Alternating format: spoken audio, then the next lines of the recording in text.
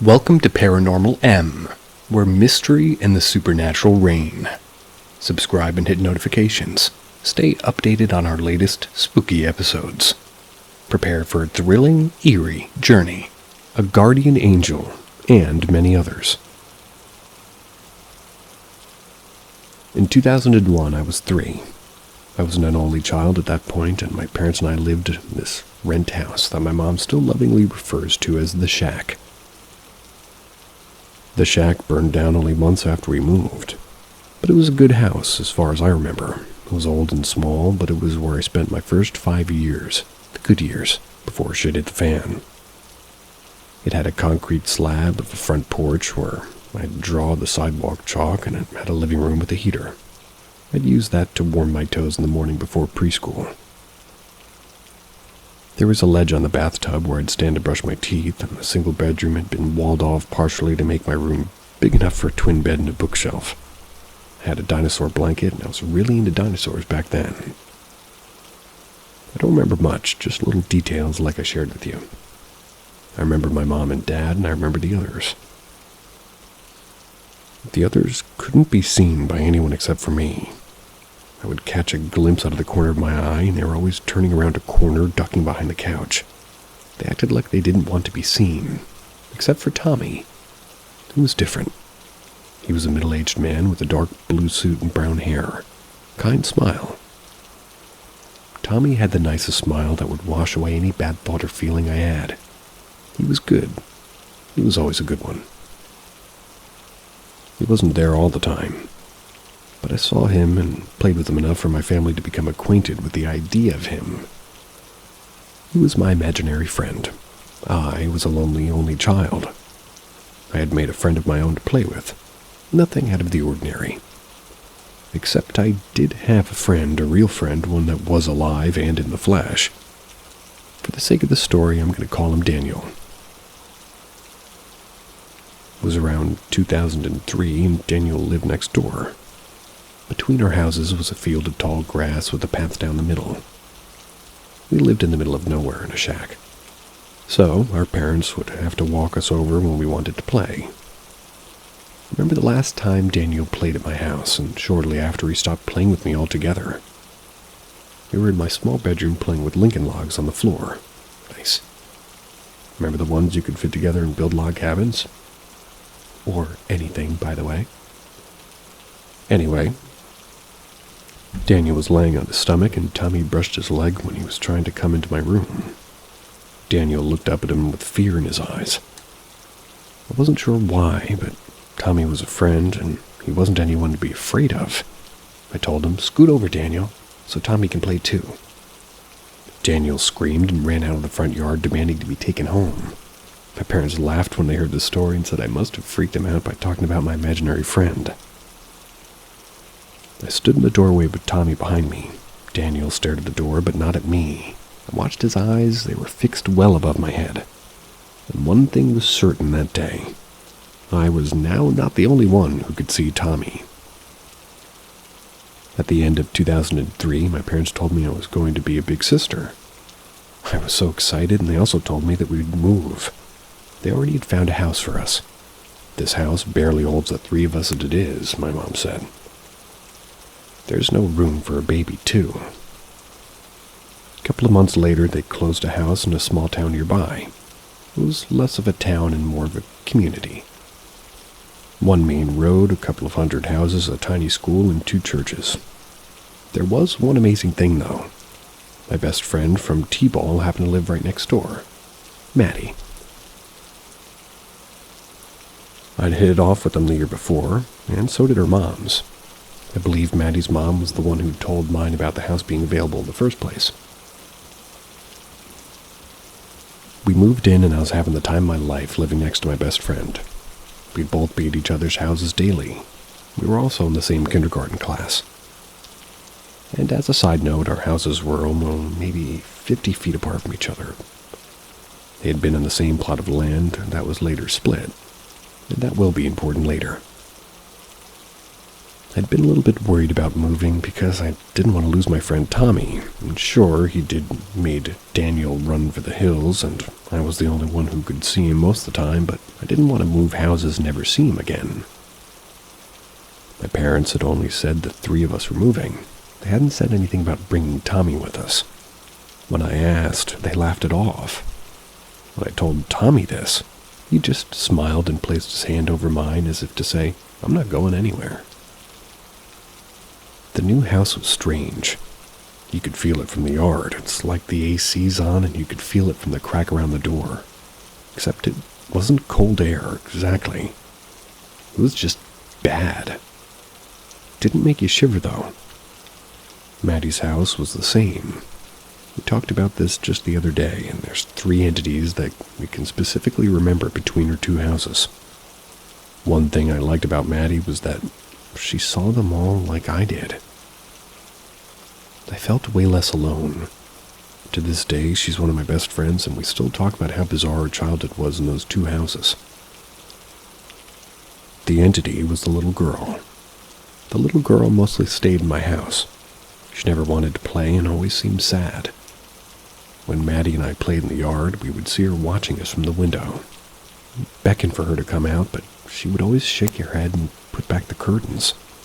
She never spoke. She was harmless, though, but she was as scared as we were of the Twisty Man. The Twisty Man, we believe, was attached to the greater plot of land that our houses sat on. He was seen in both houses. The Twisty Man is hard to describe. I think of a Dementor in Harry Potter. Sounds stupid, but it'd take away all the happiness and you'd only feel fear.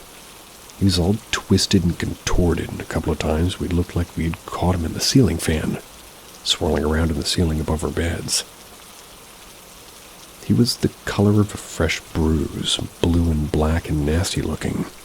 Didn't have a face, only a twisted sort of silhouette. He never spoke, just stayed long enough to give us nearly a heart attack whenever I saw him. But it was never really long before I saw Tommy, too. He would stand in front of it, holding my gaze until it went away. Staring at this man I'd known for as long as I could remember, the happiness came back and the fear melted. The bad thing sank back into the walls.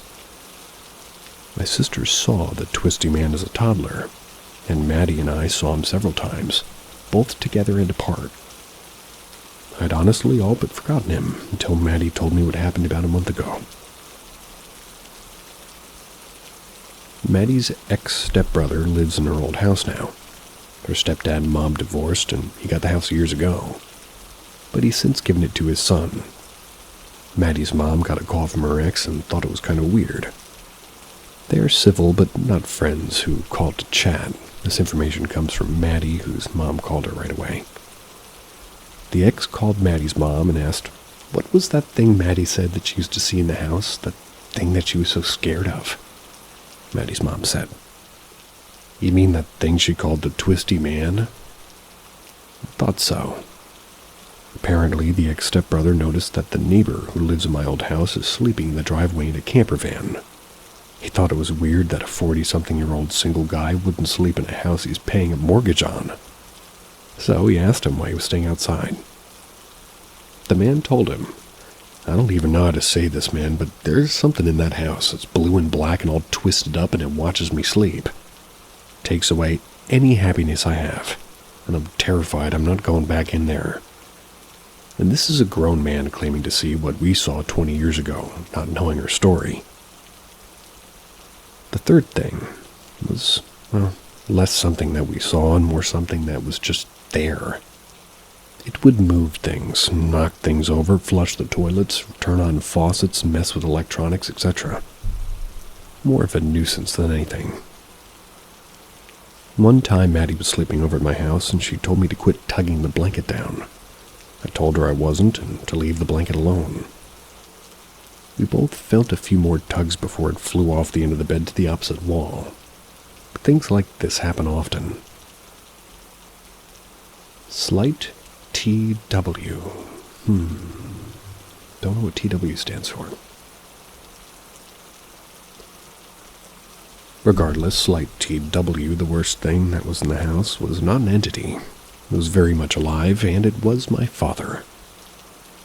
I was 6 by this time, and he was heavy into many addictions. I can remember a time when he was good, but by this point he was my worst nightmare. He and his friends. I'll spare you the details, but, well, partially because I don't even remember it all. Although I'm not too upset about that. I do remember one time he had a couple of friends over and they were very far past the point of rational thought. I knew they were looking for me, and I also knew that they were finding me was the last thing that I ever wanted. There was a room in that house that I wasn't allowed in. It was less of a room and more of a boarded-in back porch. But it was where the laundry was. I asked my mom recently, and she said that I wasn't allowed because it wasn't safe. That house was apparently falling apart even then. That room was connected to the bathroom by a built-in cabinet that had a hole in the back of the bottom behind the doors. That way you could put a laundry basket in the bottom cabinet and reach through from the laundry room to grab it. That part was actually kind of cool.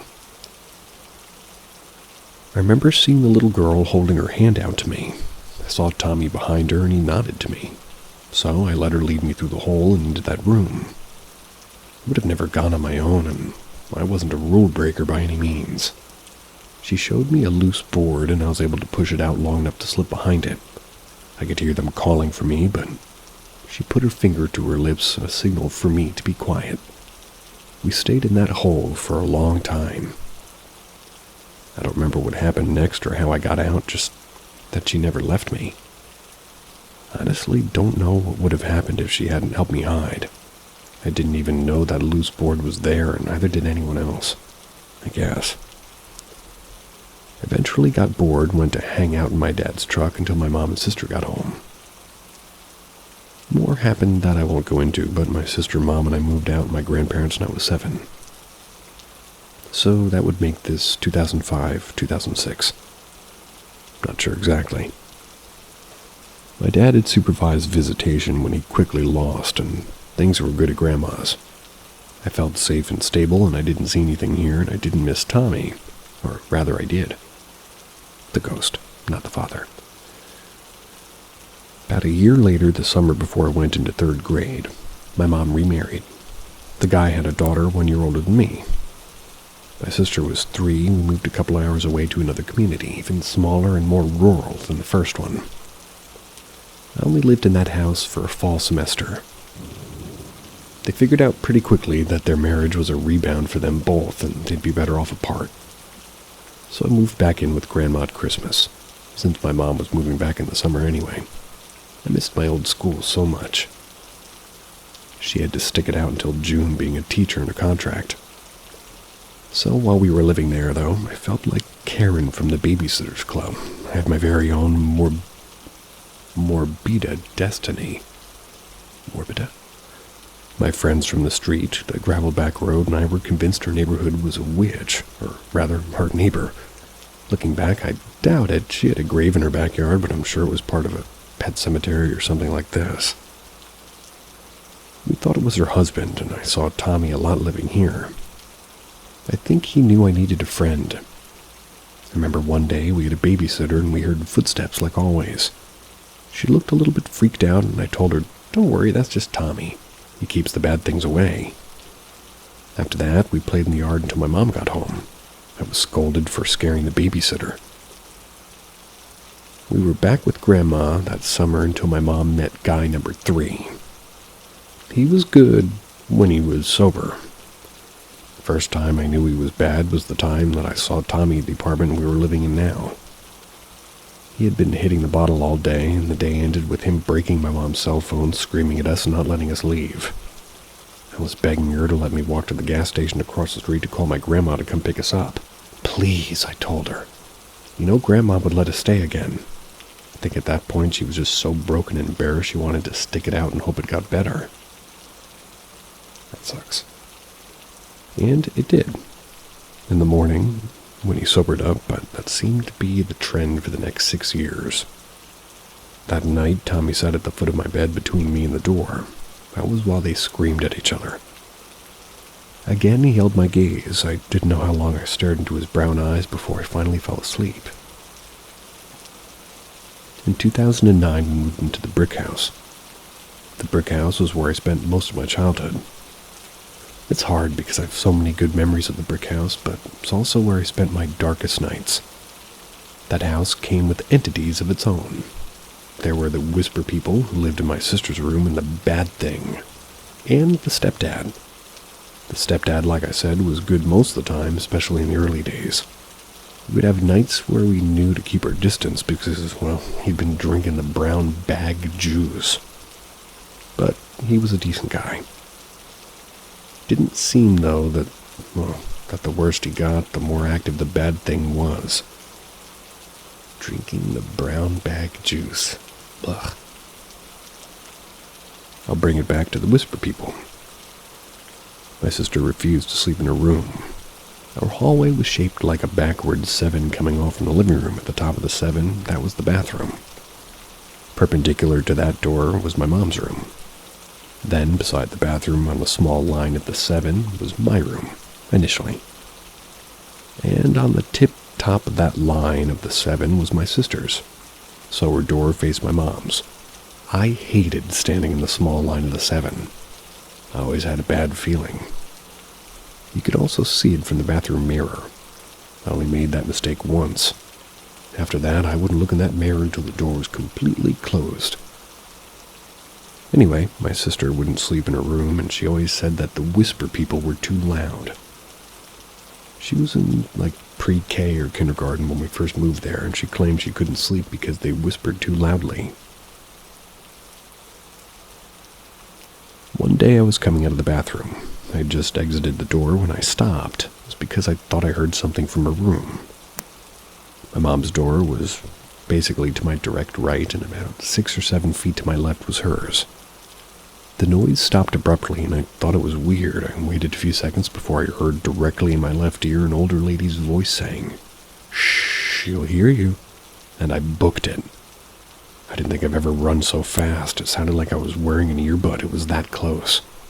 I heard them a few other times, but I never did ever really stick around long enough to have them notice me again.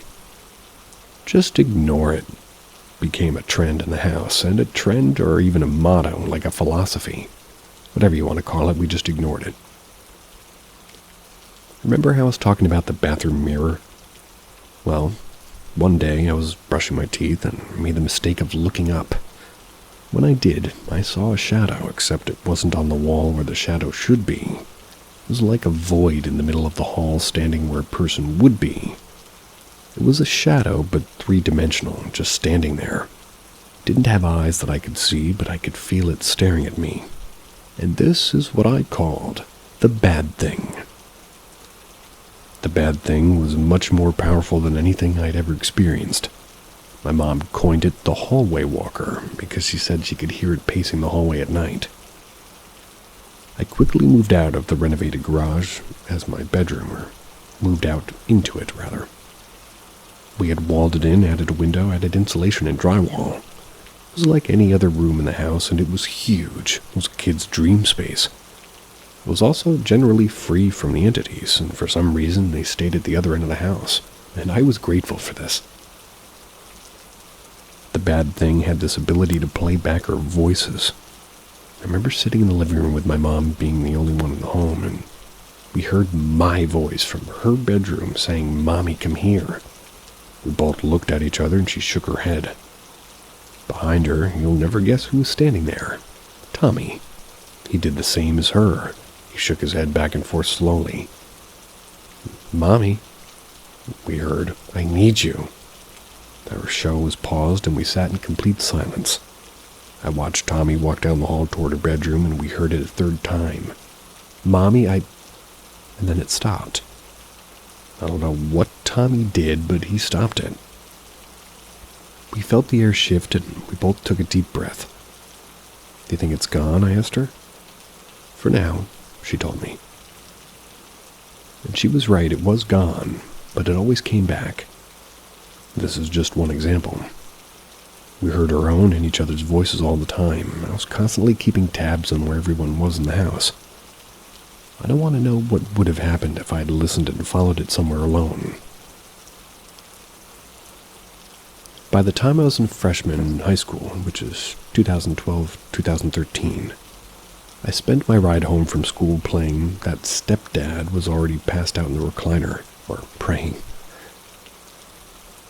It was a good night if he was, and sure, we would tiptoe, keep to our rooms, but at least I didn't have to deal with him yelling, cussing, and hitting things. I feel ya. On the unlucky nights, we did have to endure his drunken stupors. It seemed the bad thing would be more active. He'd show up around corners, talk more, move things, and generally cast a dark, heavy cloud over the house, much like the twisty man. He had a talent for sucking all the happiness out of an area. But on nights like these, Tommy would be there, always silent, letting me know that it would be okay. My other best friend, who later became my college roommate and godmother of my son, was over one night. Stepdad was God knows where doing God knows what, but it had been a good night.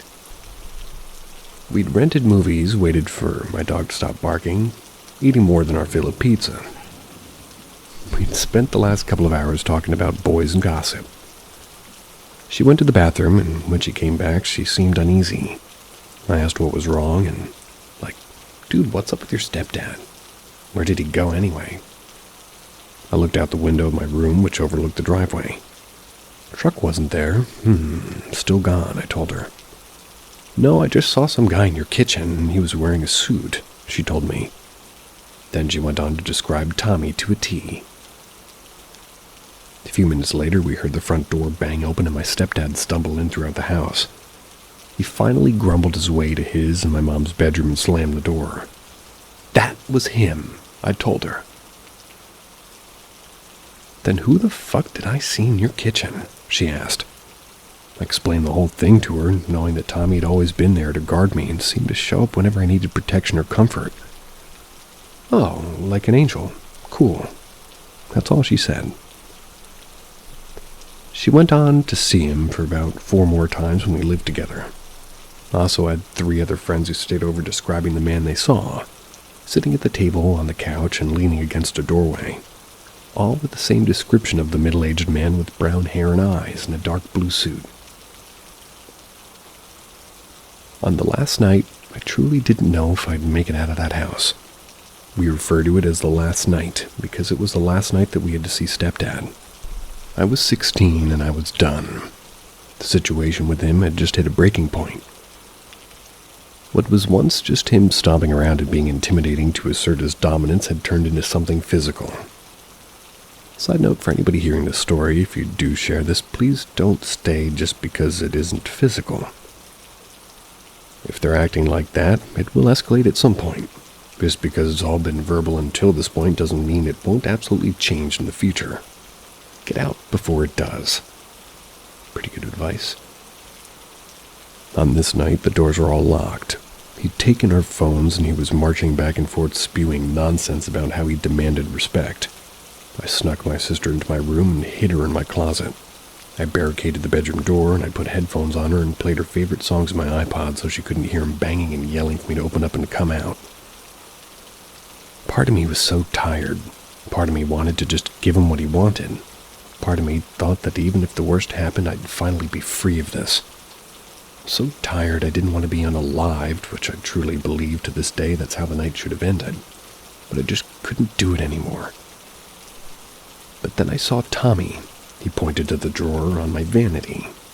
It hardly ever went in there, and it had become my junk drawer. What?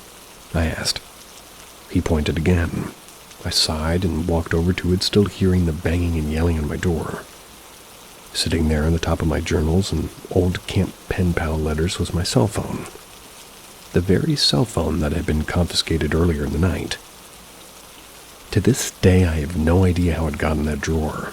It wasn't the first time things had seemed to teleport in that house, though. But it was the first time I was so grateful for the weird shit I'd experienced my whole life. I took it out and I called my aunt. I don't really know why, but she was the first one I thought of. She worked with law enforcement and I knew that she would know what to do. She always did. She called the police on my uncle's phone and they were there within minutes. I brought my sister out of the closet so we could watch our stepdad finally be arrested for the 6 years of hell that we'd gone through. I hugged her and looked over her shoulder to make eye contact with Tommy again. "Thank you," I told him. After it was just the three of us in the house, bills got to be a lot. My mom was a teacher, after all, and really wasn't lucrative even in 2015. I had a cousin who had just had a bad breakup and needed a fresh start. She lived about 15 hours away. She was 26 at the time, and she and my mom decided that she would move in and help out with us girls and pay a small amount of the rent. That way it would wind up being beneficial to everyone. So she came to live with us. She moved into the room that, had been mine initially, beside the bathroom. I remember after a few weeks of her living there, she'd asked me, "Did you ever sleep with the door open when you stayed in my room?" I'd laughed and told her, "Hell no. Why?" She'd asked me, "Did it stare at you all night too, the shadow thing?" Once stepdad left, the activity did die down a lot, but it was still prevalent. I remember one time I got home from school and my friend had dropped me off and my cousin's car was in the driveway. I'd come inside, called out her name, and I'd heard her voice say, "Back here," clear as day. I had something I'd wanted to tell her, so I'd practically sprinted to her room only to find it empty.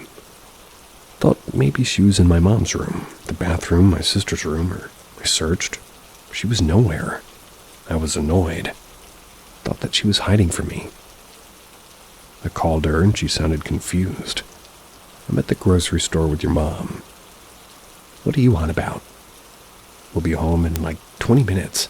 We're about to check out."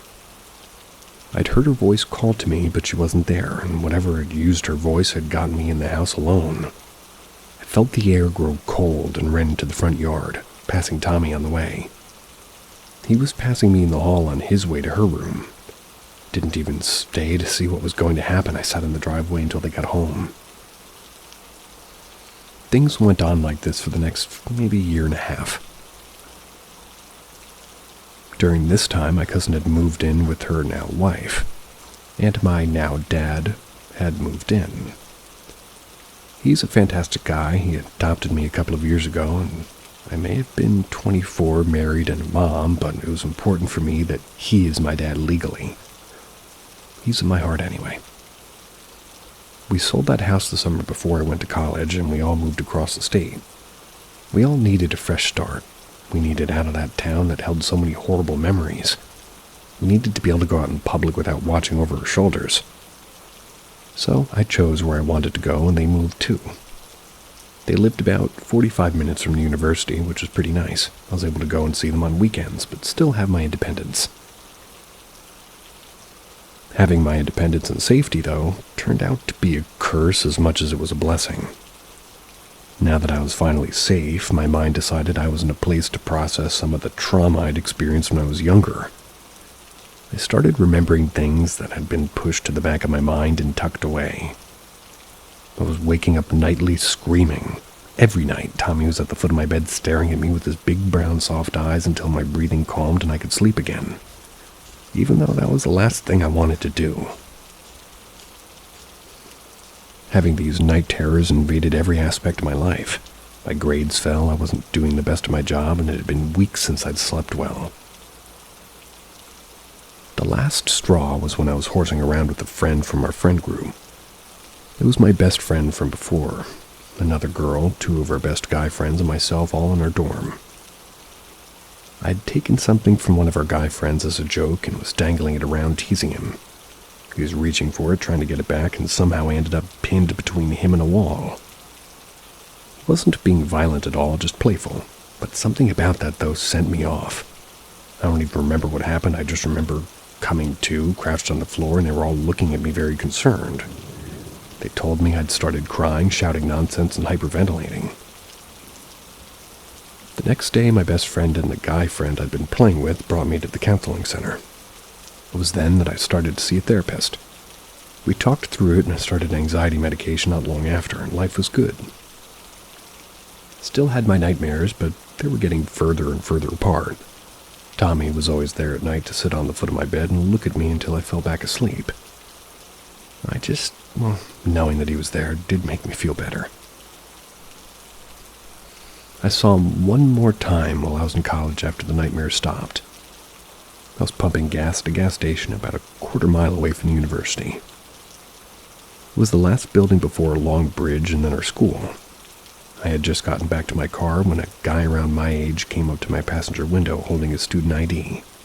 "Hey, ma'am," he said to me. "I know this is weird, but I really need to ride. I need to ride back to school. My friends ditched me, and I see your parking pass. Are you going back right now?" My window was down slightly because it was a nice night, and at least down far enough for me to hear him. Not enough for me to, or rather for him to reach inside, so... Honestly, he was kind of cute and he seemed genuine. I was about to say yes when I made eye contact with someone in my back seat. It startled me. It was Tommy, and he was shaking his head at me. I turned back to the guy who was reaching for my passenger door handle, and I felt a firm grip on my shoulder and made eye contact with Tommy one more time. He had a serious look on his face. He was shaking his head even harder. I said, "No, sorry," locked the doors, sped away, and could hear him shouting at me as I pulled out. Held my breath the whole way. I could feel the hand on my shoulder the whole time, and when I put my car in park, I collapsed onto my steering wheel and sucked in a deep breath. My lungs were burning at that point. I felt the hand leave and looked into the rearview mirror. The back seat was empty. I spent the next few hours in what felt like a whirlwind. I moved cities, transferred schools, got engaged and married, even had a baby. Tommy would show up randomly when I'd have nightmares, and a couple of times when loved ones sadly passed. The night my uncle, who was one of my only positive male role models, so we were close. When they passed, my phone rang, and it was my mom. I looked over and I saw Tommy on the couch by me, looking at me sadly. He knew before I did. He was there until my husband got home a few minutes later. Occasionally, Tommy would show up just to check on me, it seems. My husband had seen him a couple of times, but he was cool with it. He's had his own experiences with the paranormal and believed me right away. The first time he saw him, it was after a nightmare. I woke up to Tommy on the foot of my bed, and a minute later my husband jumped up out of the bed and said, "What the fuck?" Honestly, can't blame him. But I explained everything. He took it surprisingly well, considering there was just a man in his bed. One day, we're in the car. I'd run into the store to grab a few things while he sat in the car keeping the heater on. When I got out, he told me, "Hey, your friend came to for a visit or something." Must have looked confused because he said, "Your ghost friend Tommy, he was in the back seat. I just said that you weren't here right now, and I also told him that you were safe and thanks for taking care of you all those years." He kind of just stared at me for a minute and then went away. That was the last time either of us saw Tommy for a year or so. The next time, and the last time, was right after I had my son. He was maybe 2 or 3 weeks old at that point, and I was walking to the nursery to check on him. I stopped short because standing over the crib was a man in a dark blue suit. He turned to look at me and looked like he had tears in his eyes. He looked between my son and me a couple times and gave me a smile. "He's cute, isn't he?" I asked. "You aren't leaving, are you? I mean, I'll still see you, right?" He just looked at me. "Thanks for keeping me safe," I told him. He looked back at my son, looked at me like how a parent looks at their child as they cross the sort of graduation stage. He seemed proud of me, but he didn't answer. The look he gave made my heart swell, something deep down, like I knew that would be the last time I saw his kind brown eyes. Then my son cried, and I tore my gaze away from the man who had kept me safe my whole childhood. When I looked back to the space where Tommy had been, he was gone. There have been times where I think maybe I made it all up. Maybe Tommy was like my way of coping. Maybe he was part of a decades-long psychosis or a trauma-induced apparition. But then I think of all the other people who saw him too. Maybe he was really there. Maybe he was an ancestor of mine. Maybe he was a guardian angel. All I know is I don't think I'd be here today if it wasn't for my imaginary friend. I'm 26 now, and I have 2 loving parents who are the best grandparents ever. I have a husband who I love more than anything, and an almost 3-year-old who keeps me on my toes. He's so smart, gives me the best hugs. He's growing into such a funny kid, and I love being his mom. Haven't seen Tommy since that day, but sometimes I think I can feel a hand on my shoulder or eyes watching me the way that he always would. Lately, my son's been smiling and waving at the dark hallway and talking to someone in his closet. He calls him Blue Man. Never seems afraid, and maybe it's an imaginary friend. Maybe he has his own guardian angel, or maybe, just maybe, Tommy kept me safe as long as he could. Now he's watching over my baby. If it really is him, I know he's in good hands.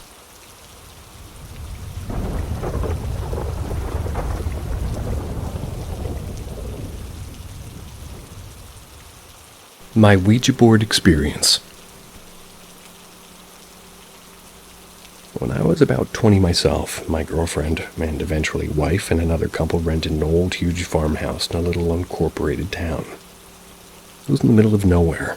Our yard was about 3 acres with the house on one end of the property and a janky garage on the other end. The layout of the old farmhouse is important to the story. The main house itself was built in the 1890s, but had additions put on over the years. I was told it was a bunkhouse originally for like a mine in the area, and miners would sleep in it in shifts. First floor, walking through the back, was a mud room with a washer and dryer, water heater, etc. Through another door was a large kitchen sink and cabinets on the right, stove on the immediate left. Walk into a large living room, and from here it's very like an open concept with 2 rooms on the left and to the right. The room on the right had the front door became like the office and second living room. Left room was a rotating music room and a guest bedroom, whatever room. There's a lot of space. There was a full bathroom off the living room, and in this bathroom was the quote-unquote rabbit hole, as we called it. A small door, maybe 3 feet tall and 2.5 feet wide, and this led to the basement. The basement was straight out of a horror movie. One bare light bulb in the middle of a large room. Field stone walls, a couple of support beams, wonky, creaky stairs, and a weird tiny room behind a door made out of an old pallet. Back to the first floor living room were stairs up to about 4 or 5 stairs, then a small landing and another 5 or 6 stairs to the top. When on the landing, you can turn around and see the entire upstairs. It's going to be an important detail for events later. At the top of the stairs was a tiny bathroom with a tiny window you could see the entire backyard while sitting on the toilet. There were 3 bedrooms, one much smaller than the other 2, and it was at the very front of the house. So, time for the paranormal stuff. 1. Things were kind of weird. You felt like somebody was always watching you. It didn't feel scary per se, but weird. I started making jokes that the ghost was watching us, not being serious because our house isn't really haunted. We would start hearing weight on the stairs, like somebody was on the landing shuffling around. Up a stair, down a stair, move around a bit, and we all sort of thought it was an old-ass house. We had 2 cats. One was a Garfield, and the other a tuxedo cat. But he was blind in one eye, never talked, no meow. He would just open his mouth like he was trying. They would constantly stop and listen to things in the house, really intently. But the tuxedo cat would run upstairs and stay up there for a while. We thought it was cat stuff. Things start heating up. After a few weeks, we decide to have a party in the backyard. Nothing crazy. About 15 people that we all know. Middle of the summer, so most everyone's outside by the fire except a few people in the kitchen. I'm out back by the fire, just yucking it up, when one of the friends says, "Who's that? Your grandma lives here?" Then proceeds to point to my bedroom window. There was what appeared to be an old lady looking out the window into the backyard, hands against her face and just peering out. What the fuck? Someone in my house. I start running toward the house, and I can hear the chatter behind me. Someone's in the house. Some friend is following me, and we get in the back door, someone upstairs. Everybody's saying, "I don't think so. We've been here all night, right?" Get to the landing on the stairs. Look around at all the open doors. My bedroom light is on, and I proceed to check the upstairs, turn all the lights on. Nothing. No one, let alone anybody that looked like an old lady. Eventually, back out by the fire, we start, inevitably, the conversation, maybe the house is haunted. 4. About a week later, my roommate brings up the idea of using a Ouija board. My girlfriend is against it. My other roommate is also against it. I became the deciding vote, and I say no as to not piss off my girlfriend. Smart. Shit gets real. We can hear a desk chair upstairs rolling around on its own, with hardboard floors. You can go check it out. It's sitting in the front of a window looking out over a field, every time in the same place. 6. Roommate and I are musicians. We're trying to record some samples in the front door office, and I had on headphones while playing some guitar over a drum pad. We both heard what sounded like every plate and every glass get smashed on the floor of the kitchen. It was loud. We both drop everything, run into the kitchen, and there's nothing. Nothing out of place. Weird. Both couldn't believe what we heard, and there was no mess. Started to wonder if we're really going crazy. 7. Whilst pooping in the downstairs bathroom, right next to the rabbit hole. It sounded like an animal was scratching at the back of the door, trying to get into the bathroom from the basement. But the scratches were up near the top door, and I could see it moving, and called the landlord, said that there was an animal in the basement. Sent a guy out the next day who cleared the basement, said that there was nothing, no animals, no poop, no point of entry. That's good news. The basement sealed tight, and we would hear the scratching on that door spontaneously. Others experienced it as well while in the bathroom. 8. The house started feeling creepy, almost oppressive. It wasn't how it used to be. Someone watching, it felt like you were being stalked. 9. Roommate and I were chilling in the main living room. We were playing Borderlands. We heard a cat meowing, but it was an odd, quiet, screamy kind of meow, and it was from upstairs. We paused the game and head up to the stairs. Once on the landing, I can see the tuxedo cat yelping and looking like he was pinned down. The Garfield cat was a few feet away, just staring and looked like a statue. I reached for him under the railing, and as soon as I did, he sprung up and jumped through the railing, clutching onto me. Garfield cat did the same, but used roommate as a backboard, jumping off him down the stairwell. Neither wanted to go past my bedroom door where the tuxedo cat was pinned down. Went to the living room and just, quote-unquote, dealt with what just happened. 10. We decided definitely the house was haunted. Across the street was a neighbor. Nice guy in his 50s, lovely wife, a son about 6 years old. We would stand in his garage, watch NFL, drink beer, all around great relationship with him. I decided to ask him one day if he ever heard anything about the place being strange or being haunted. He says, "Funny you say that. The previous tenant said that they thought there were an old lady there. I don't believe that stuff, but now you're saying it. Our 2 kids used to wave to someone whenever they left. She used to feel like someone was there. My son started waving at the house too, and I thought it was just little kids being kids." I found it hard to believe whatever the old lady in the house was trying to, that she was trying to scare us and to kill my cat. Then we found the Ouija board. 10. Girlfriend and I were gone for the night, came back the next evening. Roommate was sitting out in the mudroom in the back of the house. Not unusual, but he looked super pale and kind of sick. He's a dark-skinned Mexican fellow, so it was easy to see that he looked pale and flush. Pale and flush. My girlfriend had to leave and go straight to work, so I was basically just getting dropped off. He told me what had happened the night before. C's boyfriend roommate, A's girlfriend roommate. A, who was really into paranormal activities, ghosts and spirituality, etc., brought a Ouija board into the house months before, after she had asked if she could, and we voted no, but she did it anyways. She was using this when no one was home and had it hidden in the basement because she knew none of us would ever go down there. This Ouija board was her mom's board from the 60s or 70s, homemade, wooden, hand-painted letters and numbers. A few extra words like soon, never, and later. She also said that her mother had used it for years and there was always somebody named David attached to the board. And David was apparently not nice. Bam, it all made sense now. There's an old lady in the house and she's pissed about David. 13. Or 11. The night A confessed to the Ouija board, she convinced C to do some EVPs with her, and there were 3. One basement. It was muddy, very fuzzy, but you could hear somebody distantly say A's name. Thought maybe we were hearing what we wanted to hear. I wasn't sold on it. The second was on the main floor. Was them walking around asking questions like, "Are you here? What's your name?" etc. You didn't really hear much. There was a lot of scratchy, fuzzy bursts, like a hissing sound, weird, but still not convinced. The third one was on the stairwell. The recording was as follows from the top of the stairs. "Look at the cat, he looks pissed," and he sees someone.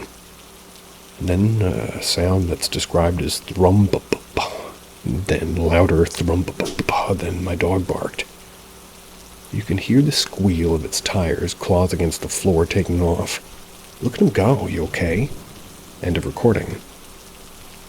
To me, the thrum-ba-ba-ba sound was something like heavy hitting a couple of stairs, then dropping some massive weight at the top of the stairs. The peculiar thing is that C claimed they didn't hear anything until he played it back. I attempted to recreate the sound on the stairs with the same recorder. I could stomp on the stairs, I could jump from the landing to the top, and it was such a jump that I barely made it, let alone enough to make it this loud, large surface area slam. Couldn't recreate it. A proceeds to tell C about the Ouija board and the story behind it. She asks if he wants to use it. He agrees, although he said it reluctantly, but the curiosity got the better of him. 12. By this time it's winter, in the country in Wisconsin. There's a deep snow, large drifts through the property, and he tells me they used to board. They were talking to David. David was tired of talking to A, and he told C about his dad being in prison in Mexico when he was a young man. About coming to the basement to see David.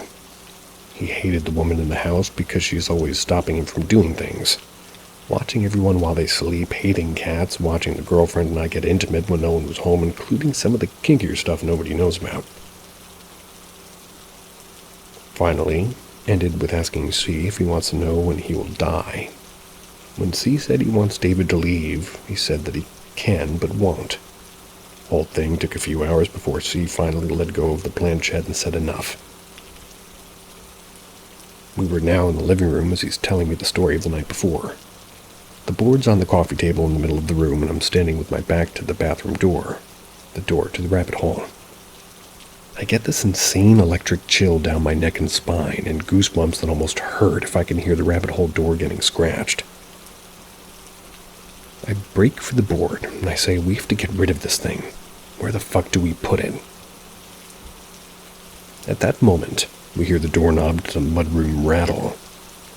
As we look into the kitchen, the door starts opening slowly to the mudroom. The lights are on and there's no one there. The initial shock was unfathomable, but I knew right away the old lady opened the door, saying, "Get it the fuck out of the house."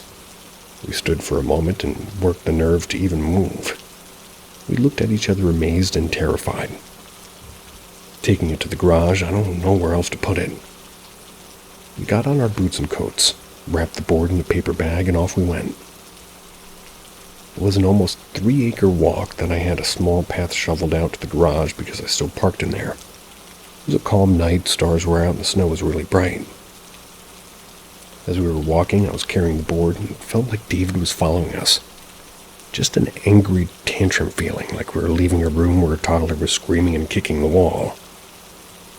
The man door was old and was held closed by a bent nail he had to spin to keep it shut. I put it in a shelf high up and to the left, and as we left we heard cans falling off the shelves, WD-40, spray paint, etc. I wasn't about to turn back around and check on it. Once arriving back at the house, we felt immediate relief, like an air purifier was running and everything felt clean. Once again, though, we started when the back door was opening. We automatically prepared for the worst. We waited for the mudroom to open, and it was my other friend who was a regular of the house. So much so that he would walk right in. He saw us looking terrified and asked what happened. We gave him a sigh of relief type of a summary. He'd had his own experiences in the house, and he knew that we were serious. We sat and chatted for hours about the whole ordeal. Mind you, there's a lot of experiences in that house I haven't touched on. but these were some of the major ones, undeniably paranormal. When A got home, we told her what happened. She thought it was awesome. In the grand scheme of things, it kind of was, but existentially terrifying. I refused to tell her where the board was hidden, and she was pissed. It became a huge argument, but I didn't care. She was saying that she wanted it and would take it back to her mom that night, and I didn't believe her. That's because of how excited she was about the activity that we experienced. After things settled down, the house was really peaceful. 14. The next day I had to leave. While walking out to the garage, I knew the board was out there, and I knew all those cans fell off the shelf. No idea what I was about to walk into. Spray cans and bullshit were all over the garage, on my car, under my car, all of which was previously on a few shelves. I left and didn't even get out my car to close the garage. When I got home, I parked in the driveway by the garage, but I didn't pull into it. The next few weeks were peaceful. A few weeks later, Abe brought up the board and decided, fine, you can have it back, but it's not coming into the house. She agreed, and we walked out to the garage, to which she was saying, I looked out here. Where was it? I opened the door and went to retrieve it from the shelf, but it was gone. The mess on the floor was still there, but the board was gone. She was even more pissed, but again, I didn't care. Nothing has happened since it was in the garage, and it's gone now. Weeks later, A and C broke up. It was nasty, and she moved out. He told me how he talked to his abuela, the grandmother, and she told him the only way to rid ourselves of the spirit was to submerge it in deep water. Spirits can't pass through water. He said he took it to a small river in the woods by us, put it in a bag and some large rocks, and chucked it in. There's a spot where the river's about 20 feet deep, and that's where he threw it. He said he watched it sink, and that was it. The Ouija board brought in the entity that was a residing spirit, or at least that the residing spirit didn't like, and it was spiritual warfare for months. This is a very summarized, abridged version of what happened. A lot of other events took place, but this already took a long time to write on my phone. When A and C would argue, things would happen. Stuff falling off shelves, noises in the basement, all around spooky things. People who stayed the night in the living room would say that they'd seen people in the kitchen or shuffling in the bathroom. Noises in the basement. Alarm clocks would go off randomly. Didn't matter whose. Even the alarm in the stove. Windows would open even though they were closed. Seeing figures out of your peripheral. Seeing figures in the backyard day or night. Briefly, but not enough to go, what the fuck. So, lots of stuff. So anyway, that's my experience. I don't trust Ouija boards, and I will not mess with them.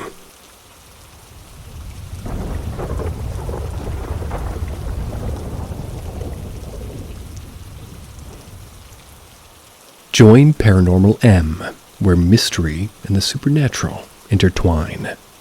Subscribe and enable notifications for updates on our newest spooky tales. Brace yourself for a haunting journey. My first apartment.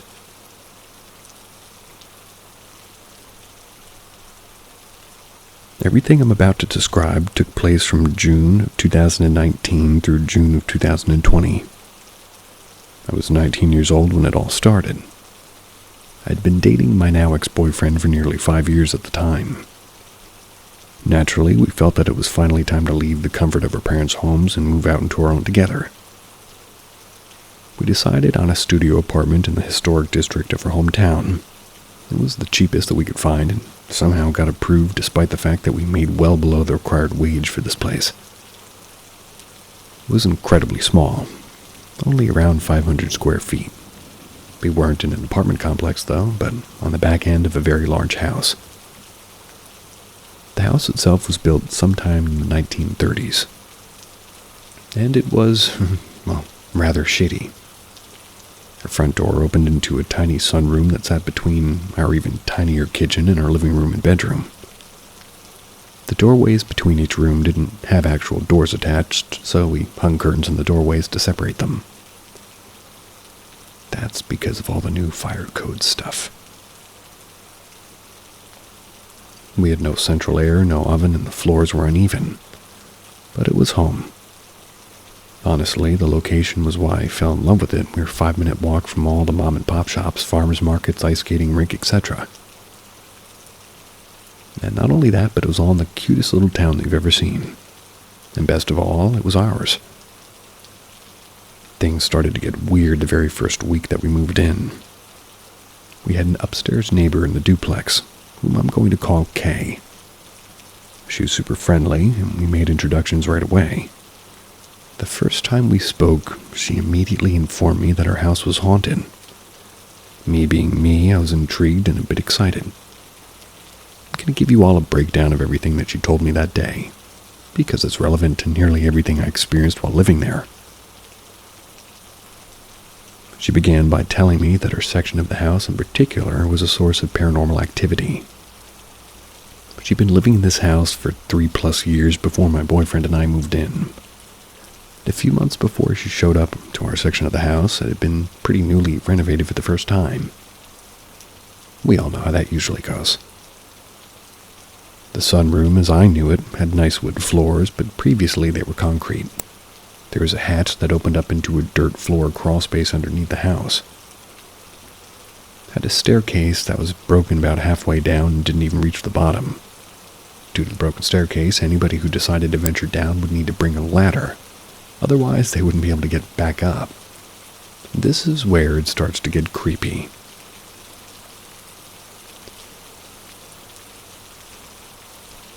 On one of the walls down there, painted in a red substance, were the words "Good Girl" and a few red handprints to match. Kay actually showed me a photo of this to back up the authenticity of what she was telling me. This immediately gave me very uncomfortable kidnap and torture vibes. Who knows what somebody could have been up to down there back in the early 1900s. I'm solidly convinced that something horrible happened down there, that the origin of whatever presence occupies that house was from there. During the renovation, the hatch was completely sealed off and covered by new flooring. And this is when, according to Kay, shit started to get weird.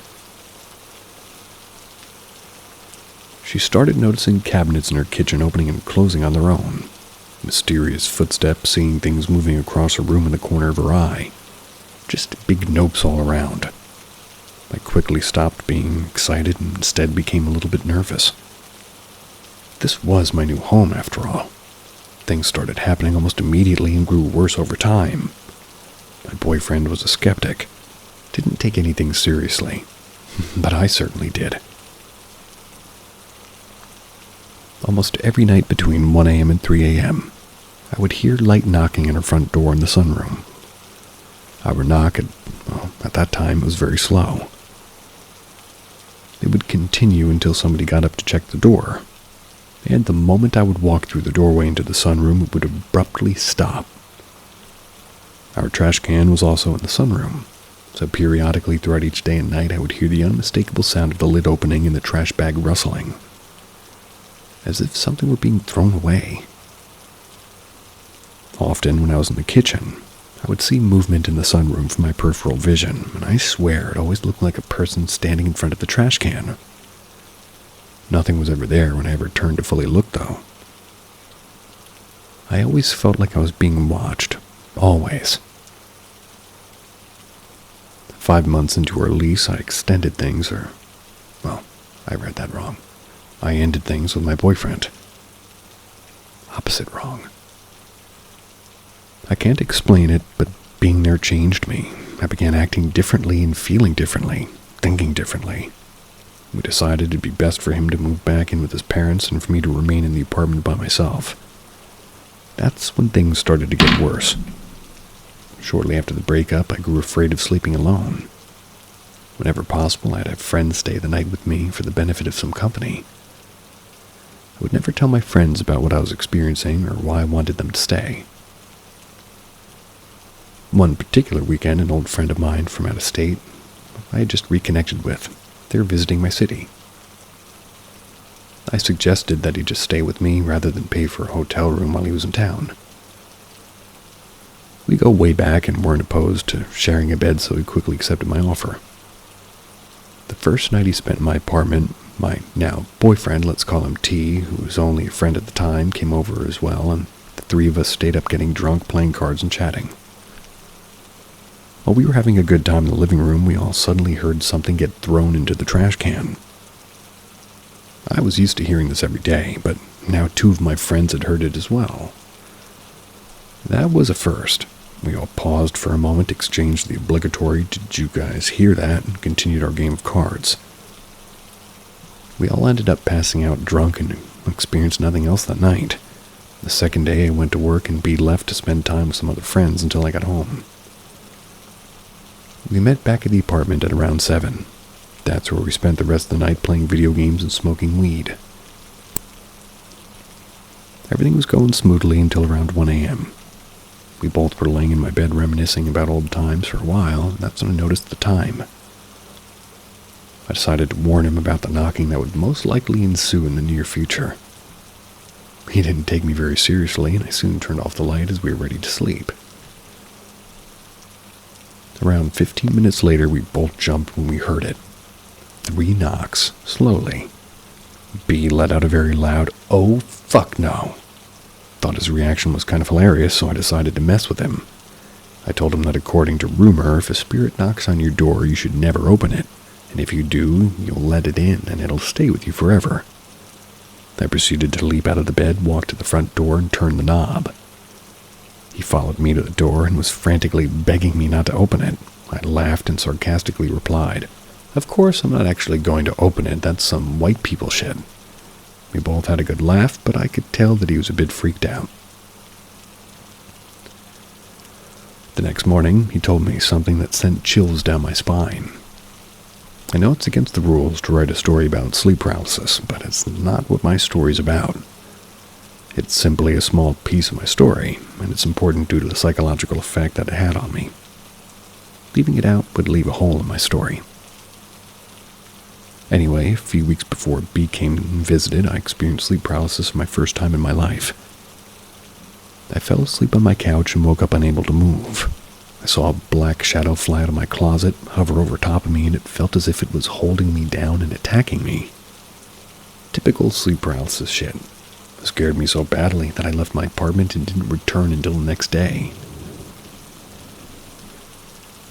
B experienced the exact same thing that second night, even down to the black shadow emerging from the very same closet.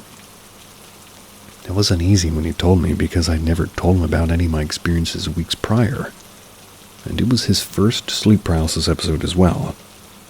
So for the sake of the rules, I'd like to add that I'm not claiming that either of our episodes were paranormal in nature. It was most likely an unsettling coincidence. It is relevant though, because it scared the fuck out of me and I started genuinely attempting to get rid of the ghost, or whatever it was. It's because my fear had reached a new level. Kate gifted me some sage after a conversation about it, and I would burn it every day in an attempt to, cleanse my home.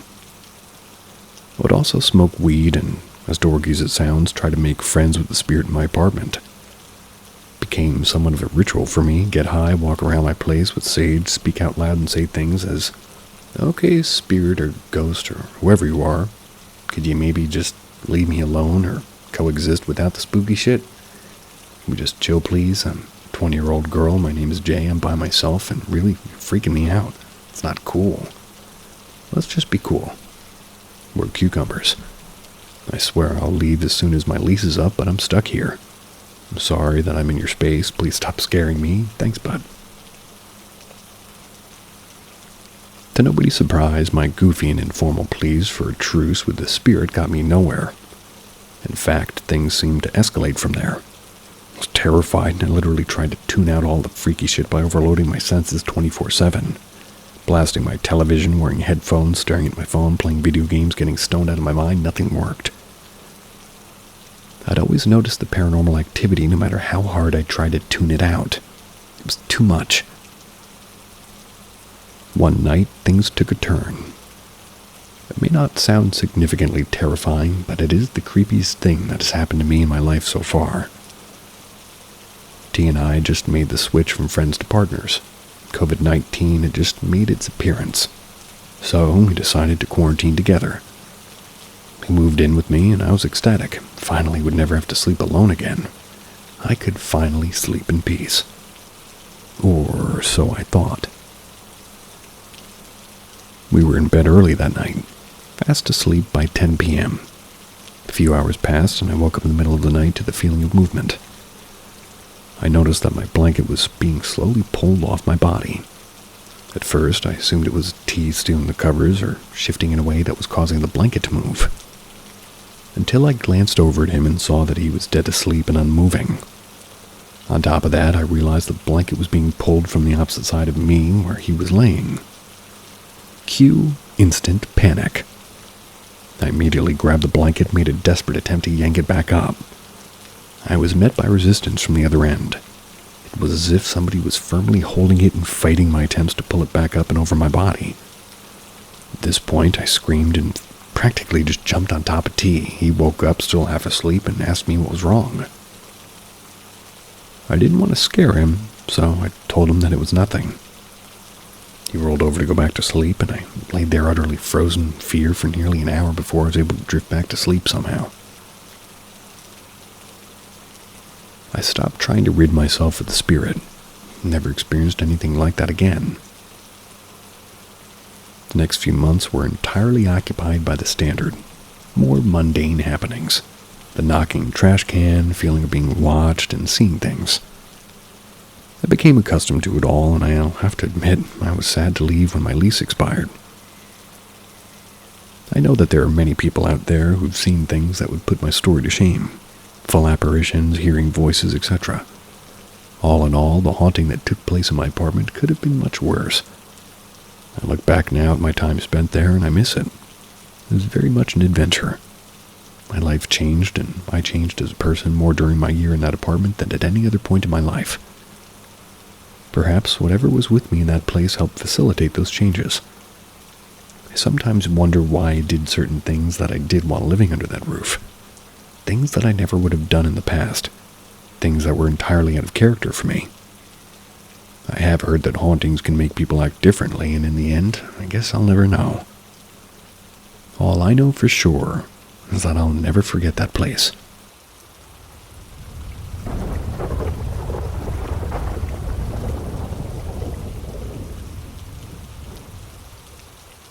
Strange encounters.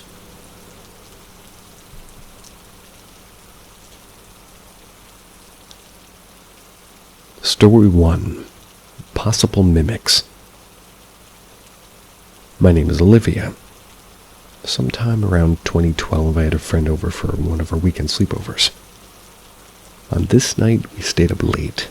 We always tried to see how long we could stand fighting sleep and enjoy delirium and scared ourselves with scary stories and experiences. It was around 3 a.m. We're sitting on the floor, talking quietly because my grandfather had to be at work in the morning early. We didn't want to upset him, like we had on nights before, by being loud and obnoxious. It wasn't long after 3 that my grandpa burst into my room, absolutely enraged with us. He sternly scolded us, saying that he saw us under the outside light, kind of like a street lamp in the neighborhood, but I live on a dirt road. He told us that we would be in big trouble if he ever caught us out there at that time again. We were absolutely dumbfounded by this. We hadn't left the bedroom all night because we scared ourselves with ghost and skinwalker stories. I told him that he was mistaken because he had no intention of going out to the dark, or rather we hadn't, but he didn't believe us. The worst part about this is we only had maybe 2 or 3 neighbors at the time, and none of them were teenagers. We were 30 minutes from any town. Couldn't even to this day find any explanation for this, and he never did really wind up believing us. He swore it was us, and he saw us clear as day. Story number 2. Aliens. I'm not too sure my exact age when this experience happened, but I'm going to estimate that I was maybe 11 or 12. My name's Olivia. My little cousin, who was maybe 10 or so at the time, was over, and we decided to jump on the trampoline. It was starting to get dark outside, but we chose to remain playing because I lived in the middle of nowhere with nothing to do, really, than be outside. We were playing Crack the Egg. That's when the strangest thing that I still don't understand happened. Behind my grandparents' trailer was 2 sheds. One was directly in front of the trampoline, the other was maybe a couple of 100 feet away from us to the right. In the middle of the game, my cousin stopped playing. I was staring off into the distance entranced. So I look over to the shed furthest from us, and there was something floating directly above it. The only way I know to describe it was it looked like a graviton at the fair. Gravitron. It had light circling around it and beams of light facing the sky and the roof of the shed. The weirdest part is that it was completely silent. Not a single sound came from it. It was floating and completely still. Once I regained control of myself, I ran inside to tell my grandparents. Their trailer was right behind us, so we could be there in less than a minute. I told them what I saw. When they followed me outside, it was gone. Not a single noise was heard, and it vanished. I asked my cousin where it went, but he couldn't explain or comprehend what he had experienced. Never saw it again. Still doesn't make any sense. Story 3. Demons. Sometime around 2016, I was staying over at a friend's house. There's a lot of lore pertaining to her in an old 1800s house her father had purchased and started renovating that may have led up to these events. But some of that information is a little bit too personal to share. Pretty much live with her at this point, spending weeks at her time, and, well, this house was just a plain brick home in a decently sized neighborhood.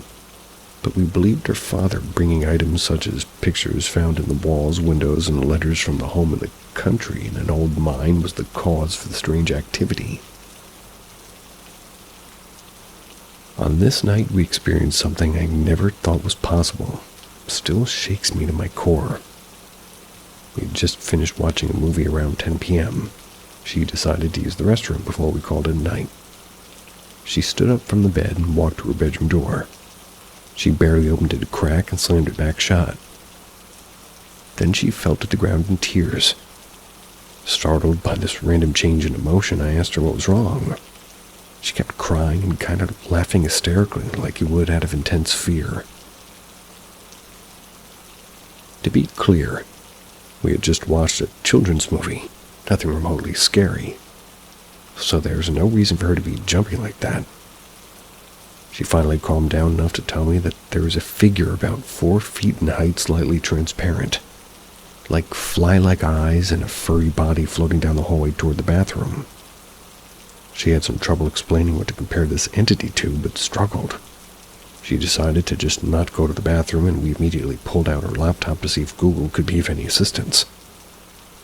Surprise, surprise, it wasn't.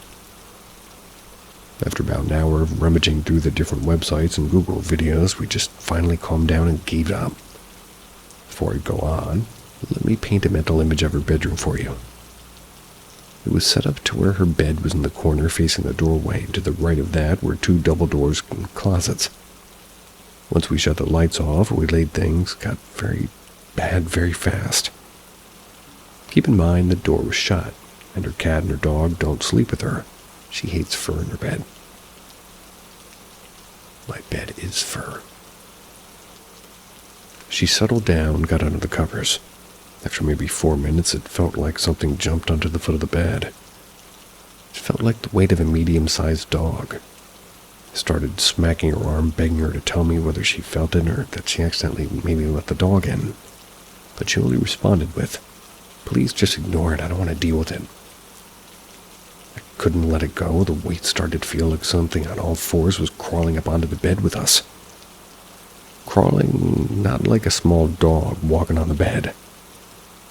I started to feel hot and breathing heavy out of fear and begging her to acknowledge what was happening. She continued to tell me to ignore it so it would stop. Then when it got worse, both closets opened and a weird rustling sound filled the room like somebody was going through her things. The weight got heavier and heavier. She stopped responding to me by this point, and I was in tears. The most terrifying part of all of it was something that she doesn't even remember. she started talking in a childlike voice, not of her own, telling me that it would all be over soon and that he was here. And I don't know who he is, but I didn't care to find out.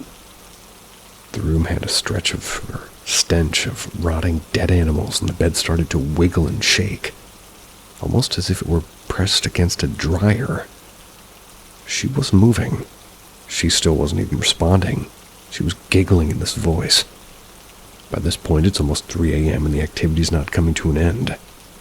I start to feel knocks under the bed, and I'm left to just cry because I'm not getting out of that damn bed alone. After a few minutes of this shaking and stench, everything came to a halt. My friend had stopped talking and giggling and asked me what happened and seemed confused by my irate tone of voice and tears.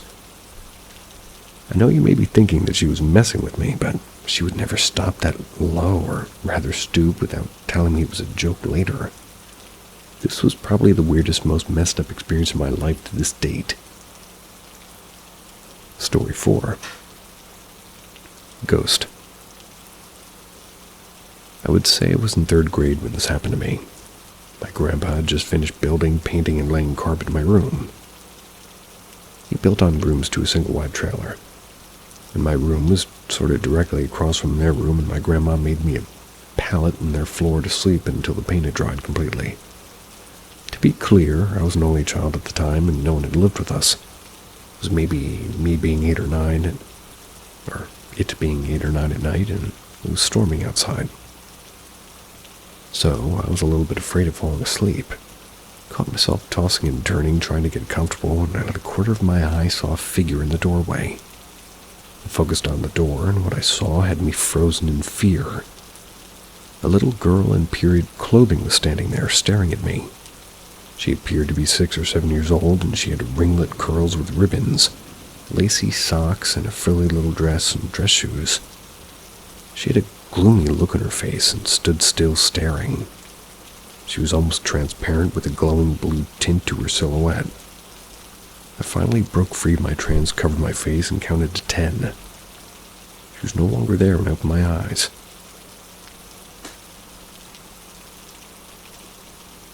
Story 5. Dogs. To preface the story, I lived on a dirt road about 30 or so minutes from any town. I only had 2 neighbors. None of them had pets but one.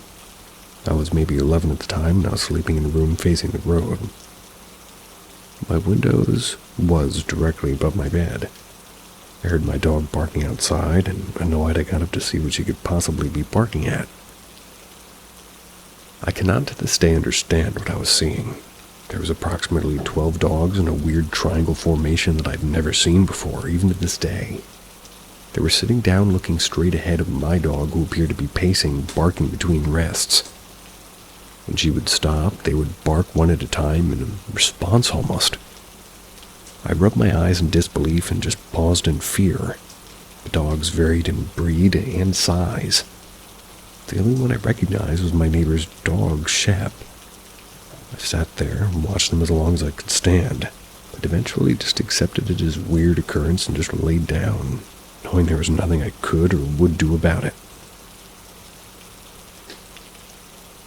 Story 6. In reference to the friend from Story 3, Mimic. This story occurred at my friend's house.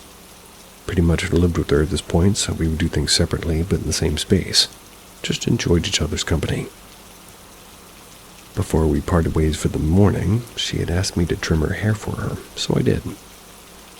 When we were finished, she stayed behind to clean up the mess, so I went into the living room and got out the other laptop, put in headphones, played 8-ball pool. Very exciting, I know. Maybe about 10 minutes later, she walked into the room with a blank expression. I removed my headphones and asked her what was up. She asked, "How long have you been sitting here?"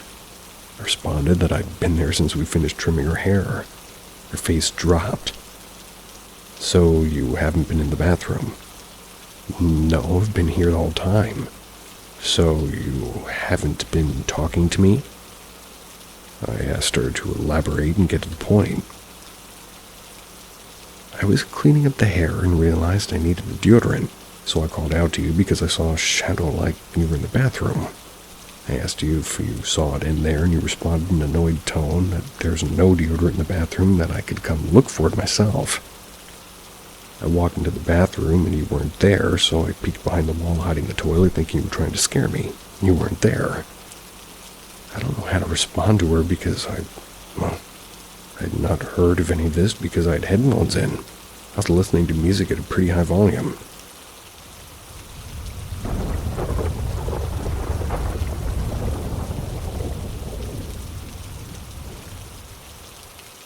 Aicha Kandisha, or whatever.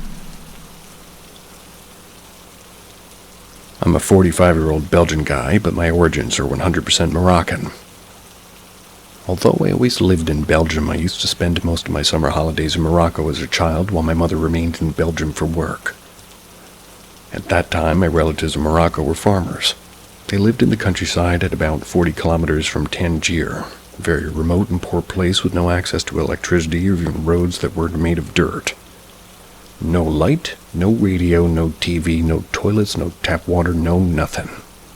Kerosene lamps, wells, and cob ovens were still the norm. My grandfather was mowing hay while my grandmother was taking care of the cattle, mostly a dozen of cows. They were helped by my uncles and aunts, who were in their late teenagers back then, so this was in the early 80s. That was pretty much their occupation at the time of the year. It was either that, cleaning the farms, welling up the water, baking the bread, cooking the evening meal, or praying for God.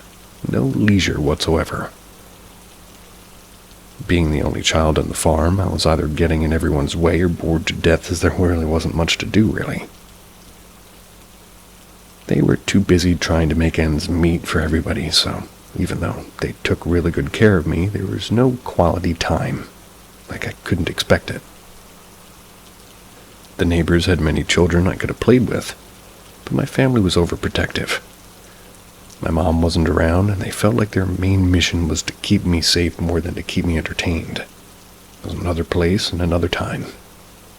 A kid well-fed and secure was the only concern considering their situation. It was an achievement on its own. Besides, that's typically Moroccan. They were afraid of the evil eye, which is a curse believed to be cast by malevolent glares. And indeed, I was very noticeable. For whatever reason, and unlike my relatives, I had straight blonde hair, which is unusual. It's not really rare at all in that region. Pale skin, clothes very Western, made me look like a healthy Scandinavian kid compared to the kids around the country. They were poor and out of time, you wouldn't believe.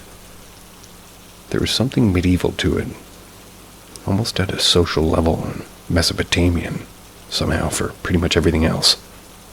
It could very well have been 4000 BC. Okay, that is bold claims, sir. Therefore, they basically hid me and kept me in a bubble the whole time I was there. So all in all, I had nothing much to do on my own, at least, beyond the farm. It was pretty much off limits. Grandpa was too rough of a guy to hang out with. He didn't like kids. Or he didn't like me. I couldn't really tell. There was one thing I loved to do, though. Taking the cows to pasture at dawn, bringing them back at dusk with my grandma. It was her daily ordeal because each and every morning she desperately tried to sneak out while I was sleeping. But I knew better and almost never missed a day. However, the pastures were pretty far away from the farm, and my grandma had to carry me on her back for long distances as if I were half asleep half the time. And the rest of it, I pretty much teased the cows way too much with sticks, and she'd always have a hard time keeping the herd together. That was because of me. But she never complained, God rest her soul.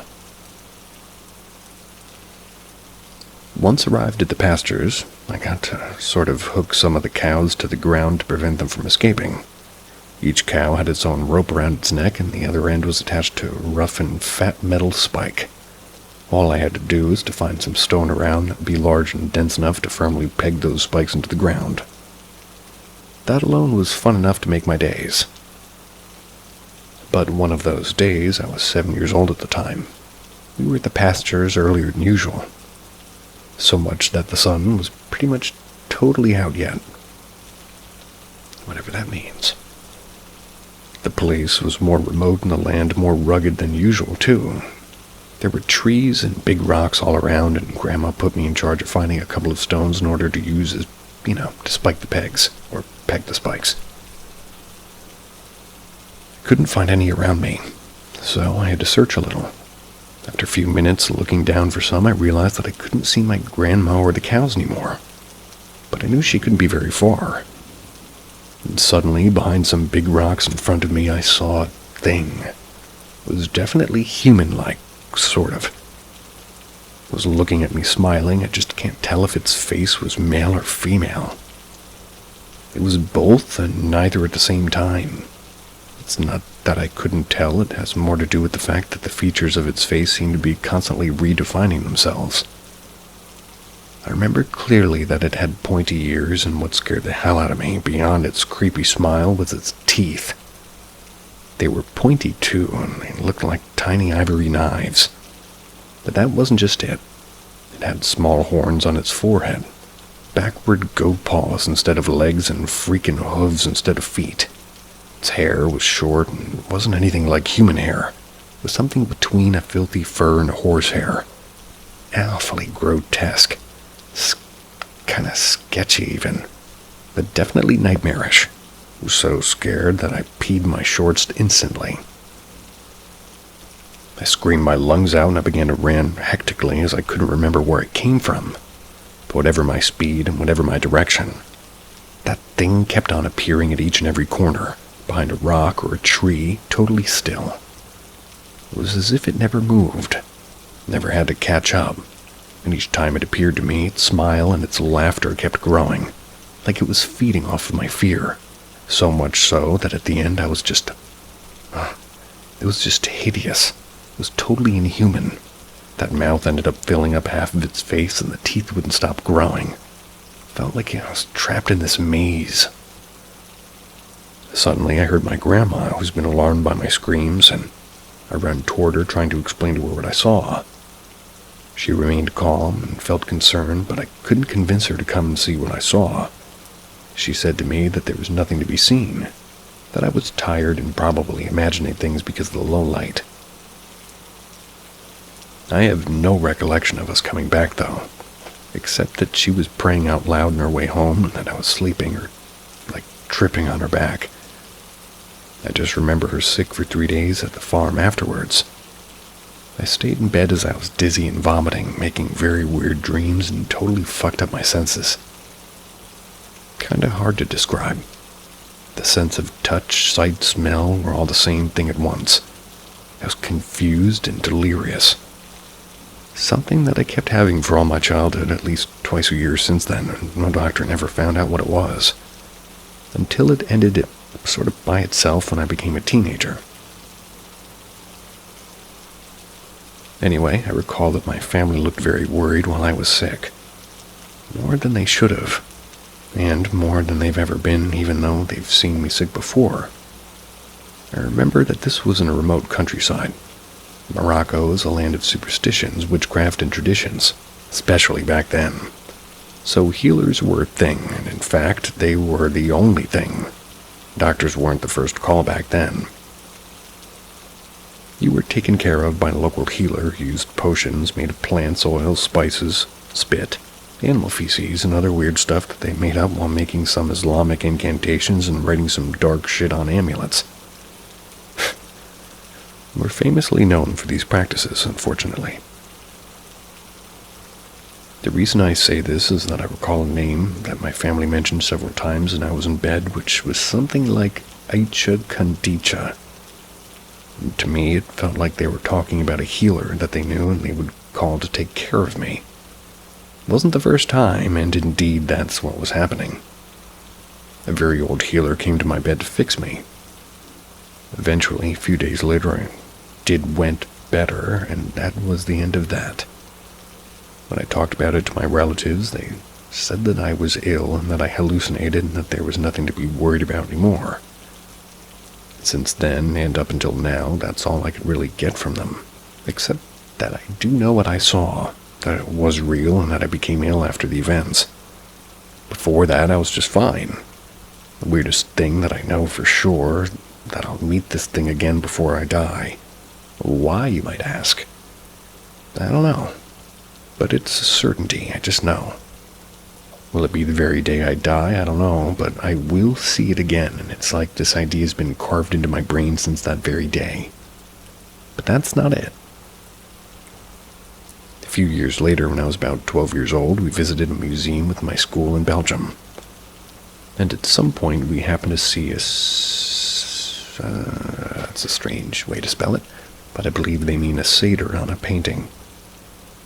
It struck me, because it was exactly what I saw 5 years earlier in the countryside. Except that what I saw was like a hermaphrodite, and way, way, way, way, way more evil. I know it's a Greek-Roman mythology, and that it's not even remotely related to Morocco, but that's what I saw anyway. And that was the first time I ever heard about ancient mythologies, so I couldn't have made that 5 years earlier. However, I didn't investigate further because there's nothing to investigate, really. A satyr in Morocco is too long of a stretch.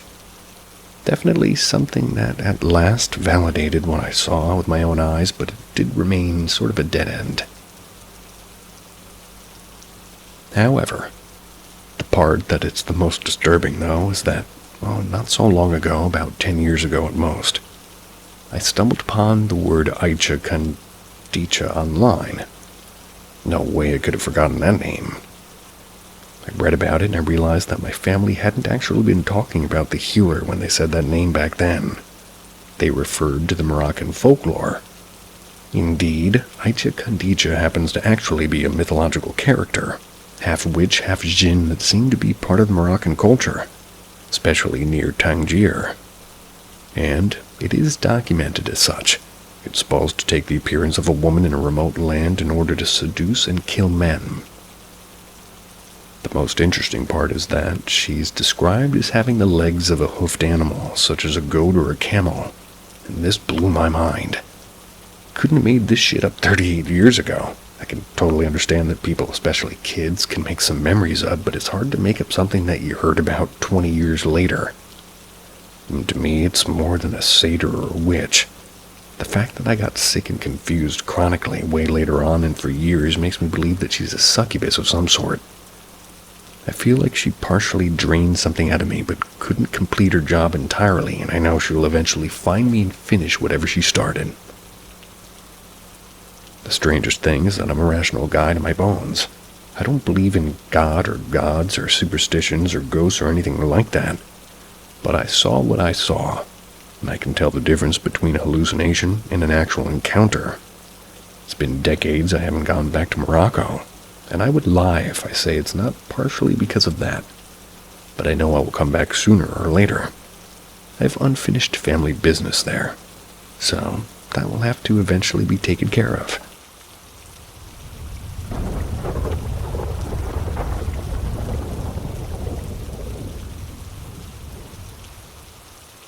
My so far, in quotes, experience. So I don't know if there's a character limit, so I'll try to sum a lot of this up quickly. When I was 7 years old, I was showering alone, and with the door shut. I was close to being done, and suddenly the light, the fan, and the water turned off. There was a moment I was in darkness. It felt like 3 to 5 seconds, and suddenly everything turned back on. When I looked out, the shower was to see who was messing with me, I froze cold. There was a tall and seemingly thick, darker than black silhouette of a being reflecting next to me, outside the shower, but only visible in the mirror. I was petrified and I couldn't move or scream. As quickly as it came, it vanished. I hurried up and grabbed my clothes and booked it down the stairs to where I attempted to speak to my mom. She told me, "Wait a minute, I'm on the phone." And so I waited about 2 minutes. My mom returned from the garage and into the living room where I was seated silent and confused after what I just saw. And she said, "I don't know how to tell you this, but your dad just passed away." At that moment, I didn't understand death, let alone ghosts or whatever I saw. But I knew something was wrong, and I was terrified of the upstairs bathroom and would always use it or shower with the door wide open and panic internally if anyone tried to close it. I had a recurring nightmare about that bathroom where a monster human woman would look down at her hands in the mirror, start screaming, and then look up at me still screaming very loudly until I would wake up. That sucks. I spent a lot of time alone as a kid in the basement, but wasn't always alone. A buddy of mine was with me in the basement playing Guitar Hero. Suddenly, a white, massive, thick cloud or mist, impossible to look through, it zoomed out of one of the rooms to our right and disappeared at the wall. It was very quick, but I asked my friend if he saw that. He said yes. I saw shadows while I was alone a few times behind the bar area toward the storage unit, but I always pretended that I didn't see anything and assumed my mind was playing tricks on me. I knew at least I was scared of being in the basement. Yet that's where some of my video games were, and I always did puzzles by myself down there. I always felt like I was being watched. Another moment, somebody was with me when I was in the office. My stepdad was helping me with homework, and we both looked up and saw a brown, gray, white, black blur. It shot up the stairs. I knew a little better, and I asked him what did he see, and he responded saying something shot up the stairs.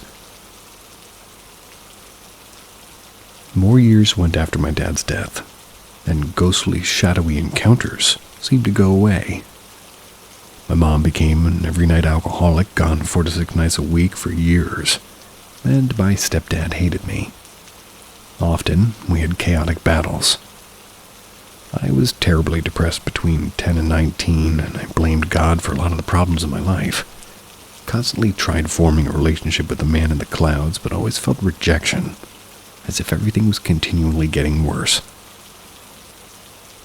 My mom got caught cheating on him thanks to me, and what I thought was a blessing with my mom being caught and me being forced on a stranger's couch, yet seeing my mom daily became a curse. I thought that since she was drinking at home, that's a good thing. Yet she was overtly mean, and mean beyond logic, and was always hurling insults, trashing the place, and very, very angry at me even though I did no wrong. I could swear several dozens of times I saw evil in her eyes, bloodshot red, cacklingly rude and violent. I've seen my mom crab walk after me while I was trying to get away from her. She'd call the police on me while I was sleeping after she destroyed parts of the house. She called my P.O. to say I was being violent. One day, she cut my brother across his face with a box cutter. Whoa. Convinced him to blame me when questioned at school about the cut across his face and into his lips. Luckily, or rather, lucky me, I was in a temporary mental hospital for kids because she kicked me out and I slept in the front of my school. When the teacher and police asked why I had cigarettes, I responded wrong and I had said that I was depressed and they took me away. But that saved me from assault with deadly weapons charges. Yet my mom was never arrested as the truth never came out till a few years later. And somehow my ex-stepdad showed me proof that she was arrested the night before with assault with a dangerous weapon in her current husband. Okay. Yet no cops connected the dots. Yet lucky for me, I had a solid alibi. So anyways, new house with the stepdad brought ghostly things as well. One day I was sitting on the couch after school and the doorbell rang. I got up, looked outside, no one was there. Sat down and the doorbell rang again twice. I hurried to the door and looked outside, looked down my street, no one was around. The dogs were going ballistic this entire time, but when I sat down again it rang 3 times before I could even sit down, and again I walked outside, walked around to my house and back inside. Before I could even close that heavier door, the doorbell rang super fast. Didn't stop for a good 10 or 20 seconds. When dogs were freaking out, I cussed at the potential ghost or demon that was there. It stopped, but I was spooked a bit. Another moment happened when I was outside on the phone talking to my dad's fiancée. When he passed, and suddenly from the woods I hear a faint yet audible "help me" in the woman's voice. I paused, looked toward the moonlit woods, and continued my conversation. Then I heard a woman scream "help me" in a loud yet agonizing pitch. I lit another cigarette with Miss Joyce on the phone still and heard it again, but this time in a man's voice and louder. It repeated itself this time, seemingly very angry, louder and closer. It sounded like it was no longer in the woods, but in my backyard less than 50 feet from me. I knew something paranormal and dark was happening, but curiosity for answers locked me in place. It screamed in rage one last time. That's when I booked it inside. It sounded next to me, yet all around, and I still get goosebumps even while typing this 12 plus years later. After being kicked out so many times by my mom and never having a real place to go, I became a thief. I stole from unlocked cars, and one day I stole a car. This landed me in prison, but the stories don't end there. I had my girlfriend over, who I was with before prison, and we were again at my mom's new husband's house. I was going to meet my girlfriend down in the basement, which is my room, to start a puzzle. I was talking to my mom when my girl said that she was going downstairs. I quickly finished the conversation and went to follow her. Through the glass door of the basement, I looked down and saw my girlfriend's pale face staring back up at me from the bottom of the steps, and when I opened the door, she no longer was standing there. I turned on the light and proceeded down the steps, turned on the basement lights and looked around. She wasn't down there at all. I said her name a few times, and when I go back upstairs, my girlfriend was at the top asking me what I was doing. I told her what had just happened. She said that she had used the bathroom first, and I was puzzled, but I wasn't scared. This is kind of a new haunting, so... We did a puzzle for the rest of the night, and she left. Came back the next day.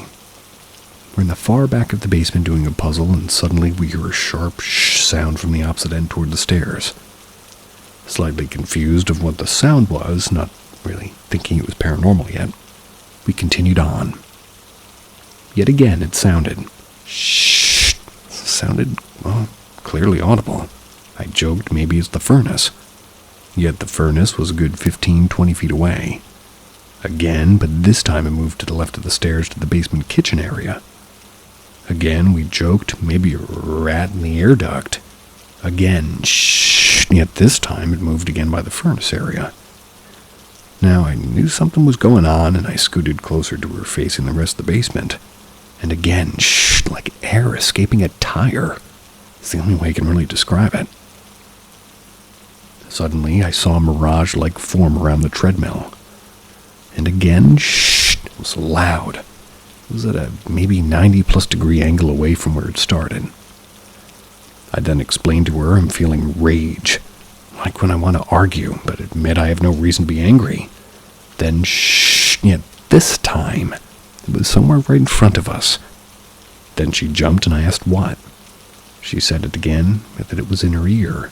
And then shh, again, yet it was directly in between us, surprising us both. We both jumped.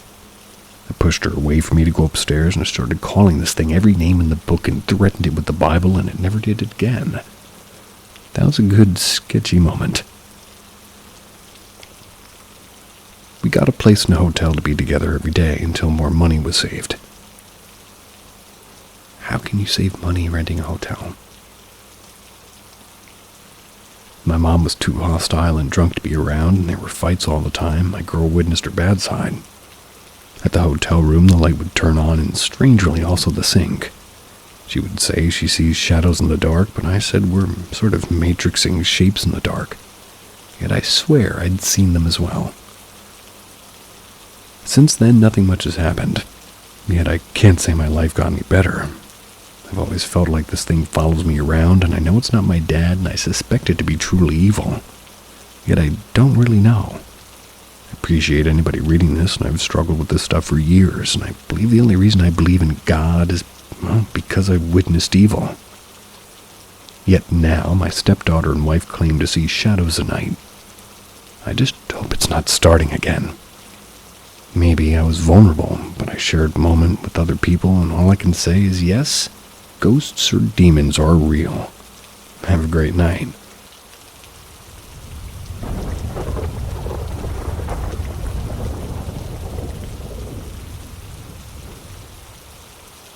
An unpleasant encounter with a haunted object. I grew up in the countryside. Most of my relatives were firm believers in the paranormal to the point that some treated the topic as something completely normal or even mundane. So, growing up, I conceived such things as something inevitable and undoubtedly real. Nothing extraordinary happened to me until I was maybe 8 or 9. Even though I was a pretty shy and faint-hearted kid, the paranormal didn't scare me as much as serial killers, vampires, aliens, and zombies. That until I reached the age mentioned before, or age, weird and disturbing things started happening to me regularly. Things like having weird nightmares, seeing shadows in the night, and hearing voices, being pushed, and even seeing actual translucent ghost-like matter appear out of nowhere. Needless to say, being as fearful as I was, the whole ordeal hit me extremely hard to the point I became depressed and started considering suicide at age 10.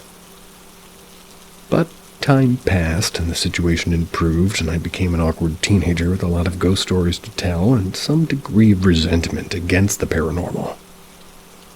I went to study psychology, and that gave me the tools to dismiss all my childhood experiences as mere neurological anomalies, associated with brain development. That notion changed dramatically when I was 17. Back then, my family was passing through quite a rough time. Everyone was stressed and unhappy, mainly because we found out my dad was having an affair.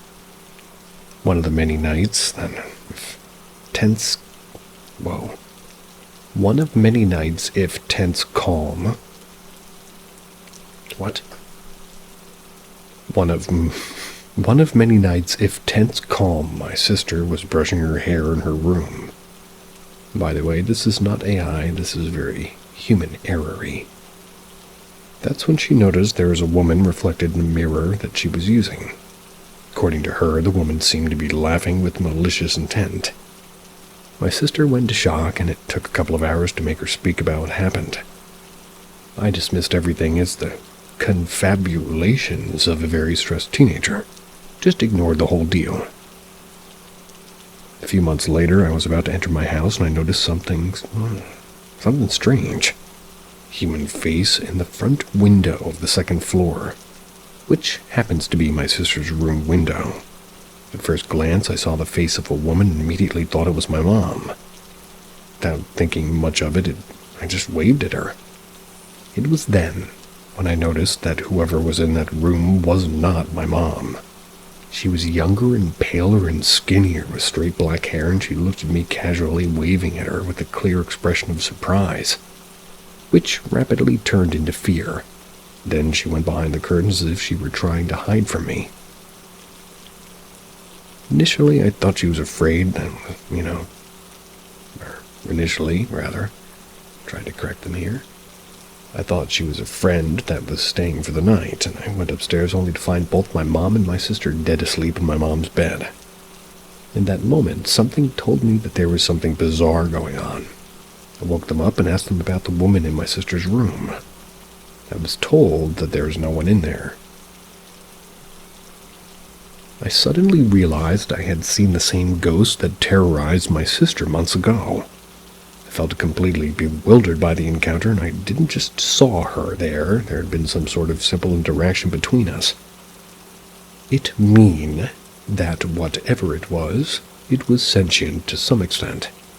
Also, remember how the lights from the street reflected on her, illuminating her pale face.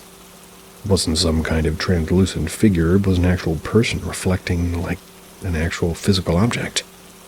I felt as if it was my way of understanding the world would crumble, C-R-U-M-B-R-E, in my hands. How is it possible for anything to exist without a physical base? How is it possible to react like a human without a human brain to support the reaction? In that moment, I was told to close the door to that room, which was open for some reason. I did it with the broom, fearing the ghost would grab my arm if I used my hand to pull the handle. I got the marvelous idea to use a chair to block the door, so the thing, which probably could pass through solid matter, could not come out. After that, I went to sleep in my room, which was just in front of my sister's room. But then I was scared shitless. As I lay in my bed under my sheets, I could only think about the nature of the thing I saw. Suddenly. You heard that right. She made a comeback. The doorknob on the block door began shaking. It wasn't violent. It didn't last long, but the sound was crystal clear. After that, she slammed the door from the inside a couple of times. She's trying to escape, but could not. The simple wooden door was stopping a being that violated most rules of no physics that made me feel relieved. Now I know I could keep her at bay even though I didn't know what she was. After some 3 or 4 bumps around an hour, began toying with the tap in the bathroom, which he turned slowly on and off several times. I could only think about how could this thing apply directed force with that degree of precision. That's something I still think about constantly. But back then it was good enough to know that it was possible to enclose it, so I began to calm down and eventually fall asleep. Anyone would think that, with such a loud and positive ghost in the house, things would go to the horror movie way quite fast. But it wasn't the case, considering all the bad things that were happening at the moment. The ghost was just another nuisance. We just left the room empty and closed the door. She would bump on the door occasionally, especially at noon, and would rattle the doorknob at nights. I got to hear it all, and somehow I began to roll with it. My dad, who was a pretty hardcore skeptic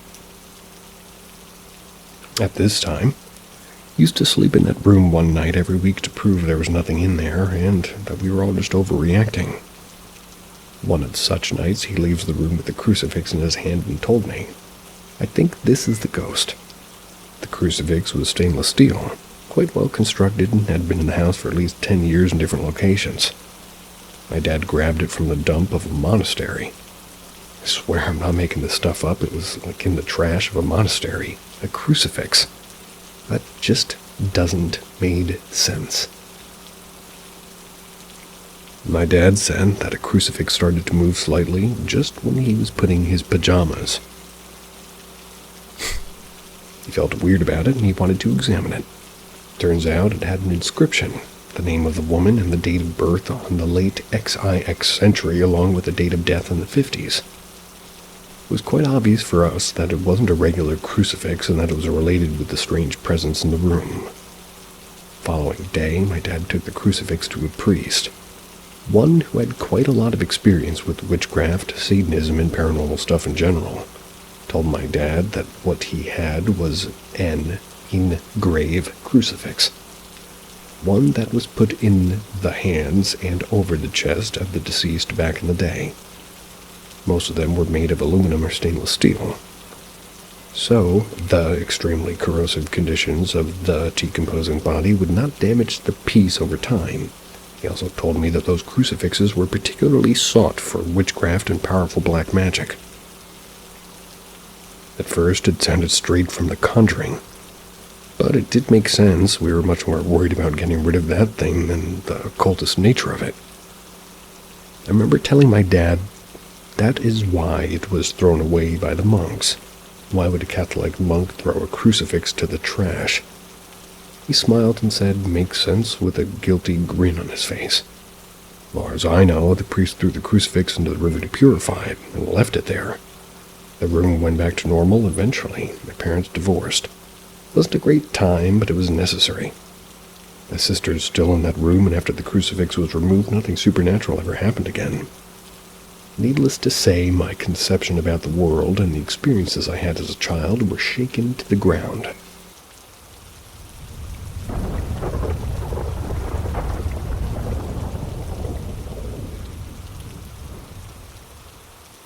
Whispers on Solitary Confinement.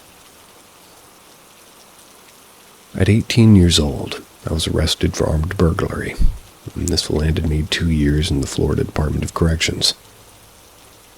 After going through the processing center in Orlando, I was transferred to Lake Butler Correctional, a medical secondary receiving center in Central Florida. Upon arrival, we were placed in a building known as the Honeycomb, a giant structure in the center of the prison covered in cinder blocks facing sideways. It makes it look like a giant bee's nest. We were assigned in two-man cells, classic bars and correctional officers patrolling, flexing, talking deep southern accents. If anybody's ever done time with you will tell you, everybody has a story to tell.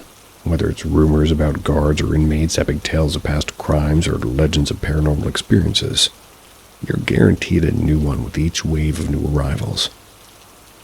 Naturally, none are believed, but are still listened to regardless.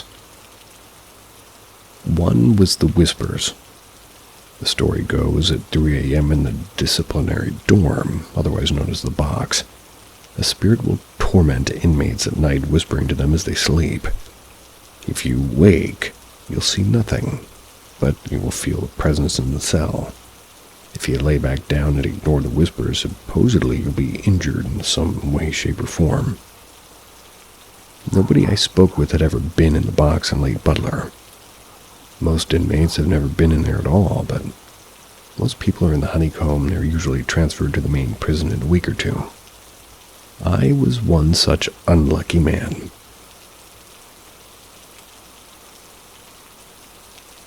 I had gotten into a fight with two gangsters who were trying to collect protection money from, non-gang members such as myself. Whatever that might mean. Naturally, 3 men fighting is not a silent scenario. The guards sprayed us with mace, put on cuffs, and dragged us to disciplinary wing. I was given 2 weeks solitary confinement. I was told that I was the cause, or my dog is distracting me like crazy. Because of my neighbor's dog. I was given 2 weeks solitary confinement, told if I was to cause any more trouble, I would have a new sentence tripled. Now, 2 weeks alone, no prices trying to take your food or act tough sound easy. In my mind, this would be a cakewalk. I still shudder thinking of how wrong I was. The first 3 days went without incident. Did my morning workout, ate my breakfast, slept for a few hours, wake up, eat my lunch, practiced my art, read a few chapters of my book, eat dinner, work out again, and finally pass out till morning. This is sort of how I decided my routine. That would get me through the next 2 weeks at least, until the 3rd night. At first, I thought the guard was getting my attention or something, so I rolled over the top bunk, came to the door waiting for the slot to sort of pop open so I could speak. It was then that I heard the whispers. They weren't coming from my door, but from behind me. I turned, seeing no one in the pale moonlight coming through the 4x12-inch window at the top of my cell. Clearly, the solitude's getting to me, I thought as I shuffled back to my bunk. I had heard the stories, but never believed any of it. Ghosts, demons, angels, and all just sounded like ridiculous kid stuff to me. As I laid in my bunk, I couldn't help but shake this feeling that I was being watched. Not an uncommon feeling, really. There were cameras everywhere and officers doing regular checks every 15 to 20 minutes, but this felt like someone was in the room with me. Not like they had anywhere to hide, I just had a toilet and a sink combo. And then there was my desk bolted to the wall with a concrete pillar for sort of a stool in my bunk. Quick scan was all I needed to see I was alone. Yet I still felt a presence. This feeling had me awake now. The lockup had developed instincts in me that refused to let me go back to sleep. Adrenaline was coursing through me as my eyes shifted to try to pinpoint a source of these sounds. First, I swore it was coming from the door, then it shifted to my toilet. And I looked under my bunk as if somebody was right in my ear. "You're not even close." Shot up frantically, ran to the door, started pounding, calling for a guard, but nobody came. Then I heard footsteps heavy storming down the hallway. "What's the issue, inmate?" "You'd better be dying there if you're slamming on the door like that." "There's nothing in here." I moved to another cell. Swear, I'm not messing with you. Them damn ghost stores got in your head, boy? He chuckled. This ain't funny, man. Please, you gotta move me. Fuck off and go to bed before I come in there myself and knock you out. All I heard was his boots dropping heavily down the hallway back to his office. That's it, nothing else. Whispers were gone, not even cicadas outside were buzzing. I let out a breath and I didn't realize I'd been holding it in. Just kind of mentally smacked myself. That guard was going to tell everyone about the kid losing his mind last night after 3 days in confinement. I'd just made a spectacle of myself for nothing. Feeling foolish, I lay back down, passed out, fear of having taken its toll on my body. I was out like a light in seconds. I was awake that morning to a loud noise in my cell. 3 guards were standing over me looking more pissed than I'd ever seen them. So you think you can throw a temper tantrum on our watch, you little piece of shit, yelled the guard from the left. What are you talking about? I asked as a large hand came across my face, knocking my head into the wall. You're going to clean this cell top to bottom. And be sure to save all the toilet paper, because I'm not giving you another roll till next week. Bastard. I looked around my property and was strung about, and there's toilet paper everywhere. My locker door dented as if somebody had kicked it repeatedly. Pictures I'd been sketching were ripped up and tossed like confetti, and one of my pens had been bust open with a message written on my desk saying, "See you later." Cleaned up the mess, sat there, my head reeling. How had I slept through all that? How had somebody gotten into my cell, and what happened last night? I sat there stunned until my shower time when the guards came and cuffed me to take me there. See, look what all that fuss made last night. You went and hurt yourself, dumbass, said the guard as he followed behind me. I looked at him questioning, like, what are you talking about? That lying on your back, idiot, what happened? You catch yourself on a bunk or something? Sorry. I turned in the reflection of the glass and I saw it. One large scratch mark running from the upper right shoulder in the middle of my spine, and everything went dark. I woke up in the infirmary about an hour later. The nurse was demanding a confession from the guard. We told you no marks. What happens if internal affairs were to show up and see him like this?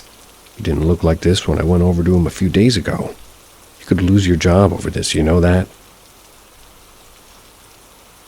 It was then that I sat up and they said, "You didn't do anything to me." I shook the fog from my head and, "See, I told you I didn't do nothing. You just passed out on the way to the showers." "Is that true?" asked the nurse. "Yes, ma'am." I then turned to the guard in relief, watching over his face. "Can't I move cells, sir?" "No problem, just promise to act right from now on." "Deal." That was my first paranormal experience ever. It turned me into a believer. To this day, I've never came up with a real explanation for what's happened.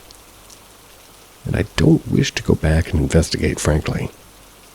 Since my release, I've never been arrested again, and I quit all drug use. I'm now a functioning member of society. I have a family now and 3 beautiful children.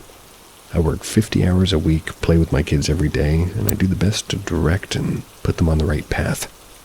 So far, life has been good. Good.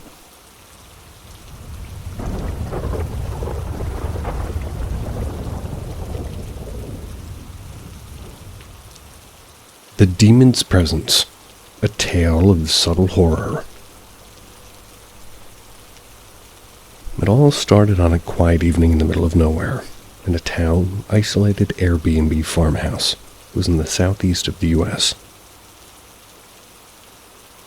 Hubby, the kids, and I had rented a newly renovated farmhouse for the weekend. We often go up to the mountains or do sort of like weekend getaways within driving distance or within a short flight away. But we got to the property and the house was picture perfect. It had such a great charm to it, but I immediately had this feeling that something had been left behind. I asked hubby if I was sure and if they had everything, and, well, we packed for all the weekend trips because we normally like to shop local, get souvenirs. He said that we absolutely had packed the usual. Given the age of the place and the odd quirks that such a remote place comes with, nothing else really seemed off other than I'd forgotten something, which was immediately debunked by hubby. The first sign of something off was the strange cold spots. There were places in certain rooms where the air would get super cold for no reason at all. I think that was a sign. To note, it was summer. The outside temperature was 80, maybe 83 degrees. The thermostats indoors said 74. The ceiling fans were on instead of the AC when we arrived. We actually never turned on either of the two, new-looking HVAC units that were, in retrospect, were overkill for that house. Which was another sign. Our youngest complained that the cold in some of the rooms reminded him of skiing trips. Hubby and I dismissed it, maybe like old farmhouse drafts. He complained at least 3 times that first day. We felt it too, but I wasn't feeling anything weird, so we continued. Our middle child, he mentioned to us in confidence, he felt like something was watching him. He didn't want to scare the little brother, and he told him that the house was old even though it looked new. And it did have extra character. He was like, sure. Then that night the noises started. It wasn't the typical creaks and groans of an old house. It was more unsettling. Scratching sounds from the walls. Soft whispers just out of earshot, like voices murmuring in your ear that you can't understand. And that was another sign. We completely ignored it, but the whispers would grow louder. Seemed like the air was still, almost as though something was trying to speak through the house itself. We totally kept going like nothing. The next morning, hubby swore he heard something pacing behind him when he went to go get water in the middle of the night. But when he turned, there wasn't anyone there. I jokingly told him that, that was on him for not bringing water to the bedroom. I even asked him if he turned the lights on while going to get the water, or if he did it in the dark like a creepy horror movie. He, of course, said that he turned on the lights. The next day, the disturbances seemed to escalate. We'd all gone out to enjoy the amenities of the property after breakfast around 9 a.m. We were gone maybe about 4 hours. When we returned to make lunch, the kitchen faucet was on full blast. Kitchen lights were on. I was like, oh my god, and we left the house like this?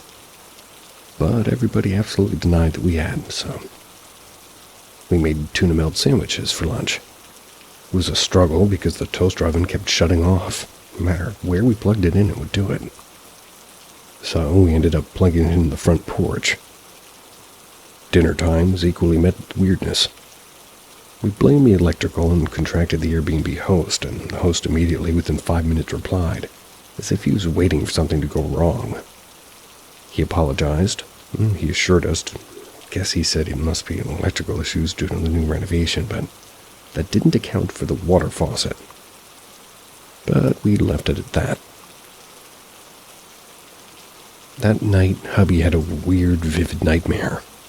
He woke up gasping for breath, and he was soaked in sweat. He was unable to recall what he had dreamed. I immediately got this sense of dread, but I chalked it off to the situation. Hubby, on the other hand, had thought it was just too weird. We'd been in the other situations, and he never felt that way. About 15 minutes later, our youngest came into our room claiming to have seen shadows moving in his room. So we went to his room. There's a nightlight, but nothing else that would cause the shadows that he described. We were like, okay, go to sleep with your brother in his room. Immediately agreed. Bedroom was just 2 doorways away. We got there and his brother was staring out the window. We asked what was wrong.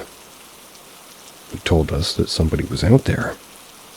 Well, we looked, but we didn't see anything. We closed the blinds, left them both in the bedroom. It had 2 queen beds, by the way. We're in the south, so obviously, click, click, pews in hand, we look through all the windows, and nothing, go back to bed.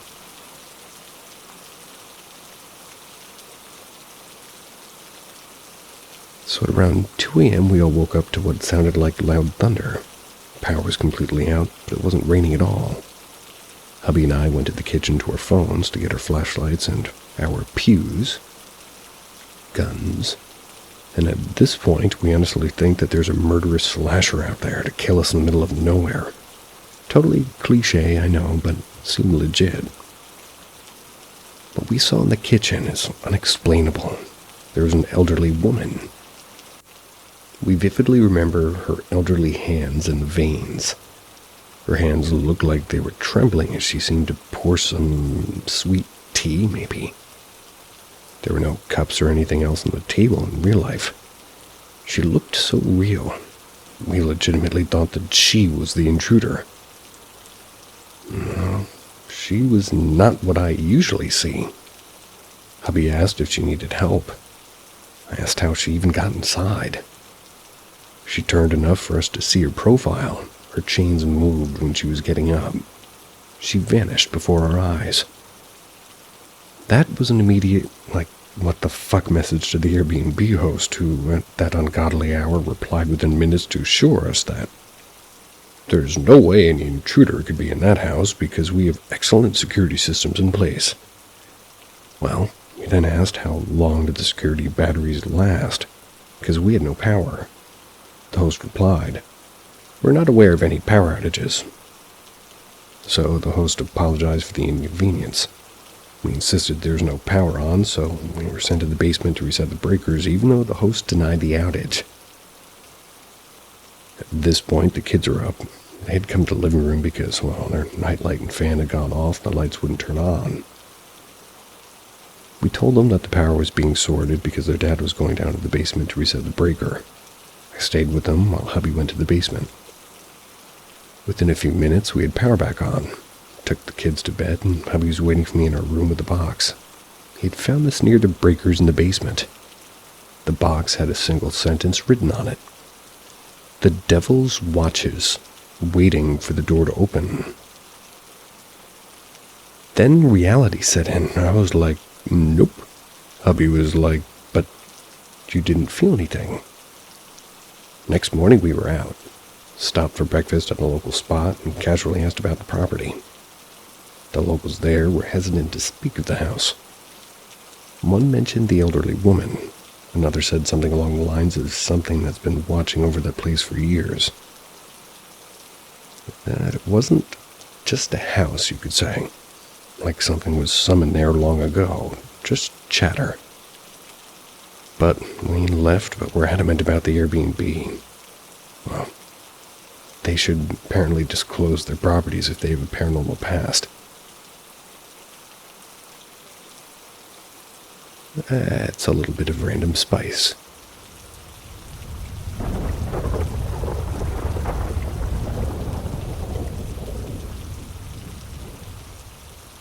Mysterious cuts and scabs, and shadow figures. From my childhood, I've always experienced paranormal stuff, but I won't get deep into that. All in all, I'm very open to learning and questioning about otherworldly stuff. Firstly, these events have happened many times ever since we moved into our home 2 years ago. This apartment's been empty ever since an old lady had died in here. I think it explains why I'm experiencing this. But it's been kind of getting out of hand recently. Doors mysteriously closing with no wind. Hearing the furniture be entirely replaced in my living room, but everything being still intact. Strange noises coming from places where there's no possibility of anyone staying there. Feelings like I'm always being watched. I've seen it all. But recently it's been continuous. Started with me feeling like my family calling out my name as clear as day, and hearing them actually talking.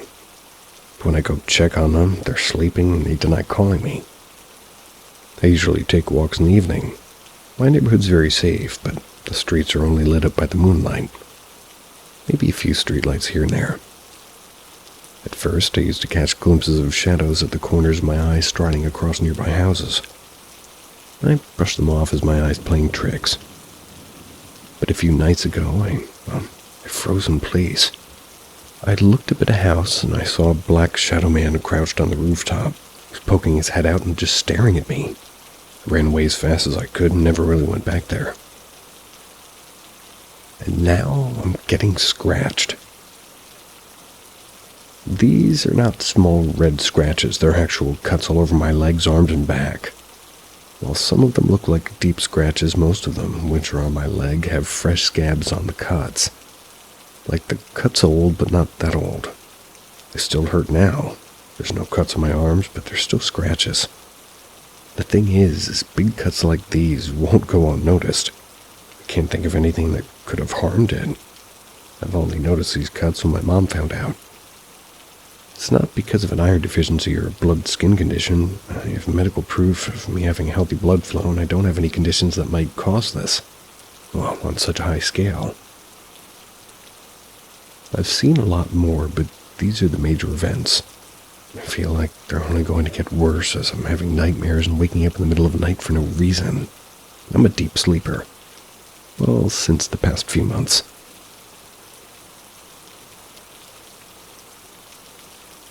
Grandma thanked me. I was never truly a believer in this stuff, and I feel even more amazed that this happened to me. My grandma passed away on the 28th, around 3 a.m. She was in hospital on my birthday 3 weeks ago, and on Monday things got worse. My siblings and I visited her on Monday twice. In the evening before she left, she told us how she only had 5 minutes left and had a huge tear in her eyes. We thought that she was delusional and confused at a one last attempt of dialysis. We said goodbye and told her that we'd see her soon. A few months later, doctors called her. Well, she wouldn't make it through the night. But she did. In her last 2 days, I spent over 8 hours by her side. Brought her favorite blanket, stroked her hair, and I was the only one which she responded to. Before she died, I told her it's okay to go and that we're all okay and I'll be taking over her spot now. That way, hopefully, at least, she wouldn't be worried about us, but she was non-responsive during that time, and there was one moment where she actually looked at one of us, smiled, and shed a tear. After she passed away, I went to see her twice, and both times repeated my words. I told her I loved her, and we also had a special bond, and being the last one to ever touch her is very special to me.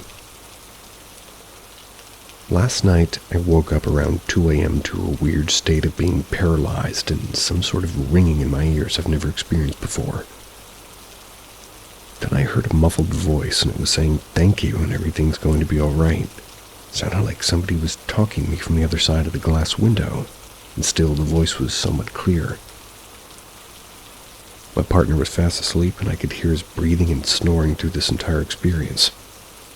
As I said, I never really believed in this stuff, but I feel like my grandma coming to see me and thanking me for everything I've done for hers, well, sounds pretty paranormal to me. Black floating worm.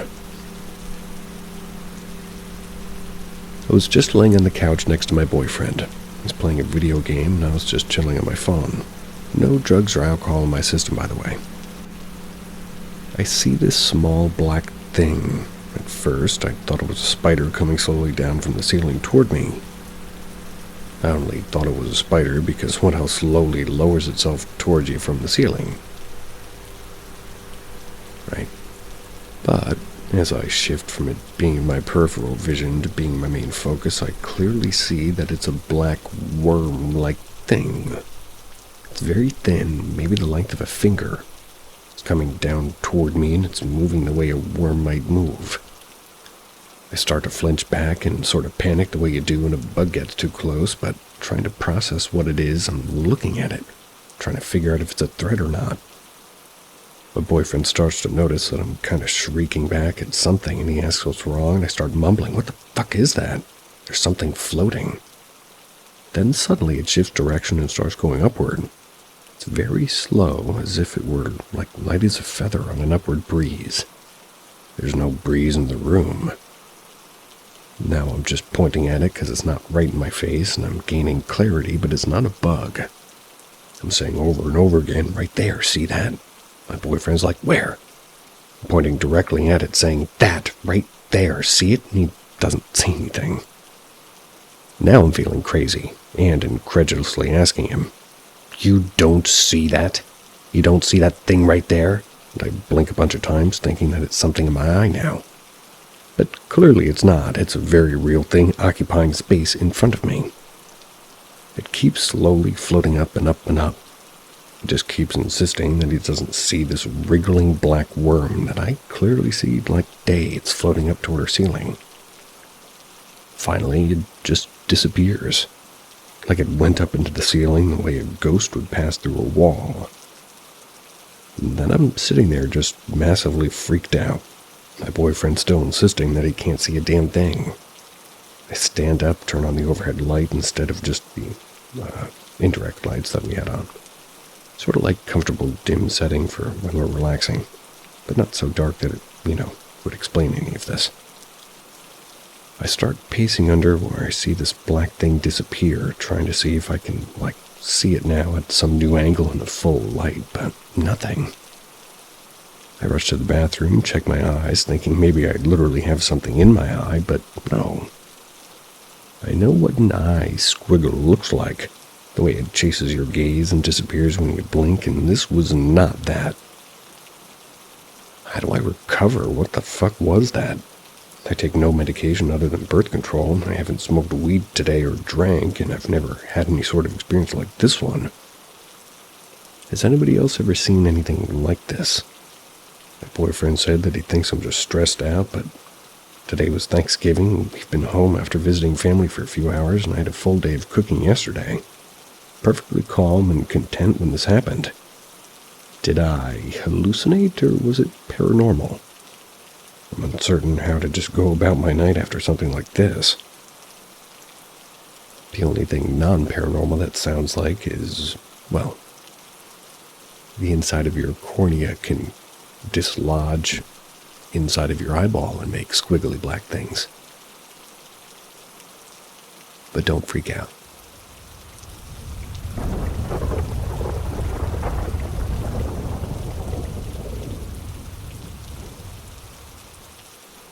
I guess I'm going crazy.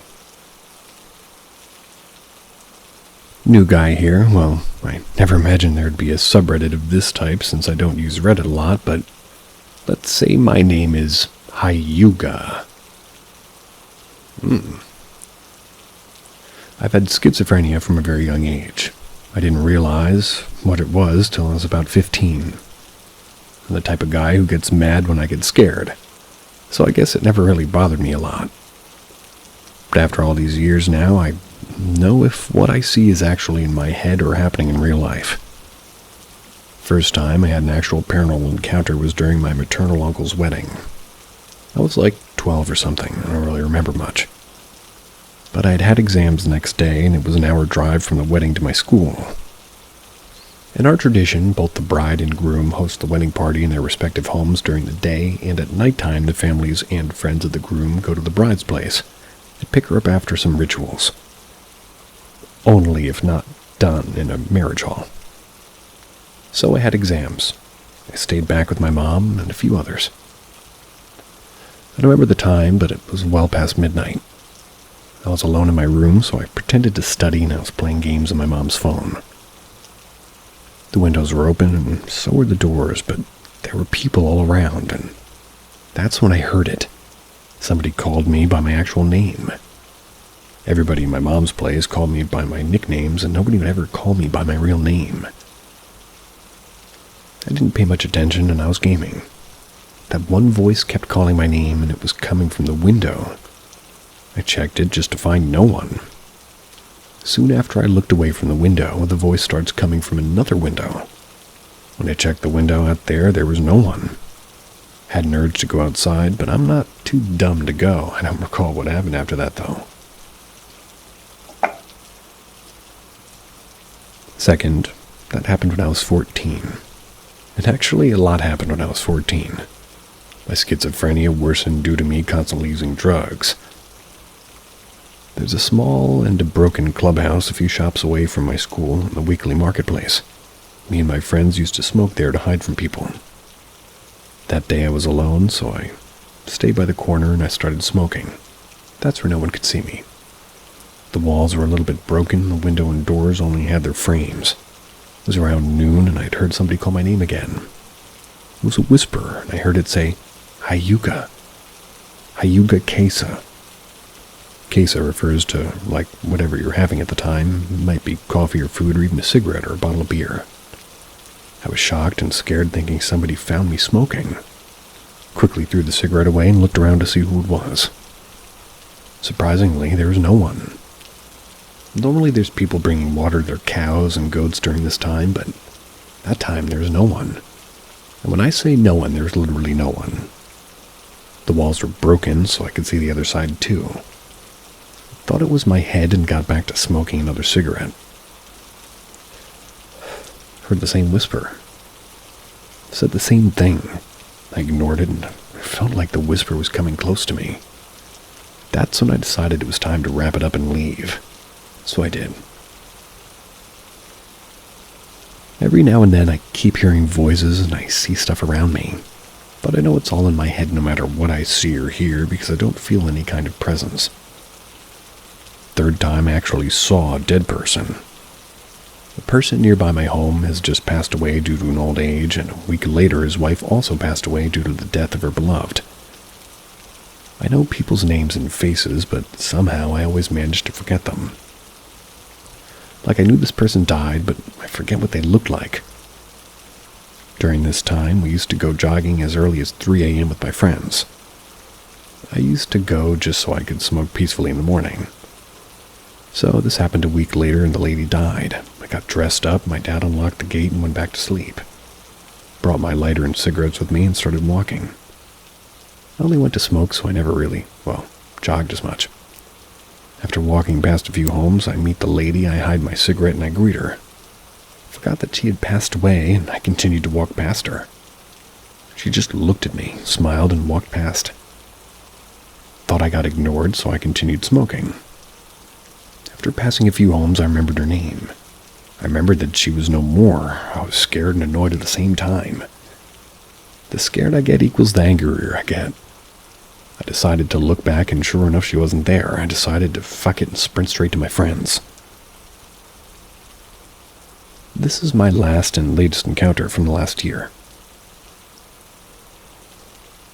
My grandpa's younger brother, also my grandpa, passed away. In our tradition, all the family members except the far-related children fast for the first 3 days. After the first 3 days, we burn the body. We're allowed to eat one meal at a time. Only boiled food with no oil or anything. Whatever we eat has to be boiled for the next 4 days. After the 4 days, depending on the family, you get to eat twice a day, except for the direct family members. Only boiled food until either 14 days after the person has passed or 17 days or even a month depending on the family's decision. No meat is allowed during these days and all food has to be boiled only. I broke this rule on the 14th day. We were supposed to wait 17 days. No. I went out with a very close friend of mine to buy him a laptop. Well, that's nice. And while returning back, we stopped by a cafe. The food was too tempting, and I decided to break the tradition, and after the 17th day, we feed everyone who attend the rituals, and on the 18th, we feed everyone who helped with the work and rituals. That day, we were fed mutton. After the dinner, it was only 8 p.m., and everyone was sitting by the yard talking about stuff. I was out on the street talking to a friend about a ride the next day. My place is next to the place of my grandpa's death. The street was dark, and I was alone talking to my friend about where we were going to go for a drink. After a few moments, I hear someone cutting a bamboo tree. There was a bamboo grove behind me, so I thought somebody was actually cutting it. We absolutely do not cut any kind of plant after dark, and we forgot about it. Sounds grew more and more loud. I asked my friends if he had some noise in the background. He said no. So I just looked back and there was no one, turned back again to continue the conversation. This time, the eye hearing sounds again, but only louder, every second.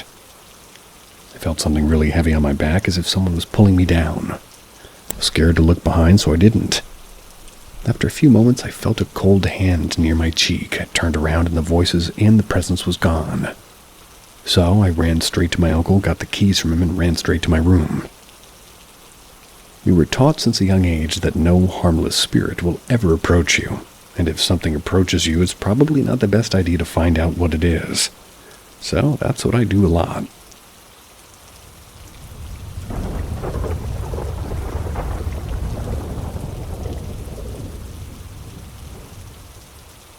My cat and the doors in the hall. Little context. Until this year, I had a cat named Murray. He came to live with us in 2007 and died earlier this year. He was anywhere from 19 to 22 years old. Murray was a prolific mouse hunter, and we were not the types to own outdoor cats. For one, we lived way too close to the busy highway, and for two, it was heartbreaking if the cat never really came home. So we only kept indoor cats, provided them with as much enrichment as possible. As such, because we also had a decent mouse problem, the cats were pretty much allowed on the property to hunt in the basement, at least if they so chose. And Murray was the best mouser I'd ever seen, even to this day.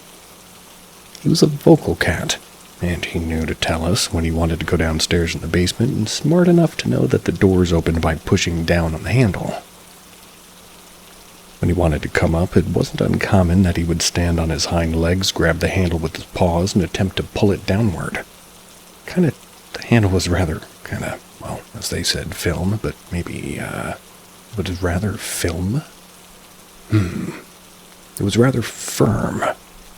Took a little bit of oomph to open. The basement doors and the small hall, that also includes the door to the bathroom right next to it, and the pantry door next to that. This is where this story starts. It was probably around 2012 or 2013.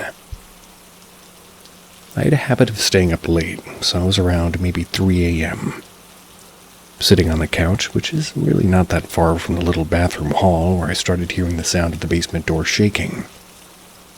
I was a little agitated because clearly someone let Murray downstairs, and at the time he and the other cat were just being treated for fleas and worms, which is one of the times they're not supposed to go downstairs. Must have been down there for hours because I was the only one awake since maybe 11 p.m. I got up to open the door and let Murray upstairs with a, "Murray, who let you down there?" But just before grabbing the door handle to let him up, I heard his telltale meow. It was just to my left.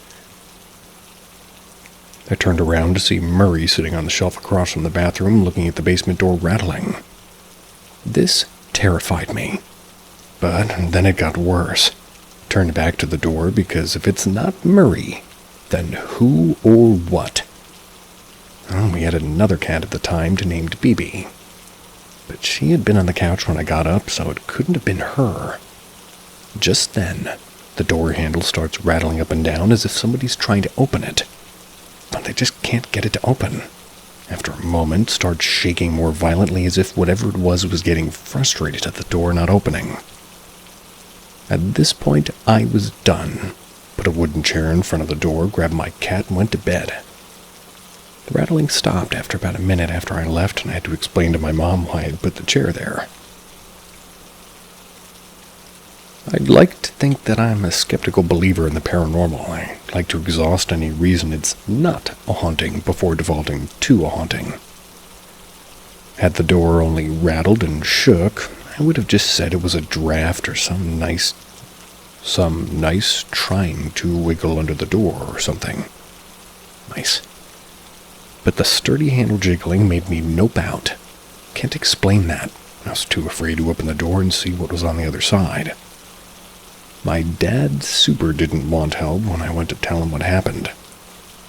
That door handle doesn't work that way. Pushing it down one side doesn't push it down on the other. If you saw it was moving on your side of the door. Thanks, Dad. I hate it. So instead of spookable in the basement with the door safely between us, it's a spookable up here with me that wants to go down there. I'd hoped this story would be over, but my mom apparently experienced this a month later. The next time it happened, I had a bedroom across from the little hall, and Murray changed his porch to the end table next to my bed to watch the door. The door doing its shenanigans at night. Last year, Murray got sick. He got better, but never fully recovered because of just how old he was. He lost a lot of muscle mass and was running on one kidney. Just didn't have it in him to, mouse hunt anymore. Me and him got really close while he was sick. I wish he had bonded like that earlier in his life and had more time like that. He was a very independent cat, and I guess we just chose me as his companion for the end of his life. Inevitably, his other kidney gave out, and losing him was extremely hard. The vet gave him back to us in a little brown urn. We decided to put it on the shelf in the hall where we used to sort of perch it before getting sick, or rather, where he used to perch before he got sick. This last year, my family was looking to buy this little farmhouse and fix it up. They didn't want to sell the old house, so my sister moved in to watch the place. A bit before moving, I was in the kitchen when the door started rattling again. I then hear a loud bam and scoot over there and see what happened. My mom, brother, and younger sister were already there and had been watching the door jiggle. I asked what that loud noise was, and my sister says it just shot off the shelf and hit the pantry door. I look in the direction to see Murray's urn in the floor in front of the pantry. Yeah, of all the bric-a-brac on the shelf, the only thing that flew off was Murray's urn. Honestly, I saw red, and this was the only time I had ever acknowledged whatever this was. And while my mom scrambled to collect Murray, I just screamed at the door. "Leave him alone, he's already gone." The door rattle kept going for a few more minutes before stopping. Mom put Murray's remains on the mantel by the pellet stove instead. I live up at the farm now most days of the week, and to be honest, it's quiet here. There's really only been one supernatural occurrence here, and it wasn't a big deal. And Murray's urn sits in the kitchen next to my mom's dog's urn. About 2 hours ago, I was helping my mom put drywall mud up in the room that we gutted when her phone started making her text notification sound. One after another. She got about 7 in 15 seconds, and the only person who does that is my younger sister when something's wrong. The phone starts ringing and Mom answers it. My sister's scared shitless on the other end of the line, and apparently, the door at the old house started rattling in the hall. She went over and looked, and after watching it for a few moments, the door handle just falls off the door. She's packing an overnight bag and coming to the farm for the night, or at least until my older sister gets home, so she won't be home alone.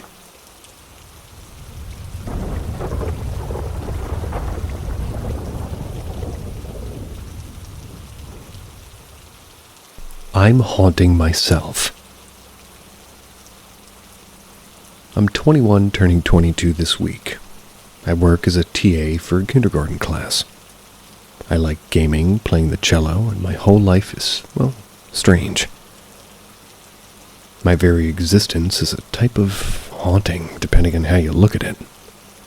Specifically, I'm going to be talking about my older brother and I, and how we haunted our mother and continue to do so. Alright, there's a warning here. And it seems like this story is going to be roughly 4 minutes, so skip forward 4 minutes if you have a problem with sexual abuse, child abuse, rape, repeated trauma, mental illness, and medical trauma. Keep in mind that this story is not a pretty one. It involves sharing some very real trauma. Story. My birth was a traumatic one for everyone involved. My mom's doctor at the time of my birth induced her labor. It's a procedure to help a woman's body recognize that it's time to start giving birth. and with no painkillers. The doctor induced her by breaking her water and accidentally punctured her uterine lining, causing the uterus, where baby me was, to start filling with blood. Skipping the more medical and private details, suffice it to say that I suffocated on my mother's blood and my mom died of shock during the emergency C-section. We were both revived, obviously, but that's where my story began. It shaped my life by giving me, chronic pain and medical issues that pretty much tainted my life. 2.5, my mom risked her life to give birth to my sister. 2 years after that, my mom recalled that she started to notice some strange incidents. She would find me talking to the fairies and my older brother. As she doesn't really believe in fairies and I don't have a living older brother, she assumed that they were both imaginary. I would talk to my brother, watch TV, and go exploring with him. The fairies and I would play, but mostly they wanted to learn music and art. Childhood me found that very boring and would often complain as much. In particular, what was strange about them was the fact that they would tell me things I couldn't have known about the people around me. For example, my brother would tell me who was and who wasn't dangerous, and who would take over, in quotes, the body if he really wanted a snack or thought I was in trouble. My mom figured I just wanted to try and get out of trouble. And working with children, I can tell you that if a child of that age sees something on TV, they can and will mimic the behavior. It's pretty common knowledge that children will escalate the behavior that they've witnessed. So I'm not discounting that. But my parents were very protective of me and the type of media I could watch. This stuck with my mom because I started calling my brother by the name I couldn't have known, the name she used for her dead son who died as a baby. I had the same mannerisms that she always imagined her son having. Over the years, she relied on me to tell her son how much she loved him and missed him. Things escalated after I went to preschool the same year. 2 things happened from my mom's perspective. First, I made another invisible friend named Shadow, who, unlike his name implies, was very kind. Shadow would tell me about dead ancestors and histories that I couldn't have fully appreciated as a child. Second, I became increasingly scared of another new group, the demons. The demons terrified me and still do. Little me started getting scared of new people and fearful of sudden noises. I started to cry at a fireworks show and was having panic attacks. I'd run out of the rooms and cry asking for my parents to stop them whispering in my room and threatening me. Their voices would come so randomly growing up. The fear was a constant for most of my life. In middle school, I requested therapy and a psychiatrist. I knew something was wrong. I was losing time and I would fall asleep in class and wake up at the park. The demons came to me in the night in sleep paralysis, and in the day as shadows and mocking voices in my head. Middle school is not an easy place for anyone, but I seemed to have a very hard time of it. I had been stabbed twice, beaten with sticks, called names that I won't repeat, and in a particular indecent one, the other kids had my cello broken and my music kind of scattered and filmed me trying to pick it up as they kicked me while I cried. I shared this to help set up the next part of my story. 8 years later. I now know what happened, for the most part, and what can account for these events and so many more. If you're curious, ask me in the comments. I have dissociative identity disorder. It's a disorder that forms after severe and repeated trauma in early childhood before the personality can set. Now this is where a lot of the real horror begins. Turns out that as a young child with ADD and ADHD, and a good imagination, I had a predisposition for the disorder. At 4 in preschool, one of the adults had been raping me, and to cope and not have a 4-year-old me commit suicide, my brain decided to block it out and create more personalities to deal with the trauma. So we were traumatized and scared without knowing why. Then the trauma repeated in middle school. Not only was I being bullied and harassed, I was being raped by a 16-year-old classmate. This accounts for the loss of time and a lot of the strange knowledge that seemingly came from nowhere. The feelings of danger and even most of the demons. But the ancestors, knowledge of my brother, knowledge of other people, precognition in terms of safety and such. For one last example, my sister is not okay. When we were teenagers, we had fights that would often turn physical violence on her part. Once when I was 16 and she was 14, I was reading in my room, which was in the basement, and I could hear her screaming at my parents upstairs without, having some kind of a, quote-unquote crazy person that ate up all of our time was ruining her life. After a bit, I felt my brother's presence, and he whispered to me that I was in danger and needed to hide now. Then I felt him take over my body as I heard my sister descending the stairs to the basement. I remember him hiding me in the basement behind some boxes as she picked up a 2x4 and entered my room before hitting my bed with it. I had set of pillows under the blankets as a distraction. How did he know? Stuff like this happened all the time growing up. I'm glad he's one of the alters in our system. He saved her life many times with his precognitive-like senses.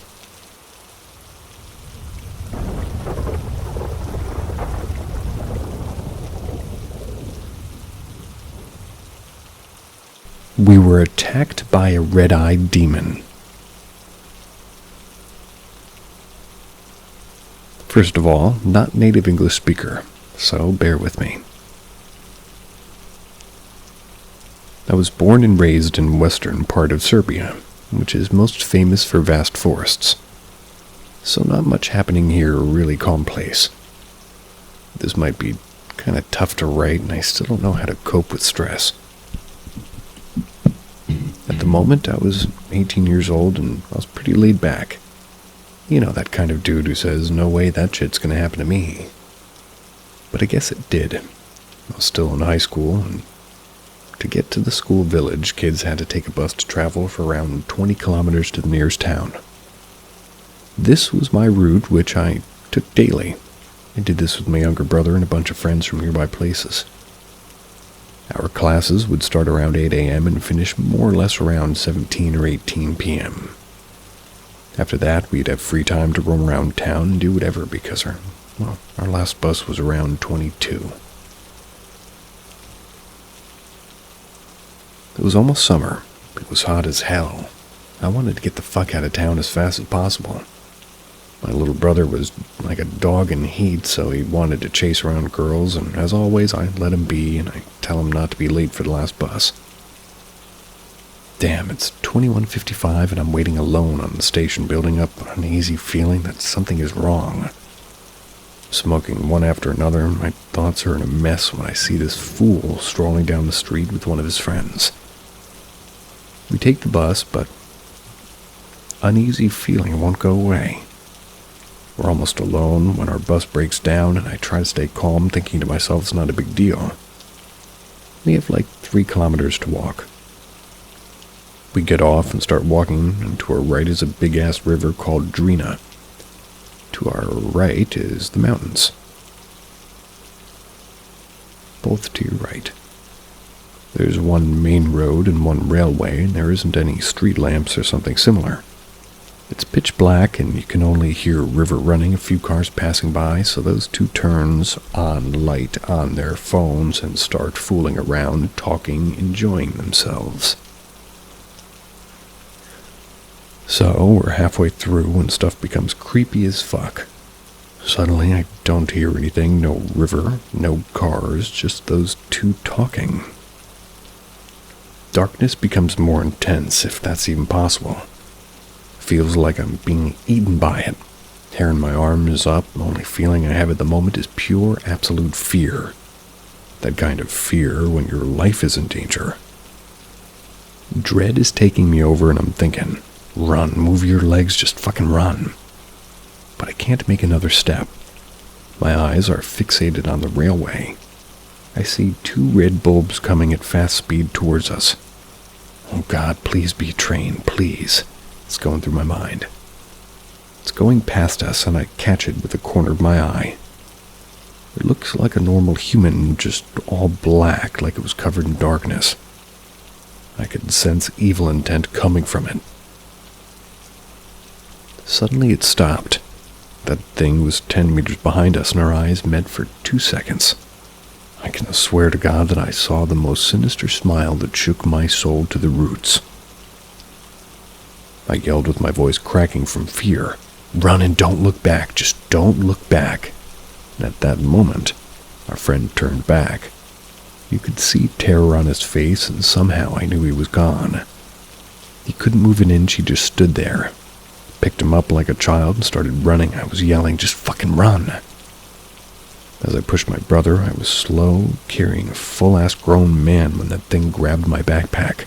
I was frozen in place, can't make another step. That was insane to me. I'm around 6'3" and 220. I can't take more than one step. I knew I was done. I heard clearly my backpack was ripped apart, could also feel pain like something slashing my back with a knife. My arms were slashed too. They felt numb and I couldn't hold my friend anymore. He hit the ground. I saw my brother crying, or at least I could sense it. Damn, what a shitty way to go. I didn't even get laid yet. I wish Pops was here. He'd know what to do. Our father passed not too long ago, and it hit us pretty hard. I felt a sudden tap on my shoulder, and it was warm. It was sort of a familiar tap that Father always gave me. I knew it was his enormous hand touching me, and no one can really tell me otherwise. I extended my hand. "Pops, hey Pops." Tears were rushing down my face, dripping on my hand, and the pain went away, and darkness went away. Dread went away. I could hear the river again. I could move again, and I made a few steps toward my brother, and I collapsed, and my mind just went blank. I woke up in a hospital, and I saw my mom and my brother were there. Mom was crying, and brother just stood there looking at me. The best way to describe it was with soulless eyes. Then it hit me in that instant what happened. I passed out again. When I woke up the next time, there were a few doctors in a room, and I was just being silent looking at them. Then questions came. What happened? Do I remember anything? As I tried to push myself to a sitting position in bed, I felt a sharp pain in my back. I just asked them, is the pain in my back okay? And they said there were some minor scratches from fall. I was in disbelief. They were insane. I knew what I felt. I knew how painful it was. When I looked at my arms, there were some scratches, but they didn't seem that bad. After that, they told me I need to go to a psychiatrist. Oh, I see. They think that I hurt myself. No way. But if I told them what happened, I'd be locked down, no doubt in my mind. So long story short, I played the dumb card. I told them that I'll only remember passing out, and that's it. After that, nothing was the same. Talked with my little brother afterward, and we both saw it, but later he went into denial and blocked all of it. He was carefree, just chasing chicks again, and I was so happy about it, but if I forget all shit that happened to me, I think I'll forget that warm hand that saved me. And no way I can do that. I was in a really bad place mentally after that. But not bad as our friend. He stopped talking, going to school, and didn't even eat. After 1 month from that horrific incident, he committed suicide.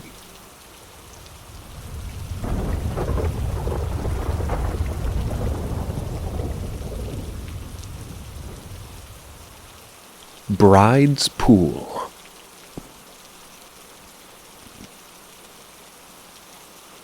Nestled within the scenic Plover Cove Country Park in the New Territories, Bride's Pool is a picturesque waterfall with a tragic history that's given rise to one of Hong Kong's most chilling urban legends.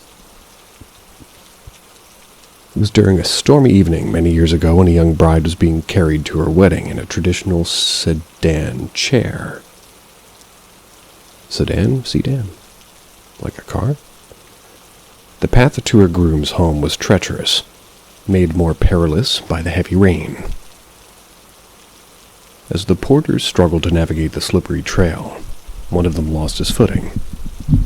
The bride, still seated in the chair, was hurled into the pool below. Despite frantic efforts to save her, the waters claimed her, and her body was never found. In memory of the tragic event, the family was named Bride's Pool, or rather the place. The name serves as a somber reminder of the young bride's untimely fate, forever linking the serene waters with sorrow and loss. Locals and visitors alike have reported eerie encounters at Bride's Pool. Some say the bride's restless spirit lingers in the water, forever searching for her lost love. On misty nights, sightings of a woman in a red cheongsam, a traditional attire meant to empower the spirit for revenge, brushing her hair by the pool. This has been reported. Her mournful presence casts a shadow over the otherwise tranquil scenery. Adding to the location's sinister reputation is Bride's Pool Road, a nearby roadway notorious for frequent accidents. Many vehicles involved in these crashes are curiously red, echoing the color of the bride's cheongsam. It's said that the spirit's unrest may influence the mishaps, as if seeking vengeance or recognition. The government, aware of the area's flooding risk, has refrained from building direct trails to Bride's Pool. Visitors must brave the climb up the stream bed to reach the falls, adding an element of surprise and danger and adventure to the journey. The isolation of the pool contributes to its eerie atmosphere, particularly for those who dare to visit after dark. Despite the ghostly tales, Bride's Pool remains a popular destination. It's known for its 15-meter waterfall and clear plunge pool. It stands as a testament to the beauty of nature intertwined with the poignant echoes of a haunted past. This is very AI-sounding.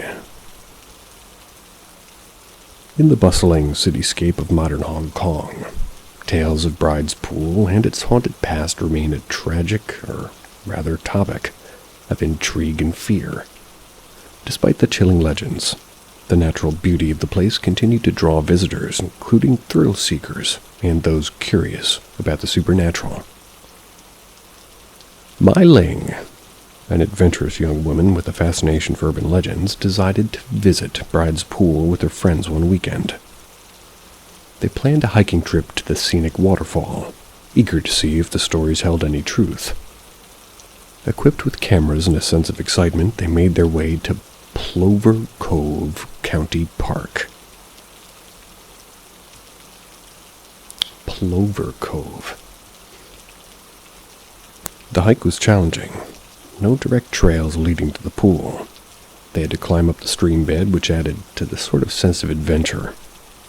As they approached Bride's Pool, the serene sound of the waterfall grew louder, and the beauty of the place took their breath away. As they set up a picnic near the water, Mai Ling couldn't shake off the feeling of being watched.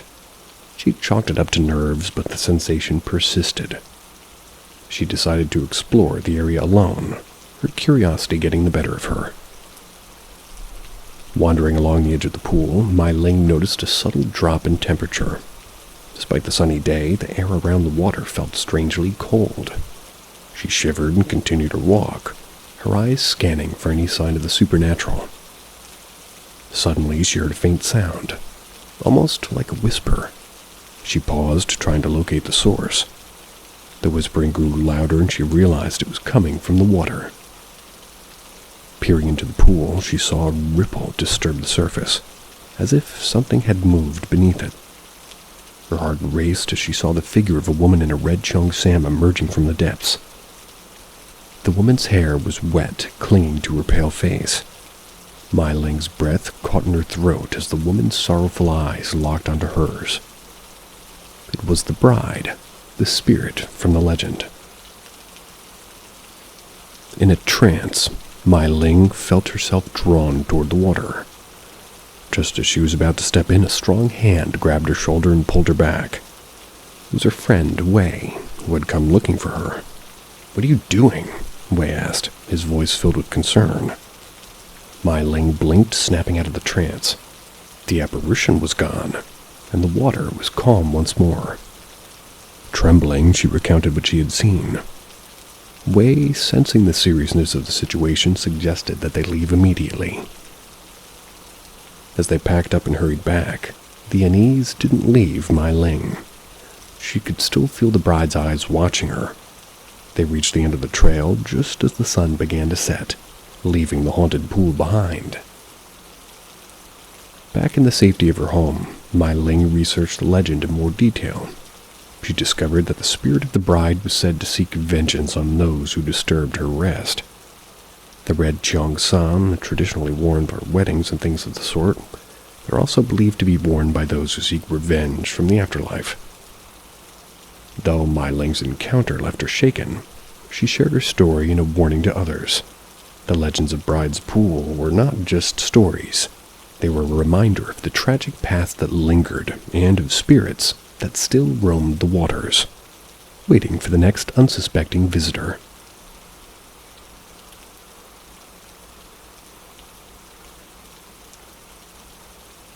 Fingers crossed for no AI in the next one.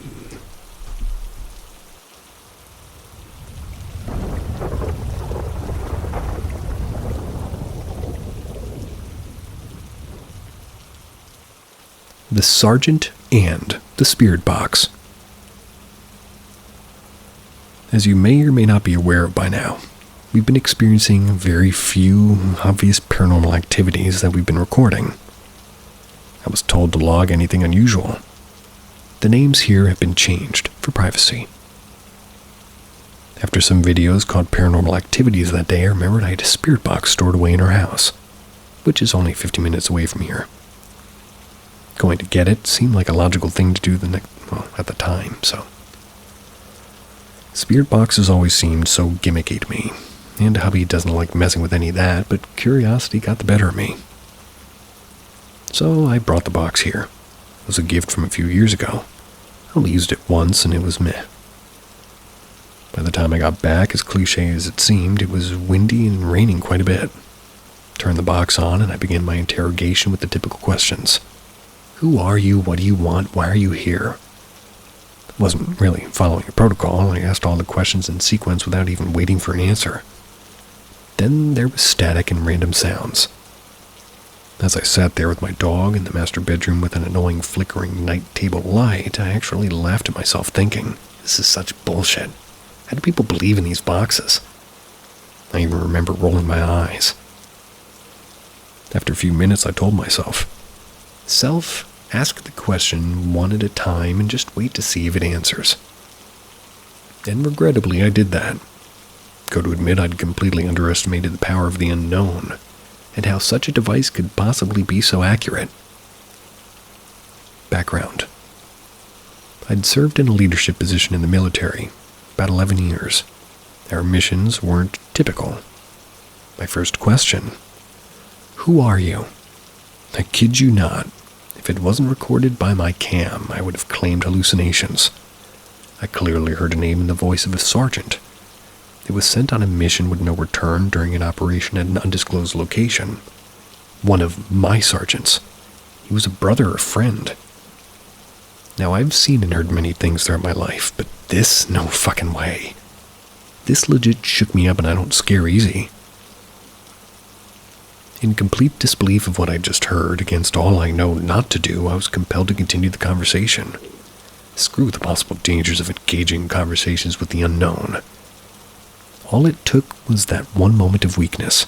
I couldn't resist that urge to keep on going, and I did. Insert more regret here.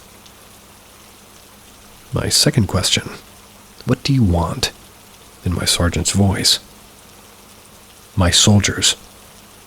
Immediate, fuck me, I knew where this was going and I didn't want to go there.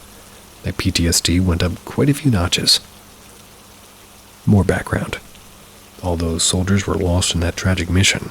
A sobering reminder of their sacrifice despite knowing that it was a one-way ticket. My third question, why are you here? Before that question was answered, a 10-second snippet of the exact song that had played right before they went on that mission played from the box. What in the actual...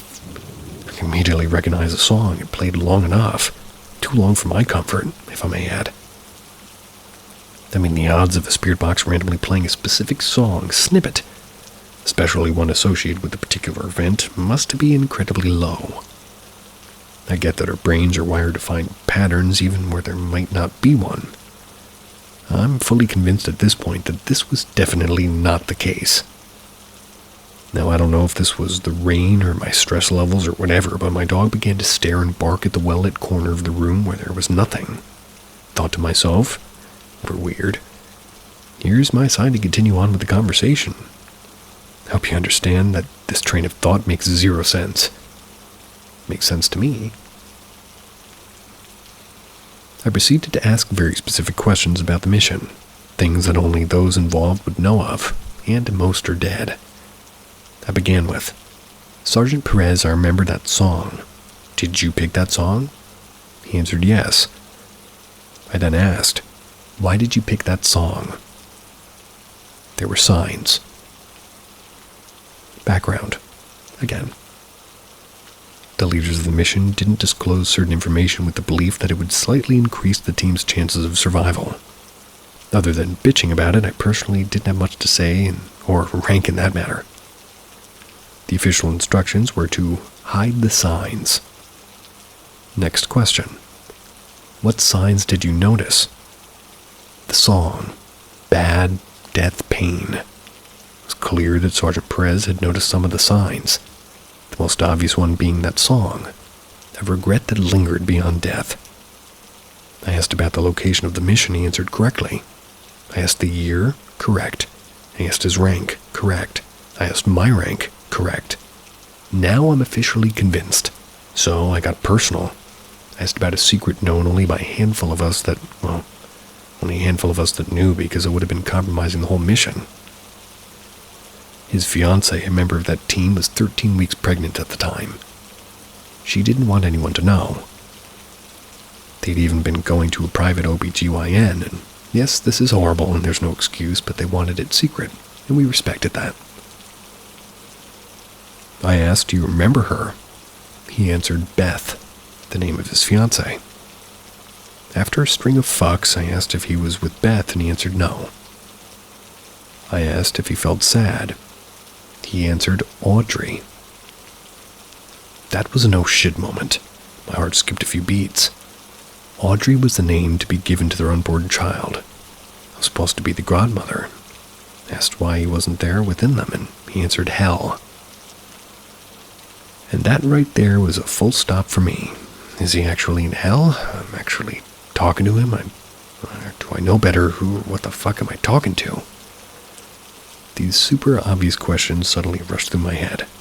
Like seriously, the whole time it was his voice and not a random voice from the spirit box. I'm such an idiot I had to book an extra therapy session. I'm not an amateur. This is one of the stupidest things I've done. I'd say the door was cracked before this, and now it's wide open. We do have religious professionals involved, and they're not very happy. That was my favorite one in a while. See ya.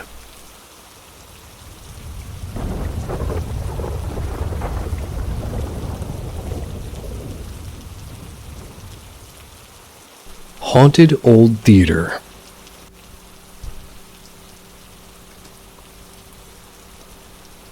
About 30 years ago, I spent several years working in a movie theater in Worcester, Massachusetts. My favorite was a huge old building that had been chopped up into 4 separate cinemas. It had been a beautiful theater back when it was built in 1926 as the Poli Palace. Although it had been semi-destroyed during modernization in the late 50s, there were still many original features of the building that remained. As a manager, I'd been issued a big keychain that gave me access to the entirety of the building. I spent countless hours exploring nearly every part of that building except the curtain loft, which would have required climbing an iron ladder about 80 feet. Nope. The building had attics and basements and crawl spaces. There was an area in the front of the building off the second floor that had 2 or 3 abandoned businesses that had been walled off. There was a music store and a ballet studio and maybe an office. There was also a bathroom. Everything looked like it was from the 1940s or 50s, faded wallpaper with ballerina motifs, a peeling mirror on the wall. In another section of the building was an old manager's office with high ceilings and crown molding and a beautiful stained glass window that I believed to be dated back to 1912 and had previously been part of an adjacent theater. There was still an old safe in the office. I found a newspaper article in the public library from 1942 or 44 that detailed an armed robbery when 2 men had tied up the management in the office and robbed a safe. One of those men was later executed in an electric chair for an unrelated crime. We used the old manager's office to store giant 30-gallon bags of popcorn. Sort of a crawl space underneath the box office that was accessible by lifting a hinged plywood panel climbing over a 4-foot wall. On the other side, there were the remains of a couple of basement rooms with a couple broken concrete and bricks strewn about. In one of those rooms, I found an old flared Coca-Cola glass in perfect condition, kept it for years. I also found a deck of cards and a handmade leather pouch with a snap closure fashioned out of a buffalo nickel. There's also old dressing rooms with makeup mirrors and light bulbs. The paint was peeling off the walls in potato chip-sized flakes. And as you can surmise, the building was purportedly to be haunted.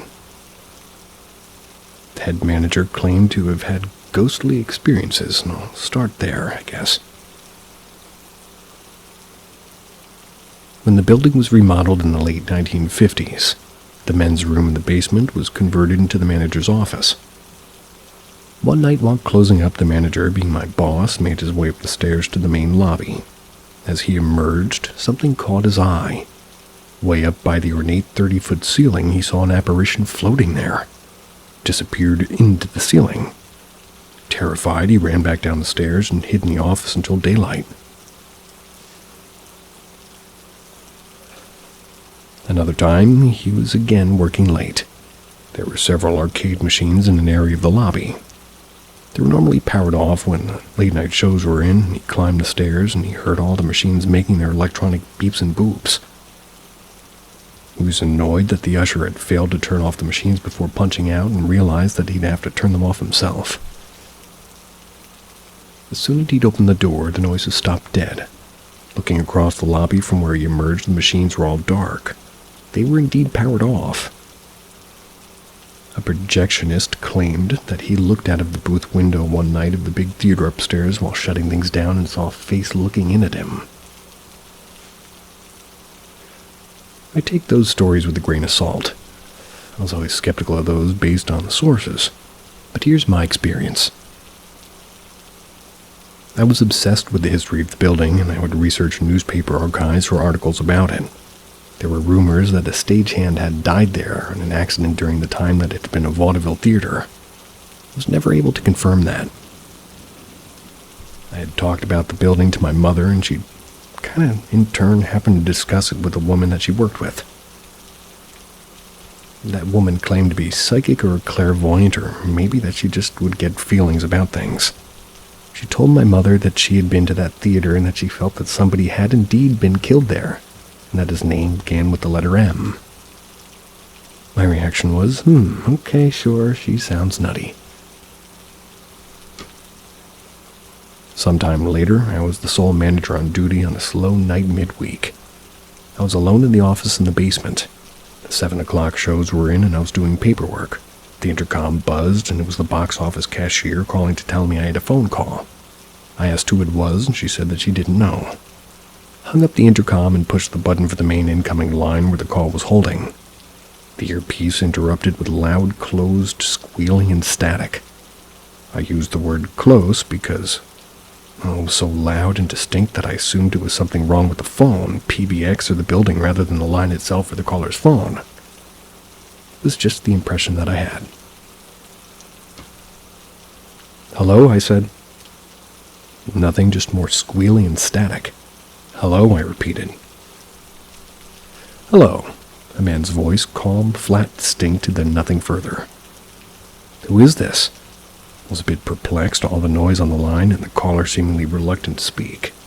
"This is Mike." It was calm and quiet, not shouting over the noise of the line, quite audible and clear. Then nothing but the awful squealing and static. I waited a few seconds for the caller to continue. After all, he'd called me. Presumably there was a reason. Nothing. "Mike who?" I said, feeling a little bit impatient. Mike is a common name, and there were 2 Mike employees there at the time, and one of them had a fairly high-pitched voice that sounded nothing like the caller. Didn't sound like the other Mike either. The line abruptly went dead, silent. The squealing and the hissing stopped. I waited, no one called back. I called Sandy, the box office cashier, and asked her if they had asked for me personally, or just speak to the manager, and she said that the caller had asked for me by name. And suddenly I remembered my mother's friend, the man's name belonging with the letter M, Mike. Never happened again, and the phone never made those noises. No one ever confesses to a prank. Never figured out who it was.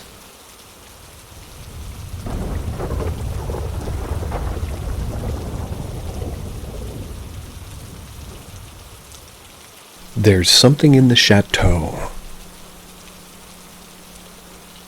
Background. I'm from the UK, and although I believe in spirits and the paranormal, I'm very much of the opinion that ignorance is bliss.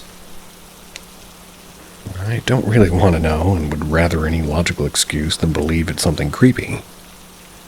That said, I've had a few experiences that I can't explain away. Here's one of them. My friend Chloe and I lived together during our early 20s in London, or during our early 20s. I spent a decent amount of time with Chloe's little brother Charlie, her dad and dad's girlfriend. So when they invited me for a long weekend in France with some of their friends, I was like, yes. My friend's dad had bought a chateau near Normandy a few years previously. He's great with interiors and had been renovating it since he first bought it. He had made the bedrooms downstairs livable so that everybody could make the most of it, despite it being a work in progress. The chateau and its grounds are pretty vast. It has 12 bedrooms, sits at the end of a very long gated driveway and a few acres of land. Certainly looked imposing when we pulled up, and I suppose, on a wintry day, it could have looked ominous. But in the golden autumn light, I didn't really get any bad vibes. It was my first visit, so I was given the grand tour on arrival. Chloe's dad took me from room to room, taking me through his renovation plans, opening all the shutters as he went, revealing windowsills and floors strewn with dead flies.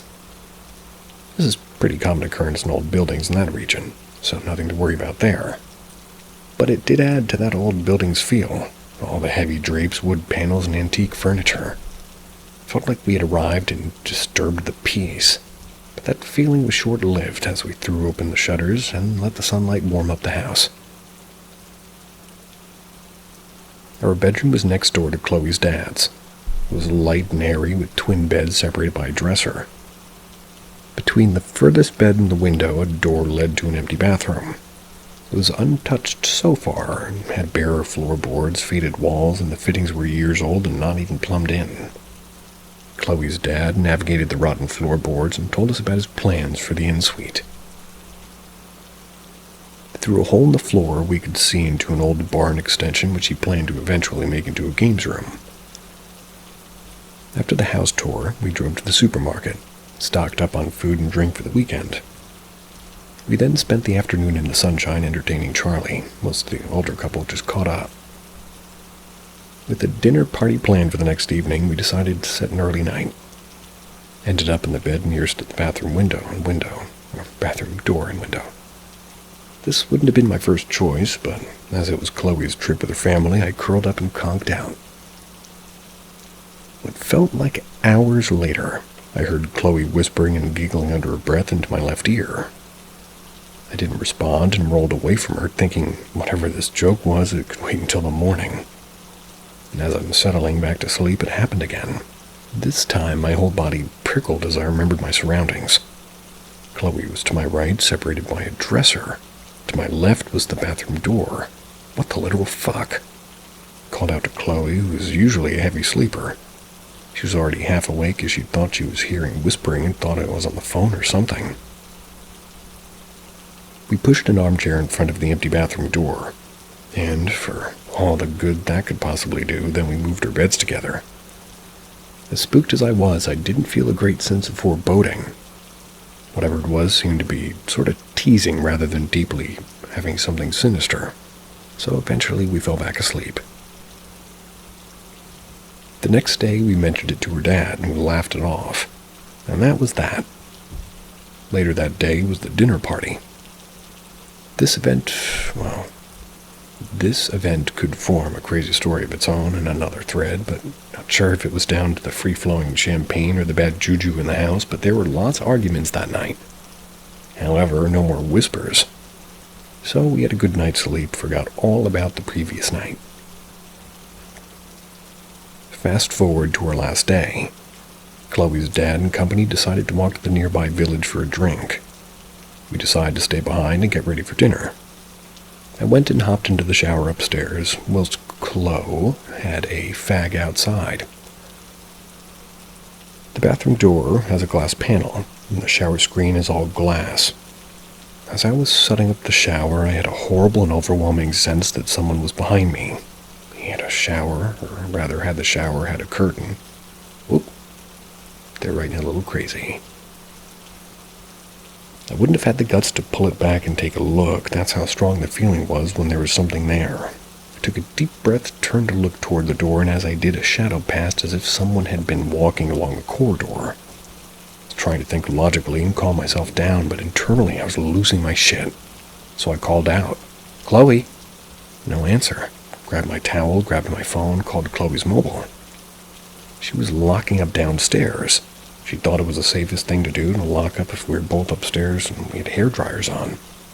I preferred to have not been locked outside rather than inside. What? Chloe came running upstairs as I was running across the landing, and we flew into our bedroom, slamming the door. I calmly explained what I had seen and felt, and she started freaking out, begging me to admit that I was winding her up, and I wasn't. At this point, we're holding on to each other and becoming more and more hysterical. Then we heard a clatter against the window. We screamed. We were 25-year-old logical women, not pre-teens watching a horror film, but we were unleashing fully dramatic, terrified screams. We held hands and looked out the window. Her dad was there throwing stones because he was locked out. They'd walked up to the village and the bar was closed, so they'd come straight back to find Chloe had locked the back doors. I was so relieved that they weren't alone anymore and felt instantly better, even though her dad told us off for screaming and scaring Charlie. We went home the next day without any further drama. So I hope it was our minds playing tricks on us. Despite an open invite to go back whenever we like, we have not been. We've floated the idea of going back with our boyfriends in a larger group, and we've always found a reason to go somewhere else.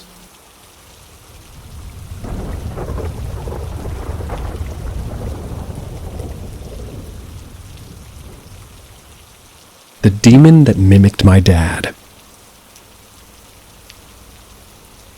When I was 14 or 15, I was living with my dad. We lived in a small 2-bedroom apartment that was upstairs. I wouldn't say that the apartment was a hotspot for paranormal activity per se, but shortly after we moved in, some strange things started to happen. For some reason, my dad's room always gave me the creeps. Mind you, I'm not somebody who's scared of the dark at all. But whenever I'd walk by his room, he wasn't home and the door was open. It felt like somebody was looking back at me through the darkness. I started to close his door when he wasn't home because the feeling of being watched from his room was overwhelming. One day I had walked home from school. Didn't see my dad's Jeep in the parking lot, so I figured he was out doing some handiwork for someone. I went inside, put down my backpack, and walked straight to his room and shut the door. I settled down in my room when I heard heavy stomping sounds from my dad's room. My heart stopped. My dad always wears these big steel-toe boots that are good for outdoor work and construction and carpentry. It sounded exactly like his heavy step. I stopped for a moment to listen and walked close to his door.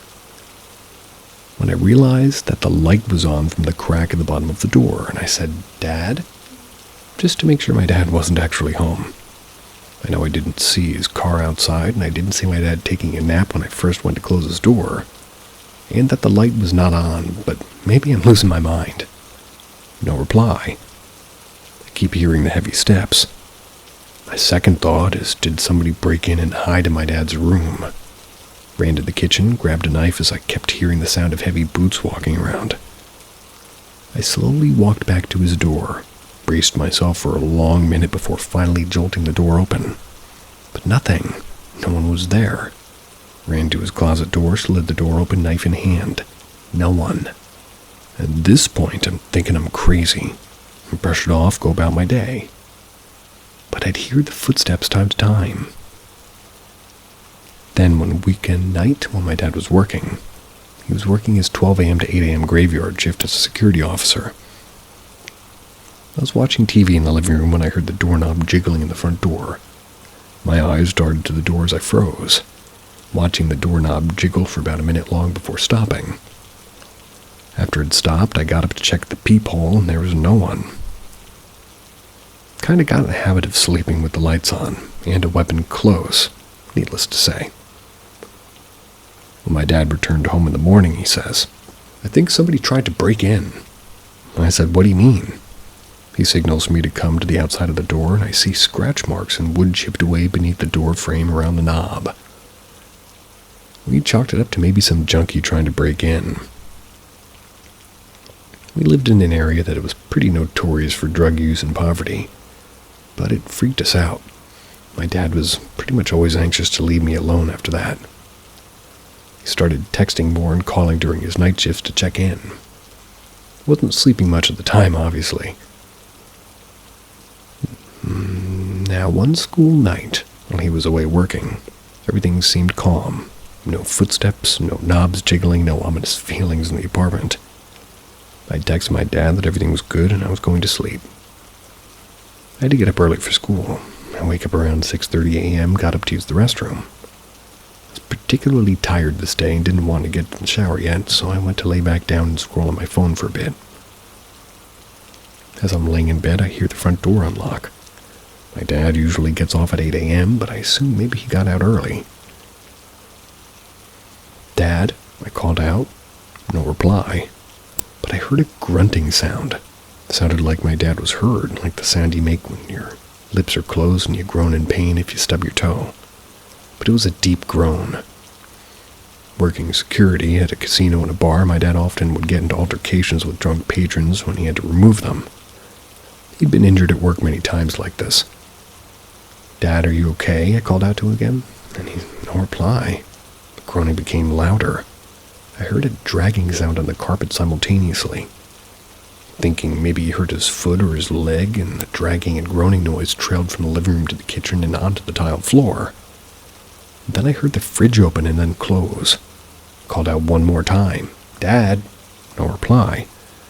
Now I'm freaked out and sinking deep into my bed as my heart pounds. I heard the dragging noise on the carpet again, and the groaning noise started getting closer to my room. Then the groaning turned into a growling, like a dog or a wolf. Quickly, the growling was a snarling, evil sound that I can't get out of my mind. Pulled the blankets over my head, started to cry and to pray. I was shaking. The growling approached the doorway to my room. It was in my room, loud. I could feel the anger and threat directed toward me. And then I heard the sound of a gust of wind. My light bulb blew out and the lights went off. It became dark and cold suddenly. My fight or flight kicked in at this point, and I jumped out of bed to face whatever it was, but I saw nothing. Except, strangely, a gallon of water from her fridge in the middle of the floor that was not there when I'd gone to the bathroom minutes before. At this point, I'm too freaked out to really pay that any mind, and I run out of my room in the front door, and there's no one in the living room, and the front door's locked. I unlocked the front door and run down the stairs crying. I immediately called my dad, who left work, and rushed home. Waited at the bottom of the steps until he arrived. He thinks that I had a bad dream to this day. We moved out soon after because I just couldn't stand being there anymore. Whatever it was didn't seem like a trapped spirit. Never had another experience like this anywhere I lived, before or after. And it's my only true paranormal experience. I believe it was a demon in that apartment that was mimicking my dad. Why that place? I have no idea. Why did it mimic my dad? I don't know. But it didn't follow me when we moved, at least. Never forget the sound of it growling at me.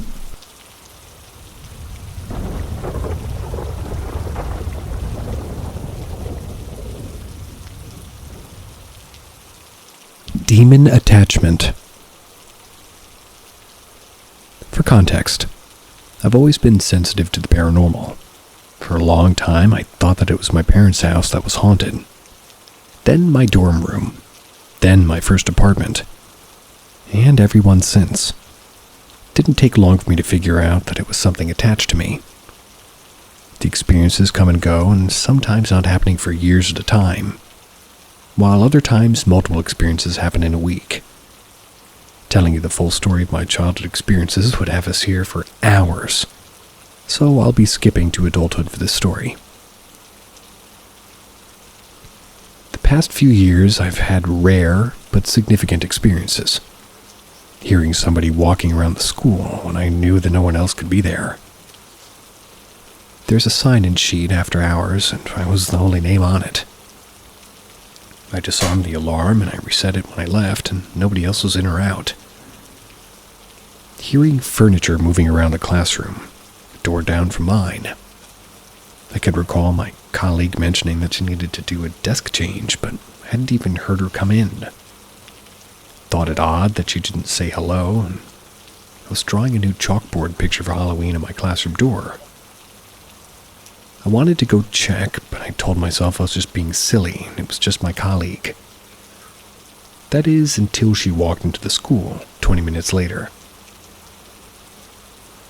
Waking up in my bed shaking violently, almost as though people were on either side of the bed pulling the mattress back and forth. First, I thought there may have been an explosion at the gas station down the street, or maybe an earthquake.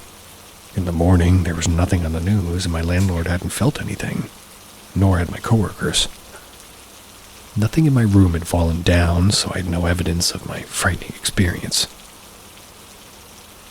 However, things have particularly ramped up in the past few months. My mother passed away in April of 2023.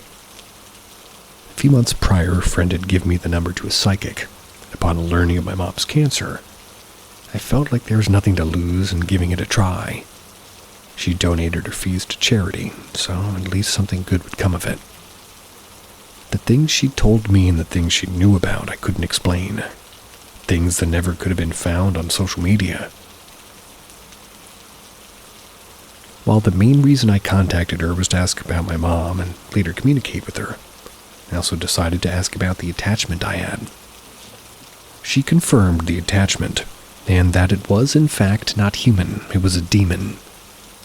She was able to confirm that yes, I was sensitive, that I was capable of doing the same thing that she could, if I began to learn about it and practice it. I was, and am, psychic. Once my sister called to inform me of our mother's passing at 3 a.m., I became overwhelmed with the desire to see her, just to know if she was okay. It took almost 2 weeks, but she came to me. I could see her move from the foot of my bed to the head of the bed. She wasn't clear to the eye, but her voice, that was clear. Samantha. That was all she said. But it was her voice right next to my ear.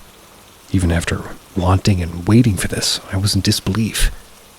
A moment passed and I called out to her quietly. She was gone.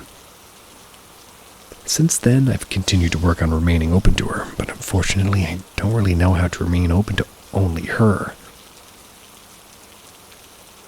The demon decided it would take advantage of my openness. I've had a few small noises and lights flickering and the ever-infuriating feeling of it clinging to my back. The last of which hasn't happened since maybe my early 20s, about 10 years ago. Today was a totally new experience. I had shared small experiences with my brother as a kid, but not with my sister, who's much older than me. She's never experienced anything before in her life until today.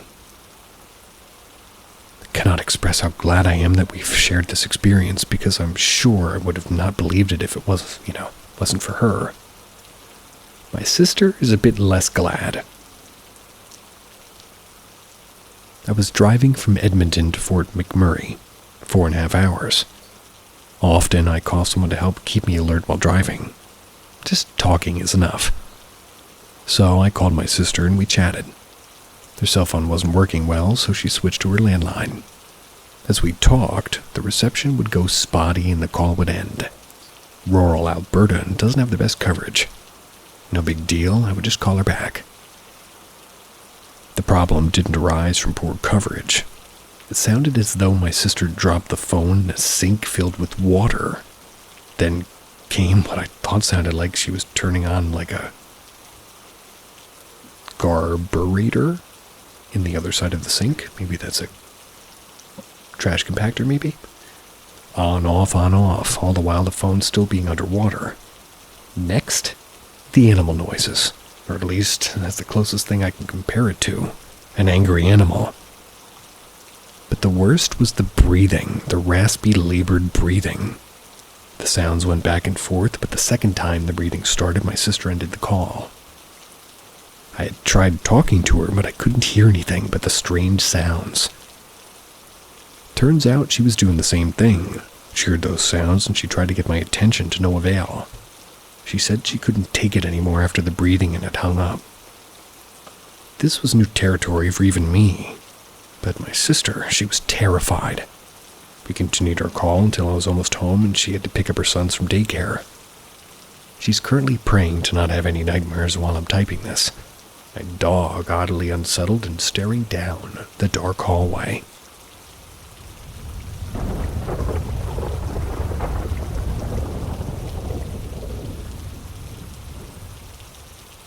Scary experience with a possible djinn. So I've been looking for scary stories to read here.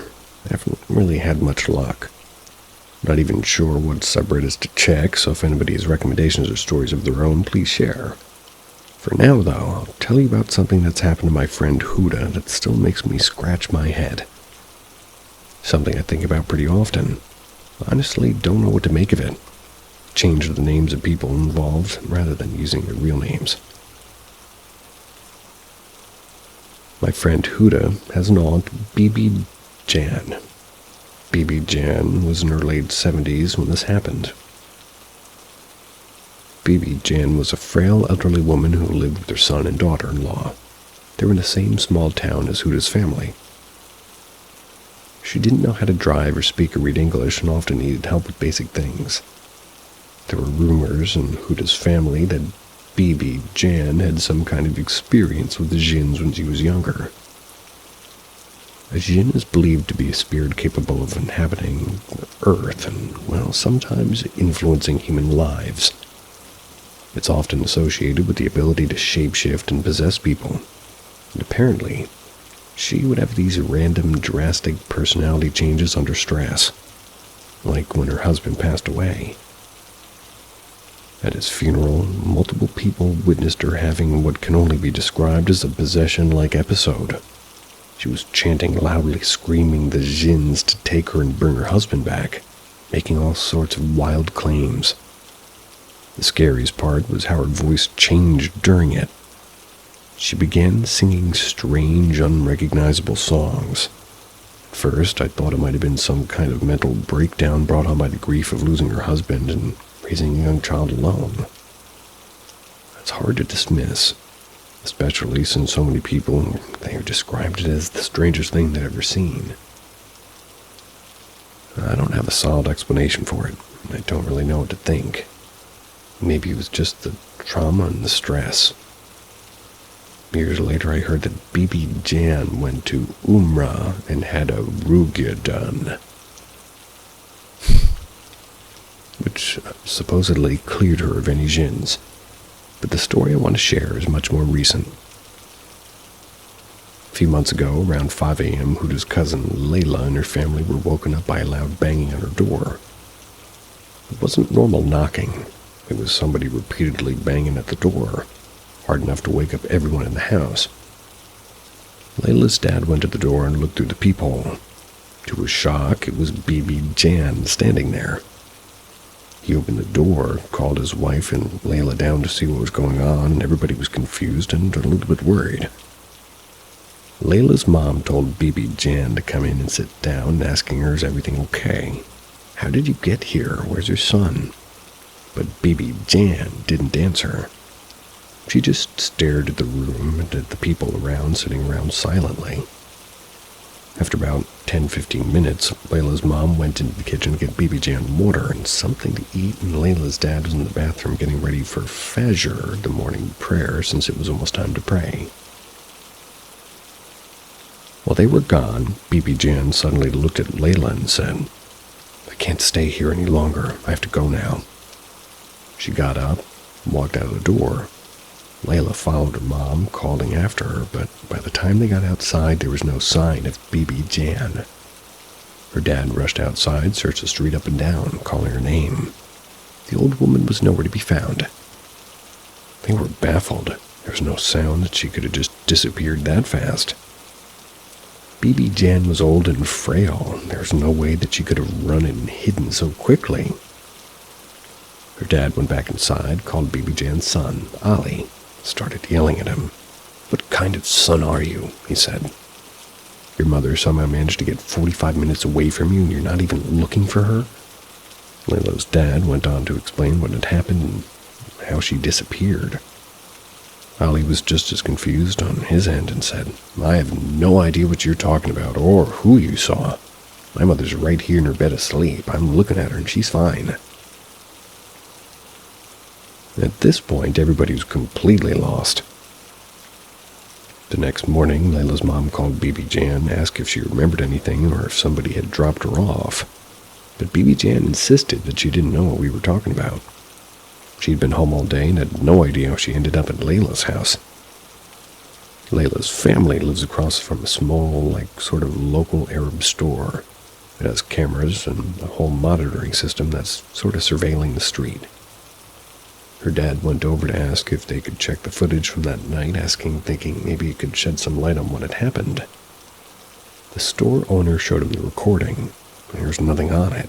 Absolutely no sign of anybody walking up to the house. The most bizarre part is that this wasn't just one person experiencing it. It was 3 grown adults who all saw and heard the same thing. If it had just been one person, maybe they could have written it off as a bad dream or something imagined. But there were multiple witnesses. I still don't have an explanation for what happened, and neither does anybody else who heard the story. The idea that there could be jinns out there imitating and pretending to be people is creepy as hell. What do you think? Could it have been a jinn, or is it another explanation that we're all missing? Keep in mind, Layla and Hudra's family live 45 miles away from each other. No way this woman could have been at both places in that small amount of time.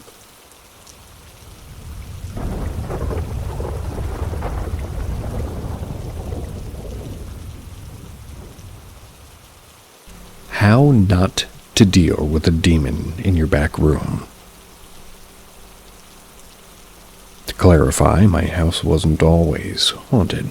I'm not sure how, but I believe that I somehow invited something to live with us. I should mention that there is more than one entity, for want of a better word, that lives in our house. I'm completely sure how many there are, but I know that there's at least one of them, and one of them is friendly while another one's not. It was probably my 10th birthday. It was the first sleepover I ever had, and I was beyond excited. I used to think that things that happened to me were just my imagination. But lately I've been realizing how real this actually is. My 2 friends, F1 and F2, and I would be sleeping in the back room. We were above the garage, and that room has always felt wrong to me. I've hated it since I can remember, even before it was haunted. I think it's because that was the room I'd be locked into from time to time, but that's beside the point. I was finishing setting up the room when I felt a hand on my shoulder. It was unusually cold. It was weird. As if it were there, but not there at the same time. It felt wrong. I looked up expecting for it to be my father, but it wasn't. There wasn't anyone there.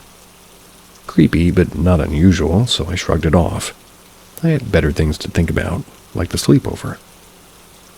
The doorbell went off, so I took my little self down the stairs to answer the door. My friends came upstairs and nothing else happened for a while. Until about midnight. That's when things went downhill. You know that feeling when water droplets roll down your back? Imagine that, but cold and not wet. And it feels sharp. Something terrifying that you feel but can't explain. Imagine that and then multiply the effects to your whole body. That's what we all woke up to at about 12:05. It was terrifying. It was the first time that had happened to me. Much more used to it now. We decided to just not sleep and have all the lights on.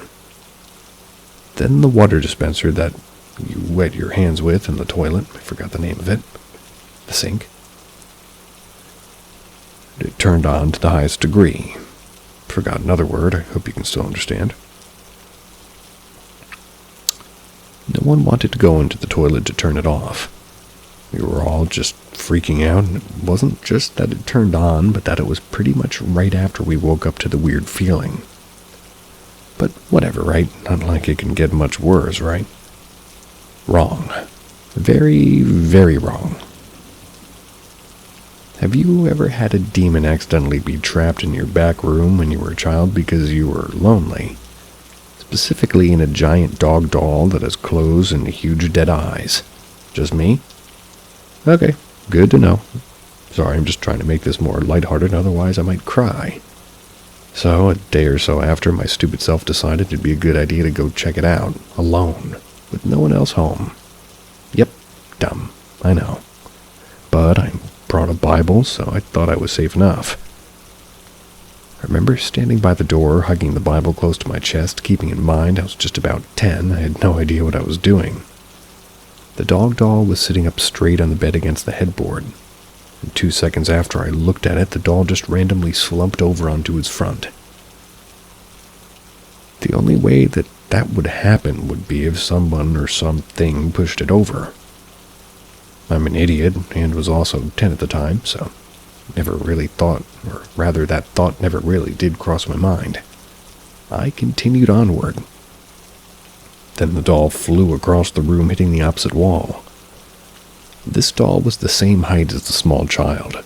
There's no way that the wind blew it. I screamed, bolted out of the room. Door slammed behind me. I would have told my parents, but I knew that they wouldn't believe me. I used to always tell stories so that my parents would notice me for more than 2 seconds. So whether it was true or not, they would never really believe me. And this info will be important later. Now my father started sleeping in the back room at that point. My parents haven't slept in that same bed since after my 10th birthday. Also important. For years, my parents never experienced anything. Not as I did. What happened is something I'll never forget. My parents confused and probably scared, trying to keep calm so as not to worry my brother and me. My father had woken up with 3 scratches on his arm that had laid in a special spot that had once been home to a doll. We had no pets at the time, and there was nothing that could have done it, at least to everybody but me. It was forgotten, tossed aside, and just an accident that probably happened when my father was working. That night, I slept with my door slightly open as it was hot and we didn't have aircon. I bet you can see where this is going. Looking back on it now, it's even more disturbing.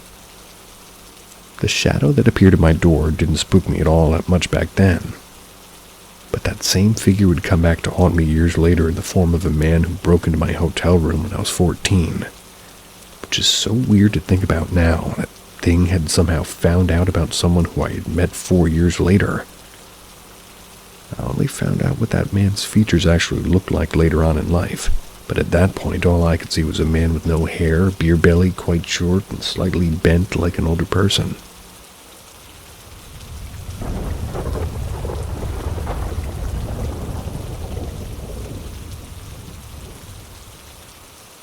My 3-year-old with a ghost. In 1991, I was 6 years old. My family, my mom, dad, and sister had moved to a different part of town. Better schools, nicer area, that kind of thing. It was certainly an upgrade from where we were moving from. The house stood out from other houses in the neighborhood. It was only 2 stories in the neighborhood, and the foundation noticeably sat up higher than the surrounding houses. My dad had learned that when the neighborhood was being developed and the land was being leveled and flattened, they would up with a big mound of excess dirt, so they basically just built a house on top of it. It was a tri-level house with a 2-car garage, family room, 1/2 bath, closet in the lowest level. After living there comfortably for 10 or so years, my parents decided to combine the 1/2 bath and the closet into a full bath. To do this, we had to jackhammer through the concrete foundation to add more plumbing for the new shower that was going in. Keep in mind that context is speculative, given that there's no way to know if doing so had anything to do with what started happening almost immediately after we remodeled that bathroom. It's just always felt that way to me and my family. The middle portion of the house was a kitchen, and a dining room and a living space. There were 3 bedrooms and a bathroom at the top level. Within days of the remodel, late at night, my dad's stereo system turned on in the living room while everyone was asleep. I was the first to wake up, so I went downstairs expecting to find my dad rocking out at like 2 a.m. for some reason, although he's definitely never done that before. Though he was and is quite the audiophile, so you never know. But as I'm getting down the stairs, not only am I realizing it's some random late-night radio playing, but there aren't even any lights on. I just remember turning on the lamp and going over to the stereo cabinet, turning off the receiver, and just standing there like, what the hell? I was the only one who woke up as far as I knew. I had a feeling that my sister, who was 14 at the time, was pulling a prank. But when I accused her of doing it the next morning, she wasn't having it. Parents brushed it off, considering they never heard anything either. Well, this would keep happening. I'd say probably 8 or 10 more times in the following couple of months. The same thing would happen every time, always in the middle of the night. Stereo would come on, and the volume would slowly go up until somebody ran downstairs and turned it off. There were times I'd gotten it so loud before somebody actually would make it downstairs that this particularly frustrated the hell out of my dad because the stereo system was his pride and joy. He was afraid the speakers were going to get damaged. Very fair. My parents, of course, thought either my sister or I were doing this. But before we'd even had fully convinced them that it wasn't us, other things started happening. For example, I was standing in the upstairs shower washing my hair one time, and as I'm facing the back of the shower wall, I see a shadow sweep around the whole shower.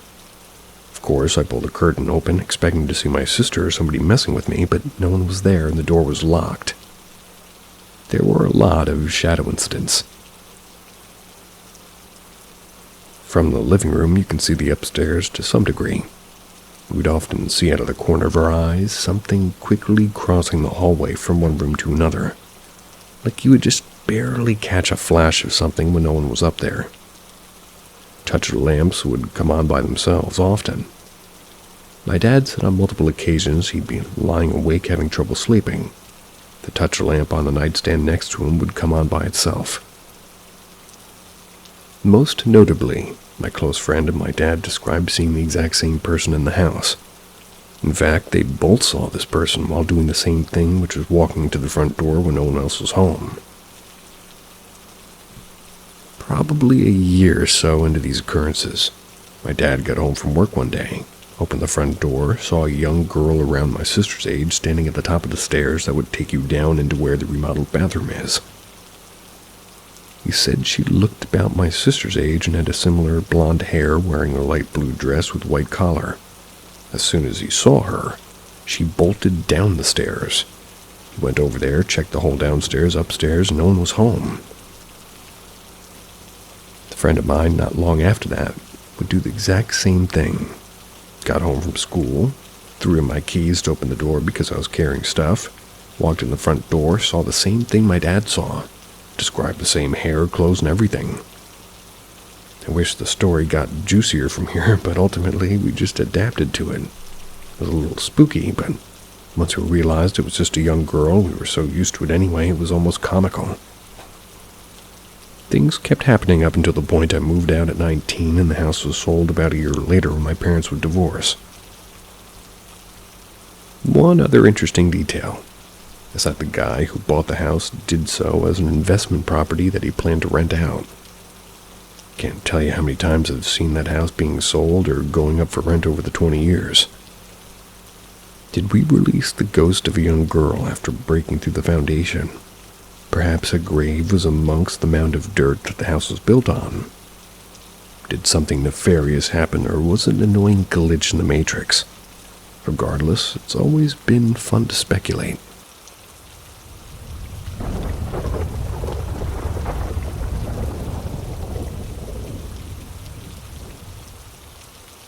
Welcome to Paranormal M, where strange tales come to life. Subscribe and activate notifications to stay on the top of our haunting episodes. Prepare for an unforgettable journey. Something in the woods tonight.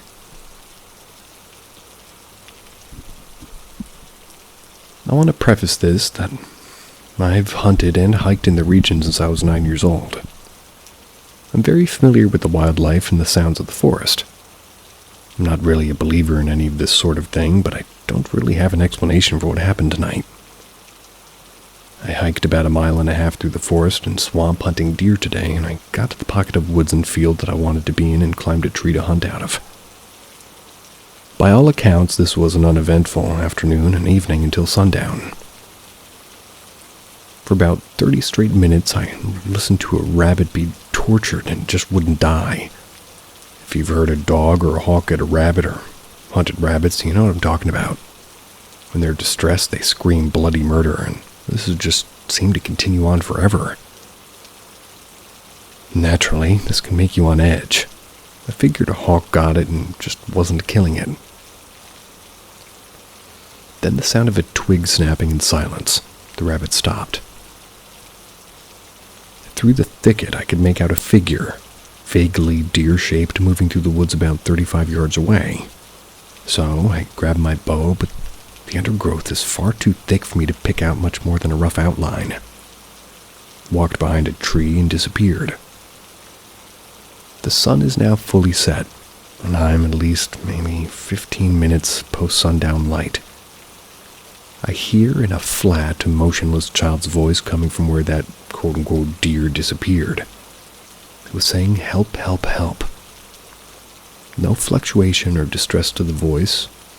Not said as if it was asking for help, just a statement. It said that probably 15 times, and then the woods went silent.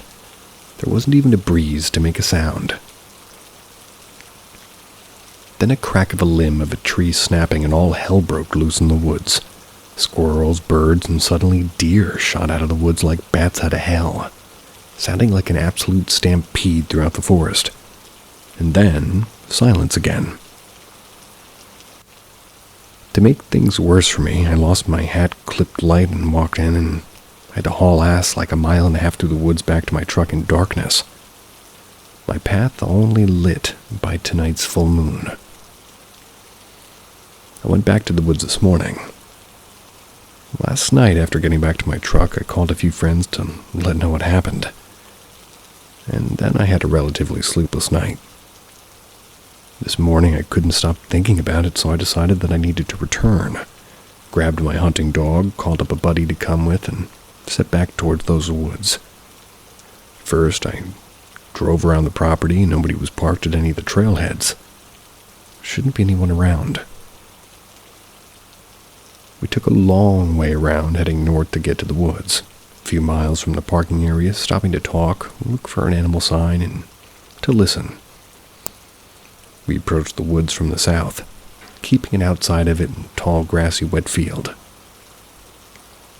As we approached within 200 or so yards of where I heard it last night, we stopped for a talk at the moment and planned how to best go about entering the woods. This isn't some manicured forest. That's easy walking. The undergrowth is dense and filled with thorny shrubs and buckthorn. Whereas yesterday, and in weeks past, this area was teeming with life, deer and pheasants, hundreds of turkeys and their pouts, crows, squirrels, and rabbits. Today, this woods and fields were completely silent. As we discussed this, I realized my dog was nowhere to be seen or heard.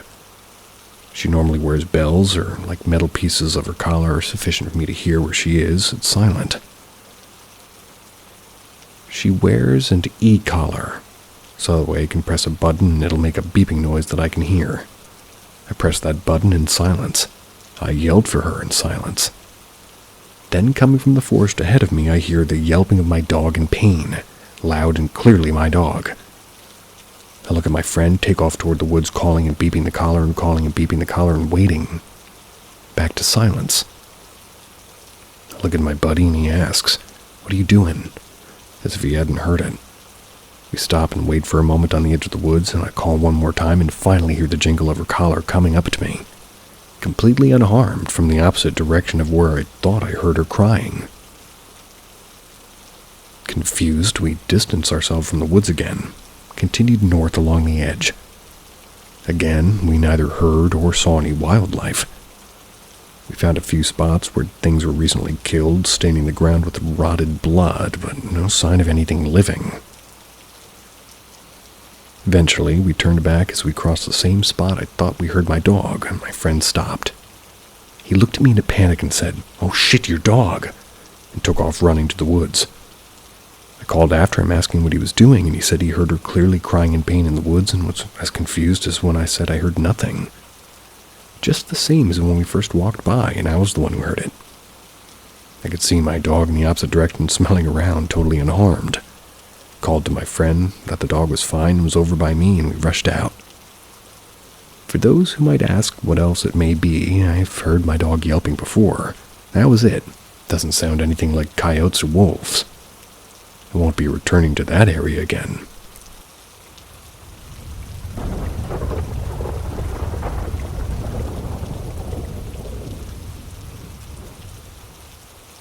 The story of an only child. Things seemed to start when I was 8. By the age of 8, I believed there was good and evil, both physical and beyond. Both of my parents were police officers and worked chaotic schedules. So I was home a lot, and I was an only child. I was sleeping on the couch, and I woke up to a snap. "Hey!" It said it in a whisper. I opened my eyes, already a little scared that, what I just heard, and I actually heard it again. "Hey!" It said it louder this time. Another time, I was watching TV downstairs and saw my dog looking up at the balcony as if she was watching something. Like she was watching something move, and the super loud, glass-shattering noise shook the house.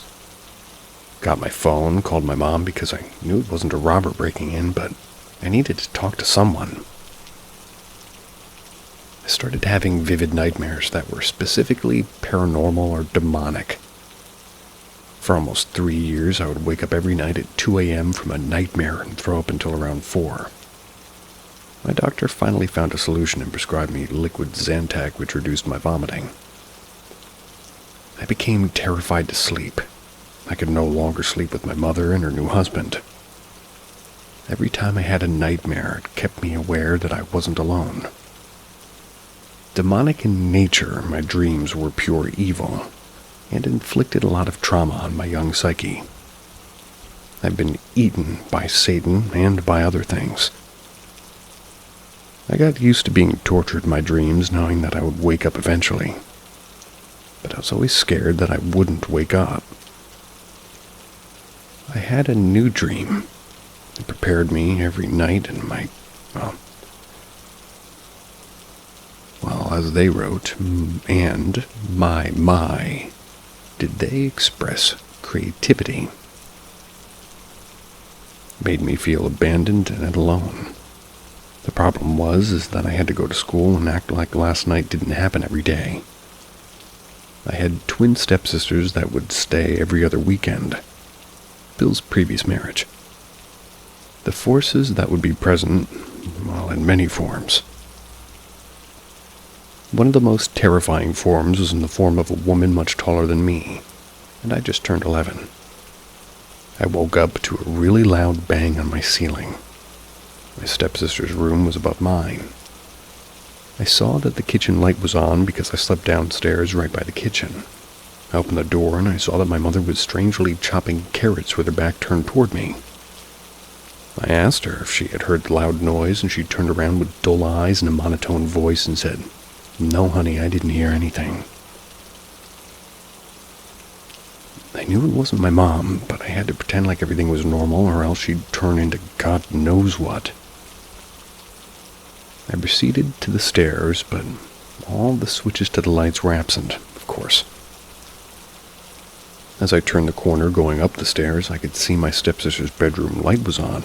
Their door was slightly cracked open. I heard giggling and crashing plastic teacups and pots. My stepsisters used to have a little tea party with each other. I slowly opened the door and I saw a woman in a white dress sitting Indian style with her back facing me. I knew she knew I was there, but she kept playing and giggling to herself, so I asked her, "Hello?" She didn't respond, and she kept on playing with the teacups and giggling. I asked her again, "Hello?" but she ignored me once more. Finally, I raised my foot to her back and shouted. I said, "Hello," while pushing her. She stopped giggling and playing with the teacups and fell silent. Without using her hand, she got up from her Indian-style position and slowly walked backward toward me. I was paralyzed. She waited for a few seconds while facing away from me and turned in the blink of an eye and said, "Do you want to play with me?" With sort of an evil grin. Her face was a rotten pale green and ripped up from what looked like blades. Ice ran through my body. I was immediately freed from my paralysis as like a big breath was squeezed out of my lungs. I felt her fingers on my neck as I ran down the stairs, unable to breathe. Bang! Woke up to the same noise that my dream started with. Sounded like a 15-pound bowling ball hitting the floor. I was home alone again and kept my covers over my head for 2 hours until sunrise. My childhood consisted of these experiences nightly, and it was sad. I wouldn't want another kid to go through that, but if I went through, well, there's at least one more who did or will or is. I stayed at my friends' houses as much as I could and was obsessed with sleepovers because I felt way safer. And I'm 25 now, and my nightmares started to fade. But my experiences didn't. I've had dreams where I prevailed over the most disgusting and shameful spirits. And it was pretty much movie quality, unscripted, pure emotion and light bursting out of my body, climactic. Felt good to wake up after ones like those. This is the first time I've shared my childhood with anyone. We all come here and have different experiences to learn different things. Maybe one of my lessons was to learn what evil was and was not capable of.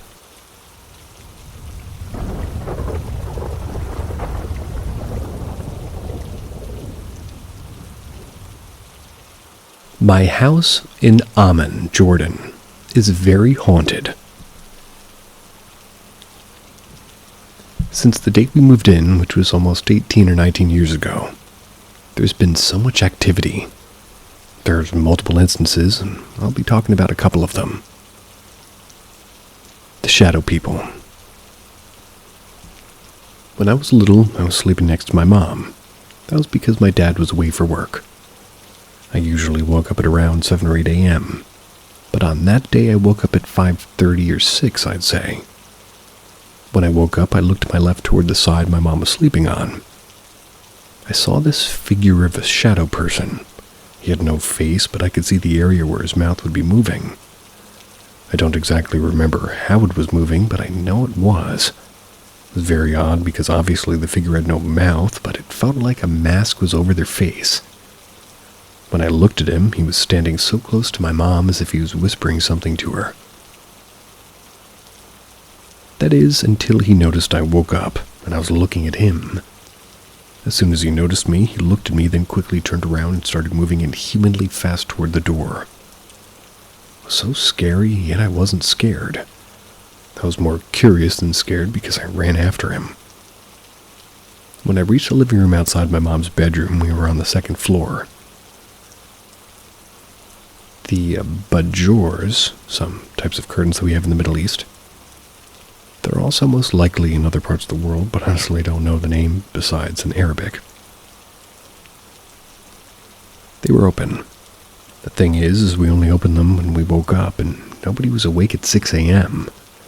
Also, they're so loud when they're open, so I would have heard them open them. When I got to the living room, he was gone, but they were all opened. Never saw him again, but I still remember it so well. The entities that are awake at night. I believe when we go to sleep, they wake up and they start living their lives because usually around 3 a.m. we hear footsteps going up and down the stairs. We hear them calling out our names, them peeking through our and my sister and I slightly open door. Sometimes my sister would wake up with a bite mark or a bruise. My grandma saw the same woman twice in the basement floor. We have a room down there. She would walk into a room, then outside into the main area where we had our closets. The layout of the house is very weird, so don't ask. My cousin heard my mom calling out my sister's name at 4 a.m. When she asked her the next day about it, she told him that she was passed out asleep at the time and she didn't call out for my sister at all that night. We lived there for a few years, but then moved to Canada when I was 11. That was basically the last time I was there until I turned 18. Went back to Jordan for a layover. Usually when we go to Jordan, I'll stay at my grandma's house, but since it was a layover, my sister and I thought it'd be fine to stay there just for one night. Keep in mind that we're scared out of our minds because that house traumatized us as kids. Anyways, we go straight to the basement. Our dad renovated the house because it was falling apart before, and he kindly added an elevator that leads straight to the basement for my grandma. That's because you can't go down the stairs since she broke her leg. So we go right from the front door to the basement using the elevator. So we basically didn't enter the upstairs area at all. While we were downstairs together, nothing really happened. My sister decided to go to sleep at 2 a.m., but I was still jet-lagged and watching, so... Or, it says watching you, so maybe you too, I don't know. The second it hit 3 a.m., that's when shit started going down. I was peacefully vibing, chilling, watching my show, and I heard this loud bang upstairs. Now, of course, my fight-or-flight instinct kicked in, and I obviously flew into my sister's bedroom. I ran as fast as humanly possible because I heard a door slam so hard as if they were mad at us. We weren't welcomed. There were no windows open, and there were no doors open because we never went upstairs. I've never felt more scared in my life because it sounded like they legit broke the door with how hard they slammed it shut. After I calmed down a bit, I went to use the washroom. I finished washing my hands, I turned off the tap, and I went to sleep. My sister wakes me up an hour later telling me to go turn off the tap. I'd look at her in shock, like, bitch, I turned it off. Of course, she didn't sleep after that, so she packed her bags quickly and we dipped. Never really went back after that, but I did have a dream about the house that I still remember very vividly. It was about this little girl who was wearing a dress and one of those French painter hats. She had bangs and a short bob. She looked very cute. She led me upstairs to where her bedrooms are, and that's where I saw an old man staring outside the window. I remember when I looked at him, I became so creeped out and scared. Then I went in my room to look around, but nothing really happened. That is, until I looked to my right at my parents' bedroom. I saw a bunch of mannequins. They were headless and armless and legless. Some had clothes on, some didn't. The little girl and old man were circling around them, just walking around. It was very scary, to be honest. Anyways, if you've gotten this far, kudos to you. Kudos received.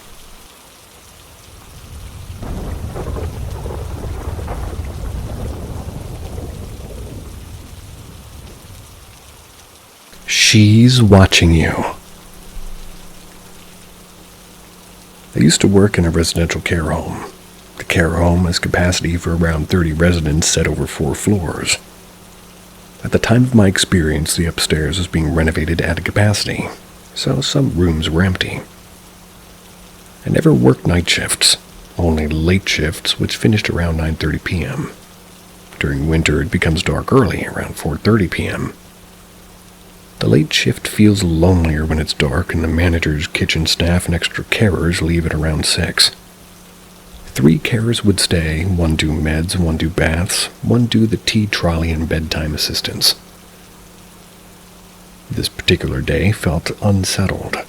The weather had been so miserable and it was dark and gray all day, with thunder and lightning just setting on. Most of the residents went back to their rooms straight after dinner instead of sitting in the lounge like usual. That night I was doing the tea trolley and the bed assistance. I set up in the kitchen, I split off from the other girls, they went to the other end of the house. I was knocking on the rooms, delivering tea and biscuits and having a little chat as I went along. A little while into the tea round, an assistant's buzzer goes off in an upstairs room. Parked the trolley and ran up.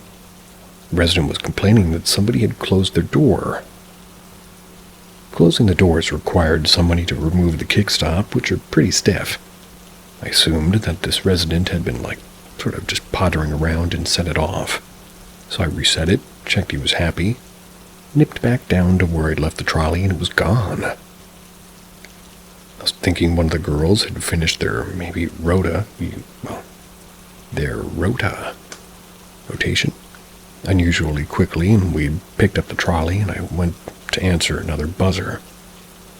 I popped my head around the door to explain that I'd shortly helped this resident into bed, and this lovely lady was sitting there, sort of blocked into her armchair by the tea trolley, helping herself to biscuits, saying that the lady with the black hair whizzed it in and left it there. Everybody present that night was blonde, gray, or bald. No one had black hair. The residents on that particular floor, they all had very limited mobility and used walkers. Couldn't think of a single resident who could have moved the trolley. The staff wouldn't have due to safety risks. I finished the tea round, bumped into the other girls, and told them about it. We all agreed that it was strange. I finished the teas, then went upstairs to help a lady, May, into bed. May had dementia and would often talk a little bit incoherently. I was smiling and chatting with her, popping her pajamas on and pulling down the bed.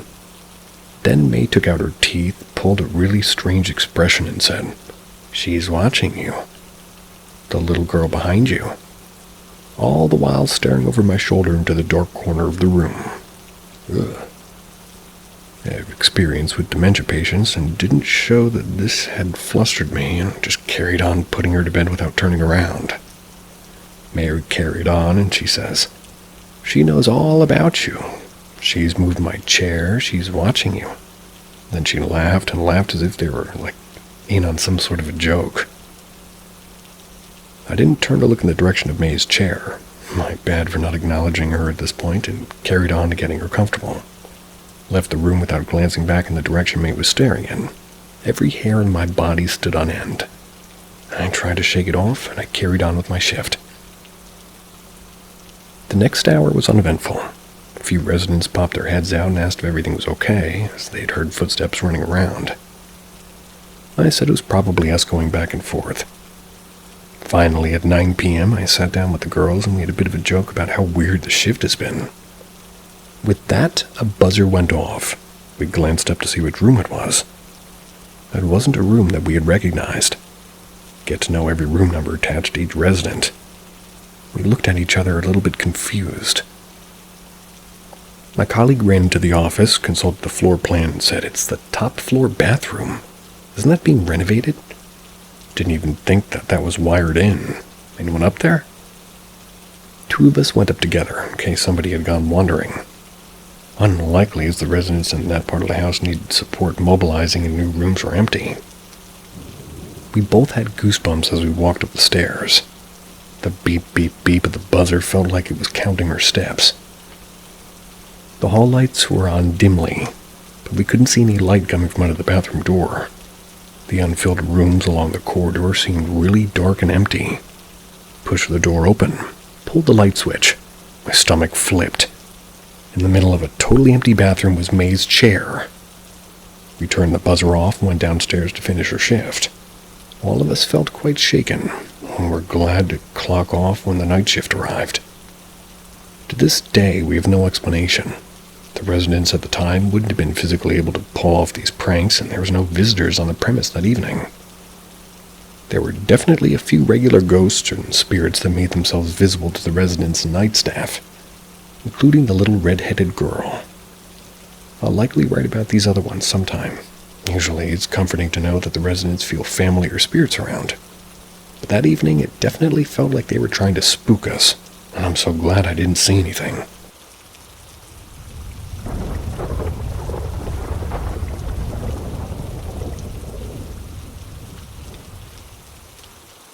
Is there a mimic? When I was younger, 3 years old, we moved into my grandparents' old Victorian house.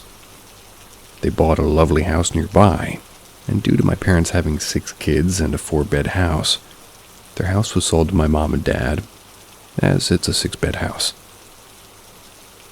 Growing up, we had countless weird things happen. Horrible nightmares, hearing things, seeing shadows. Feelings of being watched, not being alone when you were alone. But my dad was a Catholic Christian, so I often played it down. As I got older, he explained that we don't believe in spirits. Find it funny as we believe in the Holy Spirit, but okay. And that basically we don't mess with that stuff, as he's always been told not to mess with the unknown.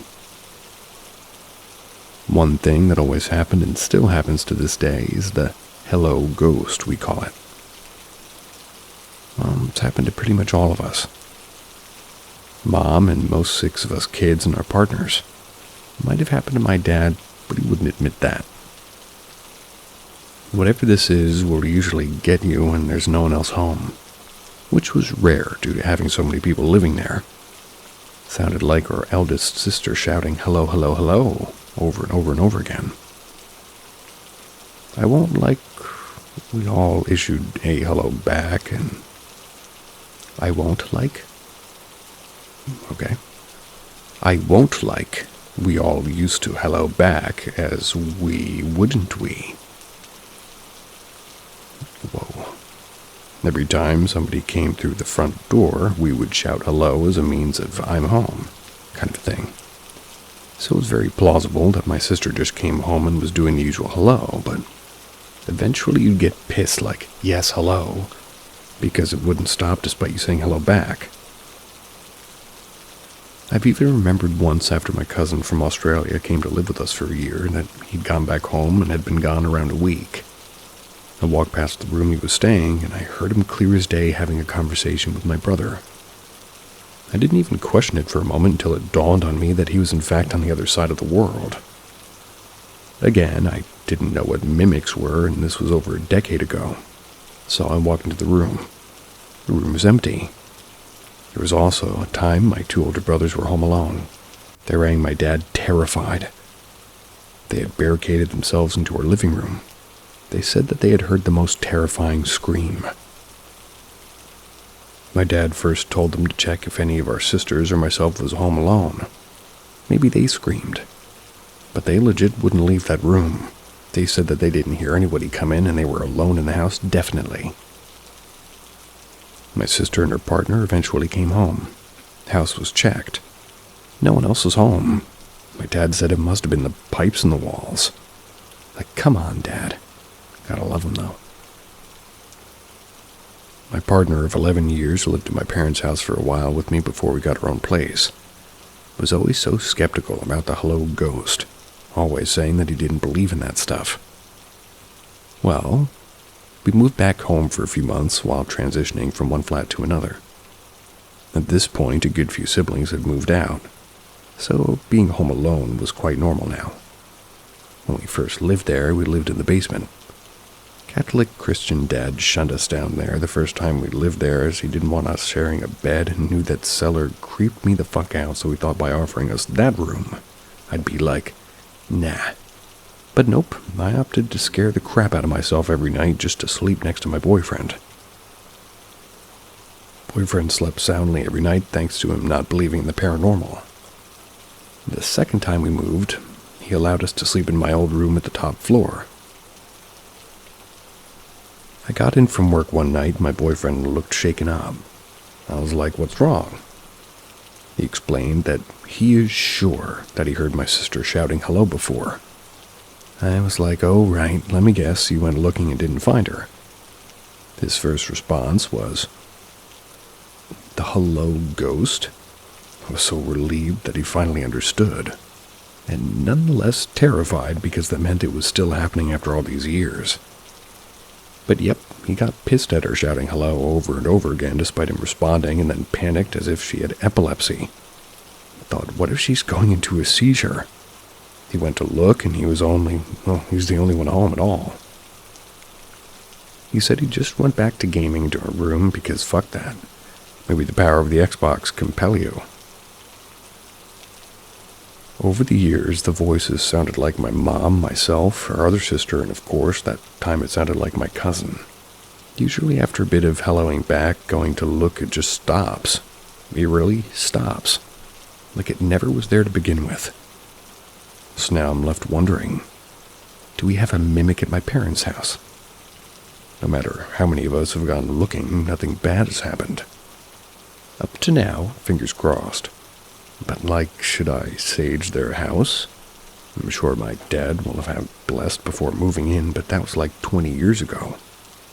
Do we leave it as it's not causing any harm? Advice? Very much appreciated.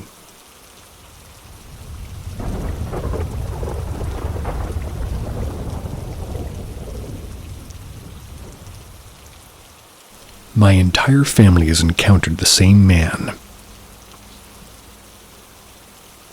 My dad had once told me that coming home from a grocery store shopping with my grandma at the time left him with an eerie feeling. He was around 16 or 17 at the time, was walking in with my grandma after groceries.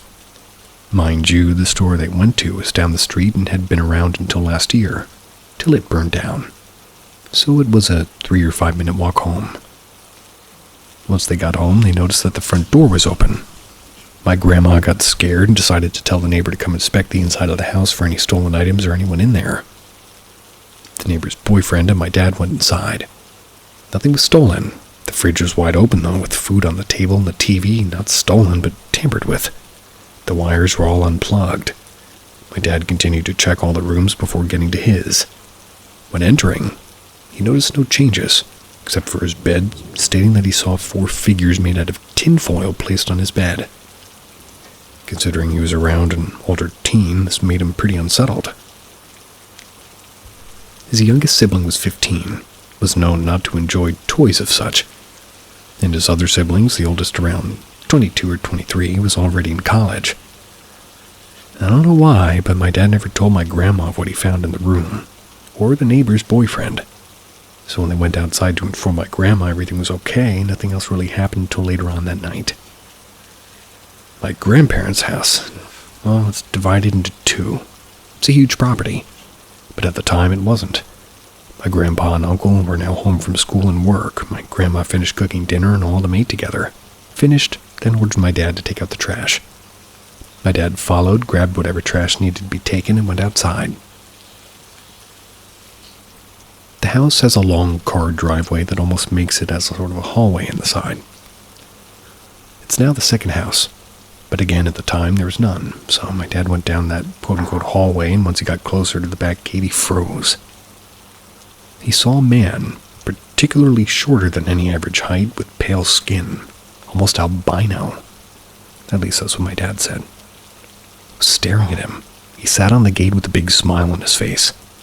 My dad made no attempt to get into contact with the man, but no odd faces in return or words, just watching him.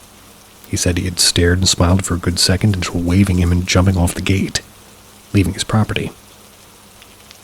My dad doesn't know if he was the man who tampered with his house or some random trying to scare him. All he knows is it scared him to death. When I was 8 to 10, I was playing outside my grandparents' house with my cousin, who now lived in the back house. My grandparents' house is elevated, so well, all the ones on that street are elevated. They all have stairs that lead up to the house. I was on the top of the stairs, the porch, and my cousin was on the bottom of the front yard. We played catch back and forth. Sometimes soccer, so we would use the front doors or goal line. We switched who'd be at the porch and who was on the floor. I was on the porch when I threw the ball at him and noticed a man in the house across the street starting to smile at me. Thought it was weird, but I didn't really think much of it as my grandparents knew everyone in the neighborhood. Thought that it was like a family friend. I continued playing and didn't tell my cousin, but the man kept staring. I started feeling uncomfortable as I felt like he was looking right at me, not around me. What made it worse was that he was looking at me from the attic window of the house. I felt disturbed by his smile and how large he seemed to me. Told my cousin to switch, and we did. He didn't seem to notice the man. Switched back, and this continued on. So did the man. I believe for all 3 hours we played outside, the man smiled and stared at me. My brother and all of us loved my grandparents' house. So much so that we used to stay for weeks during summer or any opportunity we could get. This was the case with my youngest brother. He decided to sleep over. He was fairly young at the time, around 5, and still needed my grandmother to put him to bed. He wanted to sleep in the living room, which was new because when we were younger we always wanted to be in my grandparents' room, which left my other brother and I to the couches. Anyways, he and my grandma slept in the living room couch, the one closest to the window and the front door. Things seemed to be okay until he had woken up to nothing though, and he looked around the room and noticed Grandma was still asleep next to him. So he decided not to wake her until he looked at the window and saw a man, again pale and smiling at him. My brother didn't scream or cry. He watched him smile at him and said the man grabbed the corners of his mouth to stretch out a smile. This made my brother, of course, frightened, which led him to move my grandma until she woke. She did and saw the same thing. I don't know what she did next or what else happened that night, only that she told my parents about it and said that she didn't feel comfortable having us sleep in the living room with my grandma being there anymore. All these occurrences didn't happen in the same timeline. None of us knew of each other's own until very recently. Meaning the last occurrence of this, my brother's of which had happened several years ago, just came to light. My family doesn't know that I saw that man, and I'm genuinely curious to any explanations of this. Or maybe a debunk.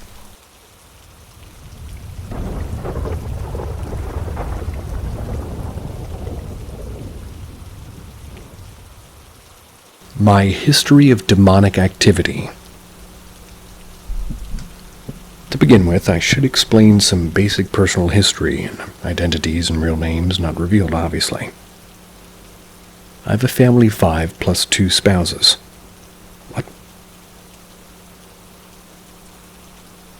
What?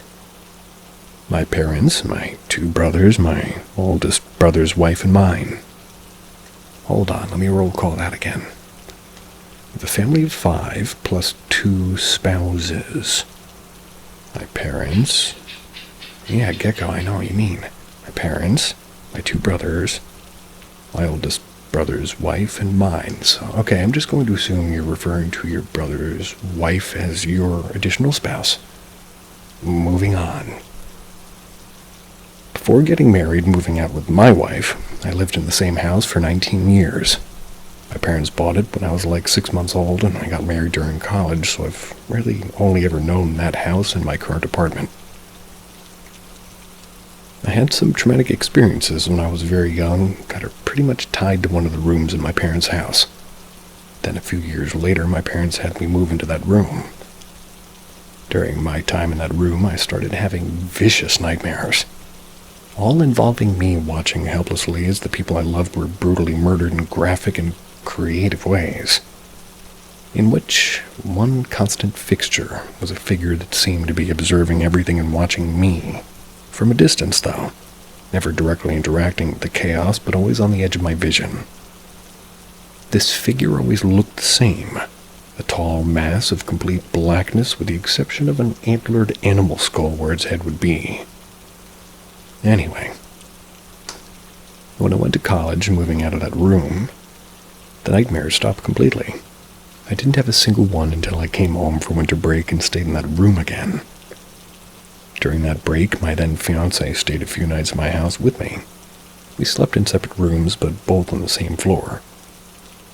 During the night, she texted me that she was having a panic attack and she thought she was seeing a figure.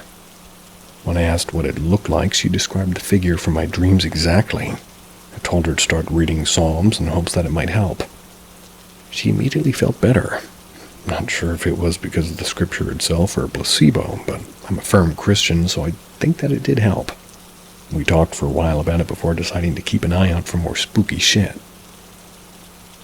That night I had the worst nightmares of my life. The next morning I felt numb and out of commission. Didn't recover until the next day. Every time I've gone back to that house since, I felt an overwhelming malicious presence there. Has the effect of weighing down on everything. Kind of feels like having cotton in your ears and making everything feel super depressing. Recently there was another development.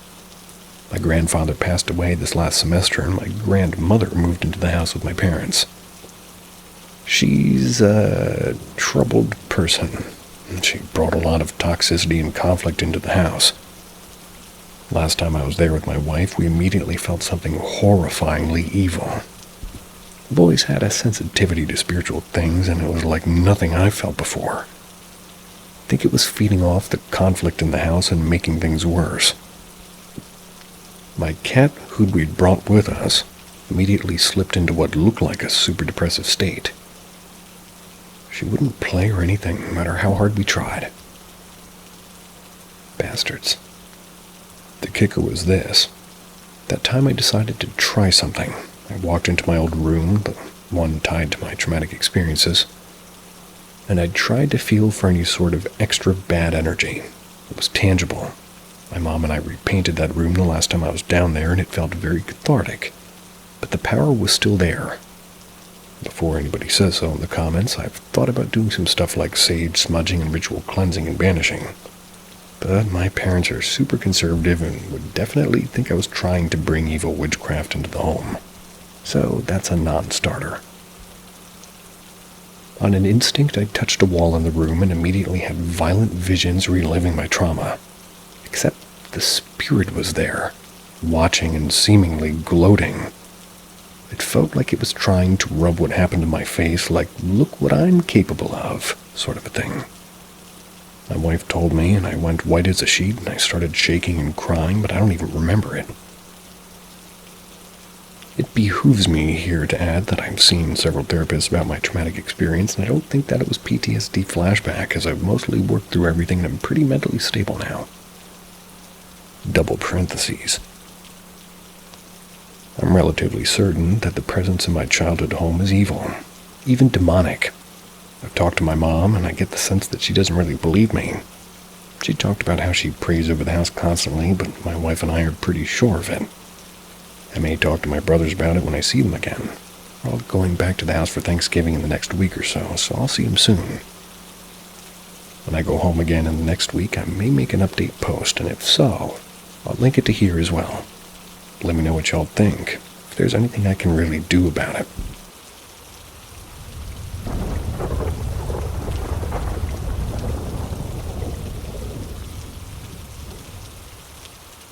The Nightly Visitor. I wanted to share my experience that I have encountered going to a cemetery. This was with my ex-boyfriend at the time. This all happened a year and a half ago before we split. It was around fall and it was cold. We decided to go to an old mining cave museum not far from where we lived. It was roughly around an hour drive. Although our experience was the normal go-to and head back home type of a thing, we were also told that this museum had a grave site. A grave memorial, if I'm being more specific. Well, my ex-boyfriend and I go to check it out before we headed back home. The hike to the place was fairly close to the parking lot, but it was approximately 20 or 30 minute walk. For our walk, there really wasn't any talking. Rather, just enjoying the trails and stream down the small creek it had. During this walk, the distance between the mining museum and the grave site seemed to be a lot more quiet than most historic mining sites. I remember it feeling calming and peaceful, but when we got closer to the grave site, I had this weird feeling in the pit of my stomach that we weren't really alone that day. I remember feeling butterflies in my gut, but feeling like we were being watched, and more specifically, me. Since it was an open field, the grass was all there was, really. But behind me, as I walked behind my ex-boyfriend, I felt as if I was being followed. I remember my breath heaving for air. The air felt stuffy. It felt closed in. And to me, I was getting sort of uncomfortable and rethinking my choice. Maybe we didn't make the right call to find this place. It felt like I was invading a space that wasn't even mine. I felt unwelcomed. Since my ex was a huge skeptic about everything, he would always say that I was just overreacting.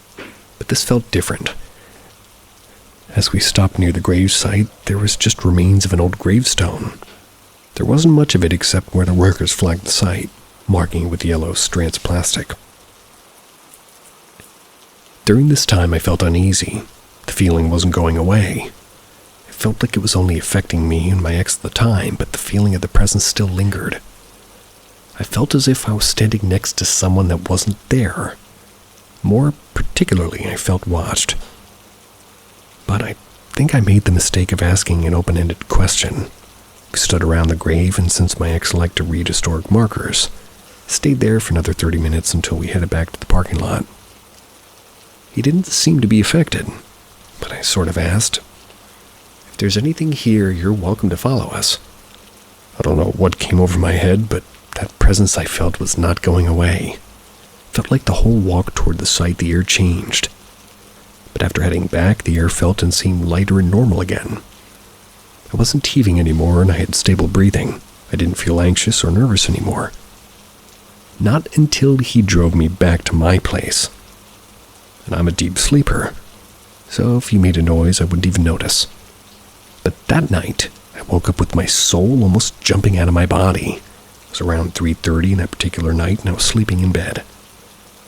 That's pretty normal, but that's when I had this feeling of someone watching me through the room. So I woke up, my eyes were heavy, hoping to fall back asleep. That didn't happen. That's when I heard something move off my closet shelf. I was startled. I saw my bag almost the size of a suitcase shuffling around. Thought it was my mother since we share a room and she would always go use the bathroom late at night. But this time it wasn't her. As I watched the bag, it instantly fell on the ground. My mother, on the other hand, was dead asleep no matter how hard it hit the ground. I had this feeling that this unknown presence was next to the lamp that I had. I looked to my left as I watched the lamp. And also, my room is filled with 3 mirrors, but they aren't in any way touching where they create a vortex. As soon as I was staring at this invisible thing, I saw the lamp move, physically moving out of place. It felt like it was angry. I didn't know what happened that night because the next thing that this presence did, it either came with bad intentions. After the lamp physically moved, this gust of air came blowing out of nowhere. It was incredibly cold, like it was raining outside or it was around 15 degrees. Felt the whole room shake as if I was experiencing an earthquake or an explosion. My heart rate was beating so fast that not only did I experience air running through the room, or seeing my bag fall on the floor. This presence also tried to break my mirror, the mirror I have hanging on the wall of my room. And from then on, it felt like an hour. But as soon as that happened, the room was quiet. Also, the air in the room changed to what I had experienced earlier today with my ex. My mother woke up, but she woke up too late to notice these things with the naked eye. To this day, I don't know who followed me home, but I sure made his presence into letting me know that I was clearly not welcome there, or been alone. That was a confusing sentence they just wrote.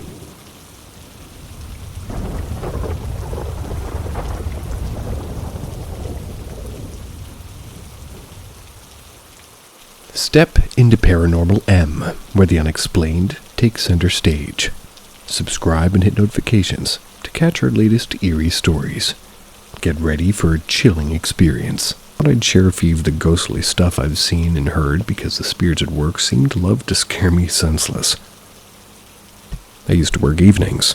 Started with just footsteps behind me, particularly when I was on my own. Then they started scratching my head and tapping it. I then changed to night shifts, And certain spirits started popping up that night, and the night staff have seen them too. One night about a year ago, I was walking down a staircase. To my right is a corridor that leads to a dead end. I looked down the corridor and I saw a figure.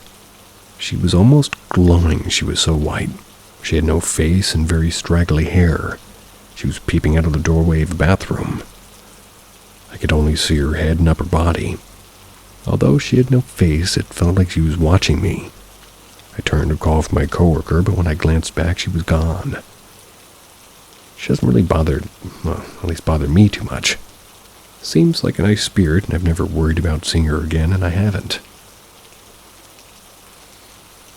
Another spirit is what staff call the Shadow Man. He lurks behind people and in corners. He only gets very close to one staff member who I regularly work with. I've only seen him one in the front entrance, and I froze, and so did he, and one night me and this one coworker were doing cleaning in the corridor with all the living rooms. We were standing there having a rant about general stuff that was annoying us. And for context, by the way, the spirits never like us being negative. As we were ranting, all the living rooms started making really loud noises all at once.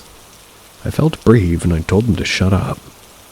Turned away from the noise, and this one coworker told me the Shadow Man was behind me. I didn't look, so I don't know if he was really that, but the noise sort of quieted down. It stopped our discussion, but when we started up again, it started as well. Other shorter stories would be things like me hearing a man shouting, "Help me," with no man around as we were in a corridor filled with ladies who were about to sleep. Another time, it was when I was walking out of the kitchen. All of the cutlery started banging around. I ran so fast and refused to be in that kitchen once it got dark outside. Another is the people we seen sat in chairs in the peripheral vision. But whenever we look, there's never anyone there. Then there's whistling that happens so close to us. We have to pretend not to hear it because it feels very wrong. Another time is I was sat in the staff room on my own and something said my name in my ear. I ignored it. Then when I'm in the laundry room, I can hear things in the corridor like walking frames, even when everyone is asleep. And another time there was screaming upstairs. Couldn't find the source. It was like when we went to one end of the corridor, it screamed on the opposite side, and we'd go back and forth without finding the person screaming. On another shift, that's where we sat in the staff room at around 5 a.m., and there was a walking stick sound in the corridor. We went out to see if someone was awake. They weren't. On one night, me and another care worker doing normal resident assistance. We're both working with one person. I suddenly start hearing banging noises, but my other coworker couldn't hear it. At first, I ignored it after my coworker said she didn't hear anything and summed it up to an overactive imagination. Then began getting louder. Turned to my coworker and said somebody must be breaking in. She told me to look out the front window as there's a view of the main entrance. No one was there. And again, I tried to ignore it, but when we left this particular room, we decided to go up the corridor. Then we passed the bathroom I previously said I saw a peeping woman. The door was closed this night. Suddenly, the door started banging really loud and shaking. We ran back down the corridors. We were all scared. All alarms were on the doors, so we knew no residents were awake, and we still have no idea what was in that bathroom. Another night I was on shift again, walking down the same corridor with the staff member. We had done our hourly checks on all residents and suddenly started hearing on a loop, "Help me, help me, help me," in a woman's voice. At first, we think it's a resident and instantly start checking rooms again. Nobody's awake, but we can still hear "help me." It was after checking rooms that we listened closely and neither of us recognized the voice. We didn't leave each other's side all night. Left the care home temporarily about 3 months ago. I can go back at any point, but it's so scary. I'm not very good at writing, so I'm terrible at setting the scene of how scary this place is, but I've always wondered what it is in the home and how aware they are of their surroundings. I don't like that they know my name and seem to target night staff. Don't blame you.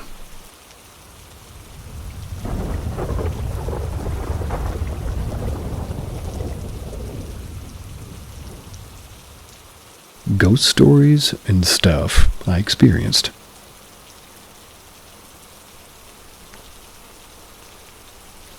Hi guys. Most of the stories I'm about to tell are quite wholesome. Some are scary, but here I go. I'm going to start with the wholesome one. It's a story that I haven't personally experienced, but it's a well-known story from where I'm from. I'm from Bulgaria for context, and I just dropped a battery. One night, a soldier was coming home after a long time in the army, and he saw a girl in her wedding dress crying. It was also in the middle of nowhere because he was from a small village. He was worried for the girl. She was sat on an old bench under a tree. When he asked her what happened, she said that her boyfriend left her before they got married and some other stuff. It was wintertime, so he offered her a soldier jacket and walked her home. He told her to keep his jacket, and that he'll come back and take it in a few days. He saw her open her front door and go to her room, waving goodbye from her window. 2 days later, he went back to take his jacket, knocked on her door, but her parents opened the door and they asked him who he was looking for. He said her name and that he was looking for her because he gave her his jacket. His parents told him that she had died 3 months ago, shortly before her wedding, and they buried her and her wedding dress.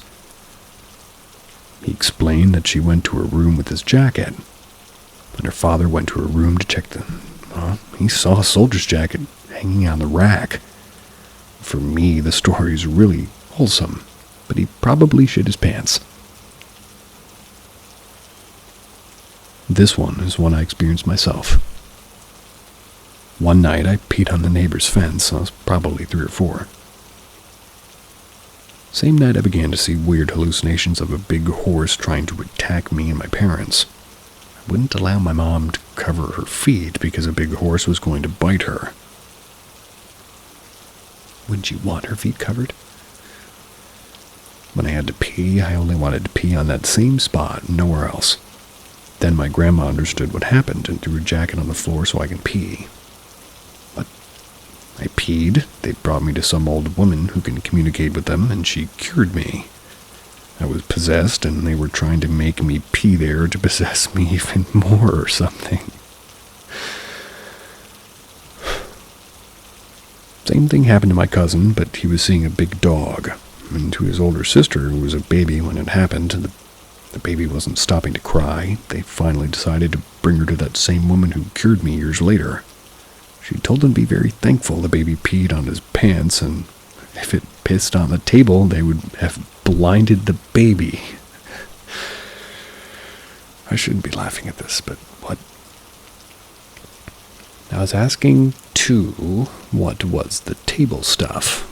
And apparently they were having a dinner or something in the night, and it's mostly in the bathroom or out near the house. A woman I know got beaten almost to death in her bathroom because she showered at 3 at night. Okay. She said she got thrown from wall to wall from something she didn't see and was screaming her lungs out, but no one heard anything until they found her in the morning in a pool of blood. This story is from her grandfather of my grandma, that he was coming home late at night with his horse and his carriage and saw a guy near a cemetery with his goats out in the night. He obviously saw that and understood that no way was this guy normal with his goats at that late at night. He was Muslim and knew a lot of prayers for situations like that, so he said a prayer. And if the ghost is a good one, he'll protect him from the bad ghosts. If it's a bad one, it's going to turn into a ball of fire and disappear. When he opened his eyes, the ghost was sitting next to him, and his goats were following the carriage. He went home, parked his carriage, and as soon as he went through the door, the man disappeared. That same man my great-great-grandfather saw a girl in a wedding dress crying. He thought, why is she crying? She was so happy today. He was on a wedding the same day, and he thought that was the same girl. But when he went to see why she was crying, she showed her face and launched herself at him and turned into a fireball. Same guy was coming through from work late night in his village. Small. He's on his way home. Throws some grass fields when he saw a group of marching soldiers. Obviously not a normal thing you see in a grass field. The last guy was on CRUCES, cruises, crux, because he had no leg. He was the only one to stop and look at my grandfather, and he said, "Commander, do we take him with us?" He answered, "Just keep on walking." Probably wanted to take him with them to the cemetery or something similar. Whoa, this guy's writing is crazy.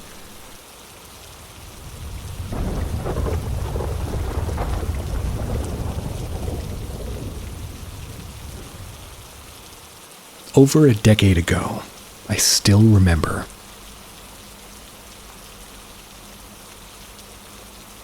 "8 years old, both my brother and I saw what I can only describe as a black ghost cat walk through the house it was in the daytime, broad daylight.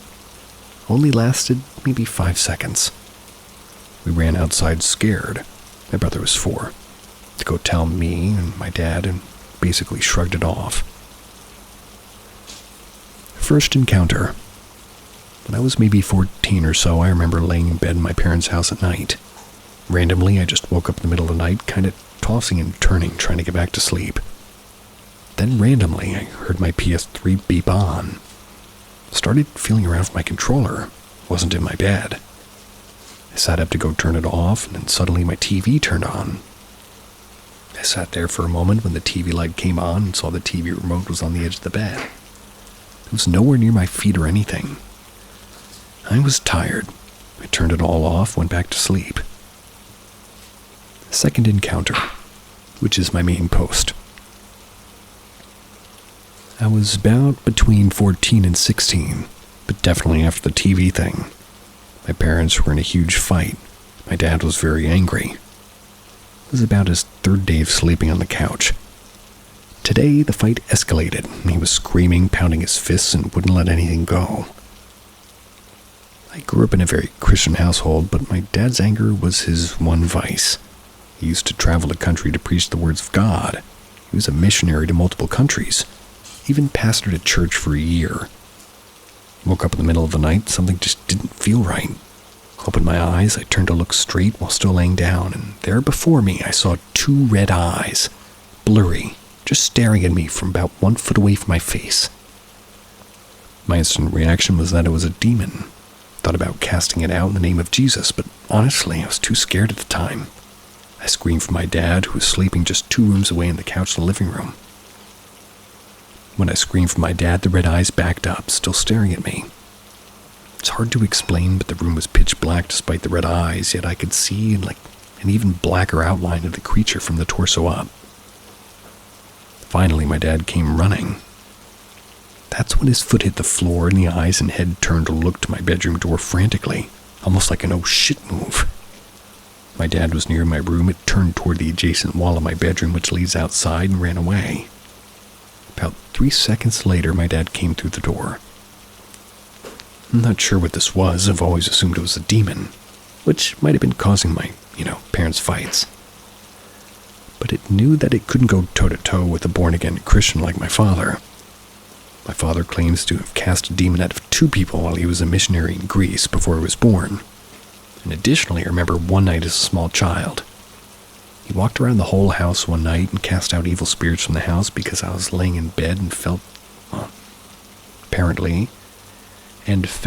too upmost.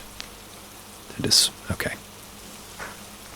Apparently, God spoke to me and asked, "Why are you afraid? Do you have faith in the power I've given you over the spirits in your home?" So there may have been some history there. For context, my parents' house is 30 minutes from Cincinnati, Ohio. Sorry about that.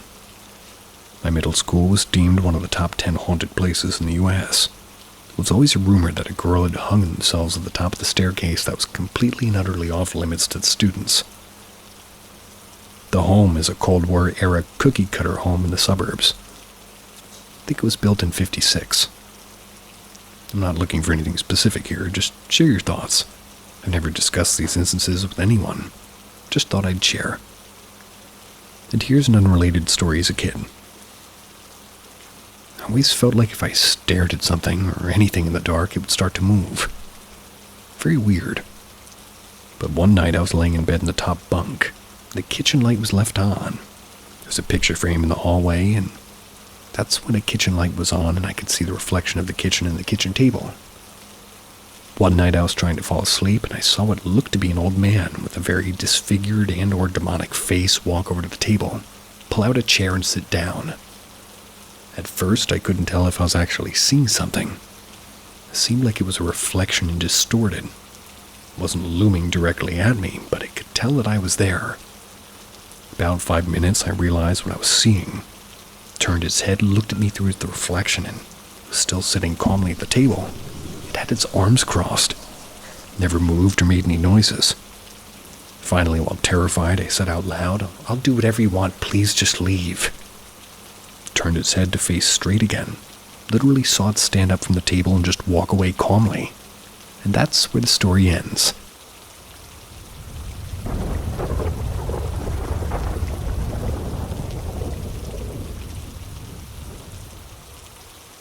The recent poltergeist activity that has been afflicting my family is getting harder to explain away.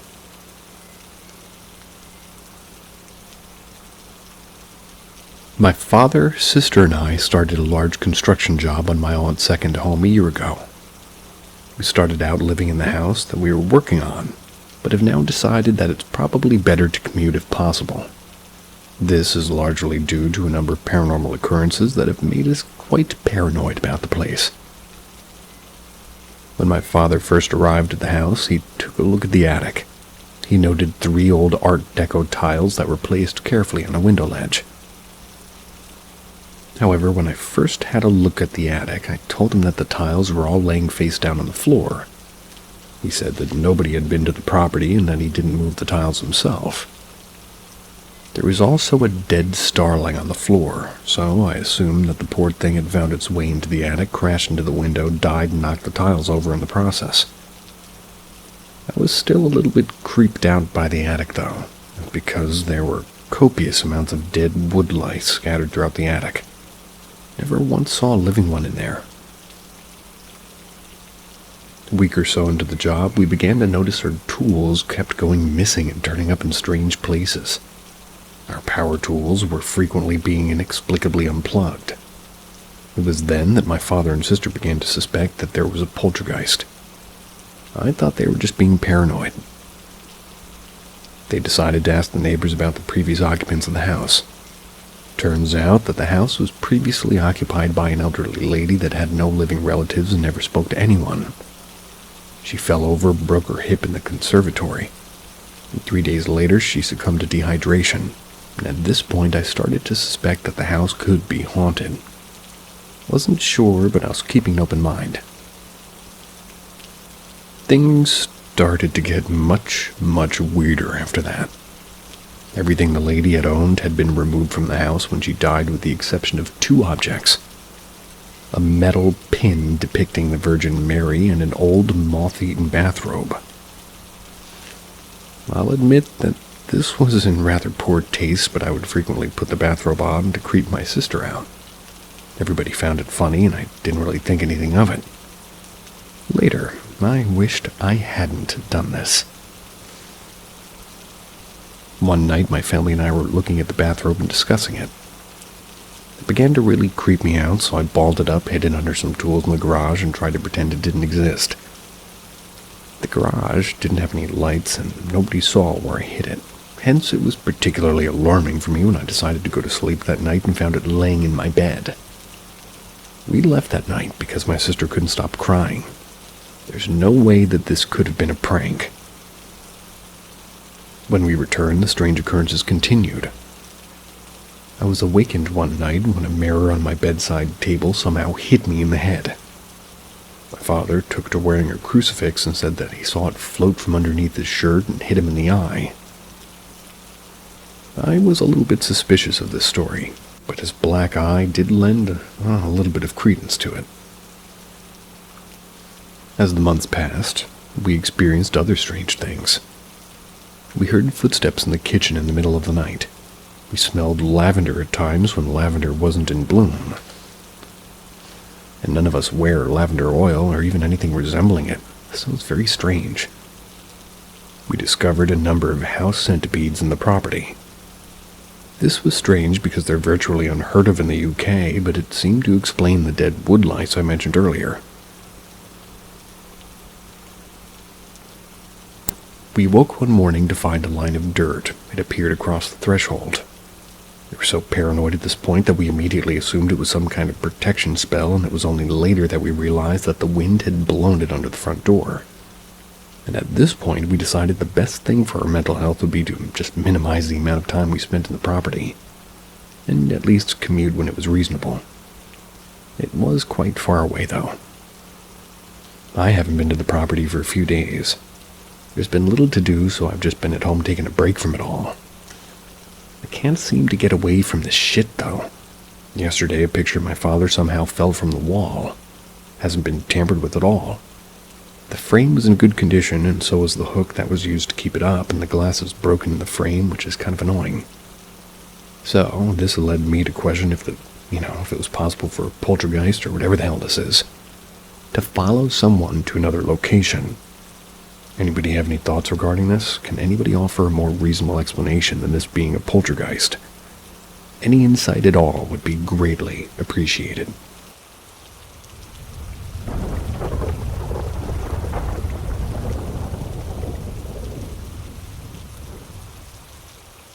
More paranormal experiences. I can't sleep, so I thought I'd post a more recent story about my past experience with the paranormal. About 3 years ago, I was friends with somebody who spoke about never experiencing the paranormal and was intrigued by my own stories. He said he wanted to do a Ouija board to see what happened. Now, I've only tried one once.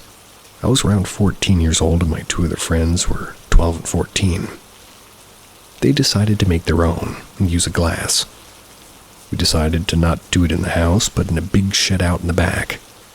So, there we were sitting in the dark with our fingers on the glass, when one friend sneezed, moved the pointer, which resulted in my other friend and I screaming, throwing the glass, bolting outside back into the light. Now, since he wanted to try it, I felt like I wanted to have another go. It had been 20 years since the last time I had to go. So I bought a cheap laminated paper one off eBay and went to a park out by the town at night. eBay Ouija board. We tried it, nothing. So we decided we needed an actual board. So I ordered one made of wood off eBay. eBay again. So while waiting for delivery, we'd often go to this park at night and swing on the swing and look at the stars that were just more visible out there. One night, about a few days before the board was delivered, we went back to this park. Now, to get to this park, you need to park, walk across the train tracks, and the train station itself. It's not really a stop for trains anymore. Only for events does it really get used. But another of cold trains passed through it, so we walked across like we had many times before. Once I reached the platform, I felt something off. I instinctively just dropped dead in my tracks. I felt like something evil, I guess would be the closest word, was present. I told my friend I wasn't going any further. I wanted to leave now. He thought I was being stupid, but noticed the panic in my face. It was then that we heard what sounded like a baby crying down the tracks. He agreed and said that, yeah, we should go. So we both turned, began to walk away. Then we heard the same sound again, louder and right behind us. We didn't look back, ran to the car, sped off. He was terrified as this was the first experience. I was terrified because I'd never felt something like that before. Never went back, and now in the, let's see, they wrote Ouija board, but I'm assuming it's Ouija board, finally came. We decided to go somewhere else at sunset to give it a go. This time, the pointer actually moved. My friend did accuse me of moving the pointer, but I said I'm not stupid. He decided to tap his fingers on the pointer in a way where it wouldn't move from his movements to see if it was moving on its own. I did get annoyed and said that it needs constant energy to move, and he was constantly breaking it. Eventually stopped being an idiot and tried to, do it seriously. Now I know you might be saying, well, what if he was moving it, or if you were moving it? Well, we used our phones as our light source. That's when the sun was set. And when you moved the pointer over the board yourself, it made a slight noise. When it was moving, you could see the light from the phones pass under the pointer like it was hovering. Like it was hovering just above the board and made no sound at all. Now, back to what happened. First, it started to count down from 9, but we knew if this happened to say goodbye, so we did. Then it started to move again, and this time answered our questions. We asked if it was a ghost, it said no. We asked if it was a spirit, it said yes. We asked its name, and it said no name. We asked about the thing at the other park, and it warned us not to go back there. Apparently, it said it was evil. Safe to say I never did go back, nor did I want to. I'm no longer friends with this person, so I don't really care if he goes back, but I know I never will. About a month later, I was discussing this incident with a few colleagues from work. They told me that the train station used to be by a camp that we used for building the tracks way back in the day. Families used to live there too, and apparently young children would wander off and fall down wombat holes. So after finding that out, I no longer go stargazing at dark and isolated parks out in town. Even typing this has me freaked out again, but I'm glad to let people know.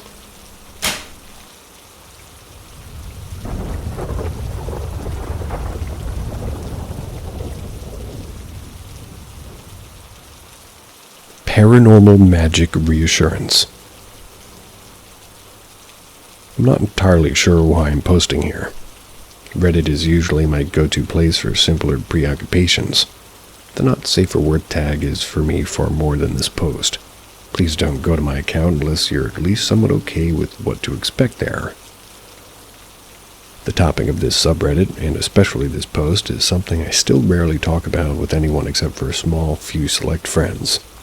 But I guess it's time to at least see if the people on this sub may know more, or, well, can tell me who else I might be able to ask. So, question first. Then I'll provide a synopsis further context below for the interest. Is magic the paranormal becoming more real? Common, vibrant, notable, widespread, or other indicators of a return within the past 4 or 5 years? Now for the synopsis. I will be using magic as a catch-all term for both any paranormal event or beings, as well as possible causes for anything paranormal. About 2 to 4 years ago, a series of events led me to my first tentative steps into a long process of understanding magic. During this time, I've been trying to figure a lot of things out. I have a profound natural curiosity for anything I don't know. This has led first to experiences with anything that could be considered magic adjacent. Recreational hypnosis that always failed to do anything for me, and Tolpe, namely, which in turn is what led to discoveries that now have me truly believing in the existence of magic. Furthermore, this guy's very studious sounding, I have seen some evidence, though possibly just circumstantial, to support the concept of reincarnation. And for my case in particular, a natural realization of my faded memories from a possible past life that in turn would provide an answer for many of my questions related to this topic. Or it may be possible that between my fantasy reading and overly vibrant dreams, I can no longer really tell what is and what isn't the way things actually work. You can all decide that for yourselves. Thank you. As time goes on, but especially when I was first figuring things out, I noticed multiple ways and instances of things that either I could do or I could encourage that I could only best explain as magic, but only within the view set of other people. I myself seemingly remain completely incapable of truly experiencing anything directly related to magic, perhaps even magic adjacent. see the hypnosis difficulties above, as well as potential difficulties connecting the communication with my personal tolpe compared to my understanding of how it could be at the very least. End parentheses. In more recent times, I've been talking to a group of multiple friends that they've not only been able to witness and experience magic, but they're also in tune with it, as to casually do things at minimum borderline impossible for any normal human to do in the plain sight of others, who then corroborated the quote-unquote magical event. To put it plainly, I have a friend who might as well straight be out of some collection shonen manga, at least in comparison to a more normal human, and whose feats have been backed up multiple times by multiple separate people, each of which I would see no benefit in continuing such an elaborate scheme if it was just a prank or a lie.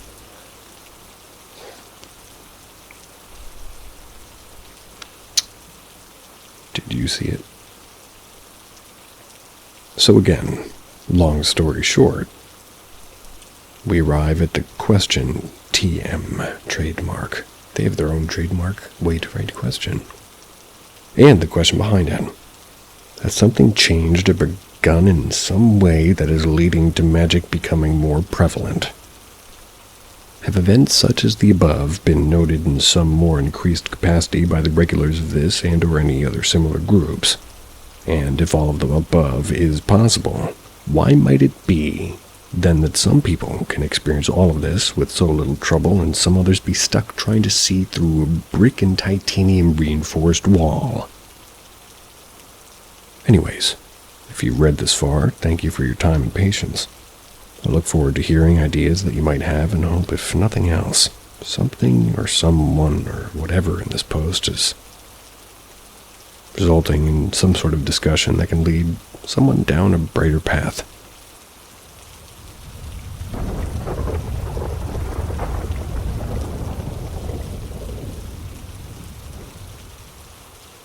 Ghosts in the Ghetto. As a young mom, I couldn't afford much. There were these 2 rental units just off of 22nd Street. The owner of this building was basically a slumlord. I got to give him some credit, though. He did attempt to renovate, and he evicted all the problematic tenants that used to live there. The building manager was being more picky about who they let in the building now, too. So that was why the apartment building was half empty when I moved in there with my 3-year-old. I got to know the neighbors quick, and had a woman named Rebecca. She told me that her previous boyfriend died from heart complications not too long ago. Then she told me how his friend Jim was there for her, and how they leaned on each other during their time of mourning. She said she moved out of her place to live with Jim in his basement suite. She wasn't much older than I was, pretty much dark curly hair, pale skin. I nodded my head and commiserated with her. It was good that they had each other. Grief was hard enough on your own. If you can find a shoulder to lean on, then it was that much lighter. They offered me a beer, but I declined. And that was Rebecca. I was curled up on the couch watching TV alone one night. It was well after midnight when somebody knocked on my door. My immediate thought was, who the hell would be knocking on my door at this hour? My nosy self headed over to look into the peephole. Standing there in the hallway under the fluorescent lighting was this older gentleman. He was wearing a short-sleeved, colorful print shirt, khaki shorts, brown sandals. He was a white guy with silver messy medium-length hair, and he had a bit of a paunch. I opened the door, and he looked at me with these sad blue eyes, and he asked, "Is Rebecca home?" I furrowed my brow and then told him that she didn't live in this unit anymore. I told him that she moved into Unit 3 downstairs. The expression on his face after I said that, it was a mixture of surprise, disappointment, and something else. He quickly looked at his feet, and I went to close the door, but he looked up at me, and then he said he was thirsty. He asked me if I could please give him a glass of water. I was a bit taken aback because, well, what a strange request. That is not a strange request. That is the most normal request. Ever the helpful person, I said, "Sure, but stay there." I shut the door, locked it, and then headed to the kitchen. Ran the cold tap of water into a mug, then unlocked the door, opened it, and as I was handing him the water, I got this strong gut feeling to not touch his skin. I carefully avoided his fingers. He took a few sips and then handed me the mug back. I don't know why, but I suddenly felt alarmed. Danger. I didn't let his hand touch mine. Then I closed the door quickly. My heart sped up a bit. The hallway was chilly. My fingertips felt cold. Peeked into the peephole and there was no one there. I was uncomfortable for the rest of the night, like why did I tell him where Rebecca lived? I shouldn't have done that. Felt like I did something really wrong. It was as if I just gave permission of some kind or I just allowed something to happen. And honestly, I don't remember if these things happened before or after that night. But the lights would burn out, especially the dining room. It was frequent enough that I asked management to check the electrical. They said everything was good and there was nothing broken or loose in the wiring. I ended up leaving the dining room dark. My boyfriend was over one evening. The three of us were watching TV together in the living room. My boyfriend got up to make himself a sandwich. There was an old wooden room divider between two rooms. We could see him at the corner fixing a snack. We had a Roan on the coffee table. My boyfriend had to walk around the divider through the dark dining room area to get to the kitchen. My 3-year-old said, "Mommy, why is that man staring at us?" I asked, "What man? Where is he?" My 3-year-old pointed to the dark dining room area. I looked, but of course no one was there. I was really creeped out, but I asked, "What does he look like?" "He has big fat eyes and his hair's like this." Then my child showed me with their little hands how the man's hair stuck out, then made wavy fingers. Ugh. I didn't want to scare my baby, so I pretended that what they had said didn't frighten me. My boyfriend, on the other hand, was still in the kitchen. He paused mid-slice after he heard that. Then my 3-year-old said, "He's your friend who shouts off the lights." I shuddered. I wrapped my child up in the blanket so my boyfriend came over to join us. I stayed up that whole night just watching over them.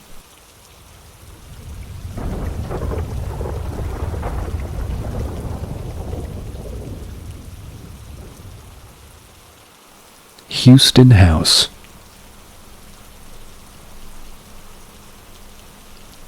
A few years ago, my husband found a 3-bedroom bungalow that was cheap to rent. The owner who inherited it was a friend of my husband's. This guy's father had passed away the previous year, and the house was sitting empty that whole time. The owner didn't really want to live in it, and he didn't even bother returning to the house to remove all the furniture and clothing or belongings from it either. I didn't even get a chance to see the place before I moved in. My husband sprung it on me last minute after our apartment lease was up. It looked okay from the outside. The windows were dark, but of course nobody lived there. Once my husband opened the door and switched on the light in the foyer, I felt that this place wasn't empty. I felt like something was in there watching us right away. I knew the original owner passed away, so I just figured it was just spooking myself that first evening. The whole house was full of furniture, knickknacks, personal items, clothing, and it was dark and dusty. I was depressed looking at it all. The part of the deal for cheap rent was that we had to clean it all. We got a truck, cleaned out all the majority of the house, and we kept some things like the almost new couch, the armchairs, the TV, and the end tables. We kept the master bedroom furniture in there because the mattress was new, the bedding and the furniture was new, and it hadn't been used yet. My husband traveled for work, and he left me there alone, and that's when I experienced things that were odd. That feeling of being observed didn't go away. I stayed in the front rooms because there wasn't really better light there, and it's where our belongings were. The back part of the bungalow was always dark. The first thing I noticed was scratching sounds in the wall. It's Texas, so it could have been an animal doing that, but I heard what sounded like walking along the ceiling. I remembered one day I was watching a movie. There was this loud stomping up there. I was distractedly thinking to myself, damn, the neighbors are loud. Then I remembered there wasn't any upstairs neighbors. Ran outside to see what was on the roof, and there was nothing. Really did sound like heavy footsteps coming from across the side of the house to the other. I was nocturnal back then. I stayed up all night either watching live streams or painting in the living room. I was in my bedroom watching an old black and white movie on this TV this particular night. Outside, I could see the pink dawn through the curtains. That's when I heard knocking. Just 2 sharp knocks on the upper left side of my bedroom wall over my bed. The bedroom was at the left corner side of the house. I wondered what it was. Then all along that side of the wall was a swooshing sound. I pictured somebody using a leafy branch just making swirls with it on the other side. Just a scratchy swirling sound. Hopped out of the bed to see what the heck that was. It had to be people. Ran outside and over to the outside of the house, and there was no one. They couldn't have ran away. I guess it was just so odd to me. This happened a few more times before I finally answered that knock with a loud hello. And the knock itself sounded like a person's knock. Intentional to get attention. Not like a tapping or something bouncing off the wall. It was 2 distinct knocks. There was a hesitation, then it knocked 3 times, and I asked, "Who's there?" Then the knocking started going hard and fast. It sounded angry and loud. I took off to check the outside again, and nothing. No one was there. Went back inside, back to the bathroom. The frantic, loud knocking was now accompanied by that swirling sound. Moved from the left side of the wall to the ceiling, and that scared me. Called my friend, and then she told me that I wasn't supposed to ever answer the knock or go outside, for 2 reasons. If it had been a person scaring me, well, I could have been hurt. And secondly, whatever that was, it was bad, and I interacted with it. Went on for 30 minutes. Left the bedroom to go sit shaking in the living room while I chatted with my friend. She wouldn't accept any pictures or videos of it either. After that occurrence, I made sure to ignore all noises. Just act like everything was okay and activity did die down. We painted the back room, but didn't seem to make it any brighter. Stayed gloomy. When we attempted to sleep in the master bedroom with the ensuite at the back of the house, neither of us could sleep. Facing the bedroom door, and several times when I woke up that door would be open again. I felt as though somebody was staring at us from the kitchen each time. It was also very cold and uncomfortable in there. Moved away after a year.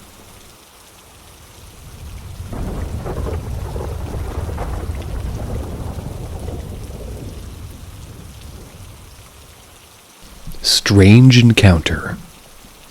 IDK. Most of the time when people have quote-unquote supernatural encounters, they're alone. It's dark, and they usually have a reason to be extra alert or paranoid, such as being out in the forest or exploring an abandoned building. I've even had some weird experiences myself, which I can chalk up to my mind not processing things correctly. One experience stands out to me as being different, though. 3 summers ago, I worked a job painting apartments.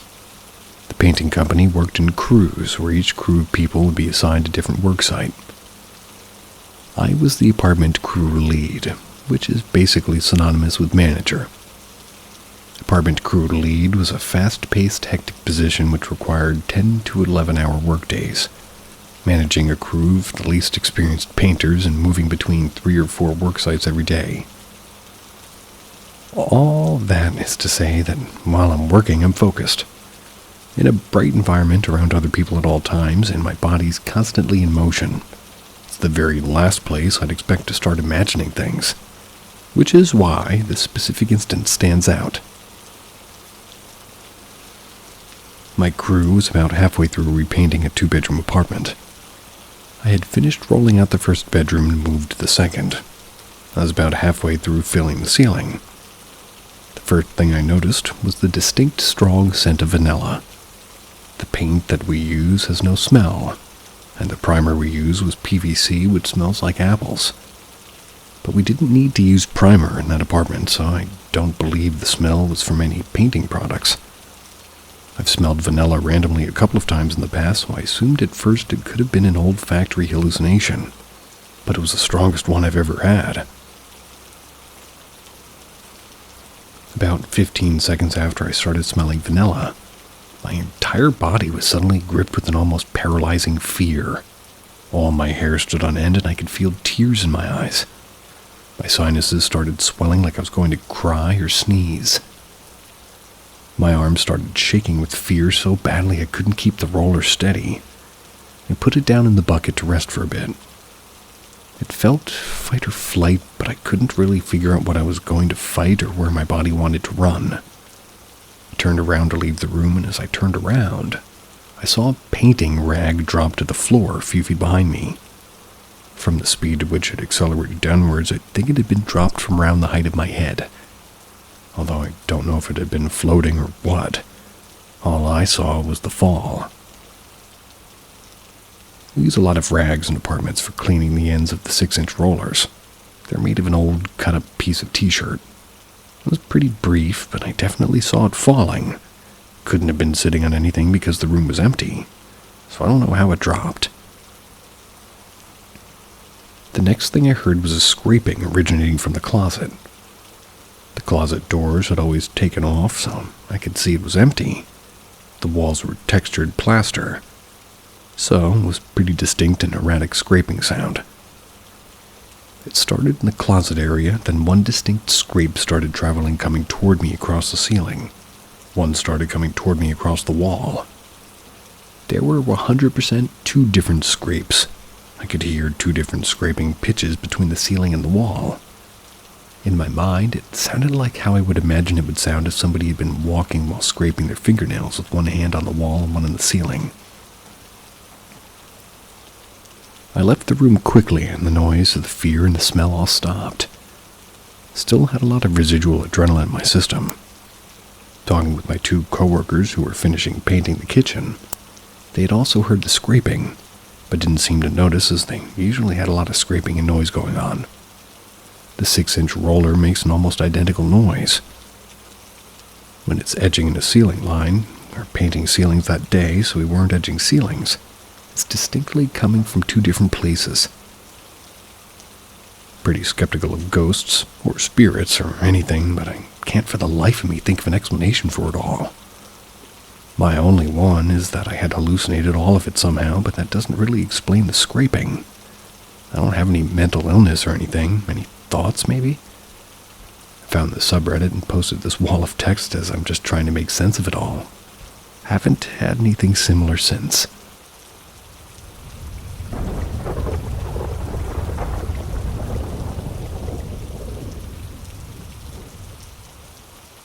I Mori d'Orient Hotel Venice.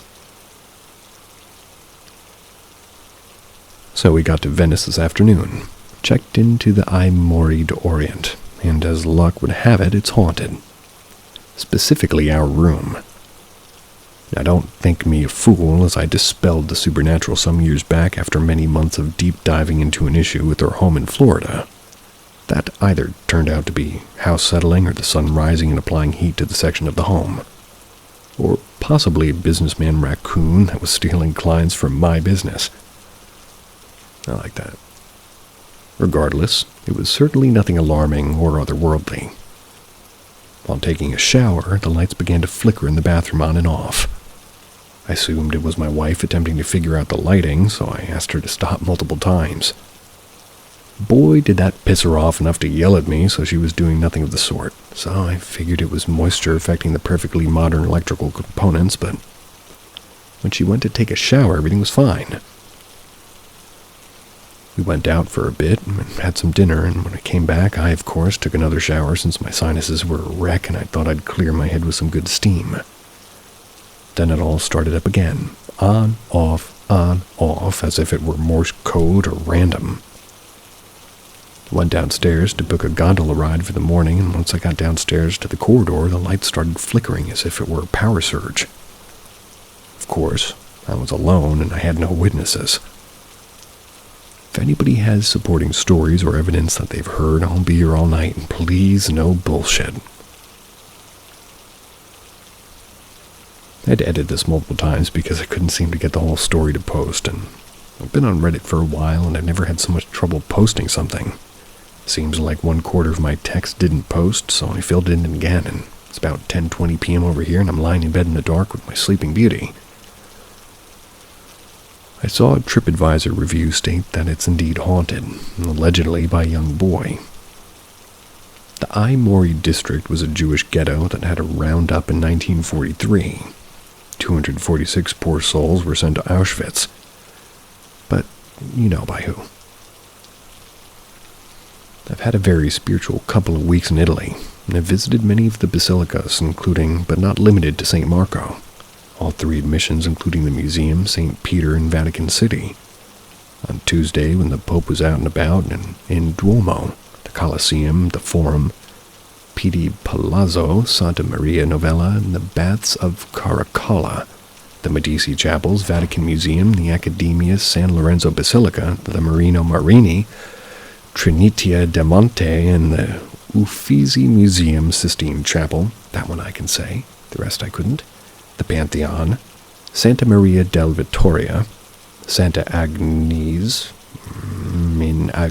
oh boy, just trample me with these words, why don't you? Boboli Gardens, Pompeii, or as some people say for some reason, Pompey, which is funny. It's Pompeii. And many more that I can't recall immediately, but I'll add them as I recall them, and when my wife wakes up. I confess that I was quite affected by the art, history, and spirituality. I did have one instance in Rome at the Airbnb where we were staying at a few blocks from the Forum and the Colosseum. It was late, and of course everyone else was asleep, and I felt a presence in the room. I could only describe it as a small, skeletal form that was on the left side of my bed hunched over. Or at least it was very short. It was near my left leg. It seemed as though its arm was on the bed in that area and the skull was just peeking over the side. And of course I did, see any of this visually, but I felt it. When I say felt, I don't mean physically, only in spirit. It didn't seem malevolent in nature and certainly may have simply been a figment of my imagination, but truth be told, I don't really fall prey to any belief in these types of phenomenon. It may have simply been a visual of art seen that day at one of the museums of the basilicas. It may have even been death from the entrance of the crypts at St. Peter's. It's almost 11, no new issues to report. The hotel is very accommodating to those who worship the Sabbath, and there are Shabbat candles burning in the lobby this evening. They ask would anybody requesting accommodations to let them know that they will provide them. I'll keep this thread updated throughout the night as I'm quite fascinated. See ya.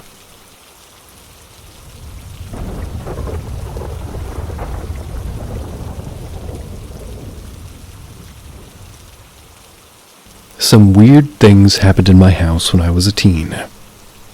For full disclosure, I would consider myself an open-minded skeptic. These things happened after I suddenly lost my dad, who I was pretty close to. I lost him to illness as a kid, plus there was a lot of dysfunction in my family after his death. So I'm not sure if these were just the imagination of a child who's grieving her father while living in a dysfunctional household or what. I still feel really spooked out when I think about them. I've had trouble explaining some of the stuff. The first weird thing I noticed was a shadow I saw on the living room couch. The couch was in a really well-lit area next to a big window, so it was a weird place for a shadow. I don't even know if shadow would be the right word here. It was like every time I walked past the living room out of the corner of my eye, I'd see a black shadow-like silhouette of a woman sitting on the couch. I could name specific details, like it always looked like she was sitting with her legs curled up on the couch beside her, and her hair pulled up into some sort of a bun, and of course when I'd turn to look there'd be nothing there. But this kept up for years. I did start to think I was maybe unwell or just imagining things until other people, like my brother's girlfriend who I'd never told about this shadow woman, started complaining to me that they kept thinking they saw a woman on the couch out of the corner of their eye. But when they turned to look, nothing would ever be there. The next weird thing was how it kept happening that I would wake up in the middle of the night to the sound of people talking downstairs, sometimes yelling even. I always had a really weird, unsettled feeling when this happened, and I was always scared to open my door when this would happen. Felt so off, but in the times I was brave enough to open my door and check, there would be nothing. Just dark downstairs, no one down there. Everyone else in the house asleep in their rooms.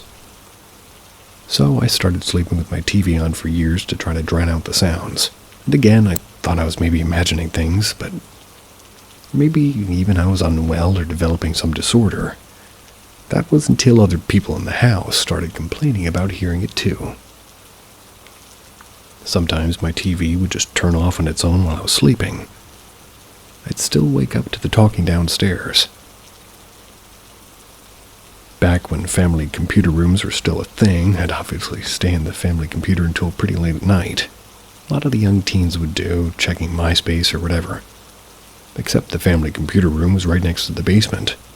And when I'd stay up at the night in the computer room, I'd hear footsteps going up and down the basement stairs. I also got a weird feeling about it and was sometimes afraid to open the door. But I sometimes did at my mom's insistence that maybe one of the cats or dogs had gotten left down in the basement. And of course it was always dark with nothing down there. A few times I did feel brave enough to check though. When I was an older teen, I had a laptop. I started having issues that even when the laptop was fully turned off, every morning at around 3 or 3:15 a.m. it would turn on and start playing random songs or random YouTube videos. Maybe there was a technical explanation for this, like a virus or an alarm or something. I would always do it at around 3 a.m. and it was random. I'd open my music player or YouTube and it would usually be the last song or video I'd watched or listened to, even though my laptop was turned off and closed. Maybe with all the other stuff going on, I was just projecting something paranormal onto a glitchy laptop. One of my weirdest memories was one day I was sitting on my bed working on a paper for school. I remember I had a TV on and I remember Scrubs was on. I'm really dating all this, aren't I? I know that show. When I got that weird feeling that you get when someone's watching you from my doorway. I looked in the doorway and I just saw a face, nothing else. No body and a face that looked like a little bit transparent. It was weird. It was like an orangey color and the eyes were really big and black. Kinda reminded me a bit of an owl. After a few seconds of staring back at it, it just sort of disintegrated into thin air. Got up and slammed my door shut and freaked out about it for a bit. A few years ago, my mom sold the house. I went to visit for the last time as a grown woman in my early 30s with my husband, and weirdly enough, part of me almost wanted something weird to happen while I was visiting. Nothing weird or paranormal did happen, though. My mom claims she got rid of whatever was there. Maybe she did, maybe we were all just sick with grief and family dysfunction when I was a teen. All still weird, though, and I still don't know what to make of it.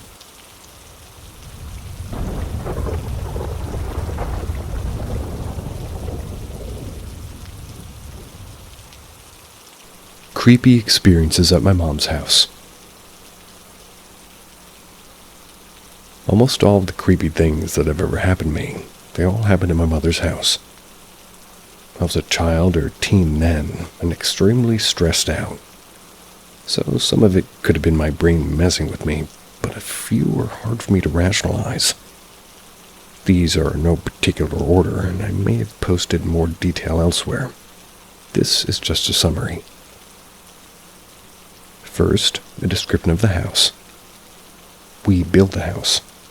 It was on a bit over an acre of land which was cleared with chainsaws, machetes, and a bush hog. Though us kids mostly hauled stuff to the burn pile. I say this to make it clear that no one died in the house or anything like that, so. House itself was fairly open. When you entered, you could see up to the second-story catwalk and straight through to a larger living room through glass double doors. That went out onto the back deck. There was a wooded area behind the house, and to the left where you entered was the kitchen. To the right was mine and my brother's rooms, a shared bathroom and the stairs leading up to the master bedroom and my sister's room. 1. Moving shapes in the dark. I was terrified to sleep in the dark room in my bedroom. I always saw moving, dull, colorful shapes shifting in the darkness when I slept in there. Instead, I found excuses to sleep with the light on every night. 2. My bed would randomly shake when I was laying in it at night, and first it would only shake when I was asleep, waking me up. But eventually it started happening when I was awake too. Eventually my sister experienced it as well. 3. For about a year, I thought I was talking to my mom through the air conditioning vent in the floor next to my bed. When I mentioned it to my mom, she informed me that it never happened, and that downstairs and upstairs air conditioning systems were completely separate. 4. When vacuuming or during other loud activities, my sister and I would sometimes hear somebody tell our names. We never found any evidence of somebody actually, doing any of the yelling. 5. Out of the blue, I started feeling like something was watching me through the windows. I mostly ignored it, but one day my sister asked me what was wrong. I mentioned that I kept getting a mental image of something watching through the window. I started to describe it, and she finished the description, calling it the Loper. 6. 2 instances of sleep paralysis. One at the same time as my sister on the other side of the house, and one with just me. The second included a creepy hallucination, I hope. 7. This wasn't creepy, just strange. I walked in the front door one afternoon to see my brother walk across the back deck through the glass doors. A few seconds later, he called me from upstairs to help him instead of some shelves in the closet.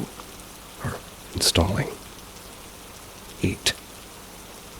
Several nights I woke up, or thought I did, from someone or something trying to get me to leave. Once it was a little girl standing next to my bed. Several times just a voice from the hallway. When I tried to turn on the lights in this situation, they never worked. I assumed this to be some combination of a dream or waking hallucination, but holy shit was it scary. 9. When we first moved into the house, I remember laying on the floor in my room at night, afraid, looking out the window. Saw a cloud that looked like a skull drift past the window quickly. In hindsight, I know that I couldn't see the sky from there, only the forest. 10. There were double windows directly behind our family PC. At night, when you're using it, sometimes something would hit the window pretty hard the side down. It would make it like a sort of scratchy sound. We assumed it was bats or birds doing it, but never found any corpses. Those are violent windows. That's all I can think of at the moment, outside of various nightmares that were clearly that. But let me know if you want to hear any of these other things, though. It's really been over 20 years, so I may not really remember all of it.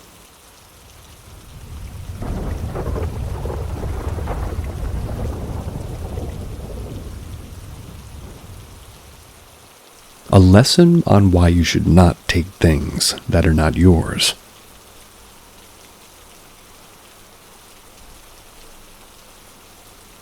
In about 2012 or 2013, my neighbor passed away.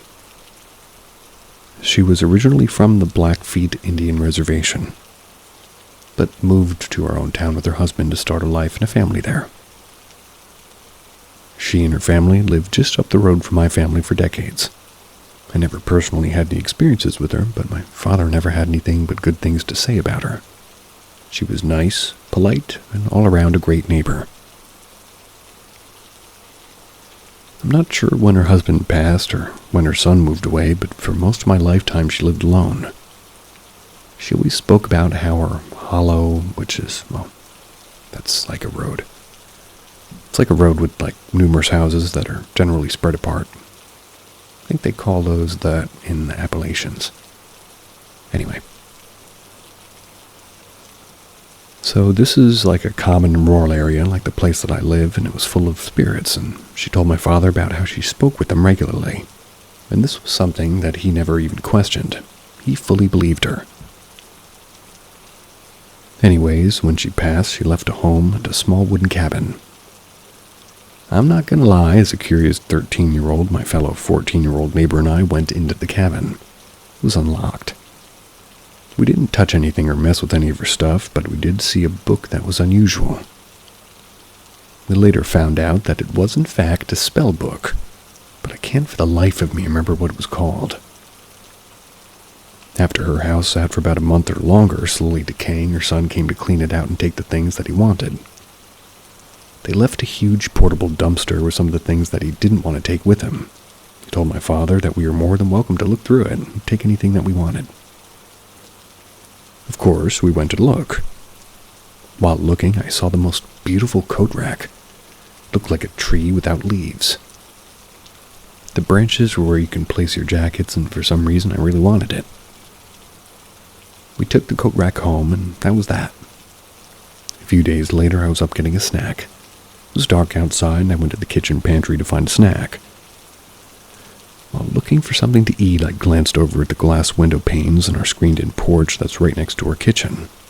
When I looked up, I saw a black silhouette of a woman with long hair standing outside of the window. I know for a fact that it wasn't my reflection. I have medium-length hair, and I was facing the pantry, so I was sideways to the window. The figure was standing facing the window forward, and the hair went down over its shoulders. Obviously, I screamed, ran to tell my mother. She didn't believe me. I told my father, and he actually mentioned that this could have been the spirit of my neighbor wanting her coat rack back. When I mentioned that the figure had long hair, he told me that in her younger days she had long, beautiful black hair, and this shook me to my core. A couple of days later, my father was standing in the kitchen when he heard the sound of someone knocking on the same window. My dog also heard the knocking and began growling at the window. My dad went to go look, but saw no one around. Our backyard, where the window faces, is nothing but forest, and the closest house is maybe a quarter of a mile away. It's backed up onto a hill. There couldn't have been anyone that did this. Not but a few days later, my mother was working on a puzzle in the screened-in porch area, sitting right next to the window in question. She heard scratching on the screen covering. She also saw nothing, but immediately left the room. We also experienced her TV's volume being turned all the way up when no one had the remotes, or the objects being moved to random places where we didn't leave them. I don't know if this was my neighbor, but I do know that we got rid of the coat rack and haven't experienced anything since then. My aunt actually took the object and sold it in a church yard sale. Wish I knew where it was and what happened to it, but I guess I'll never know.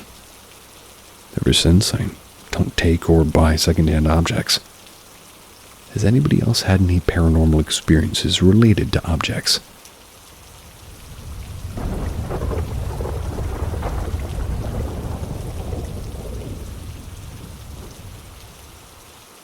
A demonic encounter.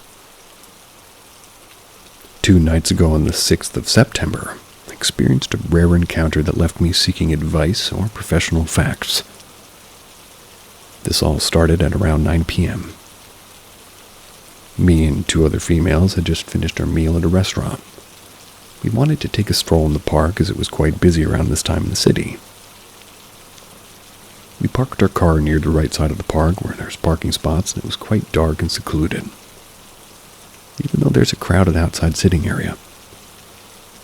After we got out and walked toward the pavement of the park, a woman with a small white dog on a leash kind of waited for us to walk in front. As we were, she approached one of us from behind. She asked for money to buy French fries. I quote that she said, "Lady, can you give me $2 to buy fries because you look so pretty and elegant?" Okay. Usually I wouldn't think twice before helping those in need, yet she was well dressed with freshly done nails and toes and a designer bag on. I forgot to mention that she had come out of the bushes near where we parked the car, so we were a bit freaked out. We told her we'd think about it and walked away. We thought she was mentally ill and she might have heard us as we tried to console each other. She stood behind us and waited till we went forward. She then went the opposite way. We took a normal stroll, still shaken up from that experience, and justified her actions as ill behavior. We then got thirsty and tried to forget what just happened, so we walked across the road from the park to a little cafe outside. Bear in mind, there were so many people outside, still all around 9:45, and there were about 4 minutes before we saw the same lady cross the road to exactly where we were. She approached us again and asked for the same thing, money. The other females weren't responding. They turned around and I felt bad, so I said, "Sorry, lady, I don't have money to give you right now." An eerie feeling roamed my body and I was shaking as I spoke. She then went on to call us rude and mean, and her dog started barking uncontrollably. Her face was pale like a ghost, and her eyes went from the ocean color of blue to the darkest brown, almost black. Her nails painted black, matching the color of her hair. Her smile widened as she stood in her exact spot, tilting her head and watching us from a very short distance, staring into my eyes. Hers empty, no emotion but the smile on her face. Her dog's barking filled my ears, making them ring. In what felt like a lifetime, she walked away. Her dress flowed in the street, yet there was no wind. People around us started questioning who she was. I was shaken up, scared, and terrified. Who could this woman be, and why was she only asking us and no one else? She never spoke to the other people. Why choose us? These questions bothered me every day. I couldn't stop thinking about it afterwards. Immediately, we went back to the car, got inside, and went home. There's a chapel nearby with a cemetery not far from it. I assumed that she went there as she left in that direction. My mind filled with questions, seeking answers. Could she have been waiting for us by her car? She knew where it was, and we made it into the car still scared, as it wasn't really a well-lit area. Children were playing still in the park play area with their parents. Could they be in danger? Ever since then, I've noticed things happening and changing. Emotional outbursts, anxiety, and sleepless nights. I see her eyes to this day every time I close mine. Yesterday, I bumped my car into stairs, and I never saw them. It just cost me repairs. I feel like something that day changed. I've had a bad feeling ever since. I haven't forgotten her look or voice, and I just want to know if I'm overthinking it, or did she need help? I've even gone as far as to seek faith and religion for the sake of help, and maybe she was just mentally ill and needed help herself. By sharing my story, I'm hoping to find answers. And as the reader and narrator, not as the reader or narrator, but as a person, I don't think asking for fries is a call for desperation.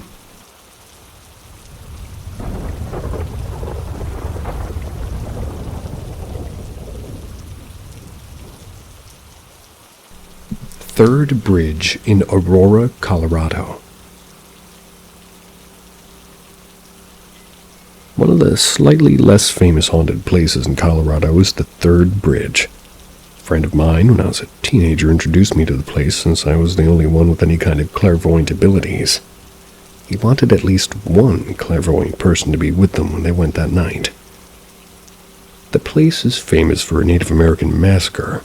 That's where all of the Native Americans were killed, and a lot of the settlers that were there were killed as well. There was also a car accident that happened there that killed a few teenagers that were driving at high speed and lost control of the car. One of them was paralyzed.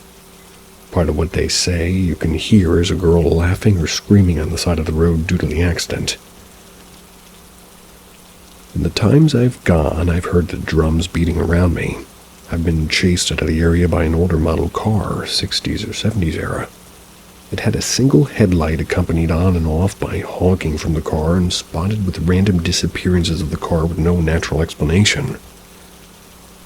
I had my leg forcibly pushed down onto a barbed wire fence, which left a puncture wound that left me with a week's worth of light sporadic bleeding and a scar, and felt intense negativity in general.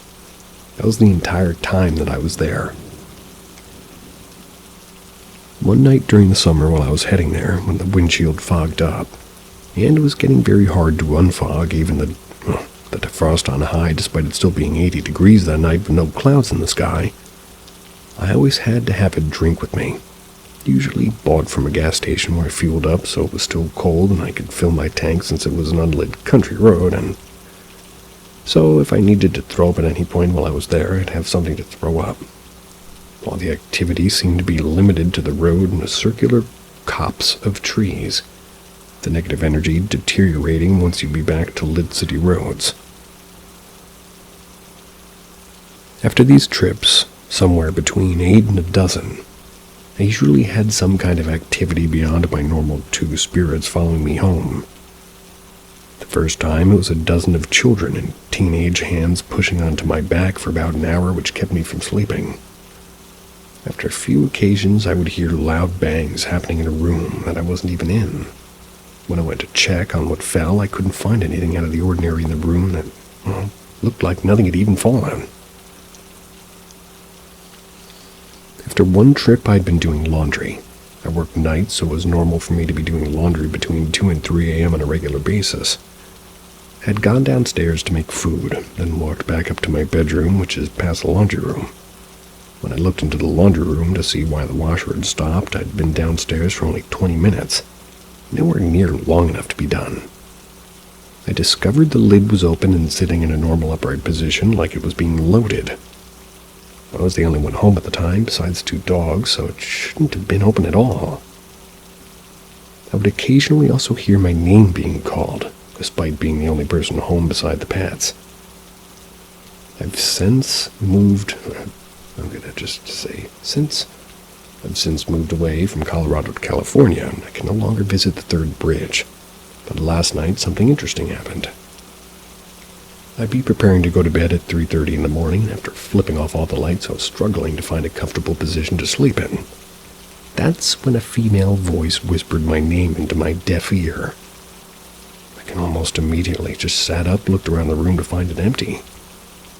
A bright light, like a headlight or one of those super strong police flashlights, swept its way through my room, which caused me to sit up and see if anybody was in the yard or if I could see one of the neighbors wandering around through their yards with a flashlight, and I couldn't find anything. Ended up grabbing my bear spray next to the bed just to ease myself into sleeping. The place used to call me back at least once a year, sometimes twice since all the visits, and I'd usually be okay with not visiting for quite some time. I hoped when I moved out of the state I wouldn't hear myself being called by anyone other than my normal 2 ghosts, an adult male and a male child. But it's weird, I heard a woman. Almost wonder if the place could be calling me back like it always used to. Or could it be a new haunting?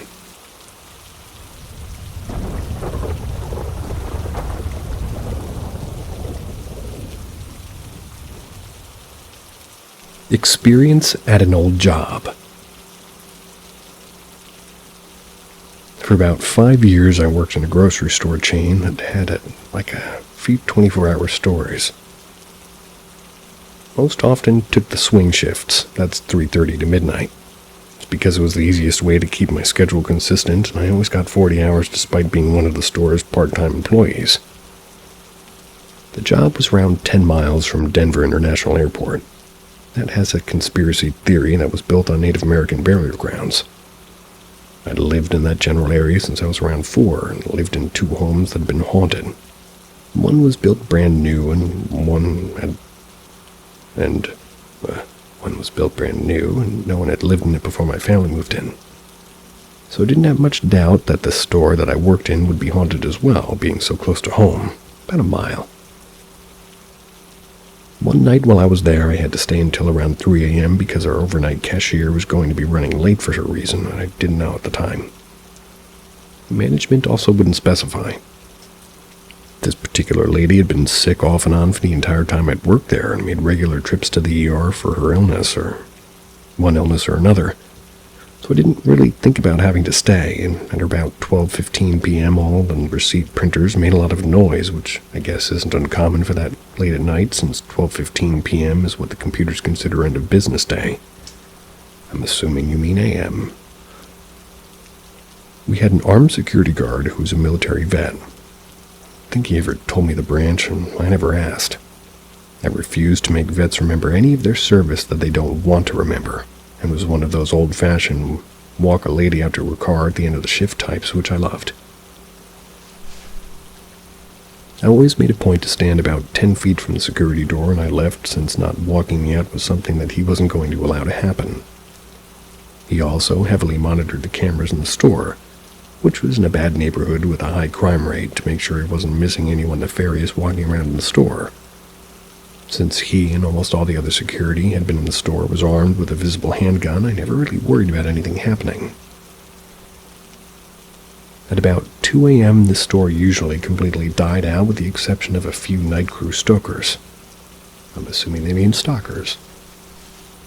Typically 6 or less, usually less. Whoever the cashier on duty was, and if you were having a really good night, one customer worked nights that shopped that late to keep their sleep schedule. I was bored, staring back and forth between a candy rack in front of me and one of the night crew guys that I thought was kind of cute. Couldn't really ask out because he was openly gay when I watched a cardboard display of gum move a little bit.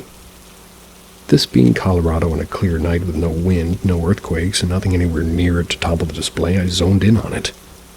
I stared at this display for I don't know how long, trying to see if the stokers moving boxes around in the aisles nearby were messing with the weak legs of the display. There was no movement from the display no matter how hard any of the boxes hit the floor. I've had ADHD since I was a kid.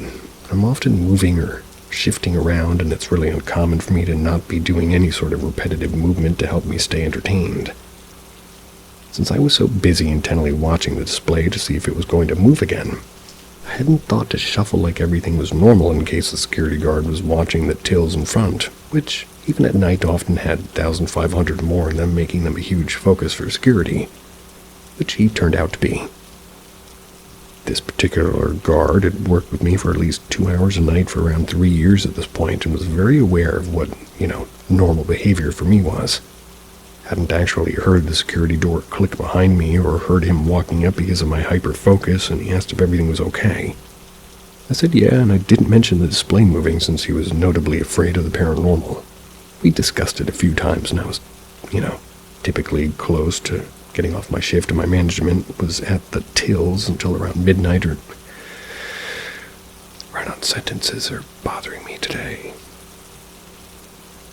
Do you think the burial grounds being so close to the store could have made one of... Okay, this guy's not getting off the hook. ADHD or not, I can't read what you're writing. Next story.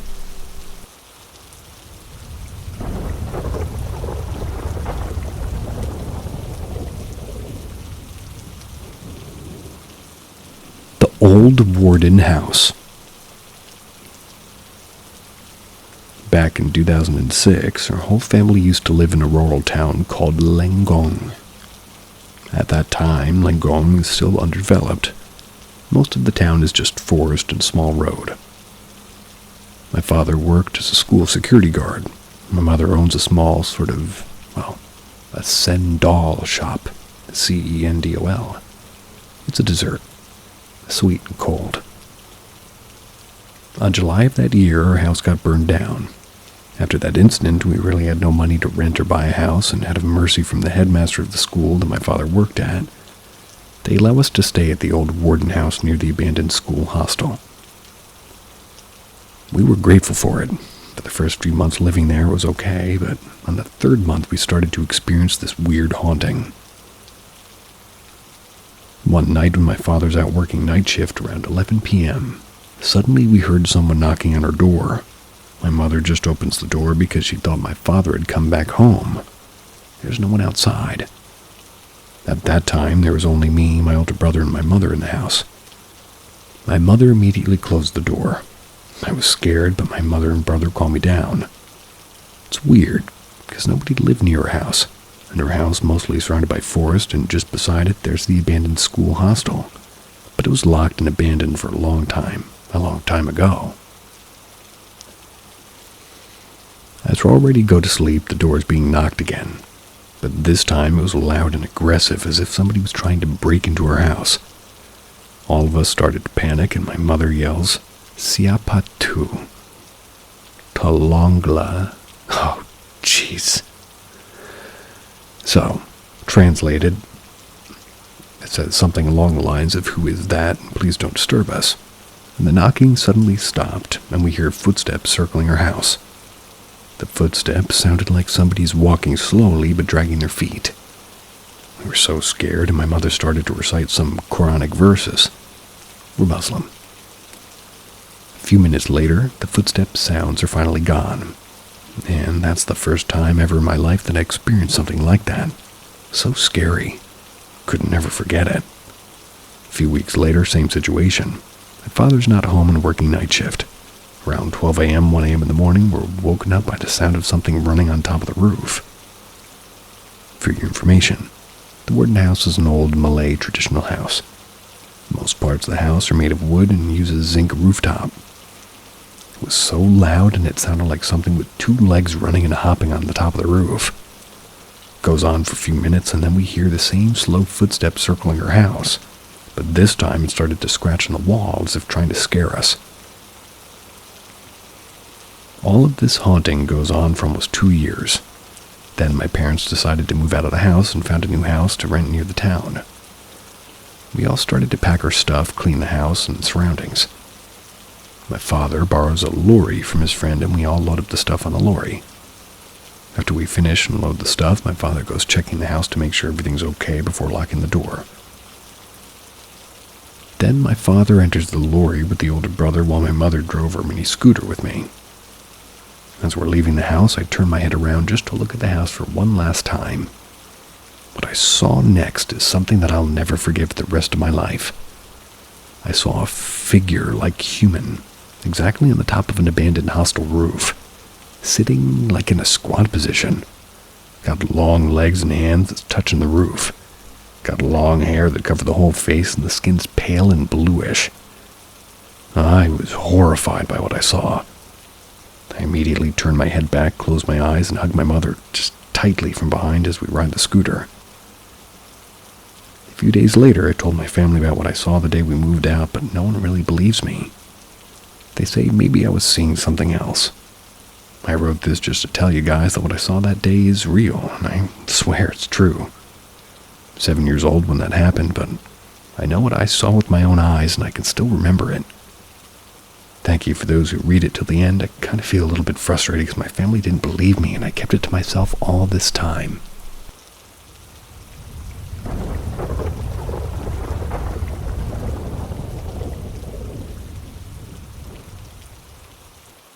A angel brings uncle to say goodbye. December 23rd, 2000. I just flew in from college for winter break. It was a late arrival, and I had to drive close to an hour home from the airport. After spending some time catching up with my mom and grandma, who were always night owls, I decided I needed to sleep. My room, shared with my sister, had been left unchanged. She wasn't there that night. It's now early morning Christmas Eve. To set the scene, this house and room are small. It's a very small one-level ranch home. The room was a box big enough for one twin bed on one side of the room and my twin bed on the other. Offset and parallel, set up that the head and pillow area were opposite of each other, and the ends of the beds overlapped by a few feet, basically a head-to-toe format, approximately 2 to 3, maybe inches between the beds. Anyway, from my bed I can see out the door down the hallway where our bedroom, or rather bathroom was, and I could see just past that to the beginning of the dining room. My mom and grandma stayed in the family room with the TV on, and this is just by the dining room. And again, small house so you can hear everyone and everything with a little bit of effort. Anyway, I roll to my side and I look over to the corner where my sister's head would normally be on her pillow. I see this odd white glow in the corner over her bed. I stay to watch because I get this sense that it's okay and it's only love. In the past, with any paranormal event, I'd usually noped right out of there or I'd be too afraid. But this white glow is in the shape of what I believe to be an angel.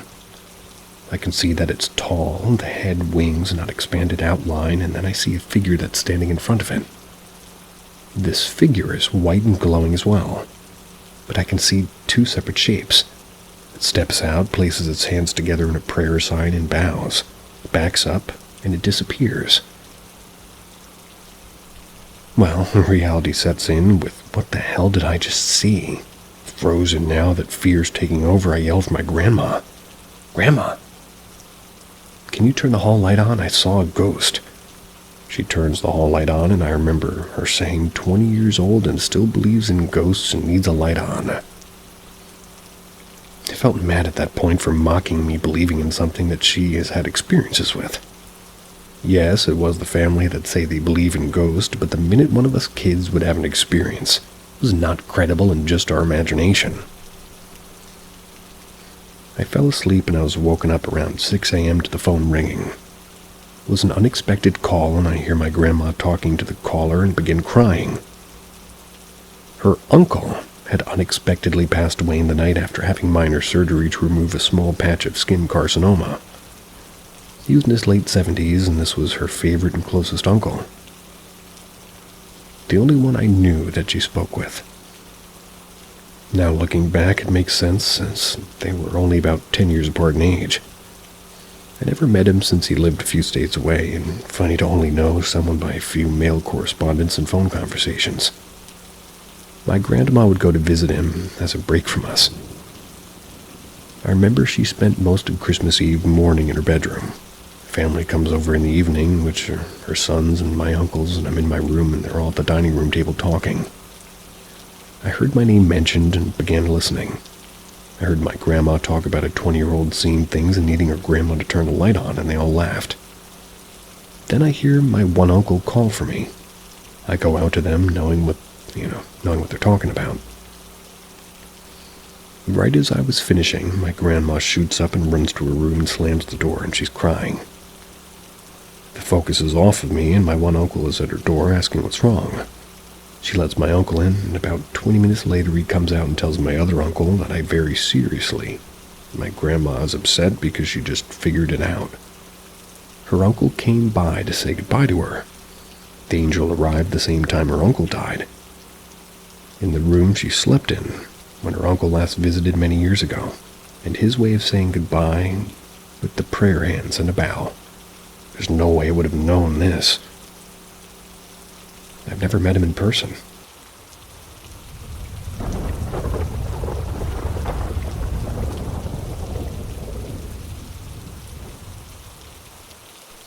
Story of encounter from years ago that I never forgot. This is a story from my teens. It's bothered me and made me wonder for years. I don't know why I've never thought of this before, but I'm wondering if anybody can tell me what happened or who or what I spoke to and why they tried to speak to me.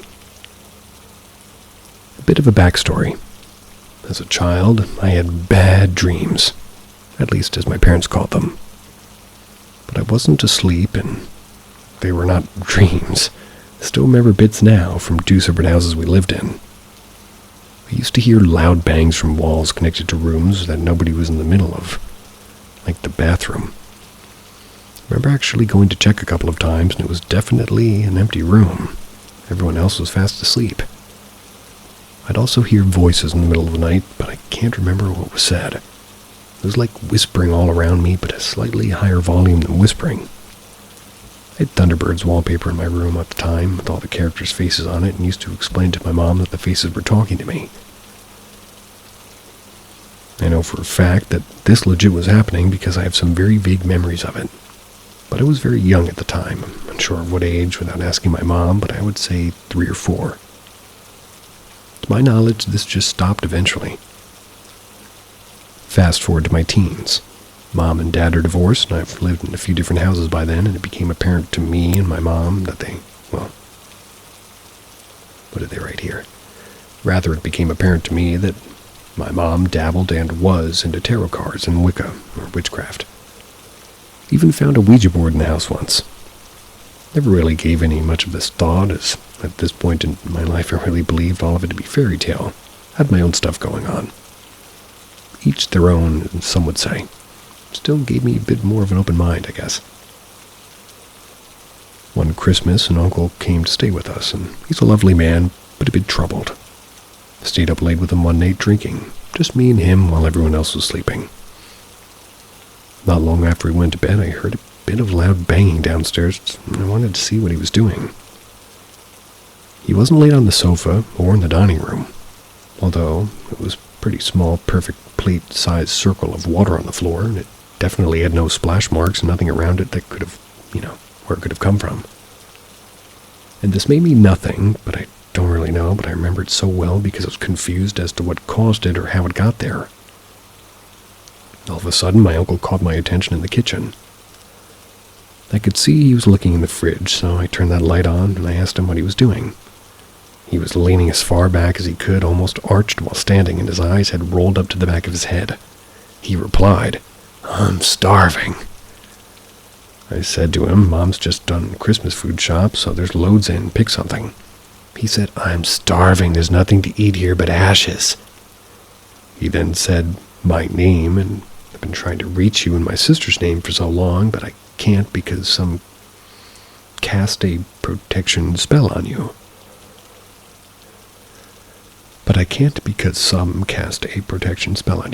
Okay. I've been trying for so long, but there's a protective spell. I asked him what he meant, and his reply was, I just don't want them to call you worm eaters. At this point, I kind of realized I don't think I'm talking to my uncle here, or at the very least something isn't right. So naturally, I shot my pants. Ran, woke my mom up, and proceeded to go down to the kitchen, and he was still there. And then went berserk at him for scaring me. He's completely oblivious and had no idea or recollection of what had happened. This night will stay with me forever regardless of opinions. I know what happened, and I was around 14 at the time, and I'm 35 now. It bothered me for years and made me wonder many times what actually happened that night. I remember it all so clearly because it was so unnatural. The question is, has anybody had any similar experience? Or better yet, does anybody know what actually happened that night, or who or what tried to talk to me? Is anyone familiar with the terms only ash to eat or worm eaters?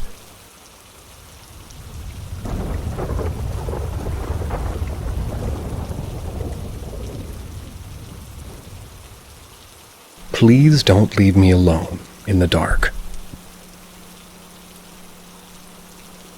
My boyfriend, his dog, and I just moved into our first place together.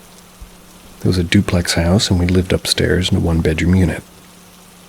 We barely lived there for a month when my boyfriend got a new job, and his new job had him working third shift.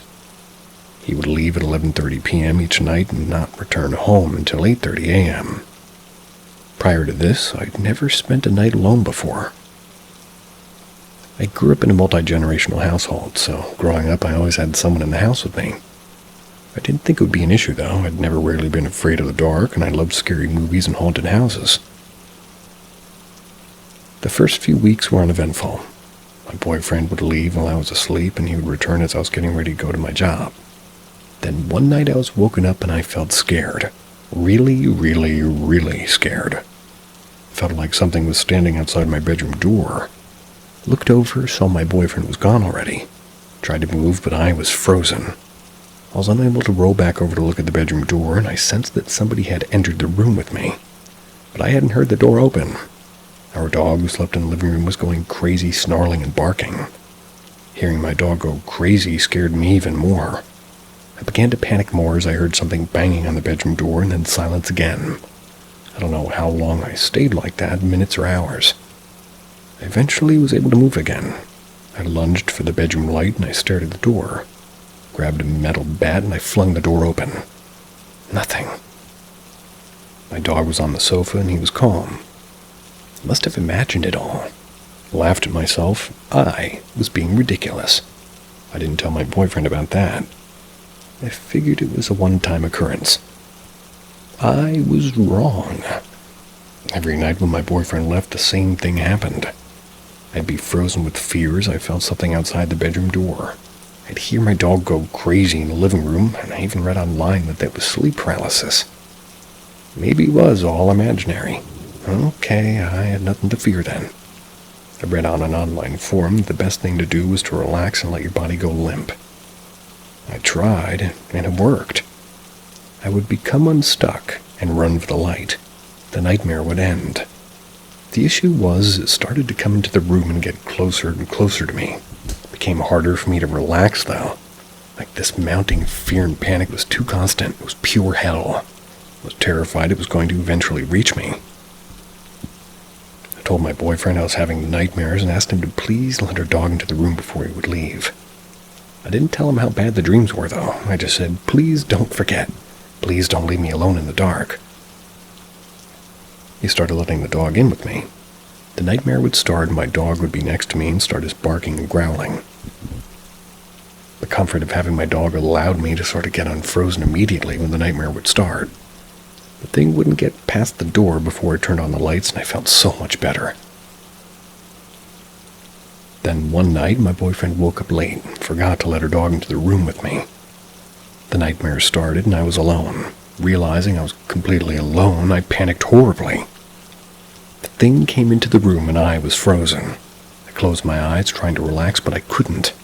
It got closer and closer until it was right next to me. Suddenly, my dog burst through the door, snarling and barking. I was able to shoot out of the bed and run to the house with the dog, and my mom lives only 2 miles away, mind you.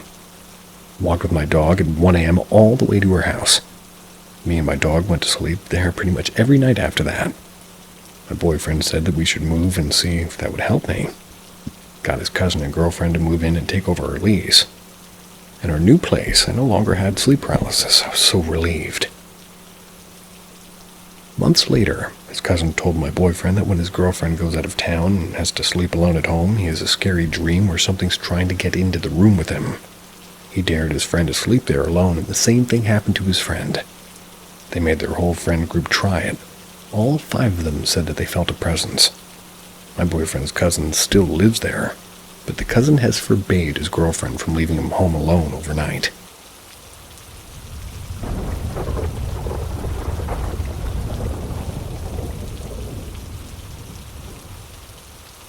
Min Light for ghosts.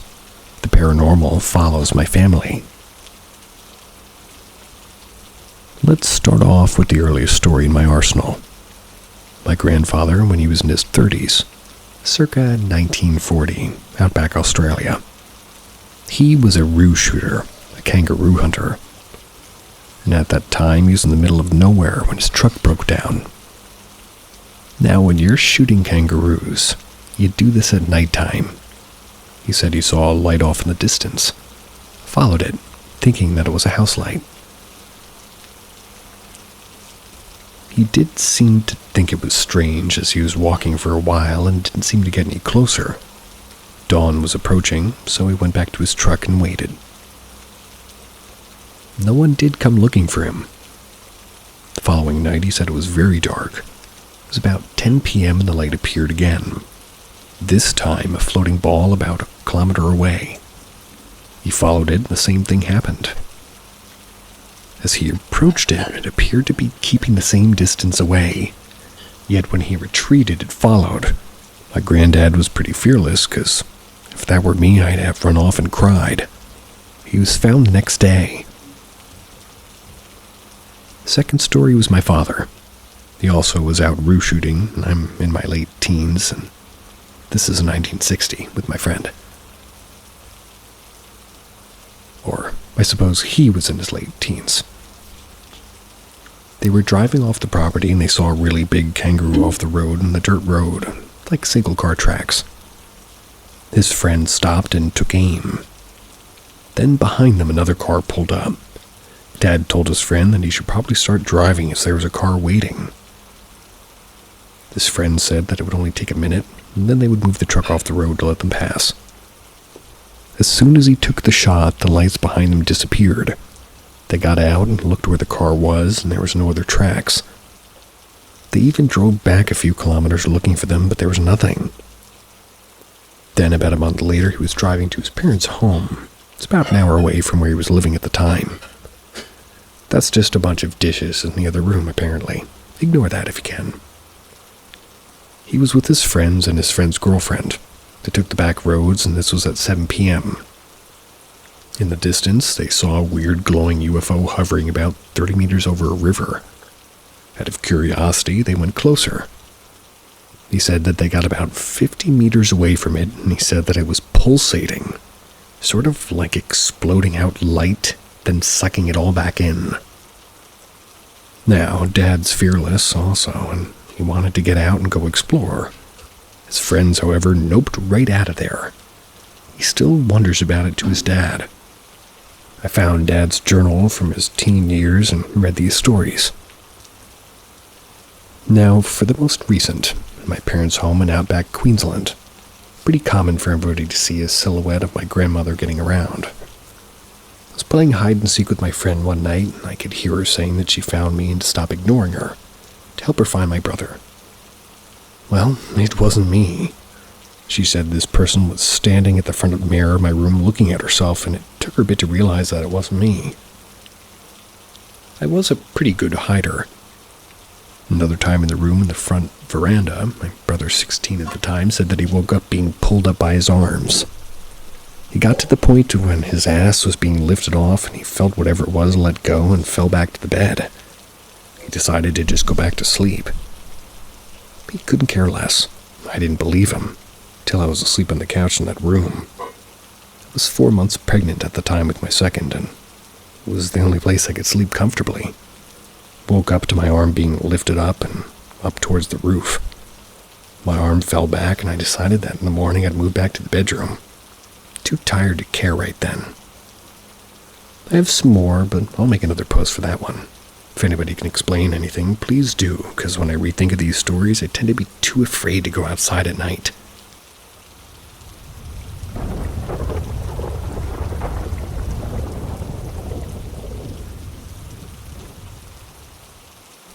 Hey Baddie, I see you. Spelled B-A-H-D-Y. Yesterday was my birthday.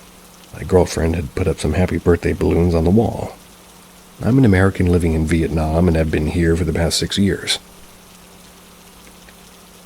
Just a little bit of backstory. I grew up in California and I've lived all over the West Coast for most of my life. My father was a Vietnam veteran and passed away about 7 years ago. He had a very bad head injury and it wasn't getting any better, and he took his life, and he was in a lot of pain, and we all understand why he did what he did. We all miss him dearly, but we're thankful that he's not in any more pain or misery. My father was sort of an eclectic man. He had his own wit, his own humor, even his own language.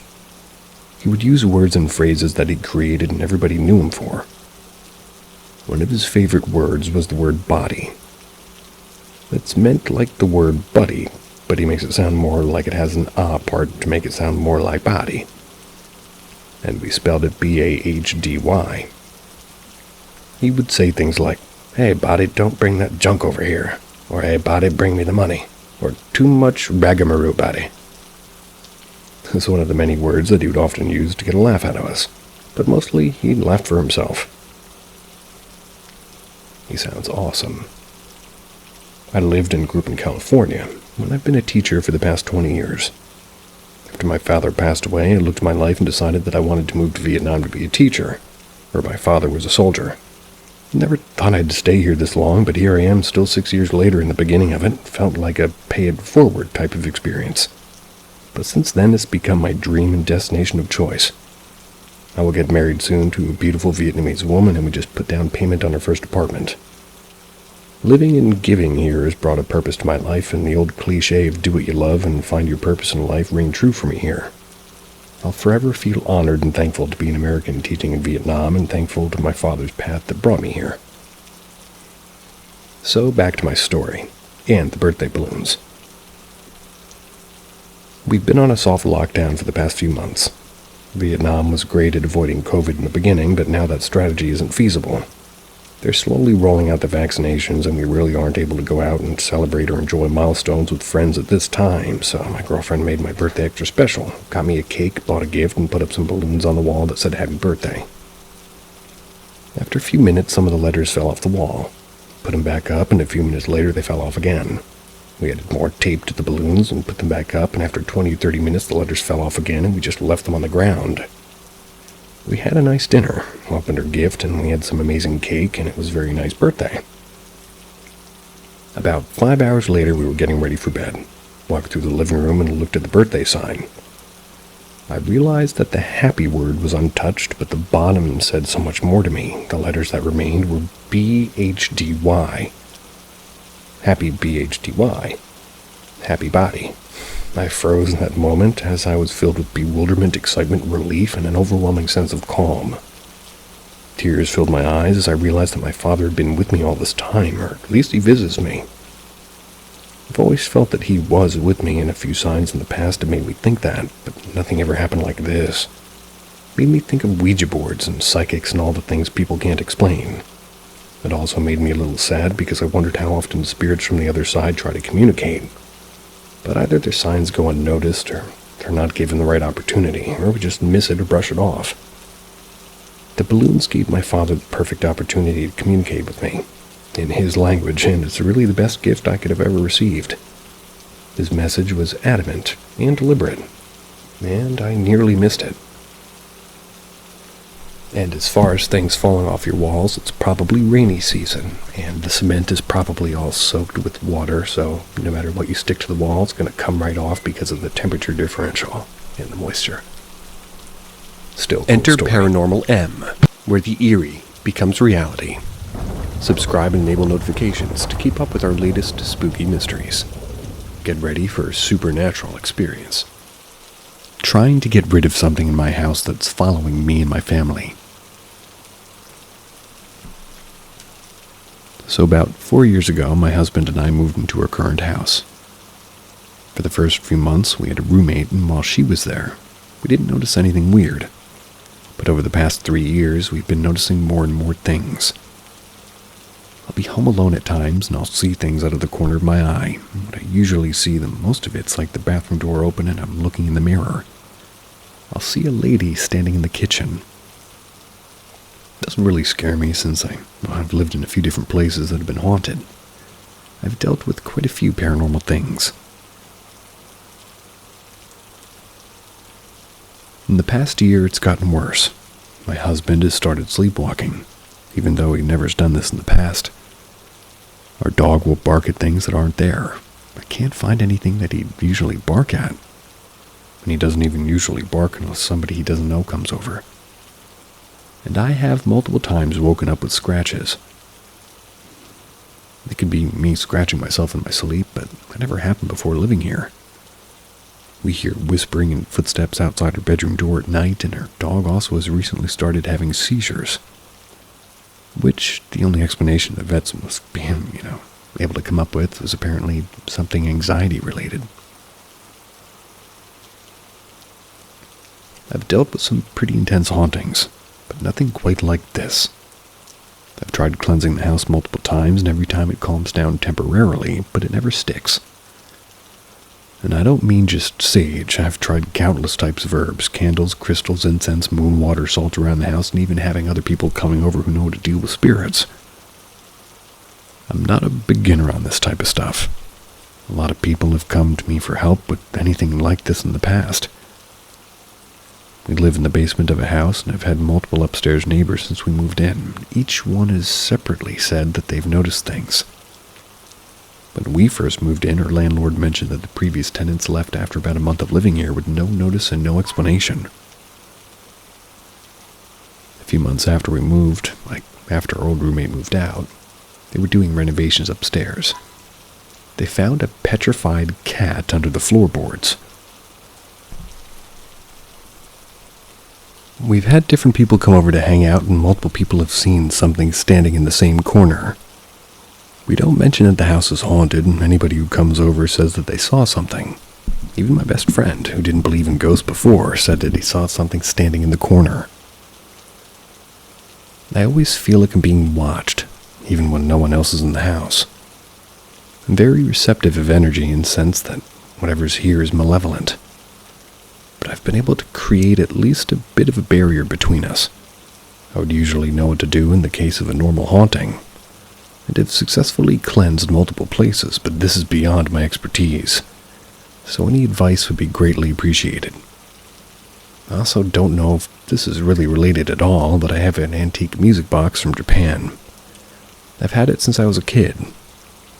When I got it, I didn't notice really anything off about it, but I started to pick up on the energy, and I realized that there's something attached to it. I've tried to get rid of it multiple times, but every time I try to get rid of it, it always ends up somewhere I'll find it. The song is extremely out of tune at this point. It really wasn't when I got it. It will sometimes play on its own, and even if the box is closed. Even if it's been years since I wound it up. I don't know if it's just adding more to what's already going on here, if it's connected somehow. Any advice or suggestions would be much appreciated. I've dealt with a lot of things, but this is a new one for me. I'm willing to try anything at this point, and I feel it follows me out of the house. Even one of my coworkers has told me something's been following me. I try my best not to be scared, since that usually gives entities more power, but I always feel a bit on edge.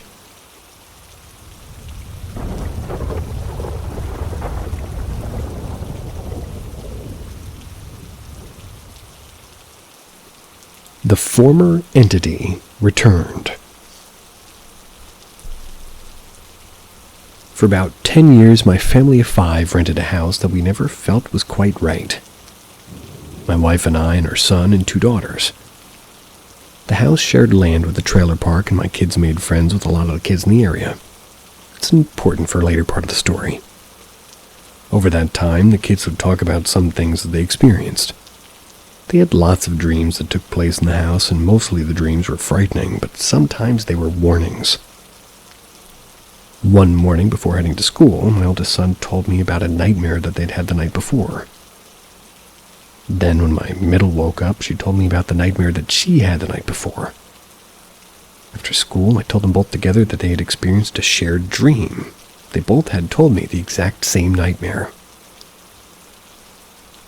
Once my youngest had her leg pulled while sleeping, but thought that her big sister was just messing with her, until the following morning when she asked her about it.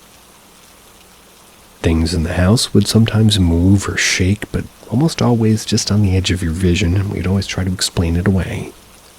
The kids would sometimes see a shadow person wearing a tall hat in the periphery, but they also insisted that there was something masquerading as a little girl. They weren't sure if it was the same entity taking multiple shapes. We bought a house in early 2021 about a half hour away from the old place and moved out. Over the next few weeks, the kids at the time were only 18, 16, and 14. Finally felt safe, and they opened to go to my wife about all the things that they had experienced there. There was a lot that they didn't talk about while we lived there, and many more details shared about some of the things I mentioned above. It was now all out in the open, and hearing all 3 of them talking about things definitely made me a believer. But now they were just spooky stories, and it was all in our past. Or so I thought. Last night, my oldest had a dream. They were talking to their sister, or my middle kid, in her current house. They were just chatting, and she told him that she had to get some homework done, so my son said goodnight and headed to their room. They closed the door, and their current room was gone, and they had found themselves in their old bedroom and were immediately uneasy as the dream turned into a nightmare. It ended when one of the current cats, that never lived at the old place, scared them in the dream by jumping out of their bedroom closet, which they'd always had sort of a hotspot back in the day for. He went to the closet door and slammed it shut. Immediately, there were 3 hard knocks on the door from the inside. He manifested a lock for the door in the dream, locked it, and woke up. It was just after midnight, and he told me about it immediately. He's visibly shaken and teary-eyed as he told me about it, but felt like better after getting it out. I got shivers as they told it, but I told myself that it could just be chalked up to residual trauma from the old house. But then this afternoon, he mentioned it was, his sister, and started talking about the old house a bit. She mentioned that she was at a Halloween bonfire a few weeks ago with friends and found out that one of her friends is very close with the family that recently moved into the old house. Either the 3rd or 4th family that's lived there since we left. That family told her at the bonfire that the family had just had a cleansing and an exorcism done of the house after the mom started seeing a shadow man in a top hat. The timing worries me. That exorcism would have happened about a month ago, and now my oldest is dreaming of the place. I know that things can latch onto you when you leave a place, but it's been almost 4 years, and there was nothing. I've asked my daughter to get the name of whomever did the work at the old house, that we may have a cleansing of our own in the future. I'm worried that if the cleansing just kicked out the old place and freed it up to find its way back to us.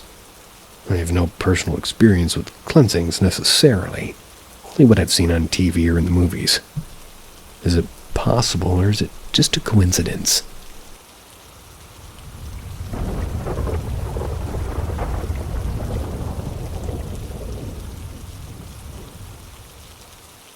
Touched by a ghost. It's because I've experiences brushing with the paranormal something gets triggered. There's a common thread to these things, through lines that ring clear as a bell to me. This is my first time posting here, but I have a dozen or so of these incidents and I'd like to share them. I don't usually have time to be writing, so it could take years to get it all out. With that said, I choose this story as my first to tell. In 2007, I toured the eastern U.S. in a punk band. We never stayed in hotels, as those are out of our budget. Instead, we spoke with people at our shows to find a house that wouldn't mind or, 4 dudes sleeping in their living room for a night. It was never comfortable, but it got us to the next day. We made sure to be quiet, courteous, and gracious to our hosts. It was early April in Buffalo, New York. A young hipster couple told us that they'd recently purchased a 12-bedroom house downtown, but anybody sane would call a mansion. They'd only really moved into the kitchen, living room, and one of the bedrooms. They picked out 2 rooms for us because they were closest to the kitchen and nearby bathroom. I'm sure they didn't trust newly met strangers fumbling around in the dark nethers of a house that they themselves were unfamiliar with. My guitarist Adam and I were put into a room share. We slept on the floor, each with our own blanket and pillow. A red LED clock was plugged into the floor for us as well. There were no curtains on the windows, and the room was illuminated by an orange glow of the sodium streetlights outside. I woke to feeling my foot being held up about a foot above the floor. Upon opening my eyes, I saw in the glow of the streetlights a little girl holding my foot and smiling. I looked at the clock. 2:38 a.m. I looked back at her, still smiling. Pulled my foot away and she put her finger on her lip and looked shy. Not taking my eyes off of her, I began elbowing Adam. Adam, wake up! He's stirring, but not as much as with how I would like. I need to know his eyes are open, so I turn from her to him. He looks at me confused and kind of pissed off. What? I point toward my feet and look, and she's gone.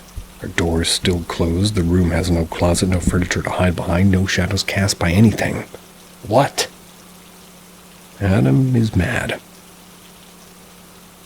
I realized speaking any more about this right now at least isn't going to get anywhere good. So I just said never mind. Adam rolls off in sort of a huff and goes back to sleep. I lay there thinking it over. The couple never mentioned having children, but maybe they did. I tried to rationalize it. Okay, so they have this 8-year-old daughter and they just moved into an old mansion.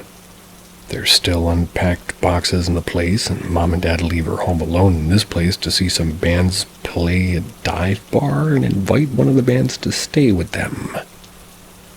They don't mention the daughter to the band, or presumably the band to the daughter. And then she awakens and decides to explore this new giant house in the darkness, opens the door to a room that nobody was using, and finds 2 strange adult men sleeping on the floor. Then chooses to lift up one of their feet and smile at them like a creep until he wakes up. The second he looks away from her, quickly and silently exit the room, closing the door behind her without so much as a click. That seems creepier than a ghost, and that kept me up. The next morning, I see the couple and I ask them, Hey, do y'all have a kid? They responded with, No, but we have a dog, a husky. Okay, well, I start. But he won't go into that room you guys slept in. I left it at that. I explained what happened to Adam once we were back in the van, and he said that was totally a ghost. They had no idea that they could touch people.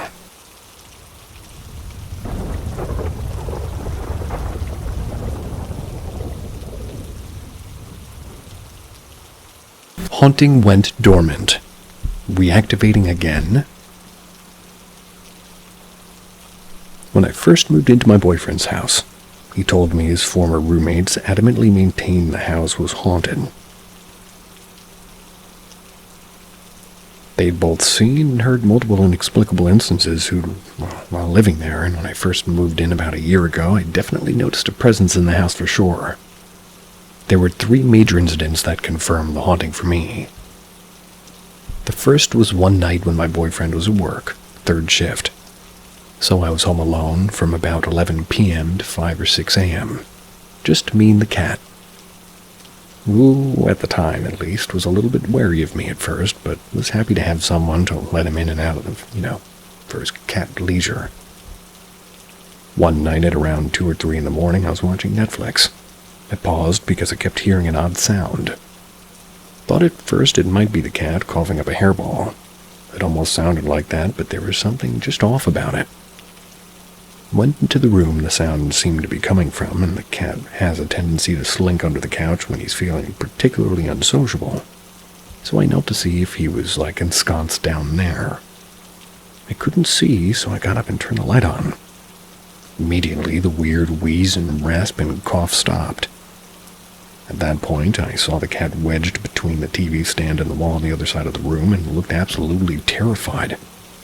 So I scooped him up, brought him on the other side of the room. And at that location, he stayed glued to my side for the rest of the night. The second incident was not my sighting, but my boyfriend's. He was coming home from work and putting up at the front of the house, and he was just pulling up to the sidewalk, and he claimed that he saw a woman on his front step.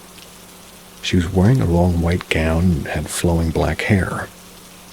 Most disconcerting of all is she was looking straight at him, he said. Our next-door neighbor's cherry tree passed between them as he drove past it, and she was suddenly gone. He came in the door looking extremely disconcerted. "Were you just outside?" he asked. I'd been running around trying to get ready to leave for work, having just gotten dressed in clothes that were decidedly not a long white gown. The final incident was really more a weird series of events. My boyfriend and I were both seeing what we thought was our cat out of the corner of our eye, only to discover him in a completely different room or a spot that we couldn't possibly have gotten to so quickly from where we thought we saw him. Another odd occurrence was just out of morbid curiosity. I left my laptop camera recording when my boyfriend and I went to the grocery store. Upon getting back and reviewing it, there was only one sound that didn't seem like traffic or cat sounds. It was a brief, rumbling little growl. There was also a number of times when our cat went missing only to turn up trapped in the basement. We always make a point of leaving the door open if he follows us in there, which is why this stood out to us so much.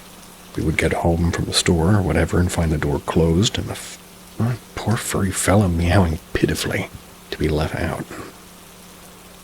After that, there was sort of a dormant period, for lack of a better description. We didn't see or hear anything especially strange. However, in the last couple of weeks, my boyfriend and I both began seeing something out of the corners of our eyes again. Yesterday, when I was painting in our sunroom, I looked down to see my water cup sliding across the wooden shelf of my easel. I had brought my laptop in and set it into an empty chair just to have some background noise, and once I looked up, I saw the cursor moving across the screen, just out of reach and while I was completely alone in the house. Has anybody else ever lived somewhere that went through phases of dormancy and then seemed to reactivate itself? Not necessarily personally, but the mouse thing, yeah, I'm staring at it right now.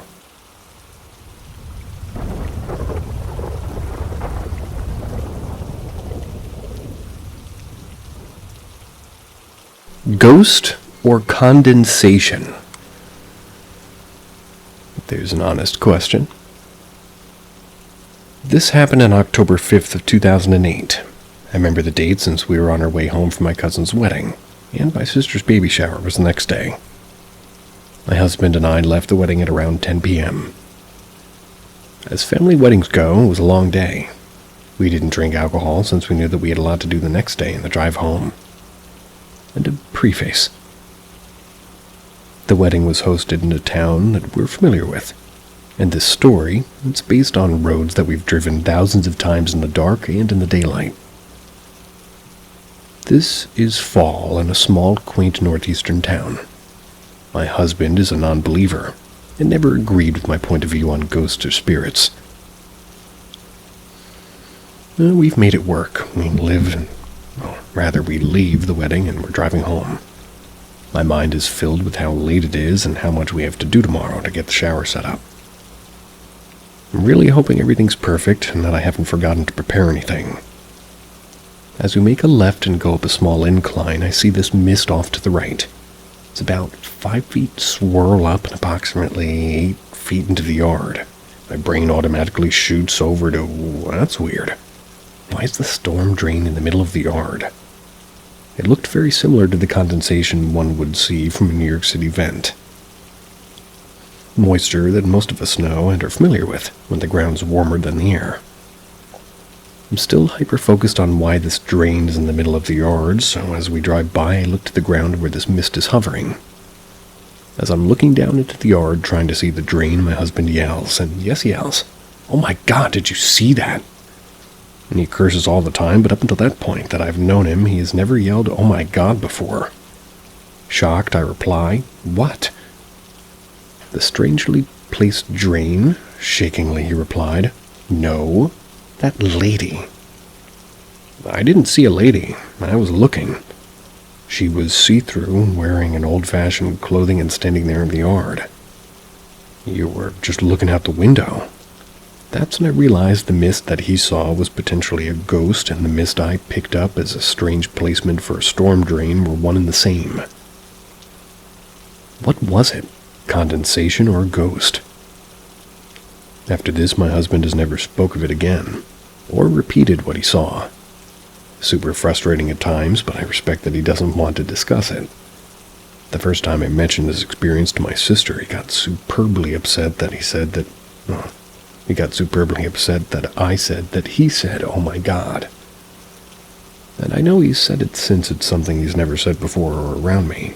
The tone and what he said made it stick forever in my mind. Went back through the next day. No Halloween decorations, no drains, nothing that we could find to explain what we saw. And we've driven that road, like time and time again. There's no storm drains, no sidewalks, about 18 inches of gravel shoulder. When I'm a passenger riding through there, I still to this day try to find the oddly placed storm drain in the middle of someone's yard. Find it fascinating that we both picked up on it as somebody, something out of place. My rational mind said that storm drain, while my husband decided something else that made him look right at it. Whatever it was, ghost or condensation, it's been a fun campfire story to tell. And as somebody who's unfortunate enough to understand what that might be, what I will tell you is most houses have a septic or leach field or something of the sort that makes heat. So if you see a random piece of steam in the middle of somebody's yard, maybe 50, 100 feet away from the house, don't know if that measurement's right, but that is probably warm sewage. Ew.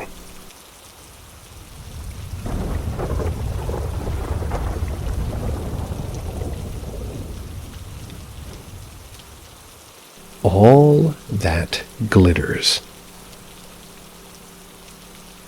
I'm hoping somebody can give me some ideas about an incident that happened when I was a child. I was about 7 or 8 years old, and I was sleeping in my mom's bed with her as I would have most nights. To give some context, my mom was a single parent, and for as long as I can remember, I've always sensed energies. I had dreams that have come true, seen auras around people and strangers and picked up their energies. I always felt like I was being watched in my childhood home.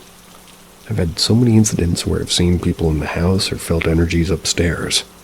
My entire childhood, every night I would feel someone sitting in my bed, and I would actually see the corner of the bed going down while someone sat there. I would feel cold air in my face and arms, and my hair would blow back. It was as if a window was opened. And this might sound like rubbish, but it genuinely happened every night in that house. I didn't move out till I was 23. I could talk about so many strange things that happened in the house to both my mom and I. So back to the actual question. One night when I was around 7 or 8, I was terrified because the same routine happened and that I'd be laying in bed reading a book with my nightlight on. I'd feel someone sitting on my bed. The cold air would start on my face and my hand as if someone was touching my hand, and my hair started to blow back a little, as if my window was opened. My mom would just continually check in my window for gaps, in case this was what was causing the coldness when I told her about it every morning. But nothing was ever found wrong with the window, so the routine for me running into my mom's room every night terrified occurred. While we were sitting talking in her bed, otherwise known as her trying to calm me down, but can only be described as glitter started falling from her ceiling. Instantly, I felt calm and happy. Put my hand out, I started trying to catch the quote-unquote glitter, but as soon as I did, it would disappear from my hand. I looked around at my mom, and she said, "I see it too." We both laughed, and we didn't even question what was happening or where on earth this random glitter was coming from. We both felt so happy and so calm, it was absolutely bizarre. After this night, my mom started to talk about things that would, happen to her, such as feeling energies or seeing auras, and how she was sometimes visited by an angel called Michael, who would apparently tell her things that came true. He told her he was her guardian, and on a visit one night when I was a late teenager, he told her that once a building in her area was built, that she would be told she had terminal cancer. Everything he told her was exactly true. And that would be because she had a job to do in the other vale, so they needed to call her home. And again, I sound crazy, but there's no mention of this particular building for us to know about. When we got a letter through the door 6 or 7 years later to say that it was being built, we both screamed. She told me that she would have dreams that come true. She would tell me that she didn't want to tell me at all at such a young age, but after the night with the glitter, she knew it was time that I knew that I wasn't going crazy because the same stuff happened to her and other girls in my family. Great-grandmother, my grandmother, and my cousin. Again, I'll write another post soon about some more experiences that I've had, because after reading other posts in this community, I'm so glad to be able to talk to others who've experienced similar things and that don't look at you like you're insane when you try to talk about them. If anybody has any clue what happened that night with the glitter, please let me know. I'd love to know if it's ever happened to anyone else. Mom and I even spoke about that night, and it was one of our last conversations together before she passed away, like Michael had told her, from terminal cancer.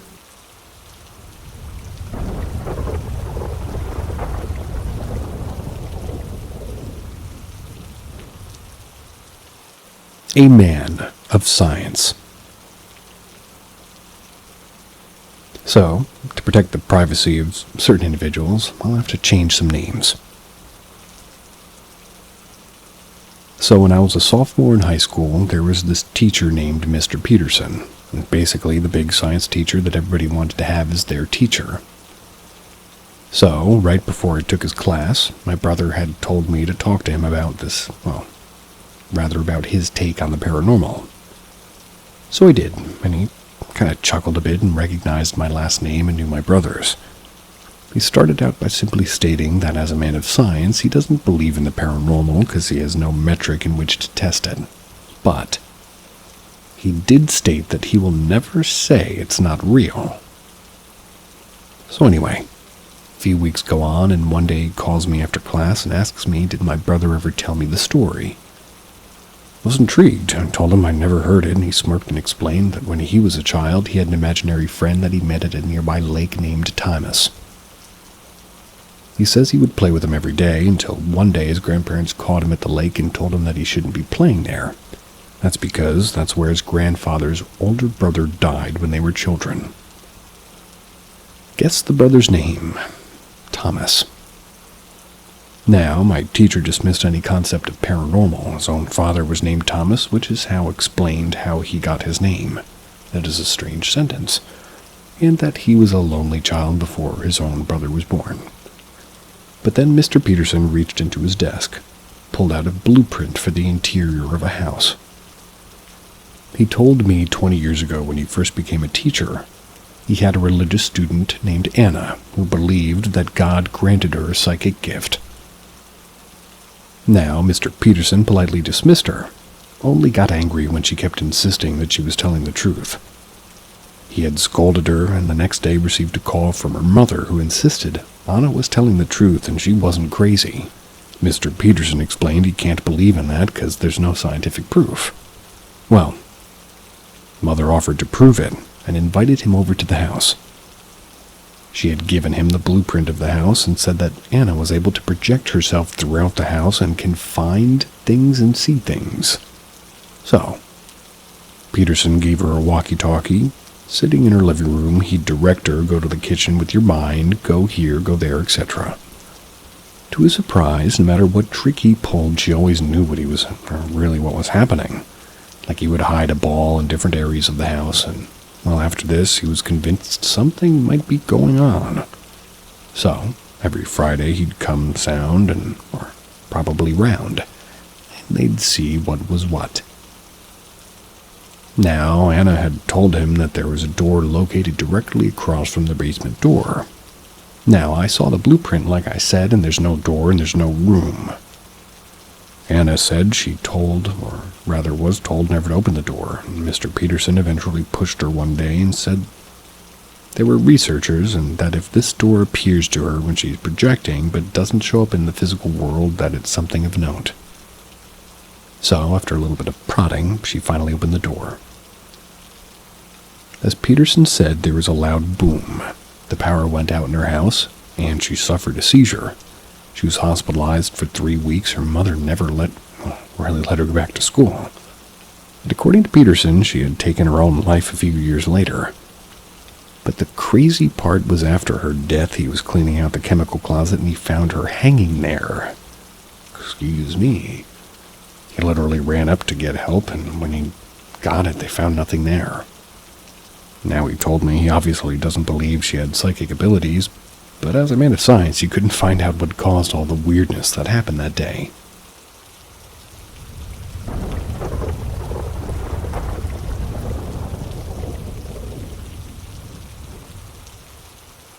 I have no explain for this.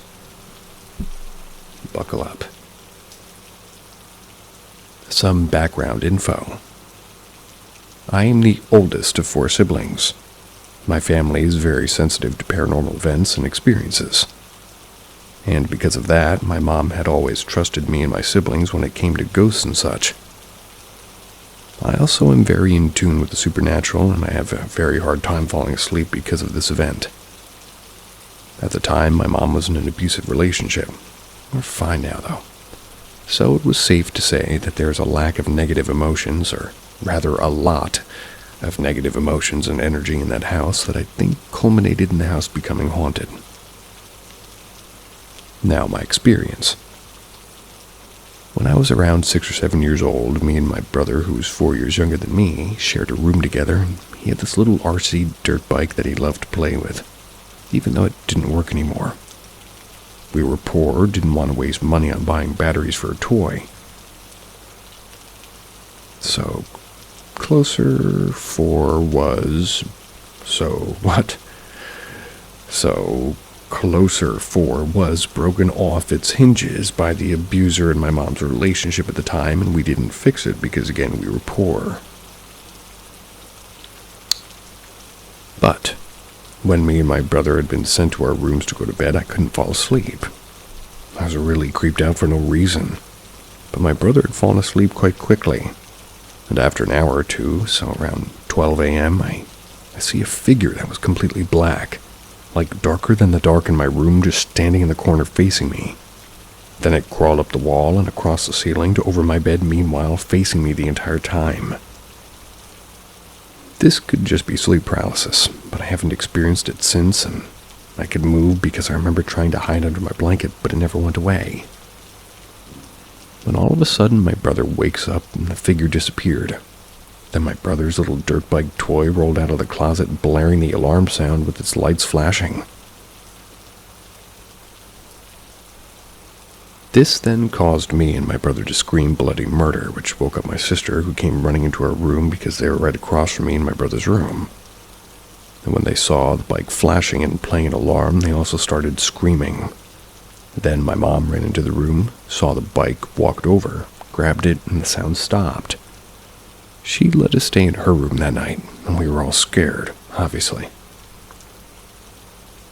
She later told me that when she picked the bike up, she realized that the bike was set to off. And even if it wasn't the bike, it was missing its batteries as previously stated. And even still, if it had batteries, the nodes in the battery pack were missing. That's because of how bad the toy was.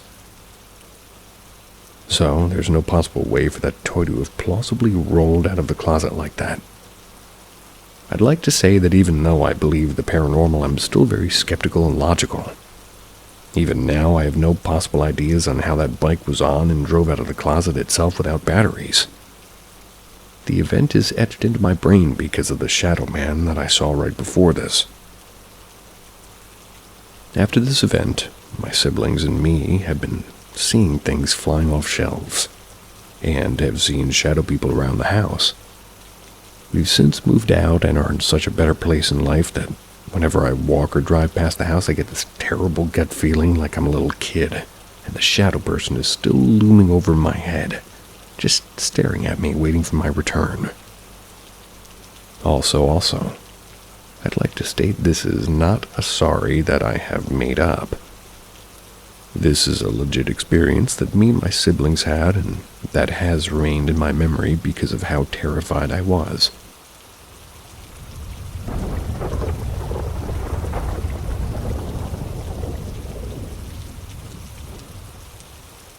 Experience on the RMS Queen Mary. Some possibly irrelevant background. I never learned to swim as a child out of pure childhood stubbornness. I won't learn to swim as an adult because I think pools are nasty. Alrighty. Some more relevant background. One of my regular hauntings at home is a 9-year-old boy. Due to a huge difference in hand size, I know the spirit was completely uninvolved in the story. I didn't expect to experience anything when I paid the $30 fee to do the haunted tour of Queen Mary. Really wasn't expecting to experience anything on the tour. Figured a lot of these tours just like to play up the history of these places, and in cases like the Queen Mary, like to play up on the long history of natural and accidental death that happened to happen on that particular place or piece of land, or metal. Most of the tour was pretty uneventful. Passed quietly as a rather quirky tour guide walked us around and told us about the history and the hauntings around the ship. He shared stories about some of the deaths and some of the hauntings that had been reported to staff over the course of 10 years or more, and more people took these tours, I guess. Overall, it was a very interesting and very informative tour. Over the course of the nearly hour-long tour, there was a lot of history that came into play, and it was incredibly informative. There were 3 kids who I'm guessing were somewhere between 5 and 8, though I'm not really great with kids' ages. They were on tour as well, but they were really well behaved. So well behaved, in fact, that I had completely forgotten that there had been any points at the tour that, well, what are they even saying? The last stretch of the tour centered around the pool deck, where the quirky tour guide had the most stories to share, which included seeing people lounging by the pool and people seeing wet footprints appearing in the pool deck, despite not seeing anyone on the pool deck to make them, so not to mention the fact that, for legal reasons, the pool had been drained years before. He brought up a little girl named Jackie who tended to haunt the pool deck. There was nothing showing you a young girl with the name Jackie had boarded the ship at any point, and no record that a little girl named Jackie had died on the ship. This didn't really seem to be entirely shocking, since it could be easy enough for a busy ship hand or two to just forget to record her name or any records of her, to possibly smuggle her on board the ship even in a trunk, so who would take notice of the extra passenger on board? Doesn't seem completely absurd when you consider this was a luxury liner on par with the Titanic. During this section of the tour, I had my back to a display showing pictures of the ship's past where nobody could possibly sneak up on me, and the 3 children on the tour were not only within view, but on the other side of the tour group with their families. The guide moved on from Jackie to discussing the hauntings of the engine room. That's when I feel a small child's hand grab my pointer finger, the middle finger, and the thumb of my left hand. My right hand was recording the tour. I can link YouTube videos of the tour for anybody interested, but He grabbed my hand and it began pulling me in the direction of the bar, which is located behind me. The direction I was being pulled would have been me pulled through the display to head into the direction. I'd guess the age of the child grabbed me was around the age of 5, and at the end of the tour he ended up asking how old Jackie was. Well, at least reported to be, since the guard hadn't really given us an age while discussing her, and he said her reported age was between 5 and 10. Judging by the hand size, I'll guess she was 5, but having a child pass so young is horrible. I feel like the poor little thing didn't get as much life as she deserved, and feel even worse when they're hunting an area. Or haunting, I'm sure.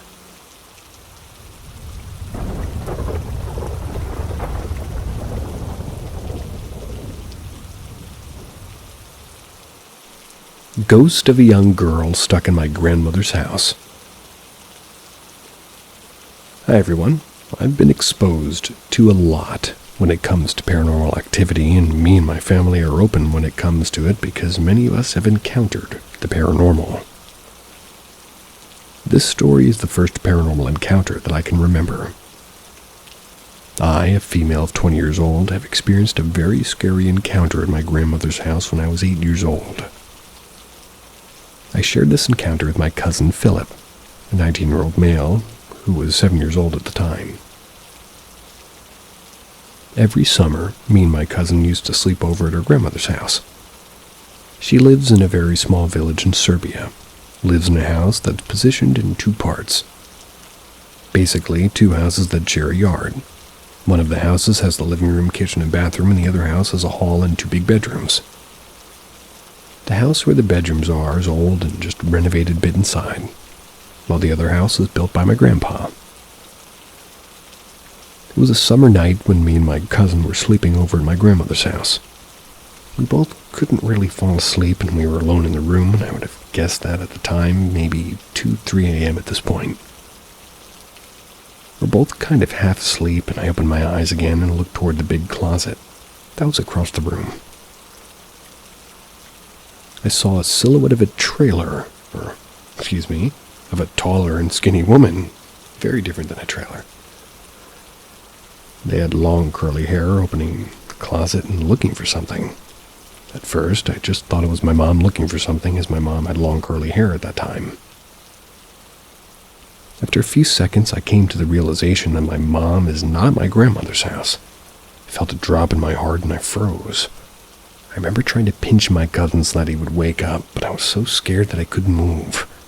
I watched the figure move across the room and out of the door into the hallway. The lights in the hallway were turned on, and the second the light was on, it disappeared. I remember being so scared and confused that I couldn't move from fear. I slowly drifted away and I fell asleep. When I woke up in the morning, I remembered everything. I guess I just wrote it off as a dream or just my eyes playing tricks with me. I didn't really mention this to anyone. Kind of forgot about it until a few years ago. I would say this was 4 or 5 years ago, and my cousins and I were sitting at my grandmother's house. My grandmother was telling us all these different stories of the paranormal that she encountered. And one story to another led to my cousin Philip telling us that he saw a weird thing in my grandmother's house when he was younger. He started explaining that he saw a silhouette of a woman looking around the closet and disappearing into the light. I was honestly shocked. I couldn't believe what I was hearing. Started adding details to his story, and we soon realized that we saw the same thing. He thinks we saw it at the same night, and he said that he remembered that I was with him at that time, but he thought I was asleep and he didn't want to wake me up. My grandmother didn't seem surprised that we saw this girl. She explained to us that the family that owned the house prior had a daughter that was 19 years old. She was tall, slim, and had black, long, curvy hair. She had trouble sleepwalking and climbing up on the roof when she was sleepwalking. One of her family members in a panic woke her up by shouting. When she woke up, she lost control, fell from the roof, and unfortunately died. The grandmother told us that she would often have dreams about a girl yelling at people from the roof. These dreams occurred most when they first moved in. The grandmother didn't know about the story. She was later told about the story by a friend that she made in the village. She had never dreamt about it again after that.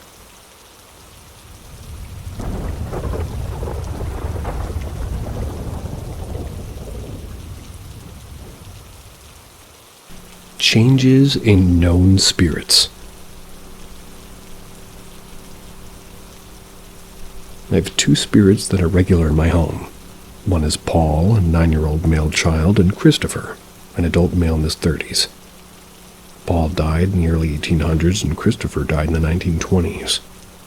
And on the occasion I see them, instead of just feeling their presence, their clothing reflects the time period in which they lived. Both of these spirits have been with me for 5+ years. And when I moved from my home in Colorado to my current home in California. And all of the times I've had Paul or Christopher with me, it was always individually. For whatever reason, I never really saw the two of them in the same room at the same time for any reason. Other friends who are sensitive to the paranormal have also told me that if one of them enters the room, the other one leaves. They don't stay in the same space. For a while, I had a friend who also had a regularly present spirit as well, named Lily. This friend and I had a major falling out after I moved. The falling out was a long time coming, though. It was just a coincidence that happened after I moved, and Lily isn't a spirit I interacted with much anymore since she was pretty much glued to my former friend. Fast forward to the current day, I moved in October of 2015. I kept my two spirits plus Lily until March of 2016 when the friend and I officially had the falling out. Paul and Christopher continued the expected habit of never being in the same room, and Lily had understandably disappeared completely. More recently, in July, the boyfriend of the friend I'd falling out with, and the person that was a partial cause in the falling out, requested access to a book of shadows that I had in my Google Documents and had at one point shared with my former friend. Haven't spoken to either person since the falling out and didn't grant access to the document. In fact, in case my email got hacked into by aforementioned boyfriend who's way better with computers than me, I emptied the Google Doc and had once held the document and deleted it completely. I figured this would be the end of the issue. No need to fight over something that no longer is there, and something I wouldn't have allowed them to access anyway due to the fact that we're no longer on speaking terms. Soon after denying access to the Book of Shadows Google Doc and deleting everything, I noticed a change in Paul and Christopher. More and more often, they're unwillingly sharing the same space. I see them wandering around, often moving very quickly, near breaking into a run. During the day, while going to or leaving from my bedroom, which is in the back of the house, it's atypical for them to be in a room that I'm not in. Nonetheless, for them to be nearly running from that room when they know I've witnessed them entering it. I've even seen them enter rooms I'm not in together, which is all weird. And just as weird as Lily has come back to my home. She leaves quickly as soon as I've seen her, and if I wake up while she's in my room and she realizes it, she also quickly leaves. On the few occasions that I've caught her in my room at night when I'm there, I often find her rifling through my things. I live with my grandmother, who's 81 at the time, posting, like she's searching for something very specific in my items that she can't seem to find. It was funny the first time she did it. It's become incredibly annoying since I can't find important papers missing or rearranged. Does anybody who has experience with ghosts tell me if I should be concerned about these changes?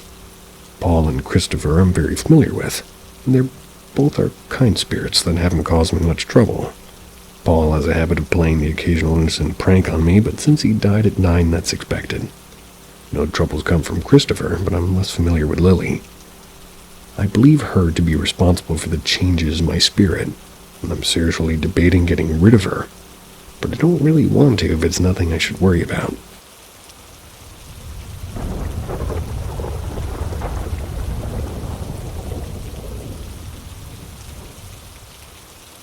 Weird memory from childhood of dwarf-like creatures with floppy hands running in a field.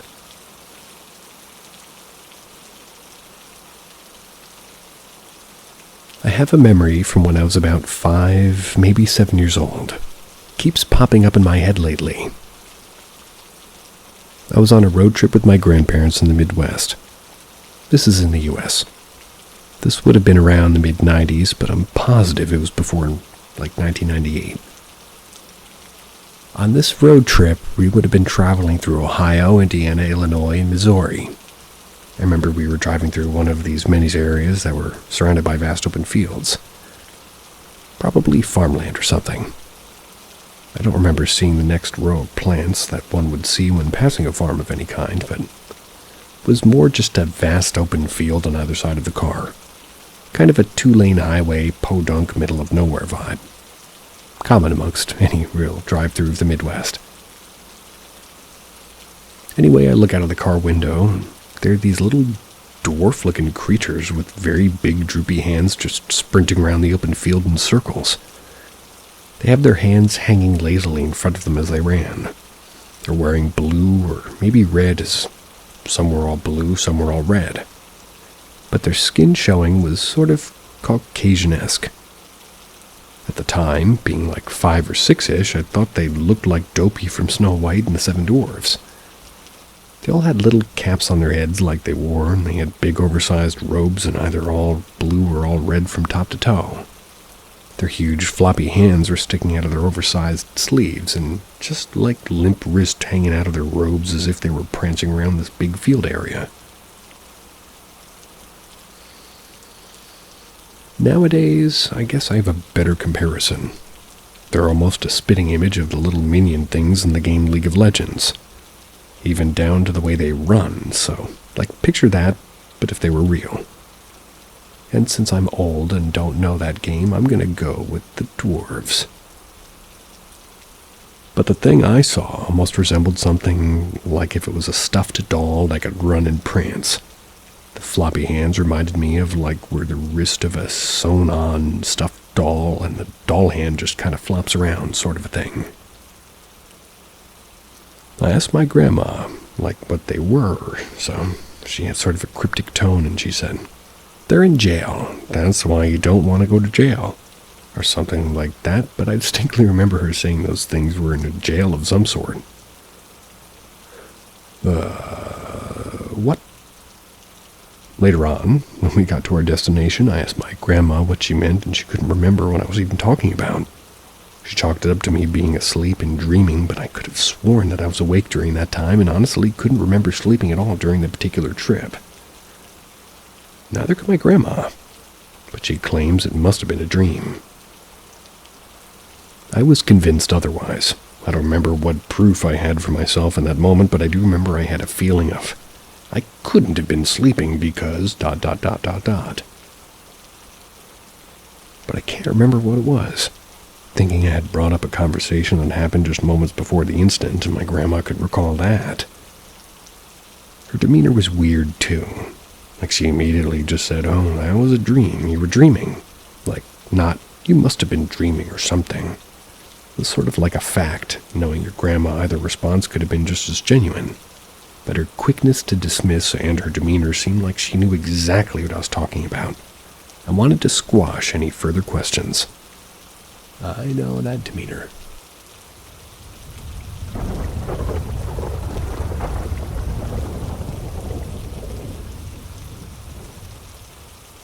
Recurring double knocks in my house. I've had 2 similar experiences now, a year apart from each other, that I can't explain. And unfortunately, I don't think it's in my head. It's because my dogs react too. Never had any type of paranormal experience before these, and I should also note that neither of these experiences was I feeling scared or in a nervous state of mind before they happened. Experience number 1. I was home alone at night with my 3 dogs. They're all pit bull mixes. About a year ago, while my husband was still at work, I was in the kitchen with my biggest dog lying on the floor next to me. The other 2 were in the bedroom. My kitchen sort of faces our sliding glass doors that lean to the backyard. So lots of visibility, usually, except at night when the lights are on in the house and you can't see outside. I was talking to my dog when I was cut off by 2 loud, unmistakable rhythmic knocks on the wall outside right next to the sliding glass doors. Sent shivers down my spine and blood rushed into my head. Can't explain it. I had the kitchen lights on so I couldn't see outside, and I might have been able to dismiss it as maybe wind or something. That would be if my dog hadn't jumped up and shot the sliding doors with his hackles up. He was barking like crazy, stuck his head out of the doggy door, but almost immediately tucked his head back in, just stared through the glass without barking, hackles even more raised. I I was so freaked out that I grabbed him, went to the bathroom, and locked it. I called my husband and I told him that somebody was in our backyard. They knocked on the wall outside, and I think my husband could tell how scared I was because I immediately left work to come home. He actually called his brother to check on me. He lives close by and he could potentially make it over sooner than my husband. They ended up arriving at the same time and did a thorough check of the backyard. They didn't find anyone or anything that showed somebody had gotten into the yard. I had my husband mimic the knocking on the outside wall to confirm that that's what I actually heard. It was exactly that. I tried to forget about it even though I didn't really have an explanation. But then experience number 2 happened. Experience number 2. My husband and I had this old college roommate over to visit for a while. He was in town for work and we invited him to stay in our guest bedroom during his stay. This was at night again, after we had all turned in to go to sleep. My husband had turned off all the lights already and we were settled into bed. Our 2 big dogs sleep on their own doggy beds next to us and our girl dog sleeps between my husband and I. She also is the jumpiest dog out of all 3 of them. She reacts to noises easier. We'd been in bed for like 20 minutes at that point. My husband had already passed out, and so did all the dogs. I was laying there awake, about to drift off, when again I heard the 2 loud, distinct knocks, except this time they were right outside her bedroom door. Our girl dog immediately sat up in bed and started shaking. My husband and the 2 other dogs were still asleep. Same feeling happened to me. Shiver went down my spine, blood rushed to my head. I laid there staring at the door, telling myself that it was my husband's roommate knocking on the door because he must have needed something. I waited for the knocks again, but they didn't happen. Our girl dog sat there shaking for a good 5 minutes before she settled down and went back to sleep. The next morning, I asked my husband's roommate if he knocked on her door that night, and he said no. He didn't get out of bed until the morning. Wish I could accurately describe how bone-chilling in real life these knocks were. They absolutely rattled me to my core. I have no idea what they were or what caused them, but I know for certain that it was the same exact type of knock both times, like it was the same person or thing doing it.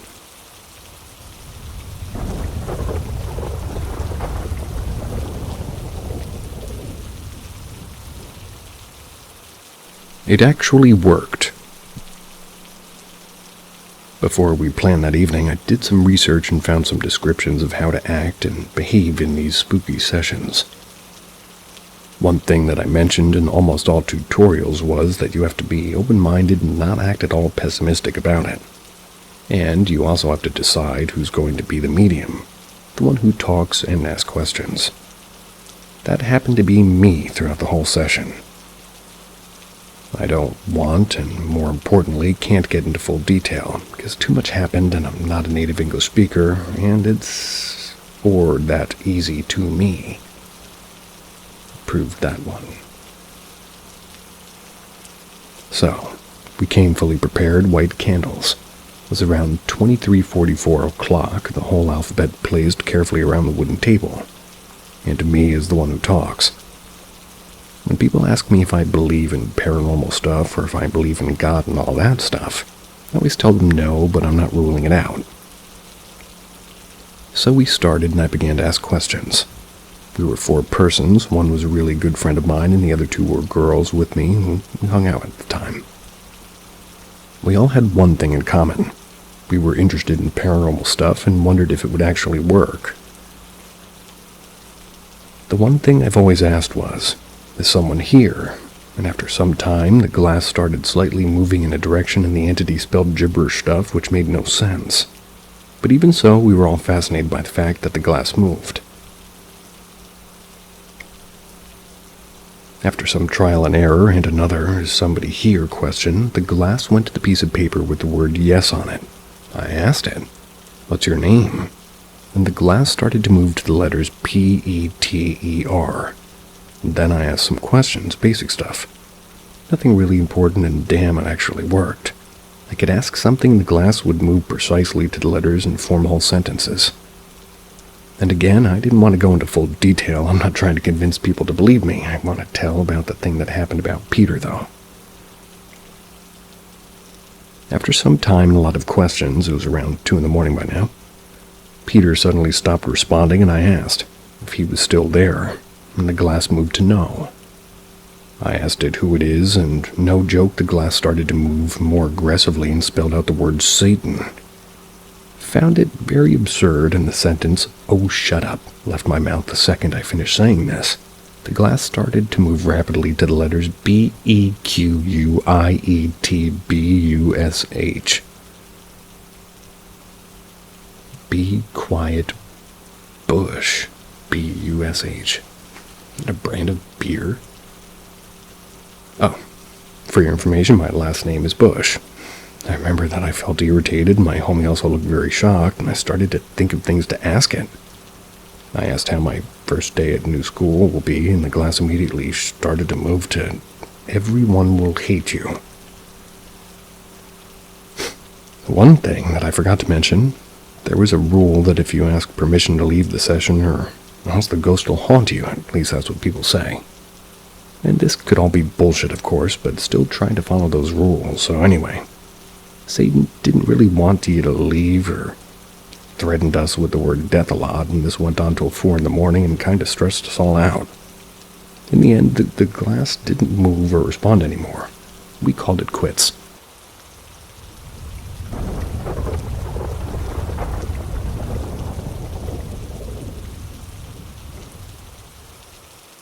What place scared you or creeped you out so much that you had to leave? Mine was when I was in college in Maine. It was my first year of college, and it was at Sandy Point in Maine. It's a tiny town close to Bucksport, Maine. I used to go visit my parents on the weekends because I stayed in the dorms at school. So a reference to where the house was. There was this creepy little motel on a hill on the other side of the road, and you had to make a sharp right on their road and then another sharp right into their driveway. The house was really old. It was colored yellow, and it had apple trees in the yard. First of all, let me say that Sandy Point was one of the creepiest towns I've ever been in.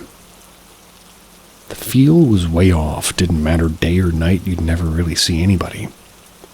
I used to go out for walks at different times of the day, and I never really ever saw anyone.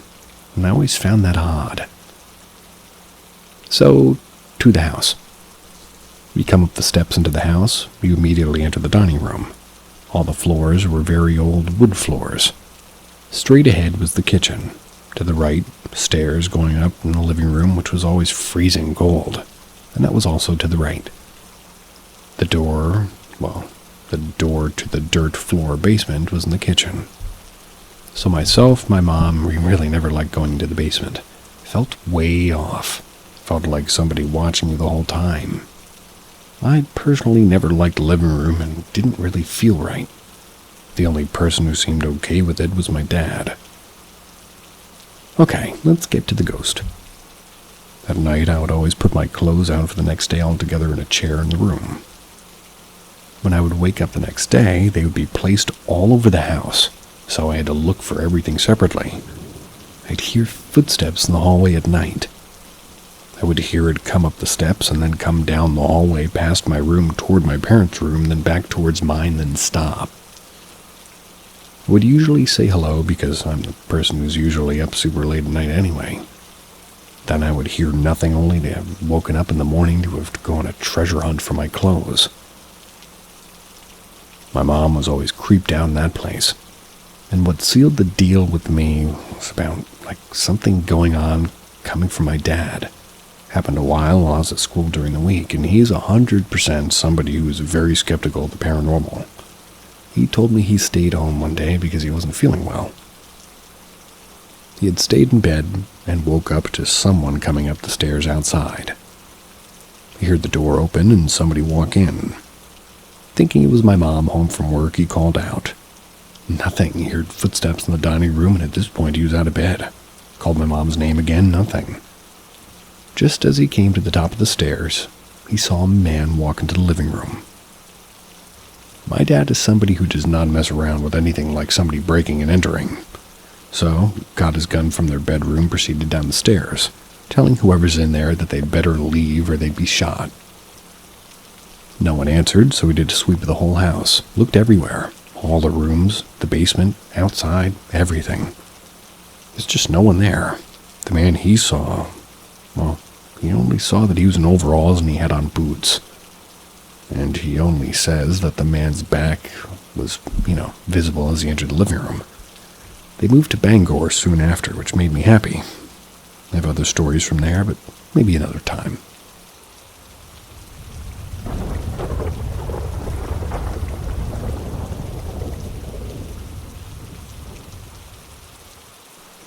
A Malaysian Chinese ghost story.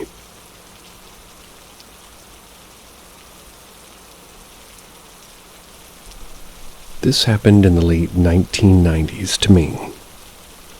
During the Asian financial crisis, the lack of jobs caused me to move out of my hometown of Kuala Lumpur, Malaysia. I moved north along the Penang to start my career as an accountant, Will Dell. Maybe with Dell? I rented a room with an old lady in an old part of Penang called Gelugor. Imagine an area with old Chinese and English colonial houses, many of which being well over 100 years old. So, Penang is an island that was colonized by the British government in the 1800s. Malaysia is in the Southeast Asia just above Singapore. Being a young person and Dell going through an exciting startup stage in Asia, the work was pretty interesting, but it was also demanding. It's not uncommon for me to work at the Dell headquarters and return home past midnight. In Chinese culture, there's a ghost festival called the Hungry Ghost Festival. This occurs in August, and the story goes that ghosts and our ancestors come and visit the living during this period, and we often put out food for them. Anyway, one night when I was working late a few days before the start of the festival, I encountered this strange event. I usually park my car across the road from the house where I was renting a room. When I got out of my car, I saw this very old man with dark, weathered skin, slowly cycling towards me. Now, this was very late in a very quiet part of town, and in my many months of me working late, I've never encountered a single person this late in the day. This was so unusual to start with, and then he stopped in front of me and spoke.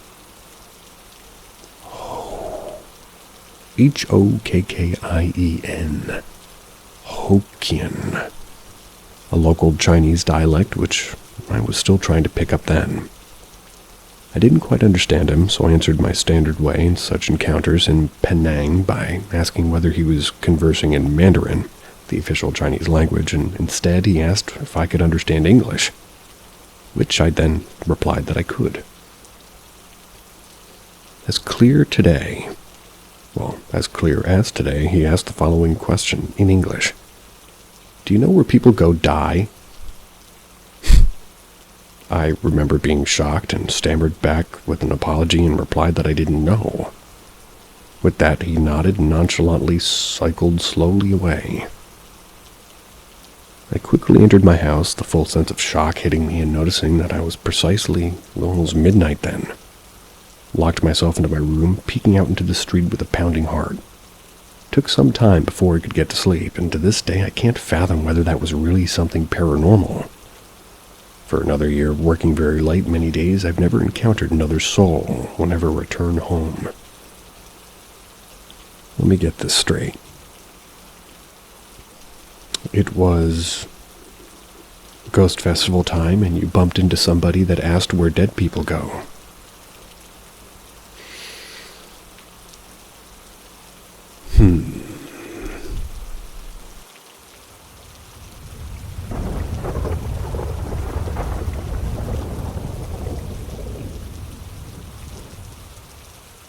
A third camper. Me and my best friend were camping. He's relatively new to the hobby, so he's been tagging along with me as I've plenty of experience camping and solo backpacking. I took him to a beginner-friendly backcountry camping site that I've gone to dozens of times with various friends. It's important to note I've never stayed overnight there alone. It was a quick two-nighter, and we got incredibly lazy the second night and didn't walk to the garbage to the car. Instead of leaving it out for about 5 hours, I just went to sleep. I had to be out of the campgrounds by 6:30 for work. We slept in separate tents next to each other because of my early dismissal. I jump up out of my sleep at 5 a.m. to footsteps going past my tent, left to right. I listened closely to try to identify what animal it could be, but it sounded very human. I flashed my light outside my tent, and as quick as I beamed my light and walked, I stopped. Panned to my light, and I saw nothing. More importantly, I heard nothing. No scurrying away or running, just pure silence besides crickets. Obviously startled, I lay awake on my phone, refusing to go back to sleep. Roughly 10 minutes later, I hear something going through the garage. Odd, as the garage was on the left of my tent, but never heard any other walking outside. Whatever was going through the trash was ferociously looking through it, not like an animal skimming the top and working his way down. I flash my light again and I yell out, "Hey!" Again, silence. No running away, no nothing. I stayed sitting up with my light beamed outside the entire time. I don't alert my friend because although I'm pretty creeped out, it could just be a skunk or a raccoon. At first daylight, I jump out of my tent, go straight to the garbage to put everything back in. Untouched. It was exactly the way we left it. I'm frustrated, truly. I feel like my mind's playing tricks on me and I just want to pack up, leave, and give my friend the heads up of possible animals in the area before departing. As I'm packing up, I hear the car doors open and close twice. Located roughly 40 or 50 yards away behind a heavy tree line, my fight or flight response kicks in. At this point, I'm convinced somebody's fucking with us. So, I choose to fight. I grab my axe and I head over to the cars. When maybe 15 yards out, I round a corner and I see my best friend walking toward me. "What the hell are you doing here?" I fell asleep in the car. "Were you walking around the campsite an hour ago?" "No, I've been in the car the whole night." "You were still at the campfire when I called it at night. When did you go to the car?" "Truthfully, I can't remember." It was at that moment the realization came over me that I was at a campsite entirely alone, being tormented by something I couldn't see or identify. Sudden chill coursed throughout my entire body. I told my friend I would explain everything later, but please pack your shit and leave with me. I went to bed back home with a nightlight on for 5 nights. I'm just now able to tell this story. I've been camping 30 or 40 times and solo backpacking 8 to 10, and never in my life have I ever Join experienced a night like I Paranormal did that night. where the strange and supernatural come to life. Subscribe and turn on notifications for updates on our newest spooky stories. Get ready for an eerie adventure. Entity at my aunt's house. I'm very close with my cousin. Let's call her Lily. We're both the same age, and I'm just 4 months older than her. Since childhood, we've been very close. Lily and I are 19 now, and we live together since we're in the same college. She's my aunt's, my father's sister's daughter. When I was a kid, like 9 or 10, I went to her house during summer vacation. So to understand better, let me explain how her house was. They used to live in a joint family. Her father has 2 brothers. Their house was a 3-story house. On the ground floor lived the oldest brother with his family with their grandparents. On the first floor lived the second oldest brother, but they moved, so the middle floor was empty. And on the second floor lived my cousin. Each floor was like an apartment with 4 rooms, 5 baths, a living room, 2 storerooms, kitchen, and another living room for guests. But there was something about her house that just unsettled me. You know when you enter a room, you feel this energy around you that weighs on your heart like a suffocating feeling? That's how I used to feel whenever I used to visit them. My little cousin, Lily's younger brother, used to talk to this invisible friend all the time. It was so disturbing for me, but apparently it was normal for them. My aunt was starting to get depressed that time, and her behavior had changed so much so that one night I got used to the bathroom. Or, that's what they wrote. But I think what they mean is it changed so much that one night they went to use the bathroom, they tried to switch on the light, but my aunt had taken out the bulb because my little cousin used to play with the switches. I used to be very scared of the dark and closed spaces, so I left the door open a little bit to let the light come in. The bathroom had a weird layout, not a single window. I did my business, and when I saw the door was closed, I nearly had a heart attack because I was scared of closed spaces. I tried to open it, but it didn't open. And then when I realized, it literally made me pee my pants. The door was locked from the inside, like the thing that locks it was turned right, and there was no way it could have locked it. I couldn't even reach it because I was short, and when I was starting to panic, I saw it. The toilet and the sink has like half a wall, like sort of diving them, whatever that means. Dividing, I'm sure. Then the door to the next to that was the sink. I saw a silhouette of a man near the toilet. Its eyes were glowing red. I took the stool to stand up on it and open the lock. Cried myself to sleep, and I couldn't even say anything because I was so scared. I told my aunt the next day. She said that it must have been me being half asleep, but I know I wasn't. The kind of fear I felt wasn't something a person who's half asleep could feel. Sunlight never came in that house, and it was always so cold. My aunt got so depressed there, like we couldn't even recognize he's the same person that we knew. My little cousin almost died because he got a fever that he had to be admitted to the ICU. My cousin got admitted to the hospital because she got food poisoning. My aunt's condition got so bad living there that my dad had to call them at our place to live with us. They lived with us for maybe a year before they moved. The middle floor, which was empty, had such bad energy surrounding it. Me and my cousin would run past it so fast without even looking. They moved a long time ago, and they're doing way better. That place seriously had something there.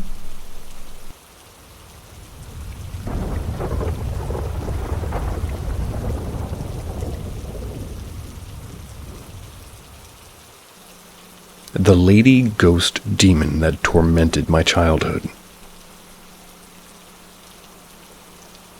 From 5 years old till 10 when we moved, there was a ghost demon lady that visited me every single night. I have so many stories of her coming into my room just staring at me, and it's not even funny. But I have a few that stain my memory the most. I'm now 25 years old with 2 daughters of my own, and I'm so paranoid that she'll somehow mess with my kids.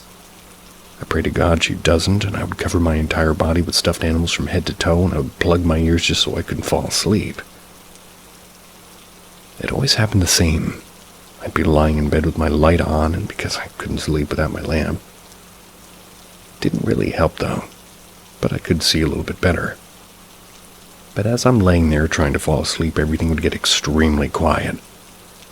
And that's when I knew she was coming. It would take about a minute before she got right up beside my bed, but once she was there, I knew it. I could feel it. I'd peek out from under my animals, see her standing and floating there, staring at me with a horrible face, pale, and I would freak. Run to my mom's and stepfather's room and jump into bed with my mom. Then I could fall asleep fine. Well, one night this routine played out. I cried and cried every night, begging my stepdad to let me keep my light on, and he finally caved like always. I was trying to sleep, and she slithered in, took off my mom's room, jumped into bed. Except this time, my stepdad wasn't having it. Told me to go back to my room, and I completely broke down. My mom finally talked to him, letting me see him sleep on the floor next to my mom and the wall of the room. I laid down there holding my mom's hand that was hung off the side of the bed to comfort me, staring up at the ceiling, watching the fan rotate, when it suddenly got super quiet. I remember thinking, no way she can get me in here with Mom. If I held my mom's hand tight, then I saw her floating. Or rather, I seen her floating. Floating around the foot of my mother's bed, coming toward the side I was on. She always had a white nightgown on and long brown hair. And she moved so silently it was sickening. I've never in my entire life so far been this terrified. I screamed and screamed, and my mother and stepfather jumped up asking what was wrong and what's wrong with you. All I could say was, she's trying to get me. She's trying to get me. My mom let me sleep in the bed that night, and I was fine. It's really hard to put into words how much torment this lady or thing put me through. I mean, I was constantly sleeping in school because I couldn't sleep at home. I would beg to stay the night at my aunt's house or my grandmother's. Even one time, she followed me to my aunt's house, and I ran outside and sat in the middle of the street until my aunt got home at 7 the next morning. It was horrible. Even today, 20 years later, I'm a grown-ass man with a family. And sometimes at night I lay awake thinking about her, worried to death that she might find me again. I've had panic attacks in the middle of the night dreaming about her. There's only 2 people in the world that even know about her beside me, and that's my wife and my mother. And now, whoever reads this horribly put-together story that I'm sure some won't believe, but for me it's the most real thing I've ever experienced. And by the way, this is just one of the times I really remember. There's about 10 that stick in my mind. Anyway, there it is.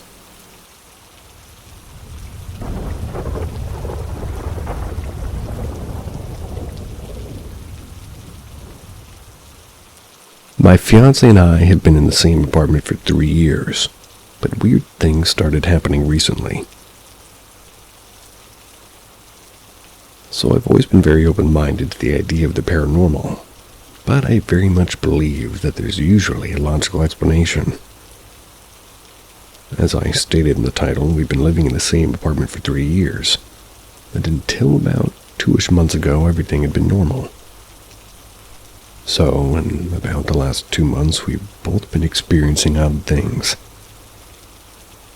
So I know for her that, at least what she had told me, it's been the uneasy feeling of being watched when alone, seeing shadows. The really odd ones to me are like the noises. She said that she heard kinda loudish bangs like something heavy hit the floor in another room a couple of times. And I've too had seen some odd shadows out of the corner of my sight, and, well, nothing I would say is definitely paranormal. My strange experience has been like one night I was at home and going to bed early while my fiancé was out. Went into my room, closed the door, and got into bed. As soon as I laid down, the bathroom door flung open pretty hard and fast. I sat up and just kind of stared at the doorway to see if I saw anything. It just seemed like nothing was there.